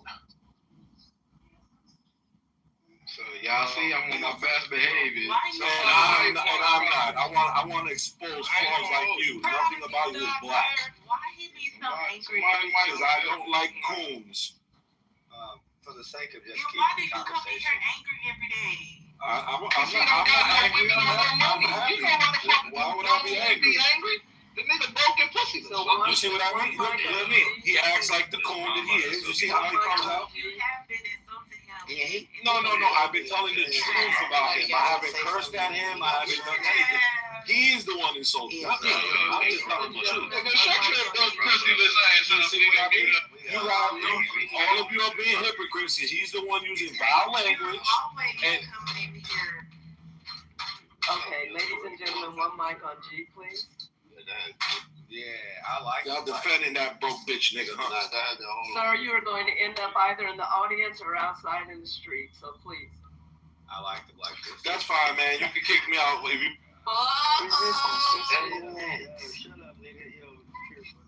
That broke nigga got Tourette's. Why might go and He gonna do that shit and then blame him when he turn up. Hey, did you know that the toilet paper dispenser was also invented by a Black American? I did not know that, but it does make sense. I think it was a black woman. I forgot her name, but it was definitely a black American inventor who did that. Something else. I got this neat little Facebook page I follow. She shows all the not random, but like continual facts about black Americans. Me too. That's where I got that from, G. Yeah. Hey, do we control? And I made a folder. Yeah, I should be making a folder of that. Hey, do we control any of those inventions? Well, the patent on the dispenser ran out a long time ago. A lot of the patents that came from back in the day, are public domain now. They ran out. I think it's like 50 years on the patent or some shit like that. In the 50 for exclusive rights. So we didn't renew? Like, I thought it was 100. Maybe not. Plus, I think in a lot of instances, Smurf, they let them change a minute detail of the invention and get a different patent. That's right. Because that was the first iteration of it, but then you have other iterations of it. Yeah. So what you mean? Like, so are we running the shirt, or they like hijack us? Oh no! We've been hijacked for a lot of things now. That's definitely. Oh no, I know we have. I'm just asking, like, which one of those inventions do we still like control? Like, I want to celebrate that shit. I personally don't want to celebrate that. We got a lot for, like, we still like run some shit like this. Yeah, I'm looking it up now. So it's 20. It says utility patent is 20 years from the filing date, and it says design patent is 15 years from the grant date, and plant patent, I don't know if that is, but it says 20 years for the filing from the file.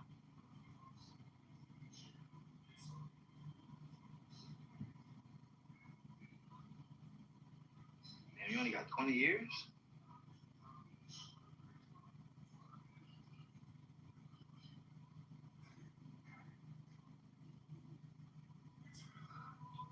Yeah, I don't see how people just can't understand and see that we need to make a nation inside this nation and just operate within ourselves. And then at that point, they're going to come knocking on our fucking door because they need us. We don't need them motherfuckers. Well, we go knocking on their doors and make them need us. What? Yeah, I ain't get that one. But you say they gonna come knock on our doors. Like, you're trying to tell you, I want to change the power dynamic. I don't want to build a nation inside a nation. I want them to build a nation inside our nation. Like, well, like, I don't understand. Like, that's impossible, Smurf. Because they built, like, they constructed this nation, Smurf. We need to construct our own. Yeah, nigga, what? What? They constructed it. Whether we were the labor behind the construction is one thing. I'm not disputing that. The overall construction of it was done by these motherfucking Europeans.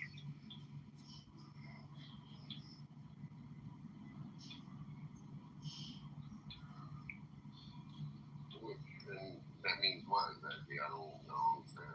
Like, we need to move outside of the European construct and mind state. Like how I brought up the fact the other day that we can all become rich in a matter of a short time of a year, investing in a mineral that isn't high on the list, but has a very high aesthetics, and that we all sink into and get an abundance of, and then start making jewelry out of, and then covet that to like that they covet diamonds and so, and then we will change the wealth gap, shit like that. It's a bunch of shit that we can do, but we're just sitting around with our hands in our pockets like, man, they won't give us, we need to go storm, man, we didn't know. No, what we need to do is think outside of the fucking box and these countries been placed into. I don't know, it kind of sounds like y'all saying, we live in a building, gotta build apartments inside these apartments. And I'm kind of trying to say, like, the building's already here, why don't we just take the building over, like, some shit? Like, I don't know why that's so hard to understand. Like, it's because the building is armed and secured to the T-Smurf. We're going to die trying to do that, okay? It's not enough of us, we don't have enough guns. Bullshit. The tenants run the building.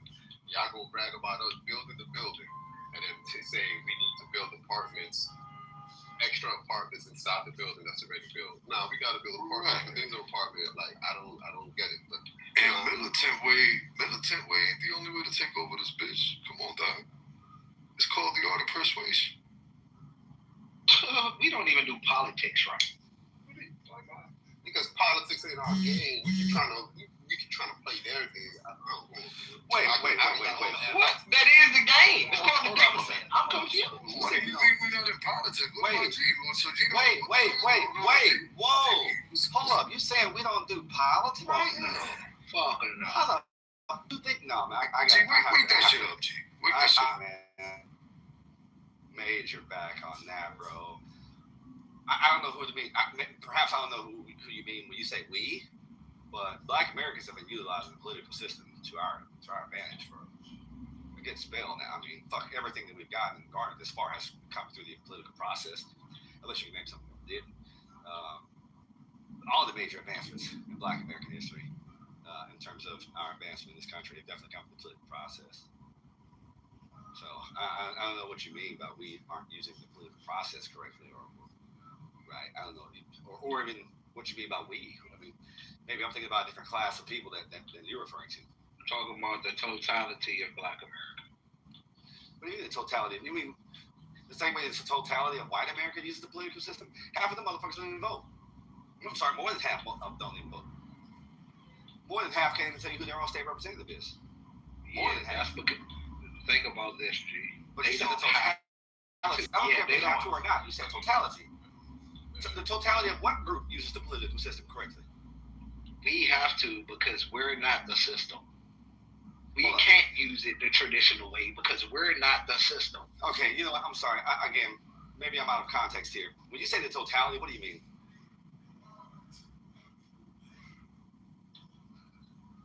The vast majority of Black people. I'm confused. Like us as a whole. 85%? 95%? Let's go with that. Totality means everything. I thought it meant everybody. Yeah. Oh, okay. Okay, that's why I said maybe I'm out of context. So you're expecting everybody to band together in a hive mind? Of course not. But like you're saying, 85%, more than 50. You need the vast majority. Show me an example of 85% consensus anywhere.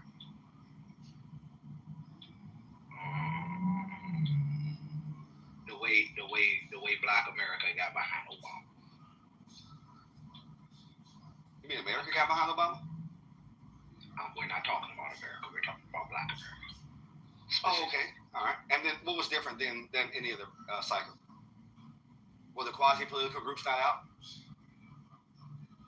I would say the same. Were they not fundraising to the same extent? No. They were not everywhere. No, and they're not now. Right? Name me five. Name two quasi-Black political groups. Are you on my side or your side? I'm just trying to figure out what you're talking about here. Name two quasi-political Black groups. Gotcha. So look, man. NAACP and SCLC?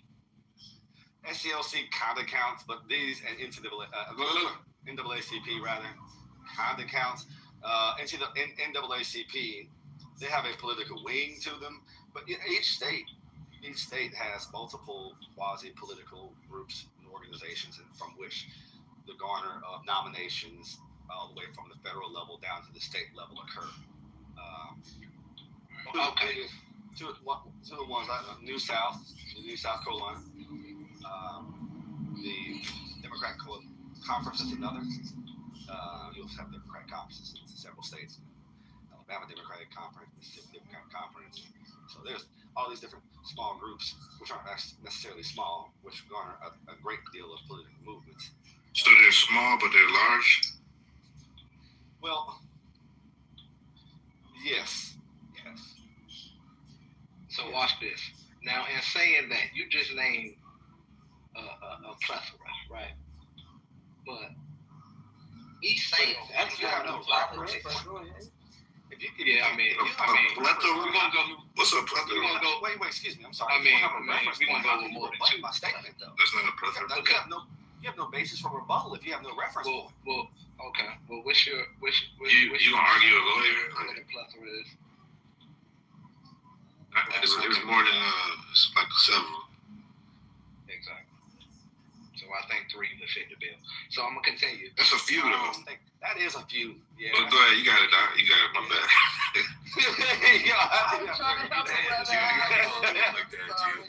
That is a few. Yeah, that is.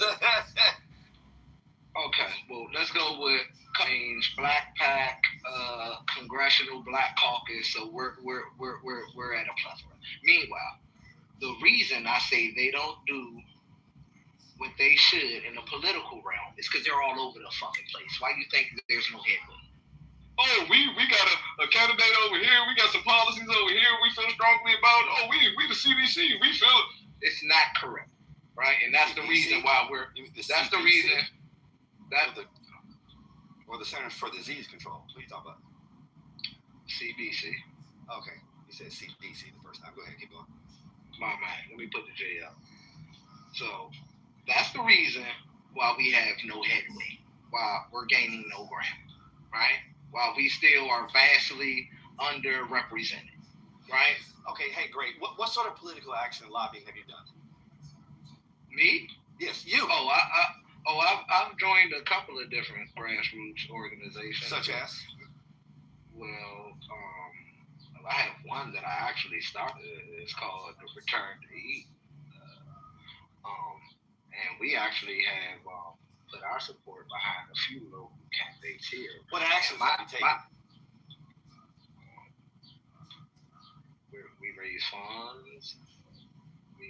We actually, well, first of all, we actually got enough signatures to get them on the ballot.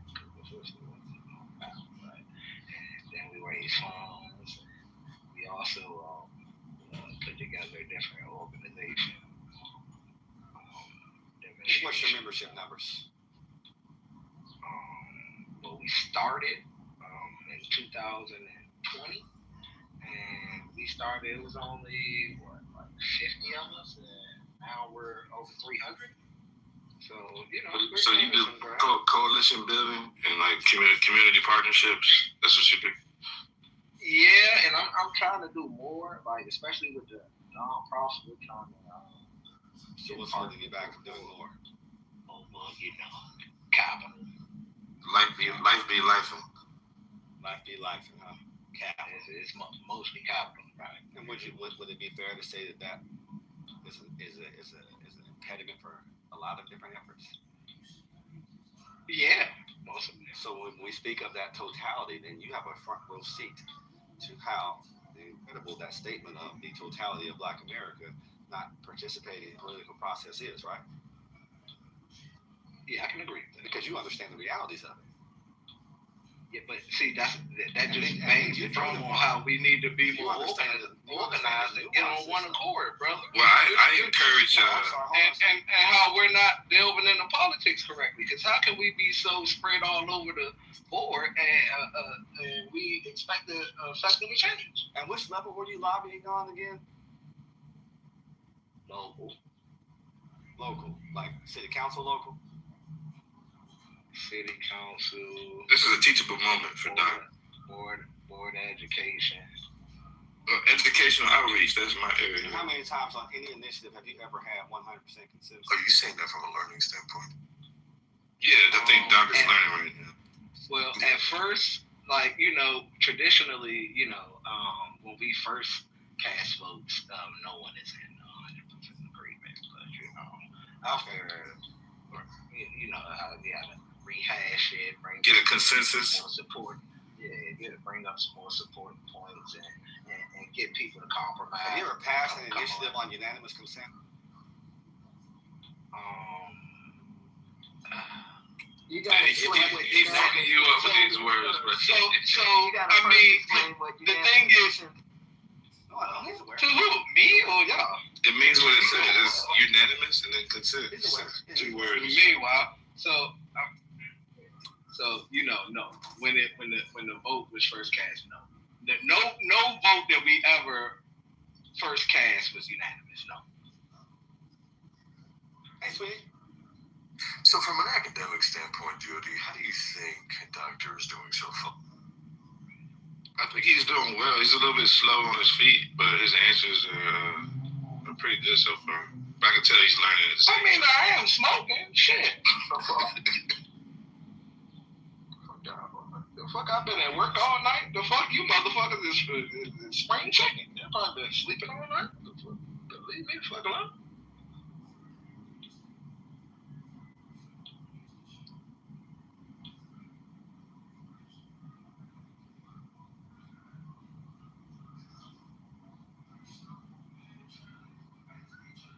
Hey, what does that do for y'all though? When y'all like question people who got opinions on shit, you know what I mean? And like, you know, you ask them what they're doing and shit. What does that do for y'all?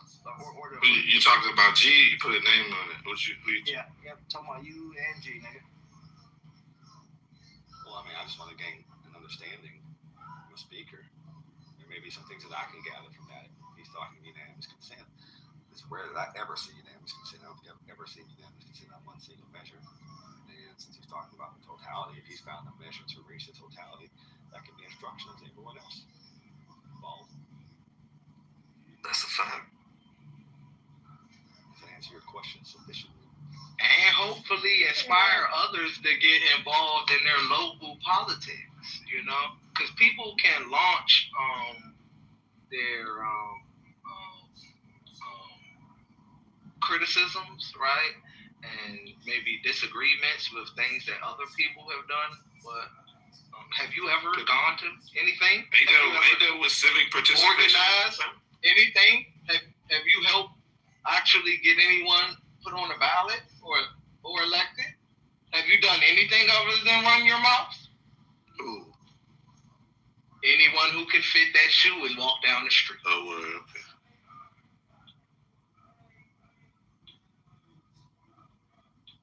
That was a mic drop.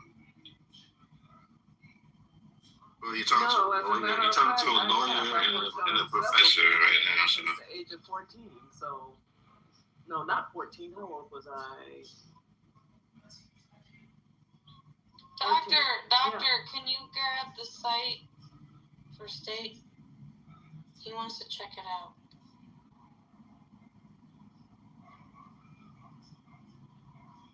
Just drop the link in the chat room.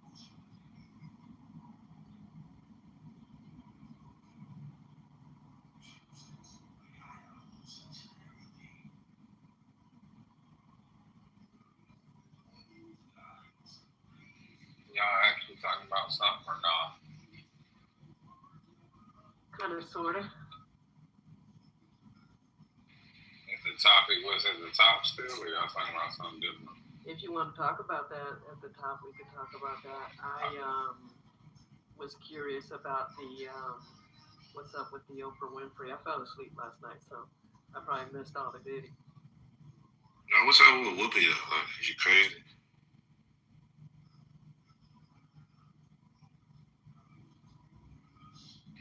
No, I was just curious because the topic's been that topic since yesterday. My apologies. I'm bouncing back and forth on different things. Props to your efforts there, Doc. I mean, it's commendable to get out there and get work done. You understand what it's like to get out there and actually start pushing initiatives in the general broad spectrum of the public, even on a local level. It is not easy. It requires dedication. It requires a lot of strategy. It requires a profound understanding and patience. And patience, my brother. That was my biggest pushback. I hate when people say we're not out here doing shit. We're not achieving things on any significant level because we are. Yeah, because some of us are on the ground. Especially when you're working a full-time job, business owner, or both. And a father and a husband and all that. And y'all can look up these type of organizations in your own backyard and stop looking to criticize others and actually put your feet on the ground and do something. And that's to anyone, not anyone specific. And actually, a lot of people actually have brains. Me and a few of the members of the 100 Black Men, we actually joined the Black Caucus of Maryland as well. A lot of states, I probably won't want to say every one state has a Black Caucus division. So you're looking at that. God bless y'all. Good luck to y'all. I also have a nonprofit, so if y'all want to That's donate, another mic drop case. If you I'm going to put the link in the chat so you can donate to my global impact. You want to call out for me? Figure out how to get some funds from the government and, the way they're doing it, how they're doing it. Yeah. But I wanted to say about, like, Oprah and what she said. I think that was really weird that she's talking about now we live in a world where it's magnified. I think that's so weird. Like, she tries to play on people's sympathy roles. Like, oh my gosh, it hurts because people say I'm in a cabal. The whole time, so all the people that you hang around is in a cabal.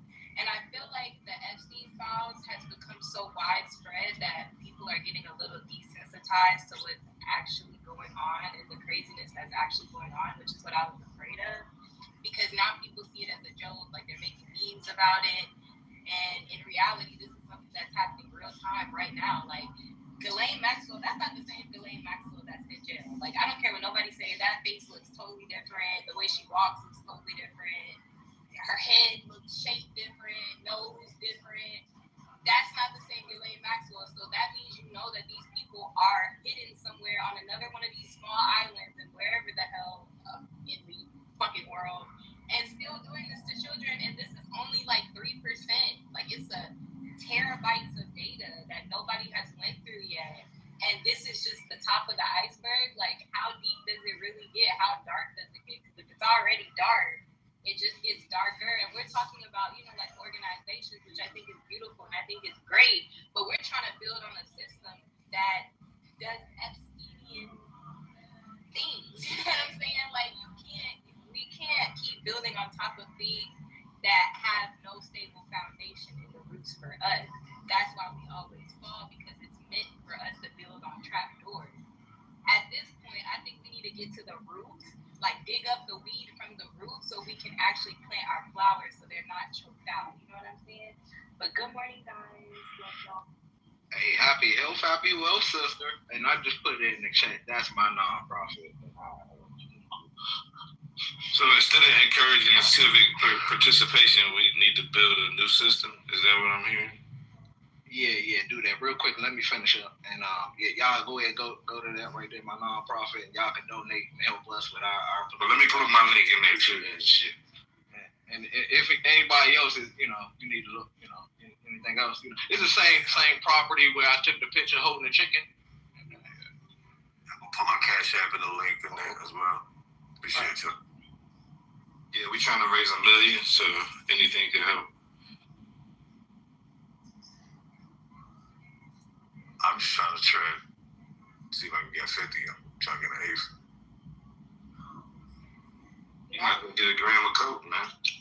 Nah. Hey, you know what I noticed, bro? If people put as much energy as they do into talking shit, hating on people, trying to disprove people, all that weird shit, like, these motherfuckers would be a hell of a part of the effort if they actually put their feet to the ground and do some shit. You feel me?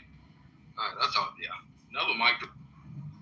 I feel like there's so much money in the government, especially as a nonprofit, and we have so many laws for Black people and low income. Like, I definitely believe that you guys can get that money from the government, the people who got the big dollar bills. You know what I'm saying?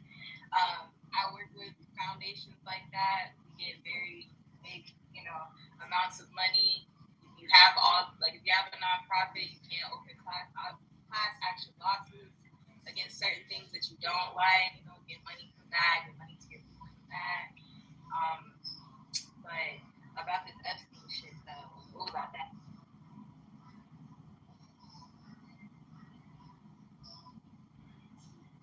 Well, what do you think we can do about it, love?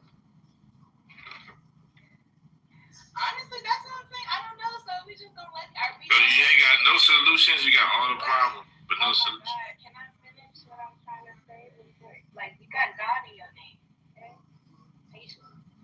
I feel like I don't know all of the answers, but I just know that us sitting and being quiet is not something that's going to help. Actually, right now, I'm driving to my state capital. We have a protest today where we're going to our state capital to talk about the National Guard that's right now deployed in Tennessee, and about the ICE agents that's in Tennessee, and about the Epstein files. We have a couple of people that have nonprofits here in Tennessee that have been listed in the Epstein files. We're advocating for their arrest and for them to be off of the board. So I guess I'm doing things, but I can't. Look, I'm not up to be a host now. I don't got the big money to go to every state to do everything for everybody. So I'm just trying to figure out what are we gonna do on Sunday. Wait. You say you going to your state capital? Yeah, I'm going to our state capital right now. What you about to do? We have a protest and they have a hearing because we have a council member who has been listening to Epstein files because we have nonprofits out here that help rehouse women and children that have been in domestic violence or unsafe situations, and we found that their names and their organization was listed in the Epstein files, so we're calling for investigation on that and for him to lose his title so he's not able to serve. So wait a minute. So you're calling for him to lose his title before the investigation is conducted simply because his name is... We found out that they already had an internal investigation going on. The Epstein files being released has just released it all to the public. So now that we've looked into it, they have been investigating him, but he's still being paid and he's still working. So we're saying he needs to be fired without pay. Well, he needs to be laid off without pay because how are you investigating someone who has multiple victims coming after saying that this person has sexually assaulted or violated them? And that's because they're not really investigating. They protect them. Exactly. So that's why we're going up here. We're about to protest. We're about to get, that's what, shout out to you. You're doing exactly what you need to. That's exactly the right thing. When I said it, they said y'all gonna get shot. You go to the Capitol. Niggas ain't got weapons, all this extra shit. Shout out to you for not being fearful. Get it done. Don't wait for them to investigate, because they ain't really investigating shit. These niggas playing in our faces with each other and shit. What about due process, though? Shouldn't we get... Fuck all that. The due process, what? They been had these files. What due process went? So they got this shit for 10 years, bro. They ain't do shit. They've been eating kids and shit. Now we still waiting for due process. Man, we should be burning this bitch down. But wait for due process. Process each other. Now, hold on. We went from raping kids to eating kids now? Yeah. They defried it, bro. They say the issue is that it is a fundamental human and American right for due process, right? We can't just bulldoze through that because if we bulldoze through it, for them, everybody's going to be a George Floyd, right? Because that's what happened with him. His fundamental due process was violated, rights were violated. But my question is to the young lady, what did they find on him?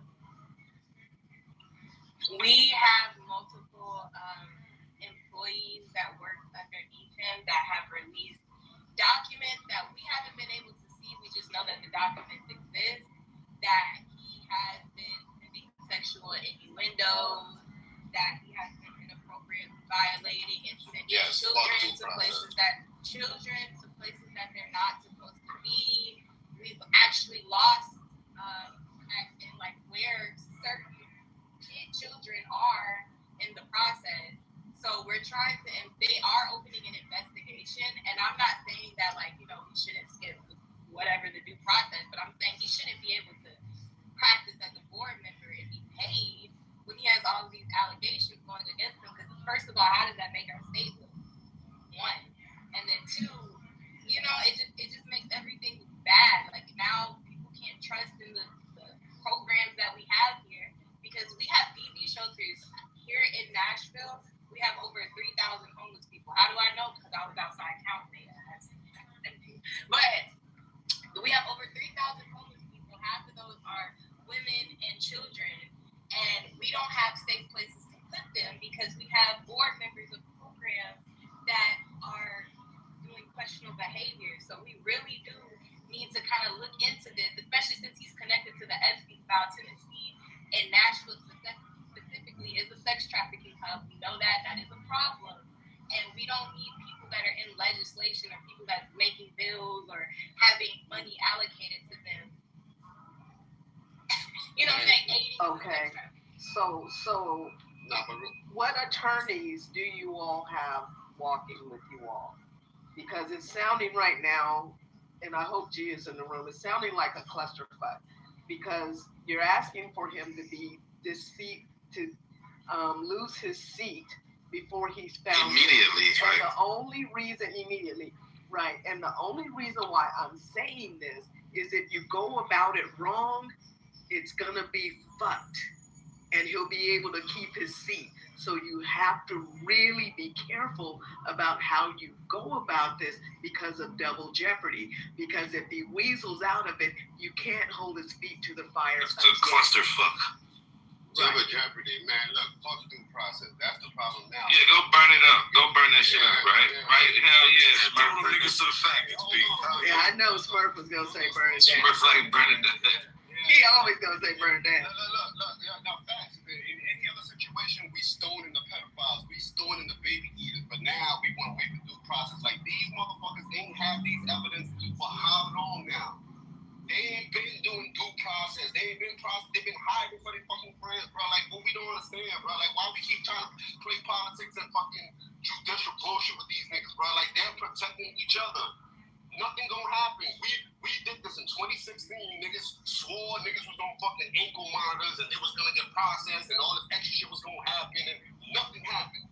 And now all they're doing right now is making this fucking situation normal. They putting it in our face. Nobody's doing nothing. In the future, this is going to be law. Y'all didn't do nothing. The leaders of your nations is eating and practicing realistic evil rituals, and we're sitting around talking about due process. In what world? I hate this matrix, bro. I don't understand how we living like this, bro. In what world, bro? Like, they got a whole sex trafficking, baby eating ring, very well-oiled machine, just to nitpick at whoever they want to eat for their for their rituals, and we out here talking about the process. Like, y'all hear yourself? Like, y'all hear yourself? And then, oh man, y'all want to talk about the niggas in y'all and shit like that? Like, come on, bro. Like, what's happening right now, bro? Like, they really are number one of this world that we're just like docile to anything now. Like, these niggas is eating baby. They fucking sacrificing kids to their fucking gods. They're fucking dark deities, Moloch and Baal. Like, this is not no more. Like, we know it's real now. Or we still chilling. Like, alright, bro. Like, let's wait for due process there, bro. Like, I get. But it's a legal risk associated when you go too fast, though. That's all we saying. Also, it's just that these people do not receive the same, like, disciplinary actions that other people, like, I know people who have made a little bit of marijuana on them and they've served time in prison. There was one of our inmate disciplinary board members who got charged for aggravated rape. She is a woman. She aggravatedly raped an inmate. You know, she got 14 months of supervised probation. And she has to register as a sex offender for 10 years.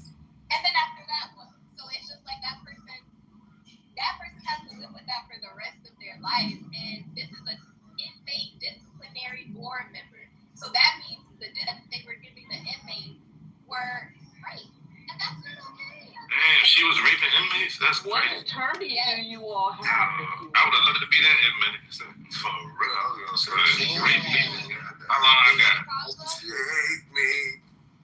The problem is that the other groups want the state to pick up the case, but we already know if the state picks up the case, then it's not going to be dealt properly, right? Because him and the DA talk all day. You know what I'm saying? They go to lunch. So I definitely don't think that there's going to be anything to come out of this protest because most likely this is going to be picked up by the state of Tennessee just because they're going to assume jurisdiction over it.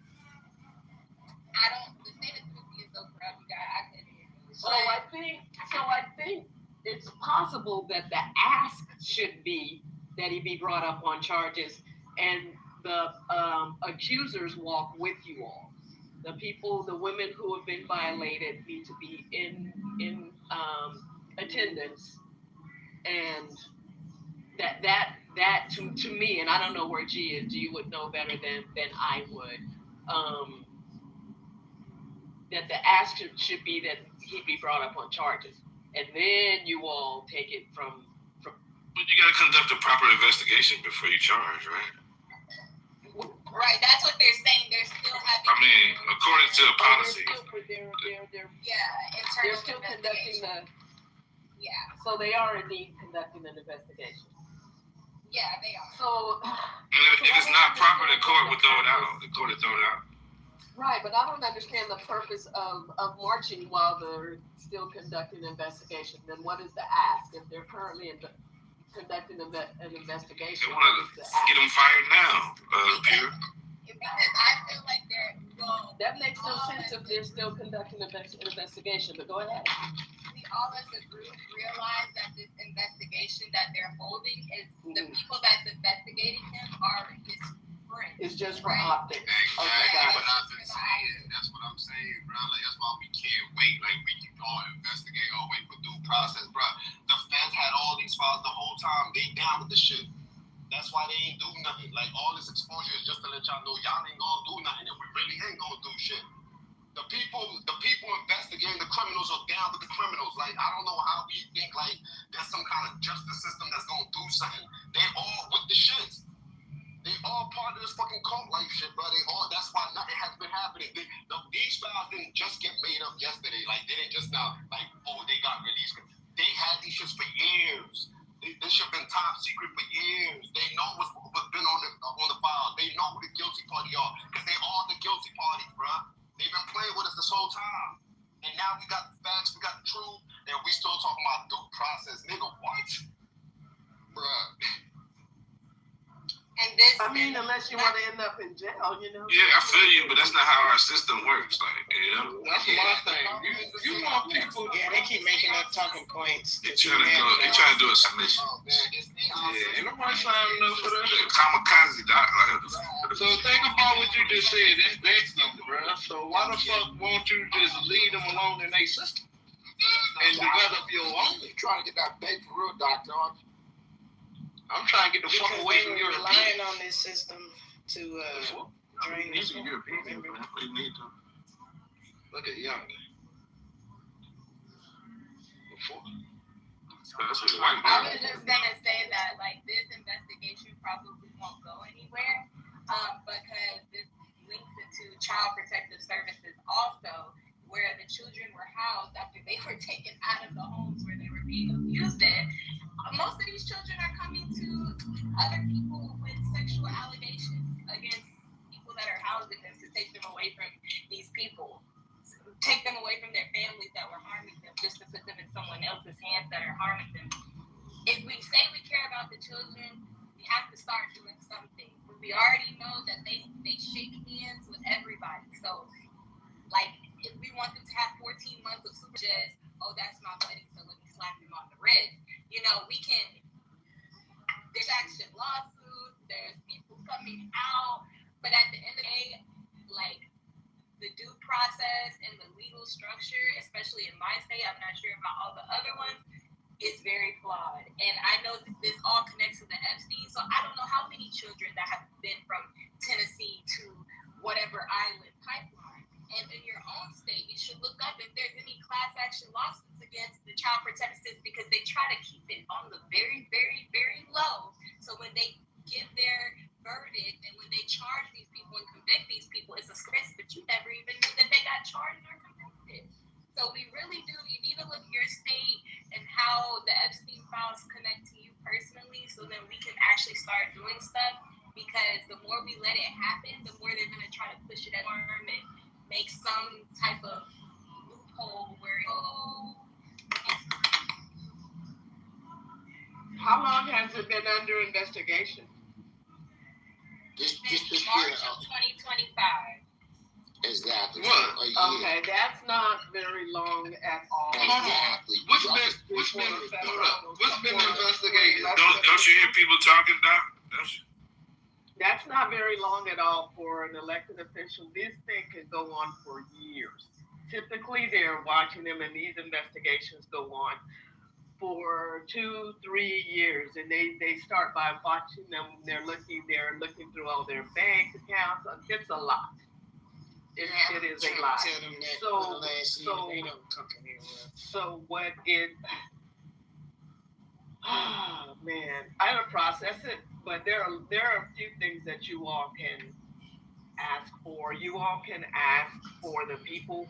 You can ask for the investigation to be sped up, but then you can also ask for the people who were doing the investigation to be investigated also. If you all are not happy with what Or you can ask her to hurry the fuck up too. I said that. Yeah, strategic public pressure, like put some pressure by marching. So Yeah, that's the first thing I said. You can ask for the investigation to be sped up. But this whole thing is. I'll just say this. Y'all Google two names, Art Till, A-R-T, I think it's T-E-E-L or T-E-A-L, and Google Josephus Eglishon. Okay, Josephus Eglishon.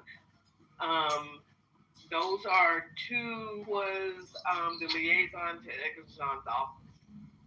Him, and then Art Till was before my time, but that's going to be an interesting read as well. I think we also.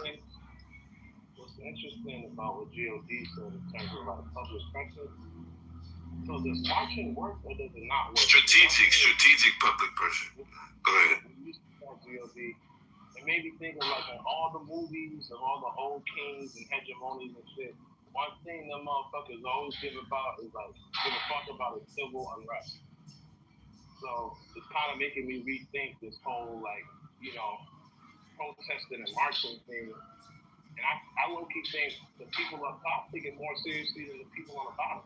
As long as it's grounded in facts and like you got evidence, then I think the movement. But you can't just go willy-nilly. And I think that's what Pure is trying to say. Like, be patient and make sure you got all your facts in order before you put all your eggs in one basket. I feel like the main thing people gotta realize is we need to know exactly what you're going for. It seemed like a lot of people are really confused. Do you want to rush the investigation on things that you're claiming are extremely serious? Probably not. So you probably don't want to rush the investigation. A lot of people are ready for stuff to happen right now. Then we also got to remember, do you want an investigation from the same DOJ that's literally hiding the evidence? You need an independent investigation. Exactly. So what do you really want? Then if you don't want the DOJ to do it, then you have to be pro us getting rid of the DOJ, which means who are we gonna count on to get rid of that DOJ? And if you want to get rid of the DOJ, then you have to be able to accept the fact that the people who put them in office wasn't doing it for your best interest, right? So you gotta start at the top.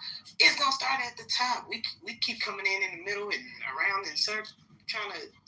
I feel like it's a lot of misplaced anger and aggression, and they don't need to rush it. If we really want to go down for it, like that's a good point, D. Nah, I've been told y'all we need to get out there too. Just kill them all. I'm not white. What? What the fuck? Kill them all? What? Why y'all be acting so fucking scared when they out here destroying? They out here destroying people, destroying people's lives, causing collateral damage. Victims become victimizers, so it doesn't stop. But you can't say all of them. Because we don't want our lives destroyed. That's why. But you just allowing it. So you're like, oh, shut up. You talk about my deployment. What steps you charging? No, I'm agree with everything that everybody says. I'm not saying nothing that's crazy. Everybody is their own person. We allow, so it's like weird. No violence. I'm not. Two people talking. I don't violence either, but I don't understand. If we saying ain't no due process, ain't nothing. All we gonna do is sit back and twiddle our thumbs. What is your plan, O'Day? I'm willing to listen. Yeah, what are the solutions? What's the solutions, bro? Like, burn that shit the fuck down, bro. That's it. That's the solution. Yeah, I mean, burn it down. So burn that shit down. That's it, man. You gotta believe in assembly to do that. You want to do process? You gonna do it yourself? But obviously, I'm being facetious about that because we don't. Y'all burn it down. I support on social media while y'all burn it down. I'm not even talking about I'm talking about. I give you a light and a thumbs up.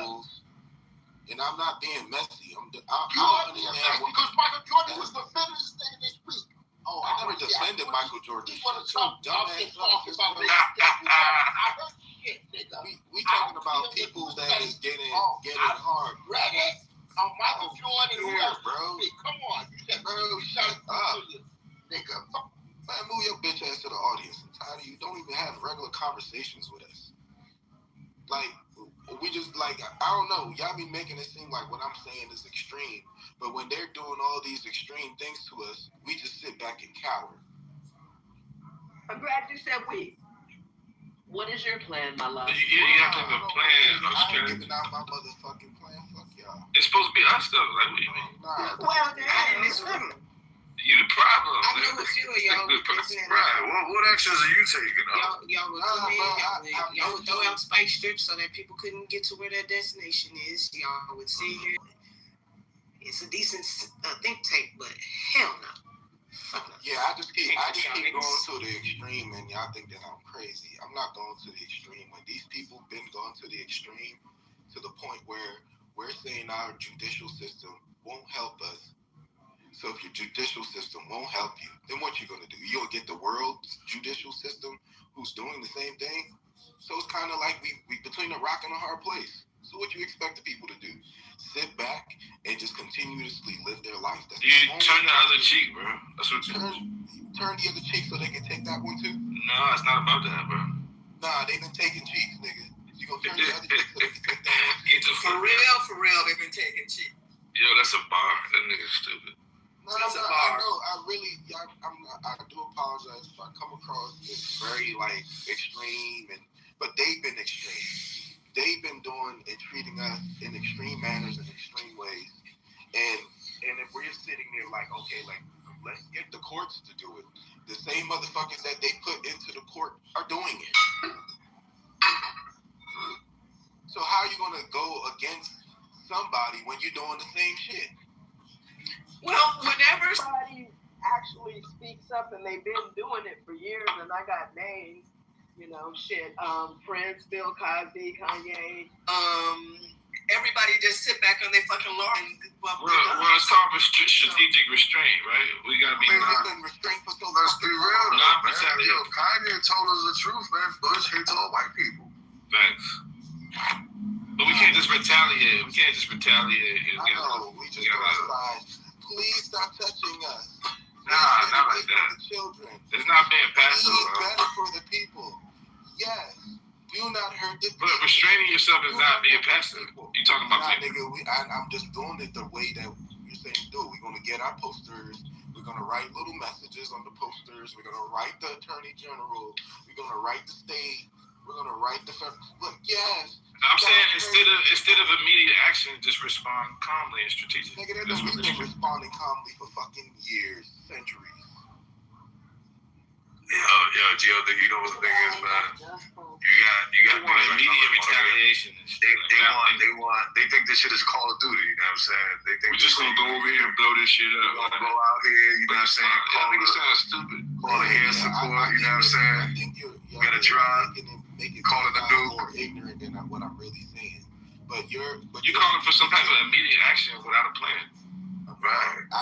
It's just an option because look, everything else that you're saying has been tried and done already. We ain't playing shit. We can't even come together on a conversation. We ain't playing shit. We ain't organized. If I do all the that's a fact. We ain't never tried. Let's try to organize it. Hey, old Danny, we ain't never tried supporting each other. We ain't never tried everybody across the diaspora being black together. We ain't never tried. I just want to go blow the shit up. We arguing on the way to bring the shit down and arguing with each other while we burn shit down. We ain't never tried building back up our Black Wall Street. It's a bunch of shit we ain't tried. And we just keep trying the same stupid shit, being niggas and bitches and spinning in circles like, why it's not working? What's going on? Man, they gonna argue. Bush hates all black people. What type of fire do we use? Y'all niggas arguing at the goddamn building. Nah, because I know what I said sound crazy, and y'all just gonna be like, no, that's stupid. I know it's stupid, but you gotta behave. But it's like only they're allowed to behave extreme, but we're here and trying to figure out how to organize and how to make things cute and put the shit on the top. Like, yes, go against. No, you guys treating us so bad. You're taking advantages. You're stealing our organs. You're doing all these things to us. Please stop. Please.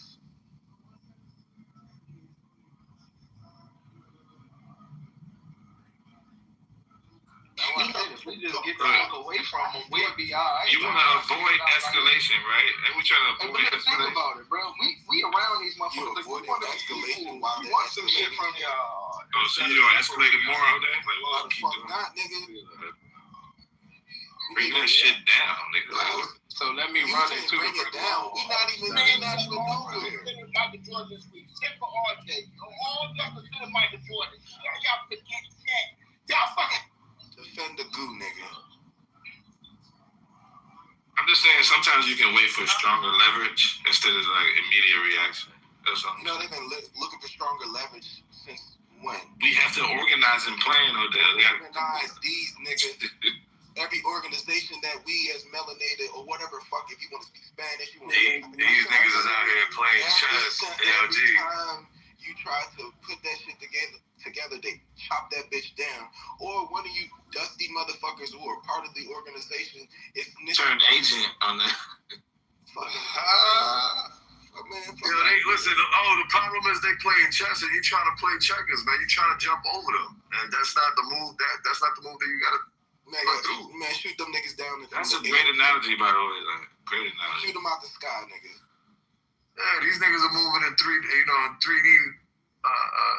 increments, and this nigga's trying to fly over everybody without the proper tools. He's trying to do a double jump. Hey, but watch it's not the same rules. It's segments of black people in America that don't have none of these complaints. They want to do move a certain way, right? And we don't got stuff to do none of this shit.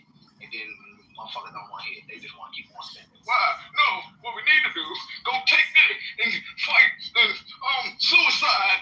And you know what? Like, the fuck gotta go get killed. Police department. Hey, bro, especially where we at. They got 17 different police departments around this motherfucker. You hear me? We ain't even talk about the National Guard. We ain't talking about the fucking regular army they gonna run down on shit. But motherfuckers talking about they're creating a nationwide riot and taking over all the government official buildings. Yeah, good luck with that. When them boys show up with them 50 cows, yeah, we're gonna see who's really got the balls. When the 50 cal rounds start flying. You know what the fucking sound like? And you start hearing that thump. Motherfucking gonna be in the same place. You're gonna fucking go in your house. Nah, man, we sound like we trying to strategically. GOD's been telling you the whole time. Where you gonna be? Strategically approaching the situation. Exactly.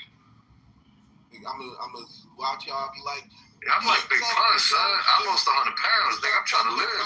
You gotta respond, not react. You react right. We over here in Blackville. That's my wife, man. Run up on white people. I want them titties. So y'all trying to take over white people land. We over here in Blackville thriving. Like, what's wrong? You can take the woman, but leave the titties is diabolical. Y'all over here. They trying to take my wife, man. I bought them take the pussy, man.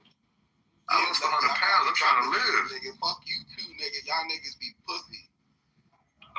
These motherfuckers. His old thug coming out. We found out he was a gangster. Nah, nigga ain't no thug gangster. Nah, real shit. Yeah, when the firecrackers go off, I was the first one to run. Oh my God, it's so loud. No, I'm not, nigga. Shut the fuck up. Nah, he like fighting, bro. Yeah. I mean, you know what Mike Tyson said? You got to plan until you get that punch in the face. And, you know, then you go cock. I want to see all these militant niggas get out there and do something. That's what I'm saying. I want to see him fight something. These militant niggas be talking that shit. Something. I want to see something kick off instead of saying. You know the thing is, you know what? Been locked up before. That's what it is. Because y'all gonna keep talking. Oh, you never had Big Tyrone do me? Because y'all want to fucking protest. And y'all want to be like, no, don't do this no more. Fuck out of here. Same shit y'all did 5 years ago, and did 5 years ago, before that, and 5 years before that, and 5 years before fucking that. These niggas is fucking nasty. and they know what they're doing. They purposely doing all this crazy shit, and we're like, oh no, I can't believe they did that. Well, that little girl, she going to march, so she doing something. You're right. Hopefully they don't try to snatch her away while she's marching. Snatch her kidneys while she's still standing there. Yeah, God forbid. It's cool and all, but I be hearing all this shit from people who don't even got no guns. These motherfuckers ain't even gonna be on.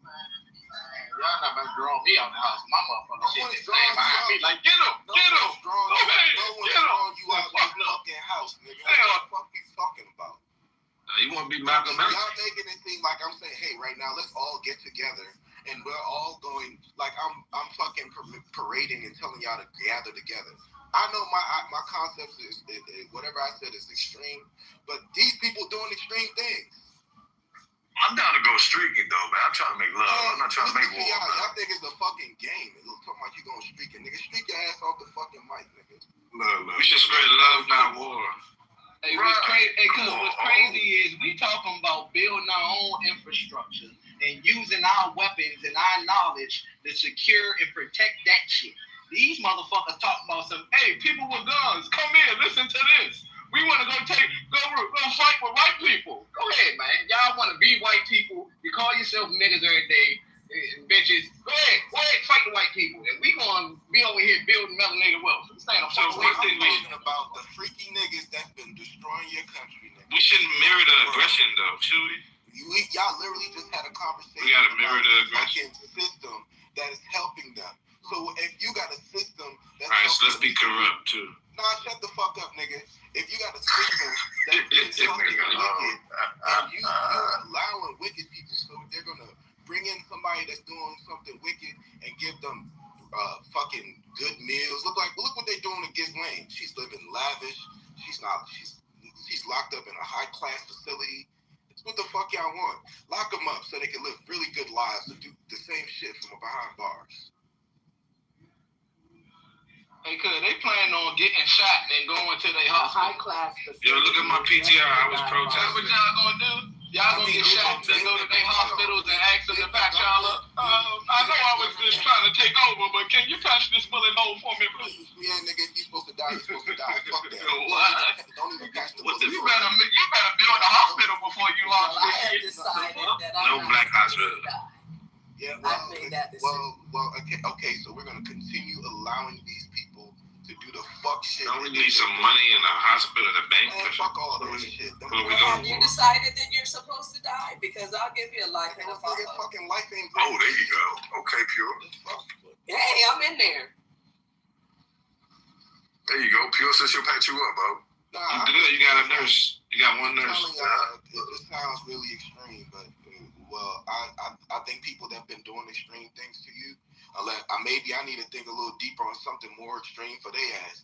But if somebody is throwing chemicals in your air, they doing all types of affect your water, I don't get it. I really don't. So me sounding really extreme in the way that y'all attack me, y'all don't attack those same people that's doing those extreme things. It's not that you're sounding extreme. That don't work, bro. You haven't done anything yet. Right. So when you kill my brother, I kill your brother. You kill my brother, I kill your brother. You kill my brother, you kill your brother. You kill my brother. And that shit keep going. We see it in the hood. You know what that's called? That's called Jewish versus Arabs. Well, thank you, Devon. I know I'm making sense to me. I don't give a fuck. They being corrupt, so we gonna be corrupt. Like, where does that lead? Right. How we being corrupt? Please explain. You're talking about mirroring their aggression and corruption. How? That's what you just said. Do what they do. All right. So what cute ass way are you gonna stop them? Hey, you know what the rules are? I don't got a plan. They're gonna keep dying. So I don't have a plan. I'm not gonna move until I have a plan. So you know why I brought that up? Because you're not gonna do shit until we have a plan. You can't move. You ain't gonna do. But neither are you. You have to you gotta organize the move, like organism. You gotta have. So I said, listen. So I said my extreme thing for y'all to be like, I would never do that. So the same little weak pussy, cute bells and whistle thing that you're trying to do, y'all ain't gonna do that shit either. So you're gonna let these little freakynigga.com motherfuckers, these freaky Europeans, run around, continue doing what the fuck they doing. You know, we can't build a political party. That shit ain't work, nigga. They cut that shit down too. We tried it once, but we tried it again, right? No. Then why ain't it happening now? Because we're not building. We can build. Because you ain't leading the front. Oh, get out there. Let's go. That's one of my organizations. You know what I'm saying? Like, yo, why is it that niggas that want to talk don't lead the charge? Motherfucking thing. Lead the charge. They just criticize other motherfuckers. All I'm saying is this. Look, all I'm saying is, I'm a fucking talk. Y'all niggas got me fucked up talking about niggas. Y'all talking too on a fucking talking app. So don't try to come at me with no fucking bullshit, nigga. What the fuck you talking about? You talking at? I'm just saying, lead the charge. Some people got gold. Why you gotta die for you niggas? Why you gotta die for you niggas? You see what they do to the nigga who stand out front.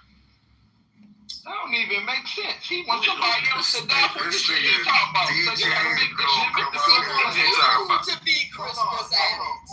Why he gotta die? You get out there and die for the shit that he believe in. Go ahead. What is going on? What the fuck TJ talking about? Name the person that I said had to die. The nigga who was storming the building. Any nigga stupid enough to storm the government building, if that. Dummy. Be that nigga. Smart dummy. Well, be that nigga. Well, it will be worth it. Trying to inspire and put a battery in a nigga back when your ass ain't trying to put one in your own back. I ain't put no battery in nobody's back. I just said I didn't talking that, and I shared my fucking opinion. My opinion seems to be extreme, but it's okay for them. We can talk about the extreme things that their system, the same judges that they're not gonna go against them. So what the fuck you gonna do? Hey, look. Sit the fuck down and shut the fuck up. Economic development. We need to get the fuck out of here. We gotta kill him. We gotta kill him. Nigga say, hold on, nigga say, you know right? Nigga say, you right. We do need to do that shit. You can build industry. No, I gotta be a working party. This is how we can get Hold on, one mic, please. Not gonna work because we haven't organized and come to a consensus as a culture. That's why. You niggas you can't do it. Y'all don't know who the fuck you are. That's the whole mission. That's the whole mission, nigga. What the fuck you talking about? Why y'all talking about y'all niggas are like, bro, like I'm tired of this shit. Why y'all keep wake that shit up, DJ? Wake that shit up, DJ. Nigga, it told you niggas you're gonna have a zero net worth by 2030, and a lot of it has to do it because you can't get your shit in order because you don't know where the fuck you come from. You niggas ain't gonna own shit, and y'all gonna be happy. Well, I ain't even thinking unless you're Indian. Unless you're Indian. If you Indian, you Indian. They trying to deport them to you know now. They trying to deport them motherfuckers. Namaste. Indians don't really own shit and they not happy. So I don't understand. I mean, the Indians are the new Chinese. Not let DJ tell it. Niggas own land and casinos. See, look, they own casinos. And land.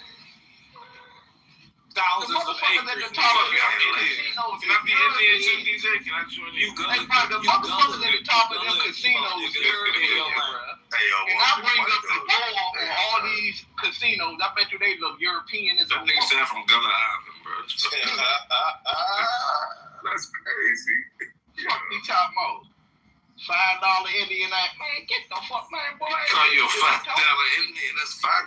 Nah, the motherfuckers who own them casinos. Fuck me talking about. That shit quote unquote ran by Indians. But you know how much real wealth go down to the real Indians? Maybe 10% of that shit. Man, you know what? We don't even really It's a perfect example of black people arguing over nothing. No, I'm not arguing. That's why we can't respond. You got hate on the light skinned niggas because they get on the bitches. You can't organize. How do we get to this? The Indians is hating on the Africans. It's crazy. We don't give a fuck about. We got to this point because you told niggas to get off their ass. They got triggered. They got triggered because I told them, yo, lead the charge, man. You know, light skinned niggas. It's always the light skinned niggas.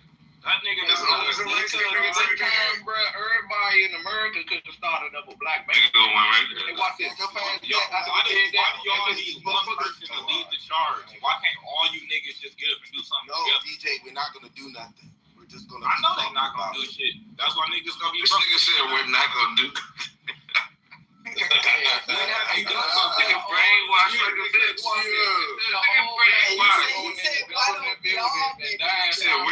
And why don't we all go in the black bank? This nigga said, we're not gonna do that. Why don't y'all? Yeah, all backed up real quick. How damn they're willing to put money on it? I don't understand it. Why they all back out so quickly? Bro, I'm never. Why not leave the charge? I will put $100K that niggas ain't gonna do shit, bro. I said, nah, DJ, we ain't gonna do nothing. I will write the fucking contract up, bro. Find a bank account. I'll set up the wire and everything. I got $100K saying that niggas ain't gonna do shit. No, my question is, we could have spent that on the movement. Right, like I said, I got $100K saying niggas ain't gonna do shit. Matter of fact, DJ GOD makes a good point, man. We could have spent that on the movement. Into the culture. Get the young minds to wake up, you know what I'm saying? Bring a whole new knowledge movement. But you sound like a bunch of woulda, coulda, shoulda niggas. Why didn't you do it without the $100K? Why you ain't doing it without the $100K then? I got you. Listen, and I agree with you because when there's a will, there's a way. Listen, DJ does make a good point because when there's a will, there's a way. However, you do have to remember, you have to look at who your opponent is. So if your opponent has a strong money machine, of course, where there's a will, there's a way. But do you not think it would be easier to reach the masses and be able to wake them up from their stupor if, in fact, we banded together and we put the dough together? That's all I'm saying. Now, I get it, the motherfuckers don't trust nobody. Hold on, can y'all understand that our money right, GLD, it's never going to get there. No, we're in a system where money doesn't matter to these people. When y'all going to that? Money definitely matters. What are you talking about? To us, it does. We still bad. I literally sat here and listened to y'all speak about all these, and we even went through how many people are part of the big worldwide conglomerate, from fucking royalty to your people in the court, police officers, all these different individuals that are part of this whole fucking conundrum. And we talking about utilizing money to get into their system that is already piss full of poison. So you're just gonna convert to them. Y'all gonna be the new niggas. Hey, watch this. Because look, today, you know what all us black people of wealth and stature can do? Go buy Ethiopian opal mine, right? All come together and buy that bitch. Hey, Ethiopians want you to buy this shit, nigga. No, I know you ain't got time. Look at your wife. This is the reason why niggas ain't gonna have shit in 2050. Damn, you made them gave up. Look, you see what you did? Oh, you was way too militant, man. Now you made this brother give up on the movement. When did opal become high in demand? That's what I'm saying. Now think about this. One mic on that sister. One mic on that sister. What you just said? When did opal become high in demand? It is. When the white women start watching it. Hey, watch this. We can all buy 500 pounds of that shit, right? Make beautiful pieces out of that shit, start rocking it, and then guess what we all do in 20 years? Reap the benefits of being on the ground floor, changing the motherfucking gym market. Creating an industry. That's what you're supposed to do. You know what these motherfuckers gonna do? They gonna collapse your market. Oh, here come pessimistic person. Ain't no pessimistic, nigga. That's what it is. These niggas don't like. It's the problem, man. It's the problem. This what happened to Black Panther Party. You just smoke a little weed, dog. This what happened to the Black I ain't smoked nothing today. I'm telling y'all niggas the fuck. That's the reason why, man. I'm telling you. We ain't gonna get them kids no breakfast at school. These fake motherfuckers. This ain't gonna Man, work. you gonna feed them kids breakfast? What? You There'll never be a Black Panther president. They're not going to value anything that they don't have the corner of the market. Thank you, Pure. Because y'all think that we forget that. So it's about money then, right? What the fuck? It's always been about money. That's what I just said 10 minutes ago. But it's just. They don't care about money. It's about money to us, but not about money to them. Why would it be about money to them when they have unlimited? Well, Pierre just said they. Who is they? No. They control the market. I'm gonna tell y'all this right now. Y'all not gonna get it was actually being the driving force. Man, drive these motherfuckers. drive these niggas. Like, we're going to be on top of the Opal market, so then we the driving force behind the each. That's why that nigga got that call of duty right there. Like, instead of being behind the 8 ball, we actually be the infrastructure. That's okay, because I don't know what the fuck. That's what I'm speaking about. Getting outside of these motherfuckers. He's trying to be the cue ball. Nah, fuck that. Okay, I so allow these extremists. we know, Nigga, we man, know, blow your candles out for your birthday, nigga. Huffing the we know that diamond. What is a diamond, you guys? You guys, what is a diamond? It's carbon under pressure. Okay. But it's moissanite. Okay. When did a diamond become valuable? The Bears, the Jews. Thank you. And people get married, jewelry, and all that shit. No, You get the jewelry, not the jewelry that covered in jewelry. So It's they God's tell us what is jewels. valuable. Jews. They steal it from us, and then they sell it back to us. And they own the jewelry That's what industry. Yeah, how the fuck is Israel's number one export? Israel's number one export is diamonds, but those motherfuckers don't got no The diamonds. point is, unless we have the quote-unquote power to make something valuable, it doesn't matter what we have in our possession, unless we have the power to make it valuable to the masses. Oh, you guys just need a vote. Oh, you mean like demanding? When we can get people all thinking alike, like we have to get side of these traditional European norms, and we can get the LeBrons, we can get the Drakes, we can get everyone from our community, quote unquote, who's black. I don't give a fuck what diaspora you're part of. And we can get us all thinking this same mentality and not the diamonds, not rocking their traditional jams, and we're all thinking Ethiopian opal, and that's the only thing we're rocking. All of these beautiful pieces. But why gotta be opal though? At the award show. These are what we in the red carpet. This is when you see the athletes rocking on their way to the game. That's what I'm saying. We have to move in unison. We have to change our mind state. The fact that we can't all get behind something that would be as smart as investing $50 in something. They saw root in Africa. They don't even know the little gemstones that's made here in America, bro. If everybody has the same mind state. But why do we keep arguing that point? We tried that for so long, and of course people. When, bro? Like since you could. Like what? When is that? When? People haven't been able to get on those.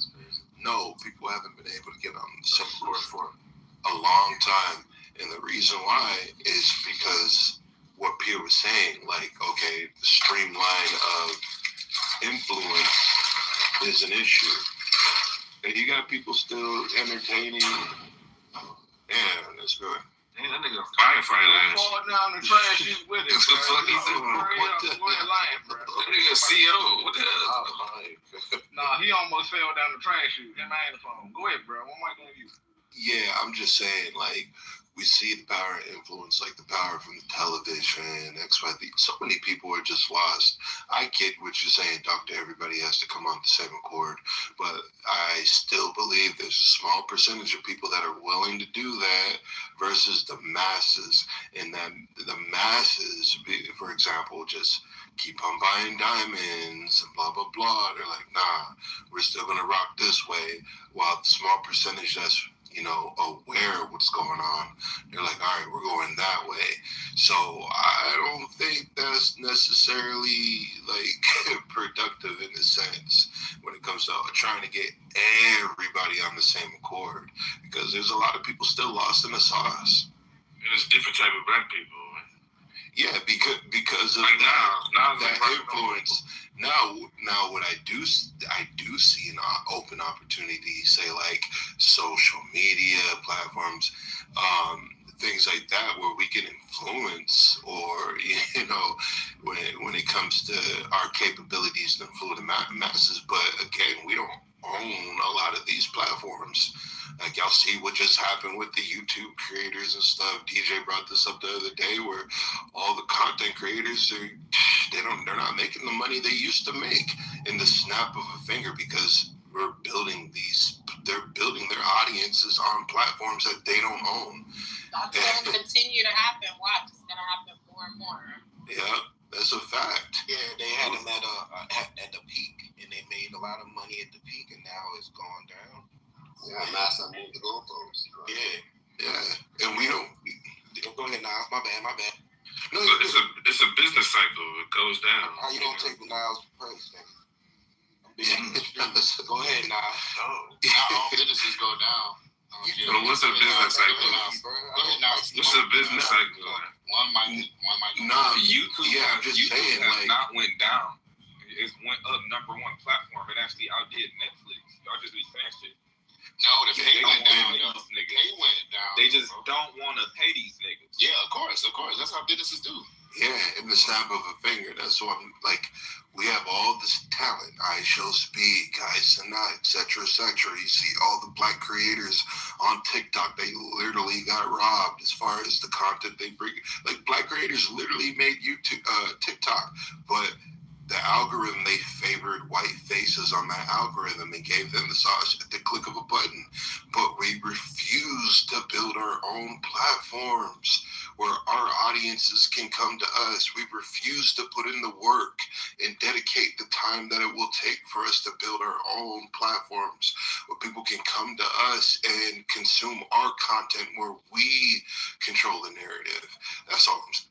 Now, I don't agree with that. We've actually seen a few black platform creators. We just refuse to join. We decided that they said something that we didn't like somewhere, and now we can't support them. We decide that, the app is not moving as quickly and as thoroughly as I needed to day one, so I don't want to go and use it. People are doing it. We just not supporting. That's a fact. I mean, Isaac Hayes Jr. has an app that we could be talking this same conversation on, but instead we on Clubhouse on the white man's platform. So, I mean, I'm about to get back on, get on that train at least once a week too. Chatter, fan base, and hey, I hear you guys. I think we need more Isaac Hayes. We need more chatters. We need more of us, not just a couple of them. But you guys got a good point. Well, what's problematic even about Isaac Hayes is that Isaac Hayes is a black face, but if you look at his staff, they're all white, and that is problematic. Well, always happen like so you want it to be like Dr. Umar. But is it the fact that they're all? I was just about to say, like, I mean, is it the fact that they're all white? Because I know Isaac Hayes hired a lot of black faces from Clubhouse. But is it the fact that they're all white, or we're not sure from all the rest of them? But isn't that the same thing Dr. Umar said? I agree. And y'all and everybody went against Dr. Umar. So it was like, y'all know everybody doesn't agree with what his sayings and stuff. But isn't that the same thing that he said? I need y'all support. Niggas was like, nah. We talk about having a black business, and I'm coming to you and be like, hey, can I get a discount? Can I? Your mic is crazy if you try to cut me off. I'm sorry. Can I get a discount? Like, why you can't pay full price like everybody else? You don't go to Target outside of having a coupon or something. You don't go to them and be like, well, I don't really like the price of this TV. Can you take $100 off of it?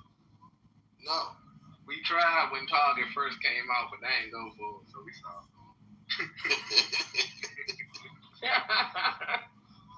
Like, yeah, I need $100 off. Can you at least take $50 off the job, please? Come on, Target, you my man. Let me get it for $20.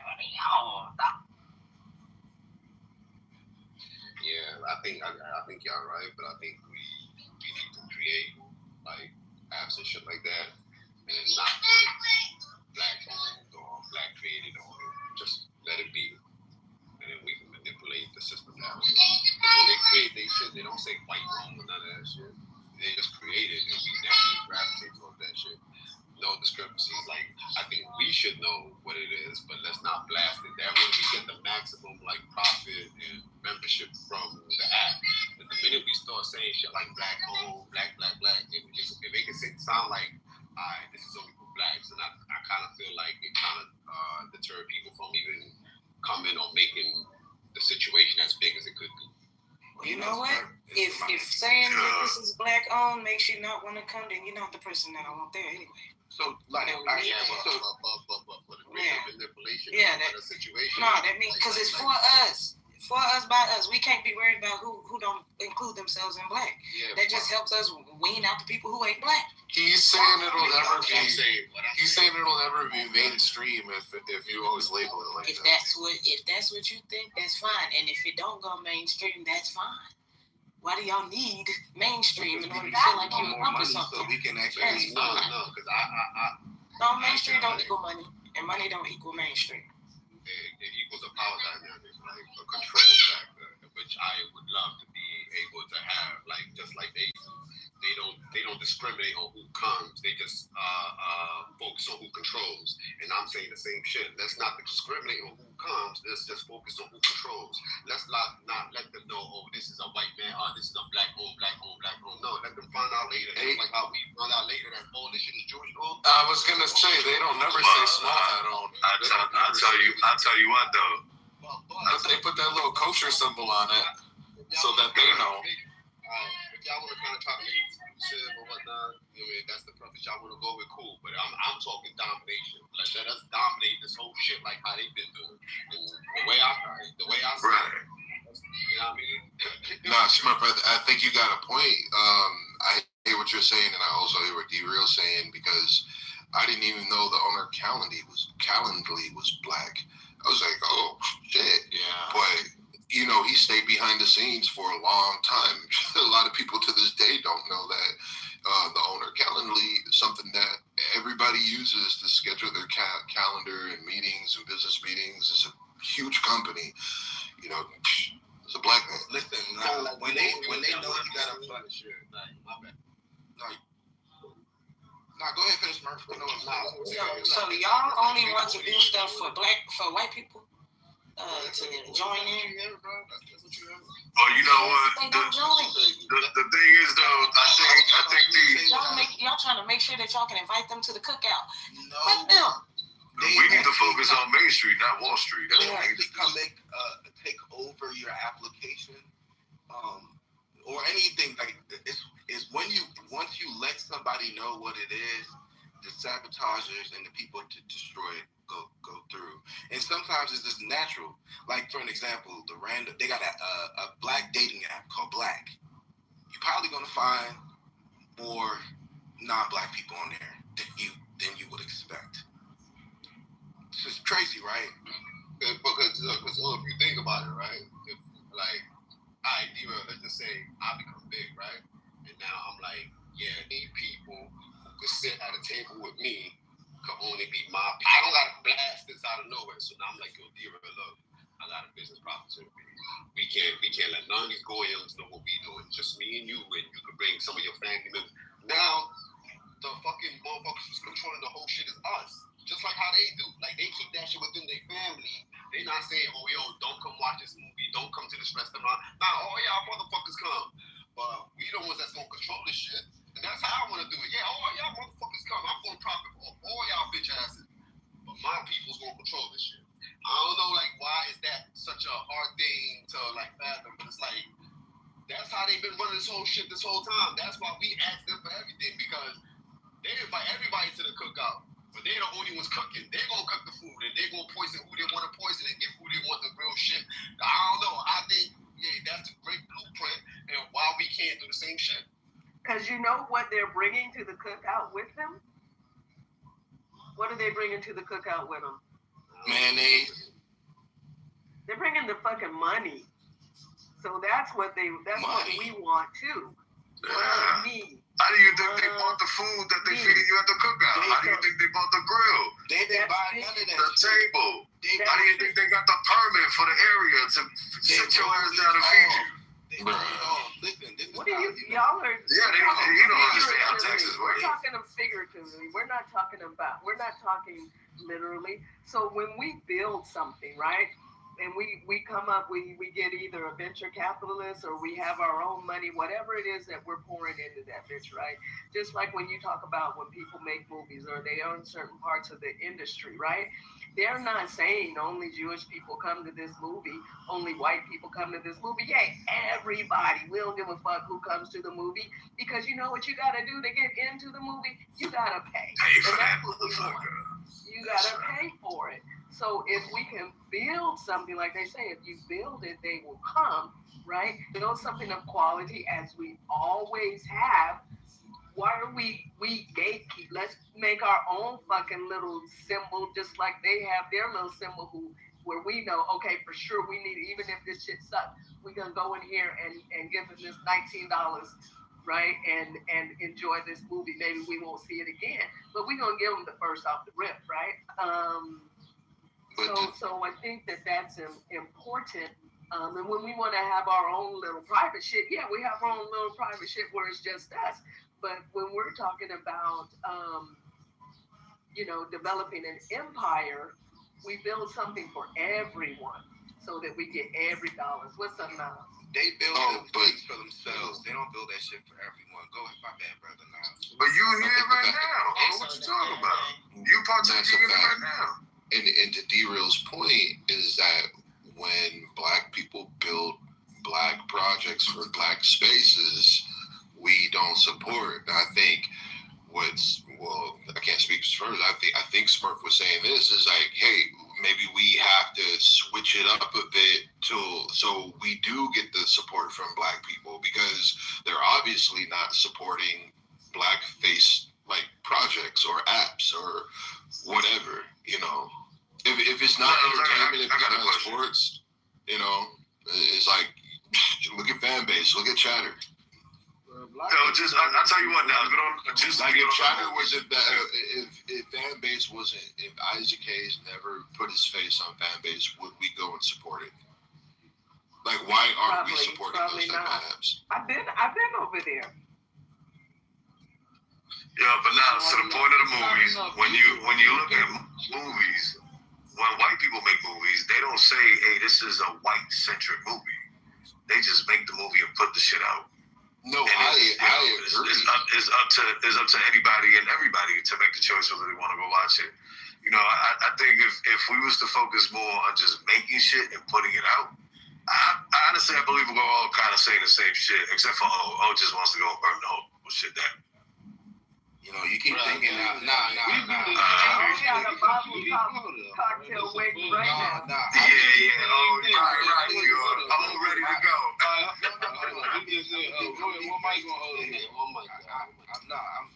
Y'all thought I was being extreme because, that's what they've been doing to us.